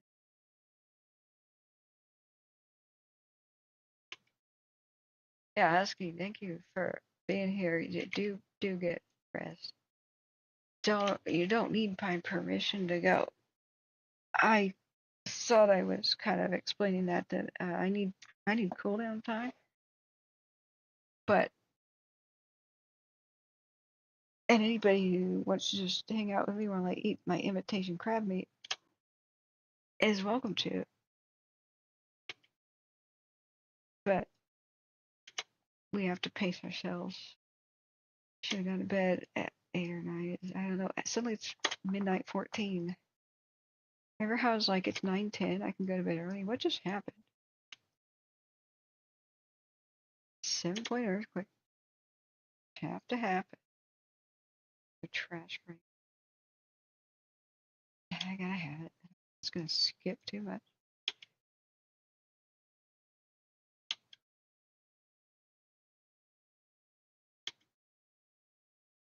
You know what? I just realized the double meat. Oh, what is that word called? We have a literal ring of fire, just as we have evidence, a reminder of the Pacific Ring of Fire, which causes all of the volcanic activity and earthquakes. What are the weird odds of that? A ring of fire during a large quake of the Ring of Fire. Like, what are the odds? I've had some really weird coincidences happen to me in the last couple of days. So odd that I kind of start wondering, am I dreaming? Sometimes I do realize I'm dreaming, and I take control of my dreams, and it's cool. But a dream will feel perfectly normal. So I have doubt sometimes when I think that I might be dreaming, and I am. I get scared anyway, and I don't try to fly or something.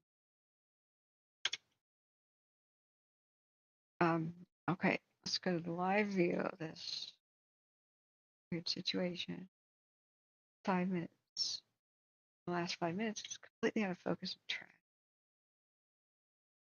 Oh, these cameras just make me angry sometimes. But they'll be looking around for hotspots and also evidence. Tire tracks.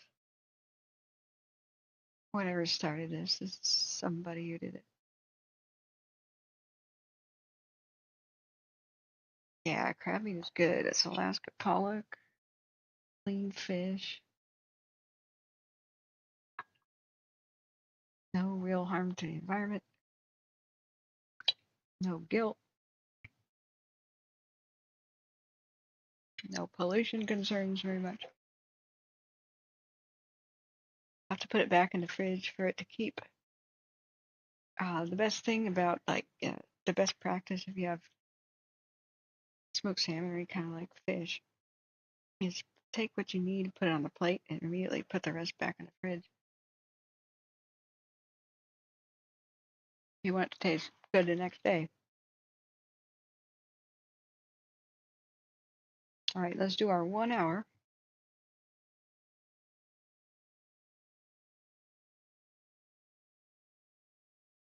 Unreal.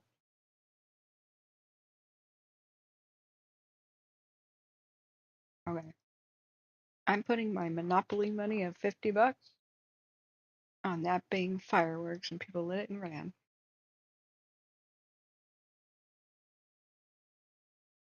That's what I think. Look back at the basin. I don't expect it to be doing it much. It's just got all the it's smoked out. The Delilah cam is moving. Oh, it's rotating. Delilah 2 is. What about Delilah 1?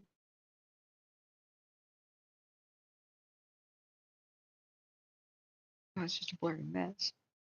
There's nothing for to see anymore. We don't have a cam on anything else either. Tracy, wow, you guys pay $5 for a coffee, so now you can get like one. Well, you know what? I've got the Ninja coffee maker thing. It's leaking right now. I hope it's not broken. But I make my own cappuccinos at home with my very own plastic and cheap but functional milk frother. I'm economical. I'll tell you what, you will be surprised by the quality of Safeway brand of medium roast coffee. And they're sourcing it from quality.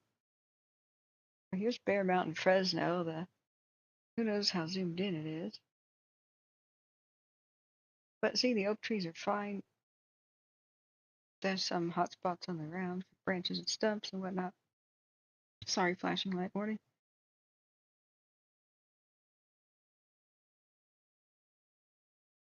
I don't know. Road directly in it. To it.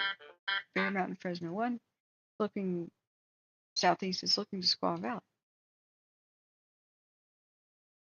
Okay. Not that I know anything about this area. All right, what watch duty? What? The Easy Fire by Wairika. Forward progress stopped at 1.5 acres. Now everybody remain vigilant. We probably just witnessed arson. And as cute and funny as that was, it's not cute and funny. They'll repeat their behavior. That's what criminals do. So the vast majority of crimes like this are committed by the same people, but it's over and over and over again. California is like a big country. It's got a huge population, most populated state, more than New York. It's a really big place. And so it just has a higher percentage of crazy people. It's what high population does. So we're getting into some serious worse weather. All of this has been somewhat mild weather for California. And we've already seen devastation. We've seen what lightning and stuff can do. Now, when firefighters are busy, especially, and law enforcement is busy doing something else, such as busy 4th of July weekends, they come out of the woodwork. If you see something unusual, you photograph it. You see a fire, you film the crowd, because they will oftentimes stick around to watch their handiwork. That's not going to be the case for the professional arsonists that do it for insurance fraud. That's a job to them. They're not excited by it. They just don't care, and they don't have a conscience. They're just, well, criminals. It's firebugs. Once truly excited by devastation, they tend to have a low IQ, repeat their behavior until caught, and stick around to watch their handiwork. And they did arrest somebody by somebody filming the crowd, and the same guy was at the same scene of multiple fires right there in the front. I believe that was in the Bay Area in 2022, early.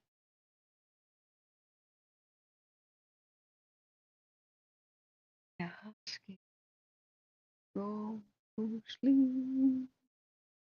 Go to sleep. To sleep. Let all falls asleep.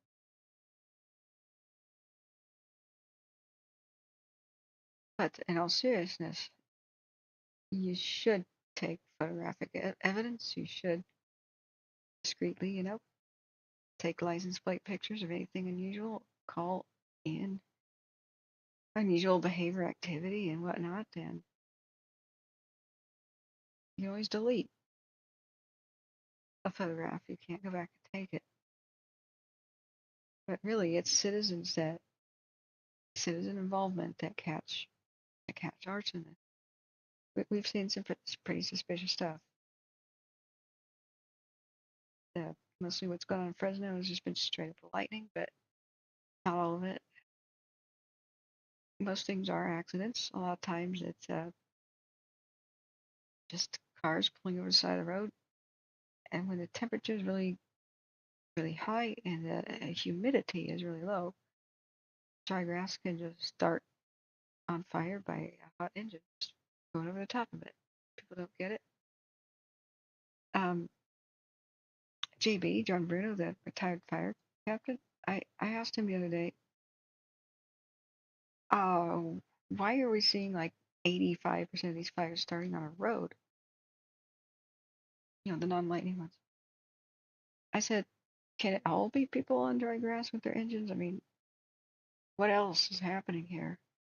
It's not all towing and dragging chains, And he goes, well, we've seen some pretty weird stuff, but sometimes it's tools and stuff falling off of a vehicle or a truck. One time, a crescent wrench fell off the back of a pickup, and it chipped when it clattered along the pavement, and it sparked as it chipped straight into the grass. It's a stupid crescent wrench. Like, wow. So there's stuff that falls out and off of vehicles.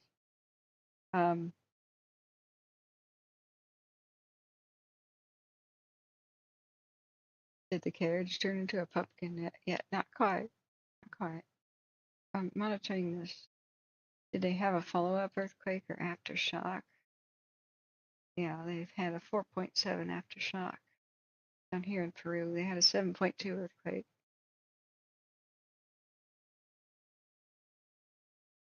What's their current tsunami? Yeah, it already passed. So whenever tsunami happened, if it happened, it's passed. But having a 4.7 aftershock gets into the realm of small tsunamis too.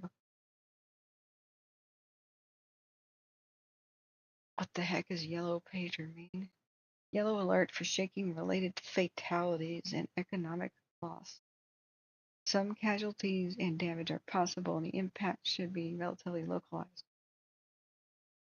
Past yellow alerts have required a local or regional level response. The estimated economic losses are less than 1% of Peru's GDP. This data is preliminary and has not been reviewed by a scientist. It's just, wow.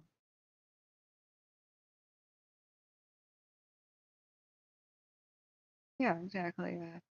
Sorry, there's an automatic filtering of the word dumb.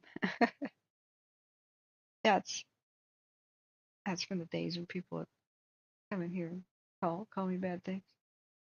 So it's got to be approved the message. You know, there's not that many things. I mean, cigarette starts are a lot less. Grass says, I'll stay here with Kat till she goes to bed. That'll be very quick, I hope. God. Gosh, it's time to sleep. Let me put my fish away. That was rather good. Sea Probe provided that at my request. Melted butter and Alaska pollock that tastes like crab. It's quite rich and filling though.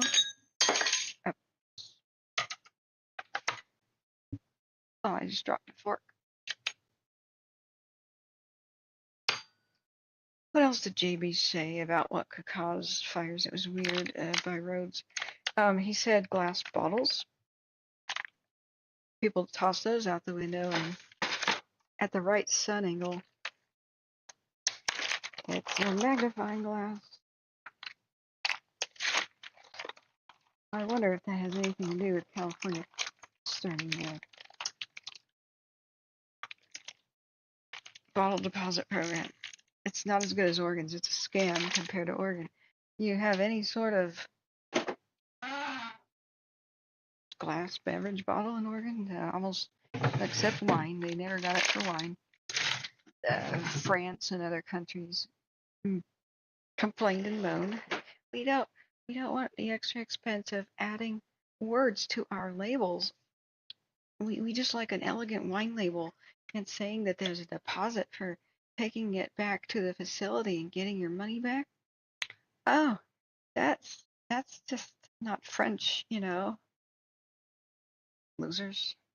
But we bowed down to that industry. So wine bottles are still everywhere on the landscape, kind of thrown away.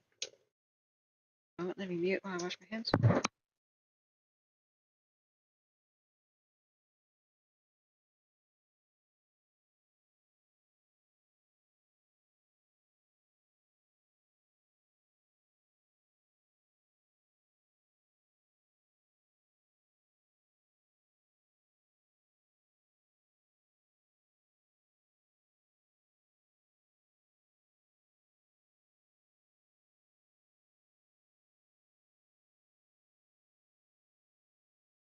Okay, now it's a hoax that water bottles can start a fire. They cannot. It's a damn hoax. Everybody in the photography world knows that plastic filters are trash quality. You need real glass for like your polarizing lenses and whatnot, because plastic just does not focus light well. It's plastic. Glass is like 300 times better at that. So there's this stupid hoax trend. I personally did have a hand in uncovering it. I was pretty enraged, and I called out the fire department for perpetuating it, and said, you guys should be ashamed of yourselves. And I called out the other fire department that tried to prove it was correct by holding a water bottle up to this paper that self-combusts in sunlight. It was like, what do you call that, flash paper or something? Black anyway. Kind of like what's on a match head. Tracy says, off to work, stay safe. Yeah, we're going to be off to bed in a second. It can't focus light that well. So, but clear glass can, at just the right angles, mostly around the necks of bottles. Earthquakes have been updated. Okay, they've had another small aftershock, I think. It's a 4.4. Well, that's actually not a small aftershock. That's pretty, that's felt. So anybody trying to dig somebody out of the rubble is at risk of getting trapped themselves. Yeah, good night, Christopher and Husky. So, but in Oregon, other than wine bottles and the tiny shots like you get on an airplane, like vodka, you get 10 cents for just picking those up and taking them to a grocery store and putting them in a machine. So everybody picks them up. You could just set a can, like soda pop, even milk these days, containers, like little plastic milk carton like you get for kids at McDonald's or something. Oh, you don't have to be husky, but you're a grown man. You know how to make decisions. 20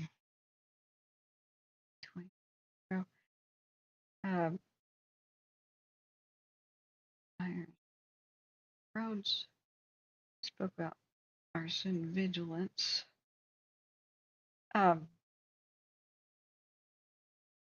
writing down my timestamps. What time? 12:30. That is really exciting stuff happening when I see him go to bed.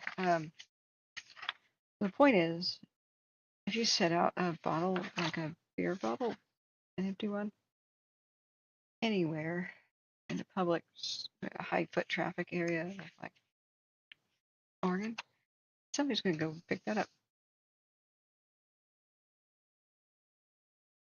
Hey, our Berger, too. Sleep well, cat, Bob and Pups. Thanks for being here, Bob.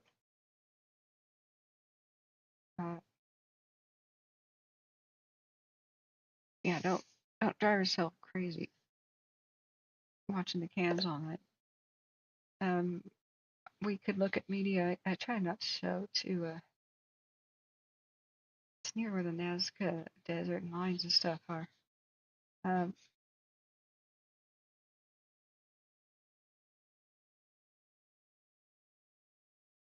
If a tsunami happened, it already did pretty quickly. And these aftershocks have not produced a new tsunami warning. I guess we could look for what's happening on the news media,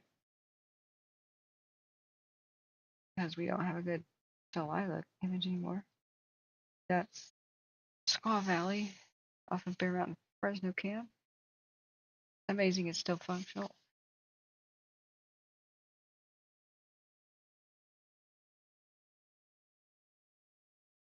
the latest tsunami bulletin.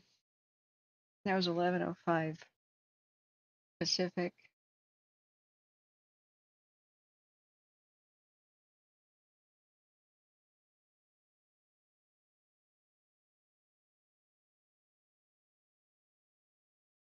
See, no, there is no tsunami danger for the United States West Coast, British Columbia, nor Alaska. Sorry, guys, I've been slurring and tripping over my tongue all day. I've got a sore throat, of course, and still some swelling from the dental work.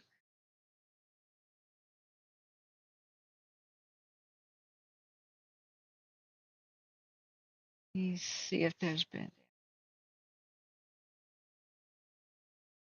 like news media should have it a story already.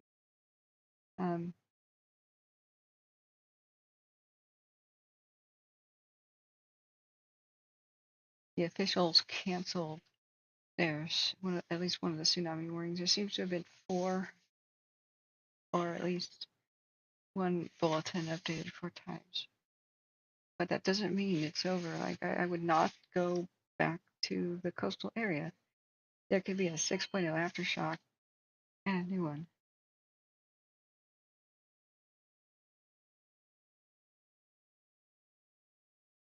There's no such thing as an earthquake. It's always a series of shakes.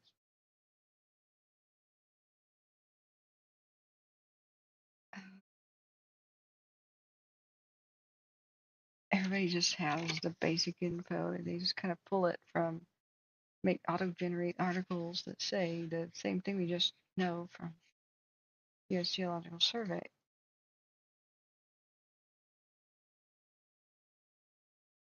There was a great earthquake in 2001 in Peru, with at least 74 killed and almost 4,000 people injured, 22,000 homes destroyed, 33,570 homes damaged by an earthquake and a follow-up tsunami, mostly in Arequipa, Camada, and Tacna areas. Landslides blocked highways in this 2001 quake. In Arequipa, up to 70% of buildings were damaged. They have just utter crap building codes, as well as pretty unstable ground. Land, Up to 70% of buildings were damaged, including many historical structures like the left tower of the Basilica Cathedral de Arequipa. I am probably not saying that anywhere correctly. In Arica, Chile, 30 were injured, 4 of them seriously, and buildings had been damaged. And the resulting tsunami destroyed 2,000 buildings, killing 26 people and left 64 others missing in the Camania Chala area. This 2001 quake off the coast of Peru caused severe damage to a 20-kilometer section of coastline in Camania, and as a result, over 3,000 structures were destroyed and damaged.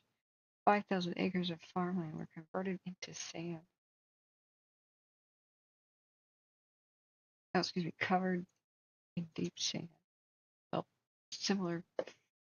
Although great damage occurred to structures in the area, the loss of human life could have been much greater had the event occurred in summer, when the tourists greatly increased the population.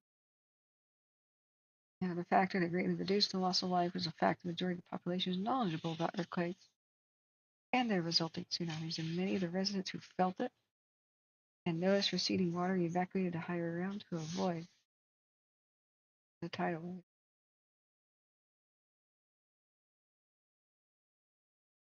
Yeah, that one in 2001 was incredible. It was off the coast of Arequipa.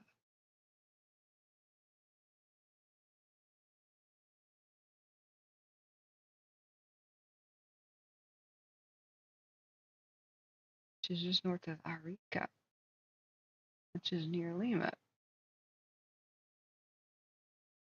It's the same general area.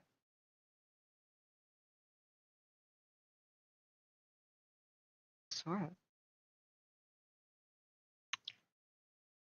Arica. That's not the.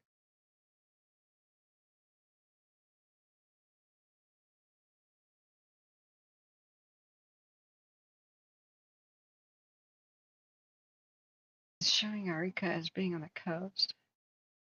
In the article I'm reading about the 2001 quake. Oh, that's stupid. Oh yeah, just show us a map without any words on it. That'll do great.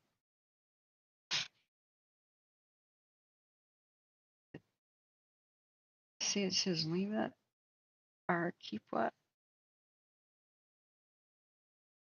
But this map doesn't even look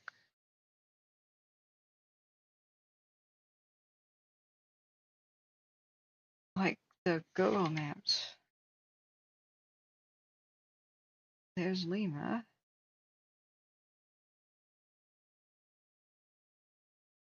So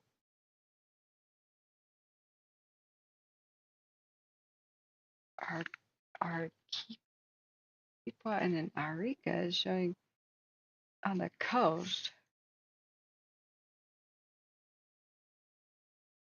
And Google Maps says it's far inland. So one of these is incorrect. Oh, the wiki can't possibly be wrong. I don't see how that's possible.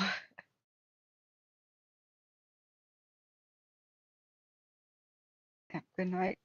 Good night, Husky. Thank you for your service for the public. Yeah, I know that's the South Pacific. Thank you. So this is a ridiculous map.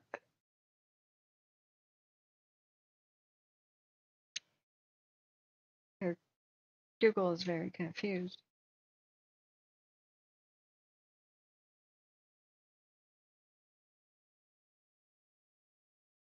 And there's not even any pictures about. They're talking about all this devastation. There's no pictures.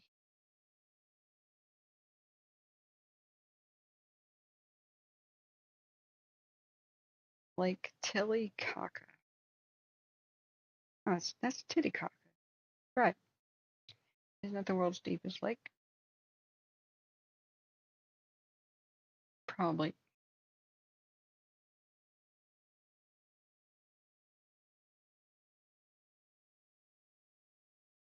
Land of the Inca right here.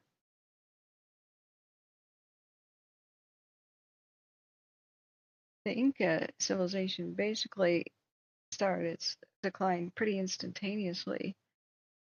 That or the Quechua, I think it was the Inca over this portion, because the water is to the east.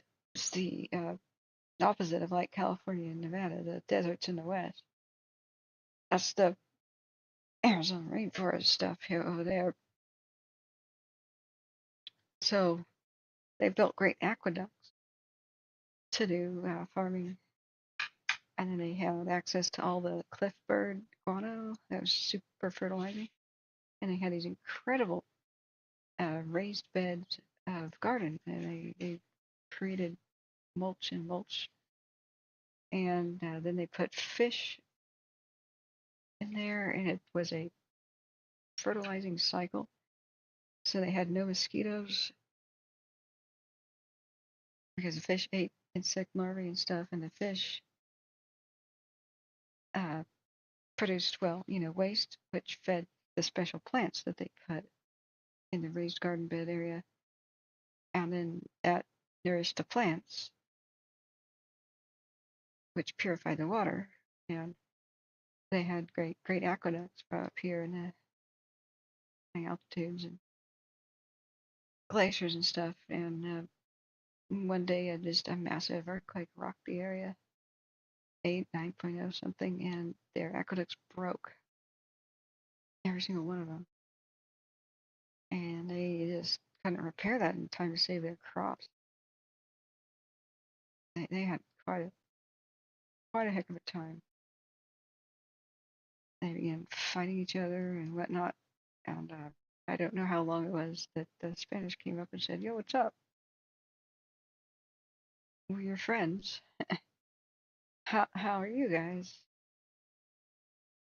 And they nailed their own coffin shut by having a civil war at the time. So one side goes, "Hey, Spanish, ally with me, defeat my enemies, okay?" Spanish were like, these conquistadors are like, "Sure, we'll. That's what we are. We came here with weapons because we like to help people gain their freedom." Uh, do you have any gold? Gold by any chance? Yeah, why? It's worthless. It's so common. So occasionally we just dump tons of it in Lake Titicaca. It's a great sacrifice, and the gods seem to like it. Plus, we paint our buildings with it. It's good for decoration, but man, it's kind of worthless. It's just everywhere, you know. Oh, okay. Yeah, there's a 7.2 Terry with a minor tsunami warning. Unclear if one was generated, but a 7.2 off the coast of Peru. So I was looking up the earthquake history, and they had a gigantic one that was just unbelievable in 2001. Uh, so that's what made me a bit on edge. Peru's earthquakes have produced huge tsunamis that have hit uh, Hawaii before, but um, we don't have a damage report yet. I don't know if any news agency in the world has one yet. So it's time to go to sleep and figure out what's going on tomorrow. It's one. So we'll have a pretty. Hey Terry. Also, you missed what's crazy. So guess what? An earthquake is generated by the Pacific Rim of Fire. Yeah, the Pacific Ring of Fire, the volcanoes and the fault lines. Right. Get this. Just after that is a new fire in a perfect circle. It's a perfect ring of fire. You can't make this up. California, which I believe is probably fireworks arson. Uh, so you can see it's hot smoke and light, but when it went into color mode, it's a perfect circle. So I think somebody left the fireworks in on the hillside, the kind that sparks 360 degrees. But it's what I would imagine. It's arson of some kind because there's no lightning in the area. There's no wind or anything, and it's a wonder to behold. It was just like spreading perfect ring of fire. At the same time, the Pacific Ring of Fire generates a 7-point magnitude earthquake. It's just weird. Weird.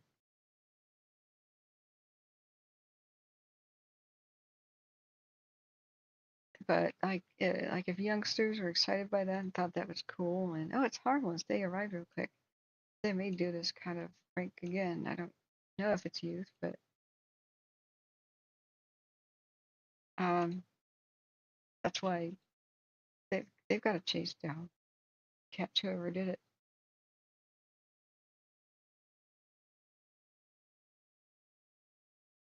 We had interesting news of the firefighters going around the circle with hoses. But isn't that weird? Isn't that weird, Terry? It's a somewhat remote region. I don't know when we'll get a damage report or what's going on. If CNN's gonna pick up on it, or any other big news outlet. I like them. Oh, I don't want to hear about that.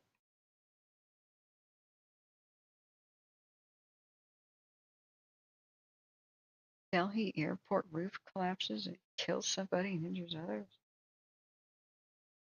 7 youth group members were hospitalized after a lightning strike when they were hiking in Utah.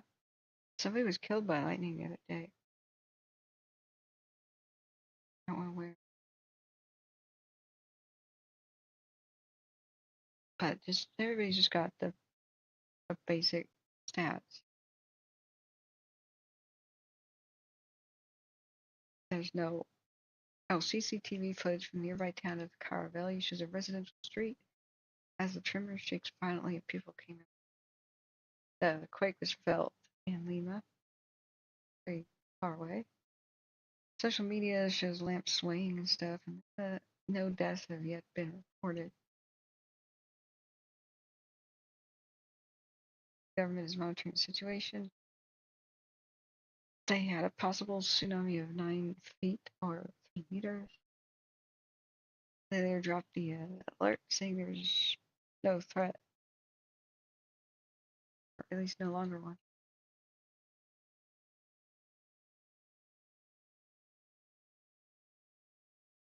So I hope everything's okay. But what's this about a volcano that could erupt at any time in Colombia? Is that Nevada del Ruiz? It is. Oh, God. Hundreds of families in Colombia are facing a choice: abandon their homes and their livelihoods or face the devastation of a predictive volcanic eruption. Well, in my study of ghost towns, one of the most horrible is this eruption occurred pretty soon, like within a year after Mount St. Helens in 1980. Mount St. Helens killed a lot of people with the lahar. The glacier melted and all the water that was inside the mountain, trapped in the springs, flowed out and overflowed several rivers, like the Toutle River, and it was like a 50-foot tall wall of water and logs and debris and stuff that swept downstream and knocked less than 2 years later. And they go down and try to assess the situation in Colombia, this volcano, Nevada del Ruiz.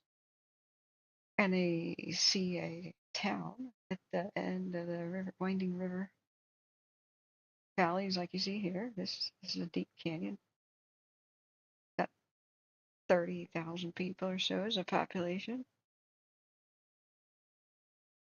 And they didn't do a dang thing. They said, yeah, this town's vulnerable, but, you know, they didn't evacuate it, and they didn't put any sort of sirens or warning system. So the minor eruption occurred, just enough to melt some glaciers and release some water from the volcano, and the entire town was wiped out by mud in the middle of the night. A very deep death toll was insane. And the world watched as they tried to pull children out of mud, and there's one particular little boy that they were trying to rescue, and he was in mud up to his chin in water for like 20 hours. Oh, I can't remember the town's name. Armero. The Armero disaster. So I just didn't know that it was about ready to erupt again. The town was called Armero. The impact, let's see, and it's quite explosive. The volcano usually generates Vulcanian to Plinian eruptions. Plinian is the type that destroyed Pompeii, which produced swift-moving currents of hot gases and rock called pyrolytic flows. Those often cause massive lahars, flood, and mud flow and debris flow, which pose a threat to human life and the environment. The impact of such eruption is increased as the hot gases and lava melt the mountain's snow cap, adding more to the flow. So November 13th, 1985, okay, it was like 4 years after Mount St. Helens erupted, so they knew the risk. A small eruption produced an enormous lahar that buried and destroyed the town of Armero, causing 25,000 deaths. The event later became known as the Armero tragedy, the deadliest lahar in all of recorded history. Similar but less deadly events occurred in 1595 and 1845. So Armeros is still there. It's a half-buried ghost town. You learn everything studying ghost towns. Every possible way there can be a disaster. So it's about ready to have a big eruption. It's unclear how many families in total have evacuated. Tolima's Civil Protection Unit said a biblical evacuation. The slopes of Nevada del Ruiz volcano, located between Tolima and Caldas provinces in central Colombia, are fertile grounds for local farmers. They leaving their cattle behind would utterly ruin them. The local government in the province of Tolima has announced plans to evacuate up to 12,000 cattle, out of a total of 43,000 that are there. By God. Omar Valdez, Tolima's Rural Development Secretary, and the officer in charge of the cattle evacuation say farmers were resisting the evacuation order because of previous bad experiences. Previous occasions they evacuated, the floods didn't actually affect their farms. When they came back, the farmers found most of their goods and their cattle had been stolen. The eruptions from the Ruiz volcano can be particularly lethal, according to scientists. Well, duh, because the top of the peak is permanently capped by a layer of snow and ice. Once in contact with lava, it will instantly melt. It doesn't have to be lava, just pyroclastic flows. It's just an eruption in general. Talking about the AERO tragedy, the flood that killed over 23,000 people in a matter of minutes. Many local residents still remember the trauma of that day, but few are willing to gamble their livelihoods on geologist warning alone, because the same volcano erupted in 2012 without causing any death. That is a hard choice. Lose everything you own and all of your wealth and everything you ever worked for. But if you're wrong, you die, and your family dies. While Tolima and Caldas are the relatively wealthy coffee-growing regions in Colombia, most economic activity is run by small-scale farmers who own a limited number of animals and tend to small parcels of land, for whom cattle and the ag equipment they own are their most valuable belongings. This is why there needs to be funds for people, and they need to have assurances they will be compensated. If they're worried about theft, great. This is a great way to catch the thieves. You put tracking chips in some of the cattle to follow the thieves. Like, we have drones and stuff with thermal imaging. It'd be really easy to monitor that at night and just follow them and arrest them. I don't see what the freaking problem. Right now, the volcano is ejecting steam, ashes, gas. Close to the crater, there's been a high level of seismicity. Recently, the ground around the volcano has been shaken by hundreds, sometimes thousands of small tremors per day. And on Friday, a column of ash and smoke originating from the volcano arose in the sky over 100 meters tall. There's got to be a volcano webcam on this. This is one of the deadliest killer volcanoes on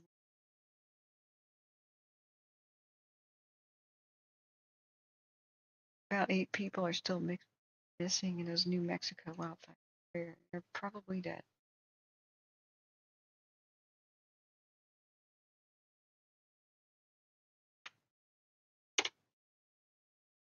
So there's trees now growing where the city streets used to be in AERO.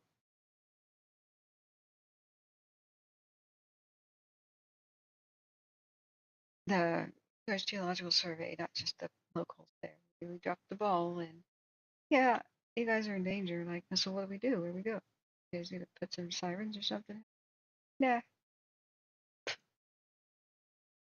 Okay.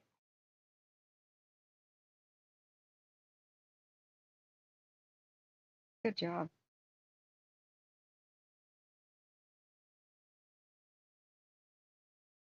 So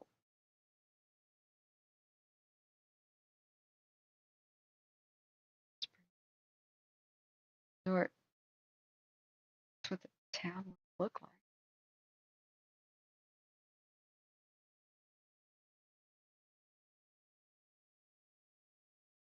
Yeah, it's part of the whatever building it is, a cathedral or something, basilica. A giant boulder that came. The remnants are reclaimed. They have a little memorial.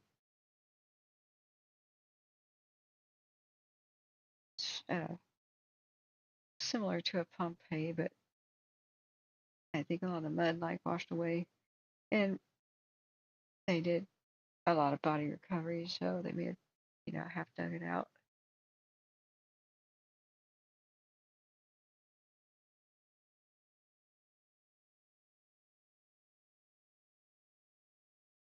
This probably would be swept over again, maybe in days. It's part of the reason to not rebuild. It's just sitting at the end of the ravines.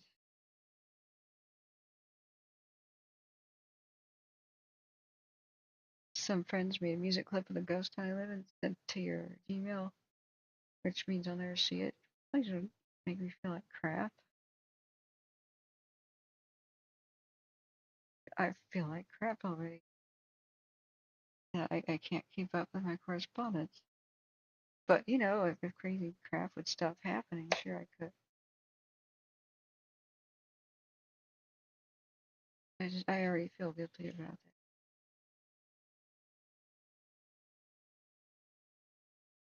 That's where our mayor was. What are the current towns at risk?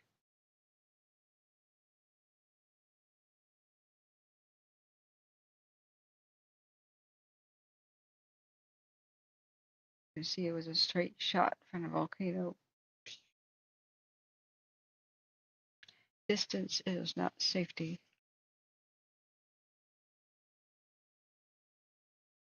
From floods and fires.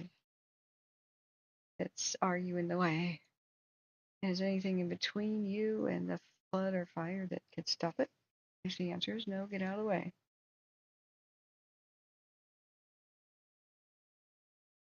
Larita. This one is in danger. La Sierra. More than one way for water to go flood down the mountain.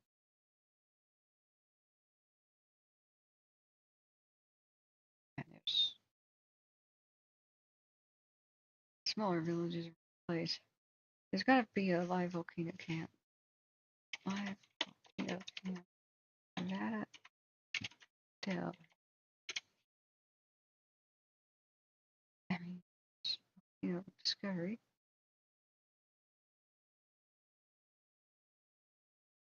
Check out this.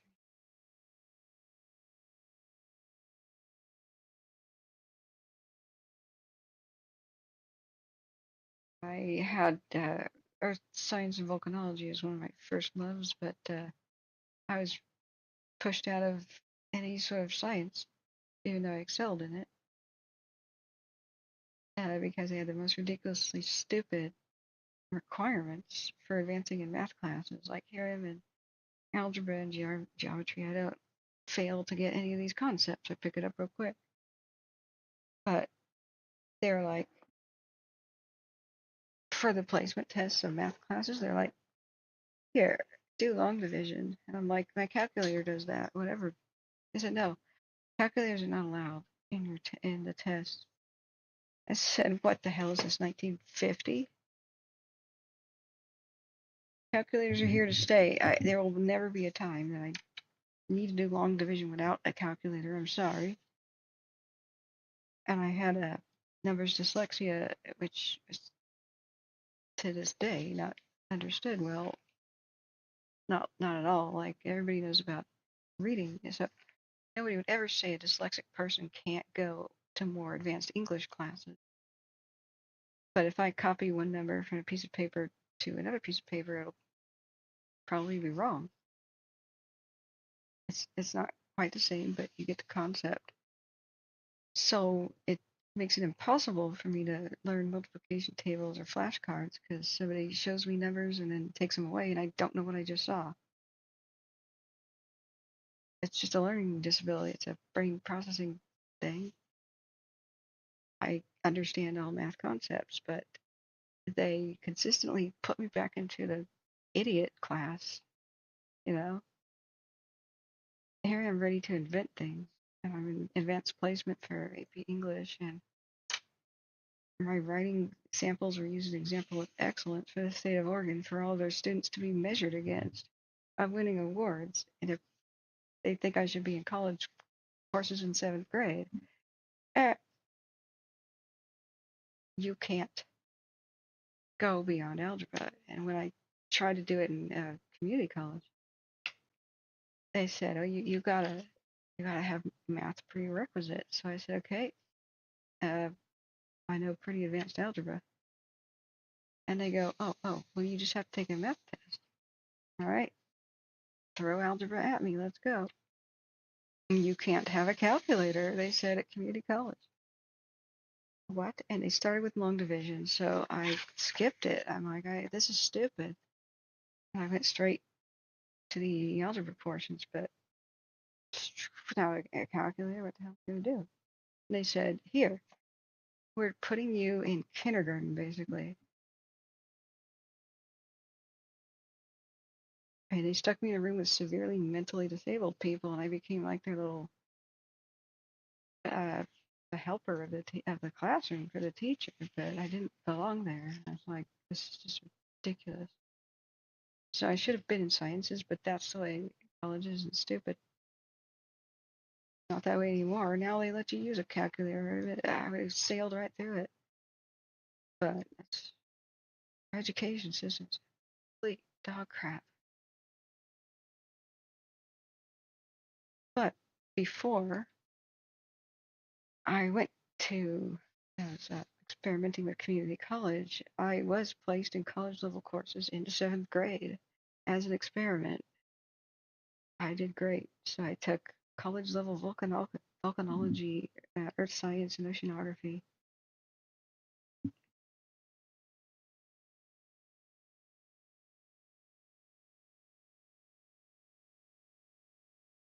Okay, whatever. No, what is this? I don't care. I want live webcams of the volcano. Thank you. Is that looking good down? The camera's dead. Oh, volcano discovery. It doesn't look like a killer, but that's the deadliest hard in recorded human history. Wiped out 25,000 people in an evening. I can't imagine the tidal wave of debris that happened.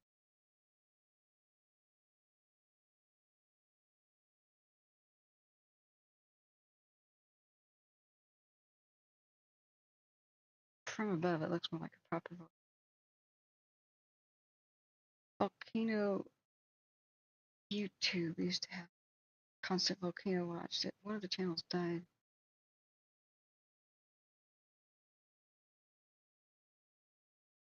Raph, did you send me a package before? I haven't opened it because I was waiting.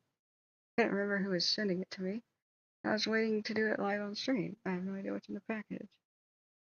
Was that you? Because I'd love to open it. I've been waiting for like months now.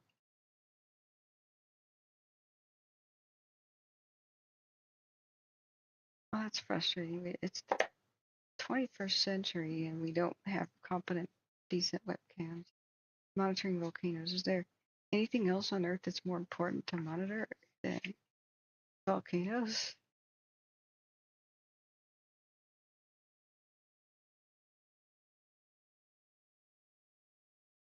Science is not learning. Most volcanoes, even in the Pacific, that could generate instant huge tsunamis, like what happened with Tonga, there's no seismometers on them whatsoever. We would never have a warning. Any moment, some random South Pacific volcano can burst apart or have a ring of fire, that type event, and tsunamis could go barreling towards Hawaii and California. No warning. The buoys would start going off, but Hawaii might just have an hour or something of warning. There's not any buoys near where the actual volcanoes are down here. Indonesia has the most volcanoes on Earth right there. And they definitely are capable of slamming into North America and South America and Japan. And they're really not that expensive. It's like 20 grand. And we could be safe from a potential, 100-foot wave that hits California coast.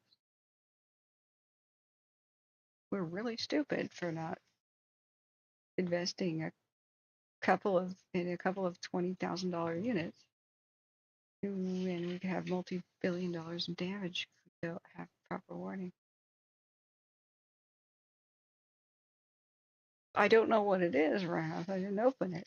So all I knew is when streamers get sent things in the mail, the excitement is they open it on camera and you get to see the reaction. That's what happens. Other times streamers get things in the mail, they're supposed to try them and they're weird exotic foods and they make faces or something. They try peppers. Don't send me peppers. I won't do that. Please don't. I'm a spice wuss. But that's usually the protocol, as far as I could tell.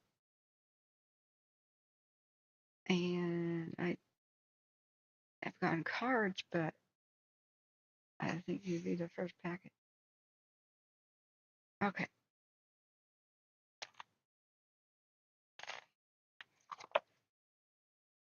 We'll see if Nevada Del Ruiz erupts. What's its volcano alert level? That would be good to check. Smithsonian. Has it gone to red?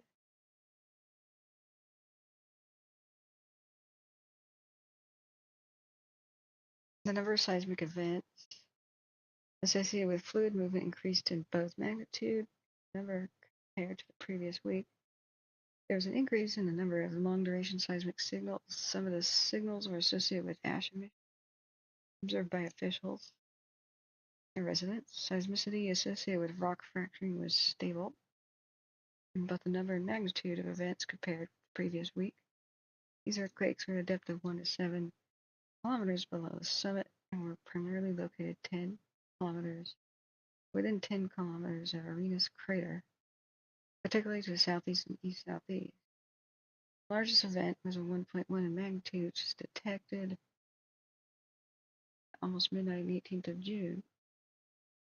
Seismic signals indicated lava dome activity notably increased. The 24th of June, a period of dome-related seismicity, was characterized as having the longest duration and highest number of events since 2015. The year this type of seismicity was first detected there. Sulfur dioxide emissions were variable. Gas plumes rose as high as 1.5 kilometers above the crater rim and drifted northwest, west, and southwest. But that can choke. People with asthma can die. Thermal anomalies on the crater floor were identified in the satellite, although weather conditions often inhibited the views. There's heat detectable by the satellites. Alert level remained at yellow, which is the second level on the 4-level scale. And the public was warned to stay out of the restricted areas of the crater. That's it. That was the most recent weekly report, March 25th. Heroic activity, where like the ground splits open and there's a big burst of gases and hot steam and stuff.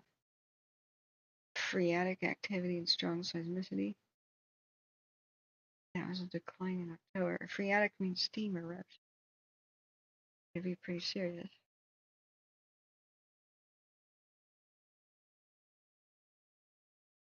That was 1985. It was leading up to the tragedy. And then that was the seismicity declined in October, just like it did before St. Helens erupted after the calm before the storm. 1 month later, in October, the horrors triggered by explosions killed more than 20,000 people in the night.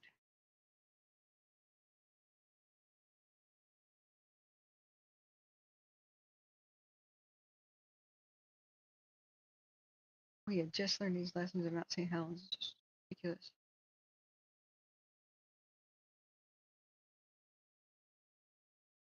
Notes from that spooky stuff.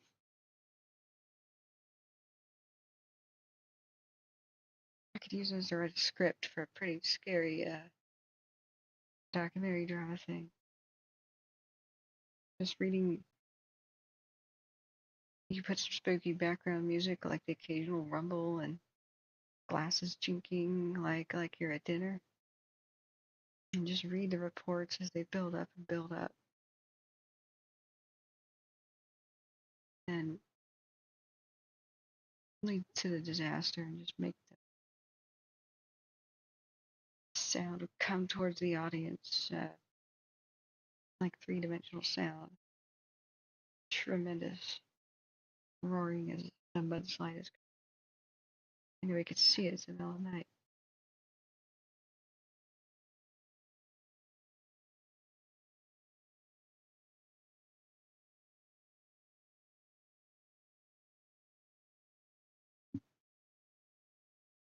One year ago, like small way.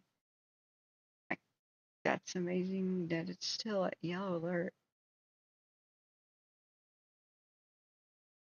I guess they're going to be very careful with raising the alert. But that's how they got people killed before. Oh, maybe we shouldn't evacuate people because nothing happens. They'll be mad. They'll be mad at us. I should have at least put sirens in.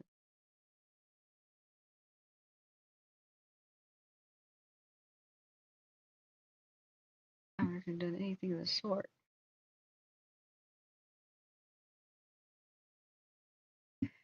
15-karat grade A sapphires, 3 stones raw. Ooh. Well, in that case, don't you want to see my expression when I open it? I like big gems and I cannot lie. You're such a sweetheart, dear. Diamonds are a girl's best friend, but sapphires are our best buddy.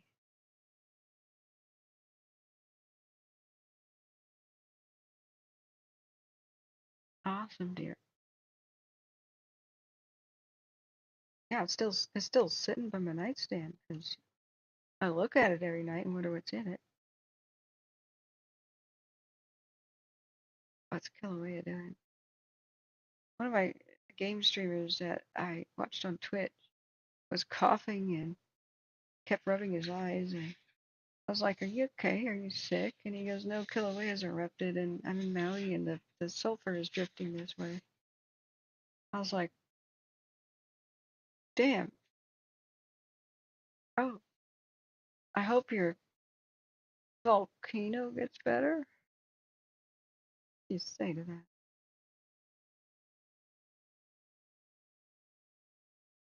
Volcanoes all around the Caribbean. Martinique has the Pompeii of the West, but that's a horror story for another day.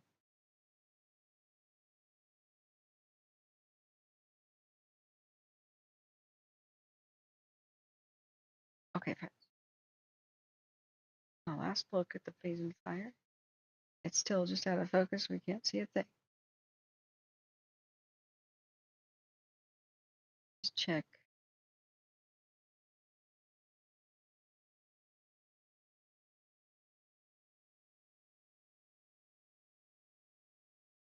I guess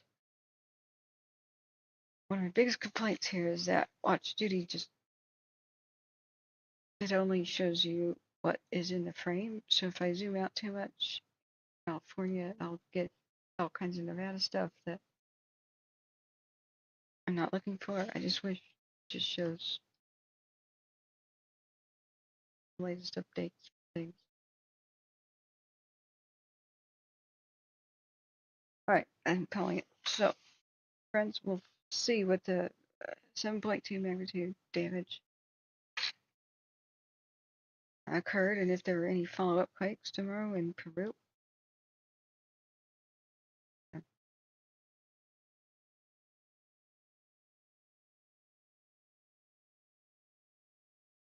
And let's try to save our strength. I should have gone to bed at 9. Uh, but you know, earthquakes happen and weird things happen to me. There's always going to be some crazy. There's going to be some crazy thing that prevents me from sleeping. That's just the theme. Whenever I say, "Oh," or "It's winding down," we're about ready to. That's when something happens. I'm a very tiny black square in the corner of my phone, and I see nothing. You should get a proper monitor.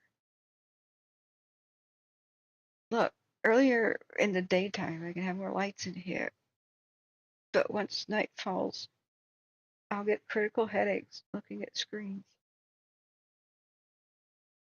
And the light, if it's up there, just puts glare on the screen, and I'll just have to walk away eventually. It's like nails, you know. It's not fun. Besides, it's not really the me show right now. Fires are the main deal. I only put a webcam on so I can occasionally like gesture at it, and people can see from my facial expressions early in the day that like I'm grinning and you know, messing with people sometimes. When I didn't use webcams before with gaming buddies back in the day, I really thought people understood I was joking and pulling their legs just by tone of voice. I don't know, it was a cultural difference or something, but I was gaming with Australians, and this one guy that was really funny, cracking jokes all the time. I tried to keep up with him. Just wouldn't really laugh in mine. And I thought, man, it's really unusual. Why is he teasing me all the time? And is he just one of those guys you can't take it when you give it back? I'm being pretty mild with it. He was my best friend at the time's boyfriend. Maybe he's not laughing because he's worried she'll get jealous, but she's not like that. Besides, they're in Australia together, and West Coast. It's not like we're ever going to meet. And so one day I got this webcam hooked up and said, overcame my shyness. I was like, hey guys, look, I got a webcam. And after some interactions, he goes, I have a confession. Okay, what's that? And he goes, I thought you were the biggest beep ever. What? He goes, now I understand that you're grinning when you're saying this stuff. I thought you were just seriously trying to put me down all the time.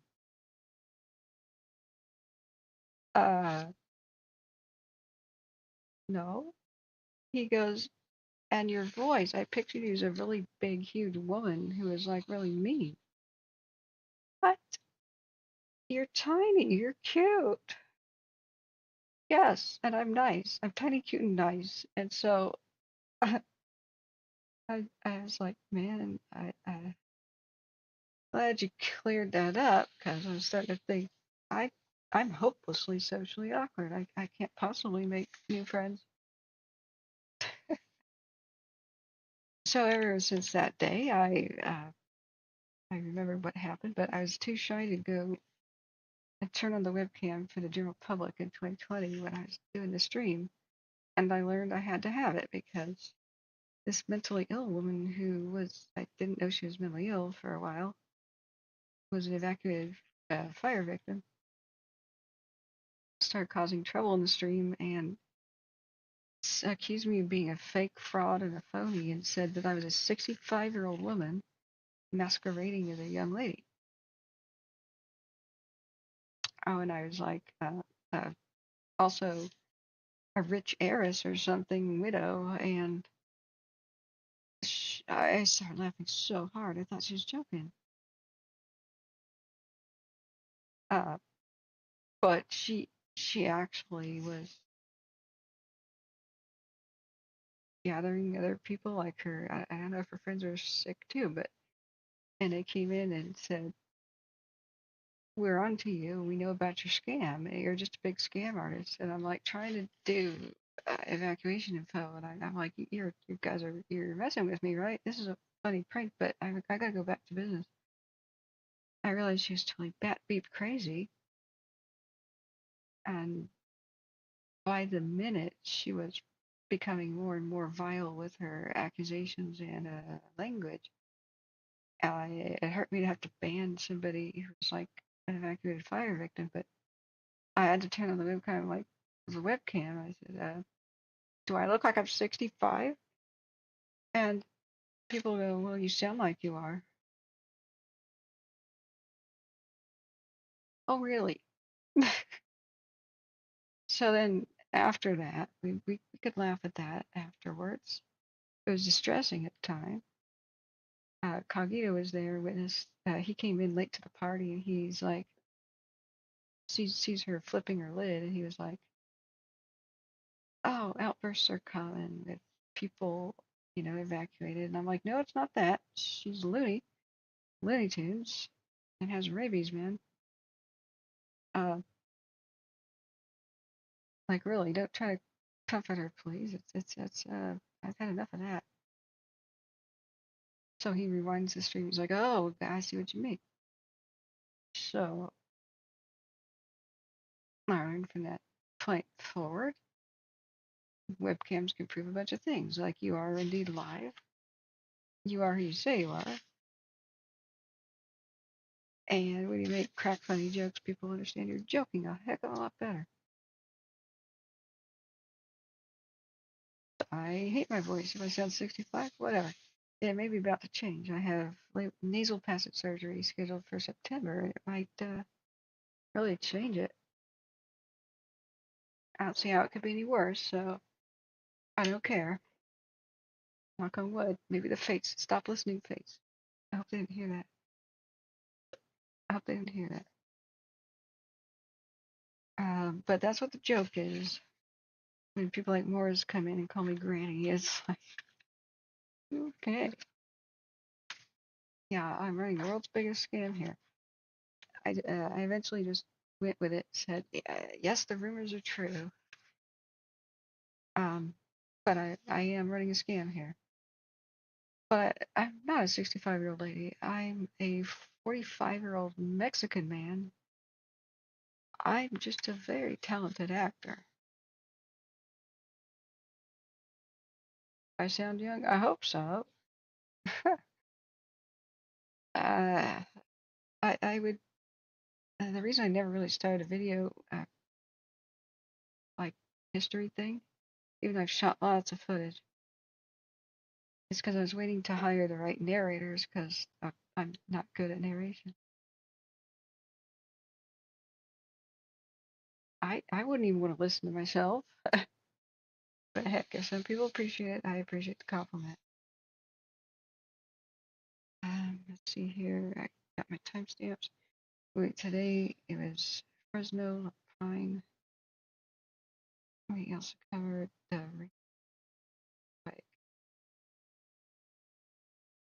So now I take my notes and timestamps from the day. I rip them out of this notebook, file it away in my new organization system so we can flip back and find what we were talking about instead of saying, "Oh, it's in my archive somewhere." I never knew that they would grow to gigantic proportions and almost every stream would be 12 hours long. It's impossible to rewatch everything and timestamp it later. So we don't have anything to look at. No news is really good news. We've got a terrible weekend ahead of us of drier, hotter weather, and an even more terrible week leading up to 4th of July where everybody's buying their fireworks. And it's really stupid for California to sell any right now, but we're going to see $1 million disasters and aftermath, I'm sure. But they'll never really learn their lesson. They never really will. So here we are. This is what we do. This is all in all, June's been mild. June's been really mild. July and August are the worst of the summer months because we get the lightning strike season. And then sometimes there's a lull at the end of summer. But winter is the worst of California's fire seasons because it's Santa Ana and Diablo wind season. So we can only hope that we stay out of La Nina or El Nino. We have the best chance of normalcy, which California very seldom sees. Just to land it swings back and forth between extremes, that's pretty normal for it. But for what the rest of the world considers normal, just keep fingers crossed. Hopefully you don't get it. All right, good night, friends. We'll see you tomorrow at some point. It'll probably be after 3. I'm going to get as much rest as I can. So thank you, everybody, for the donations. Thank you, Rob. Thank you, everybody else who's been here, supporting, hitting the like button. If you haven't hit the like, please do that on your way out as you turn the lights off. Remember, it's very hard to find the stream again unless you hit the ringing bell option with a subscription. And if you don't want to subscribe or don't have an account, there's a trick. Hit the filter button when you're looking for wildfire tracking. When you do a search on YouTube, you hit filter and then you hit live. People don't know that exists, but even if you type in the word live, you won't find us. But you go filter by live streams. You'll find us then. Hey, Jane Blackburn, good night. Good night, all the lurkers. I love you all. Well, funny, we had 2,222 views today. I went to 223. But 2222 was kind of cute there for a second. So I love you all. Stay safe. Good night.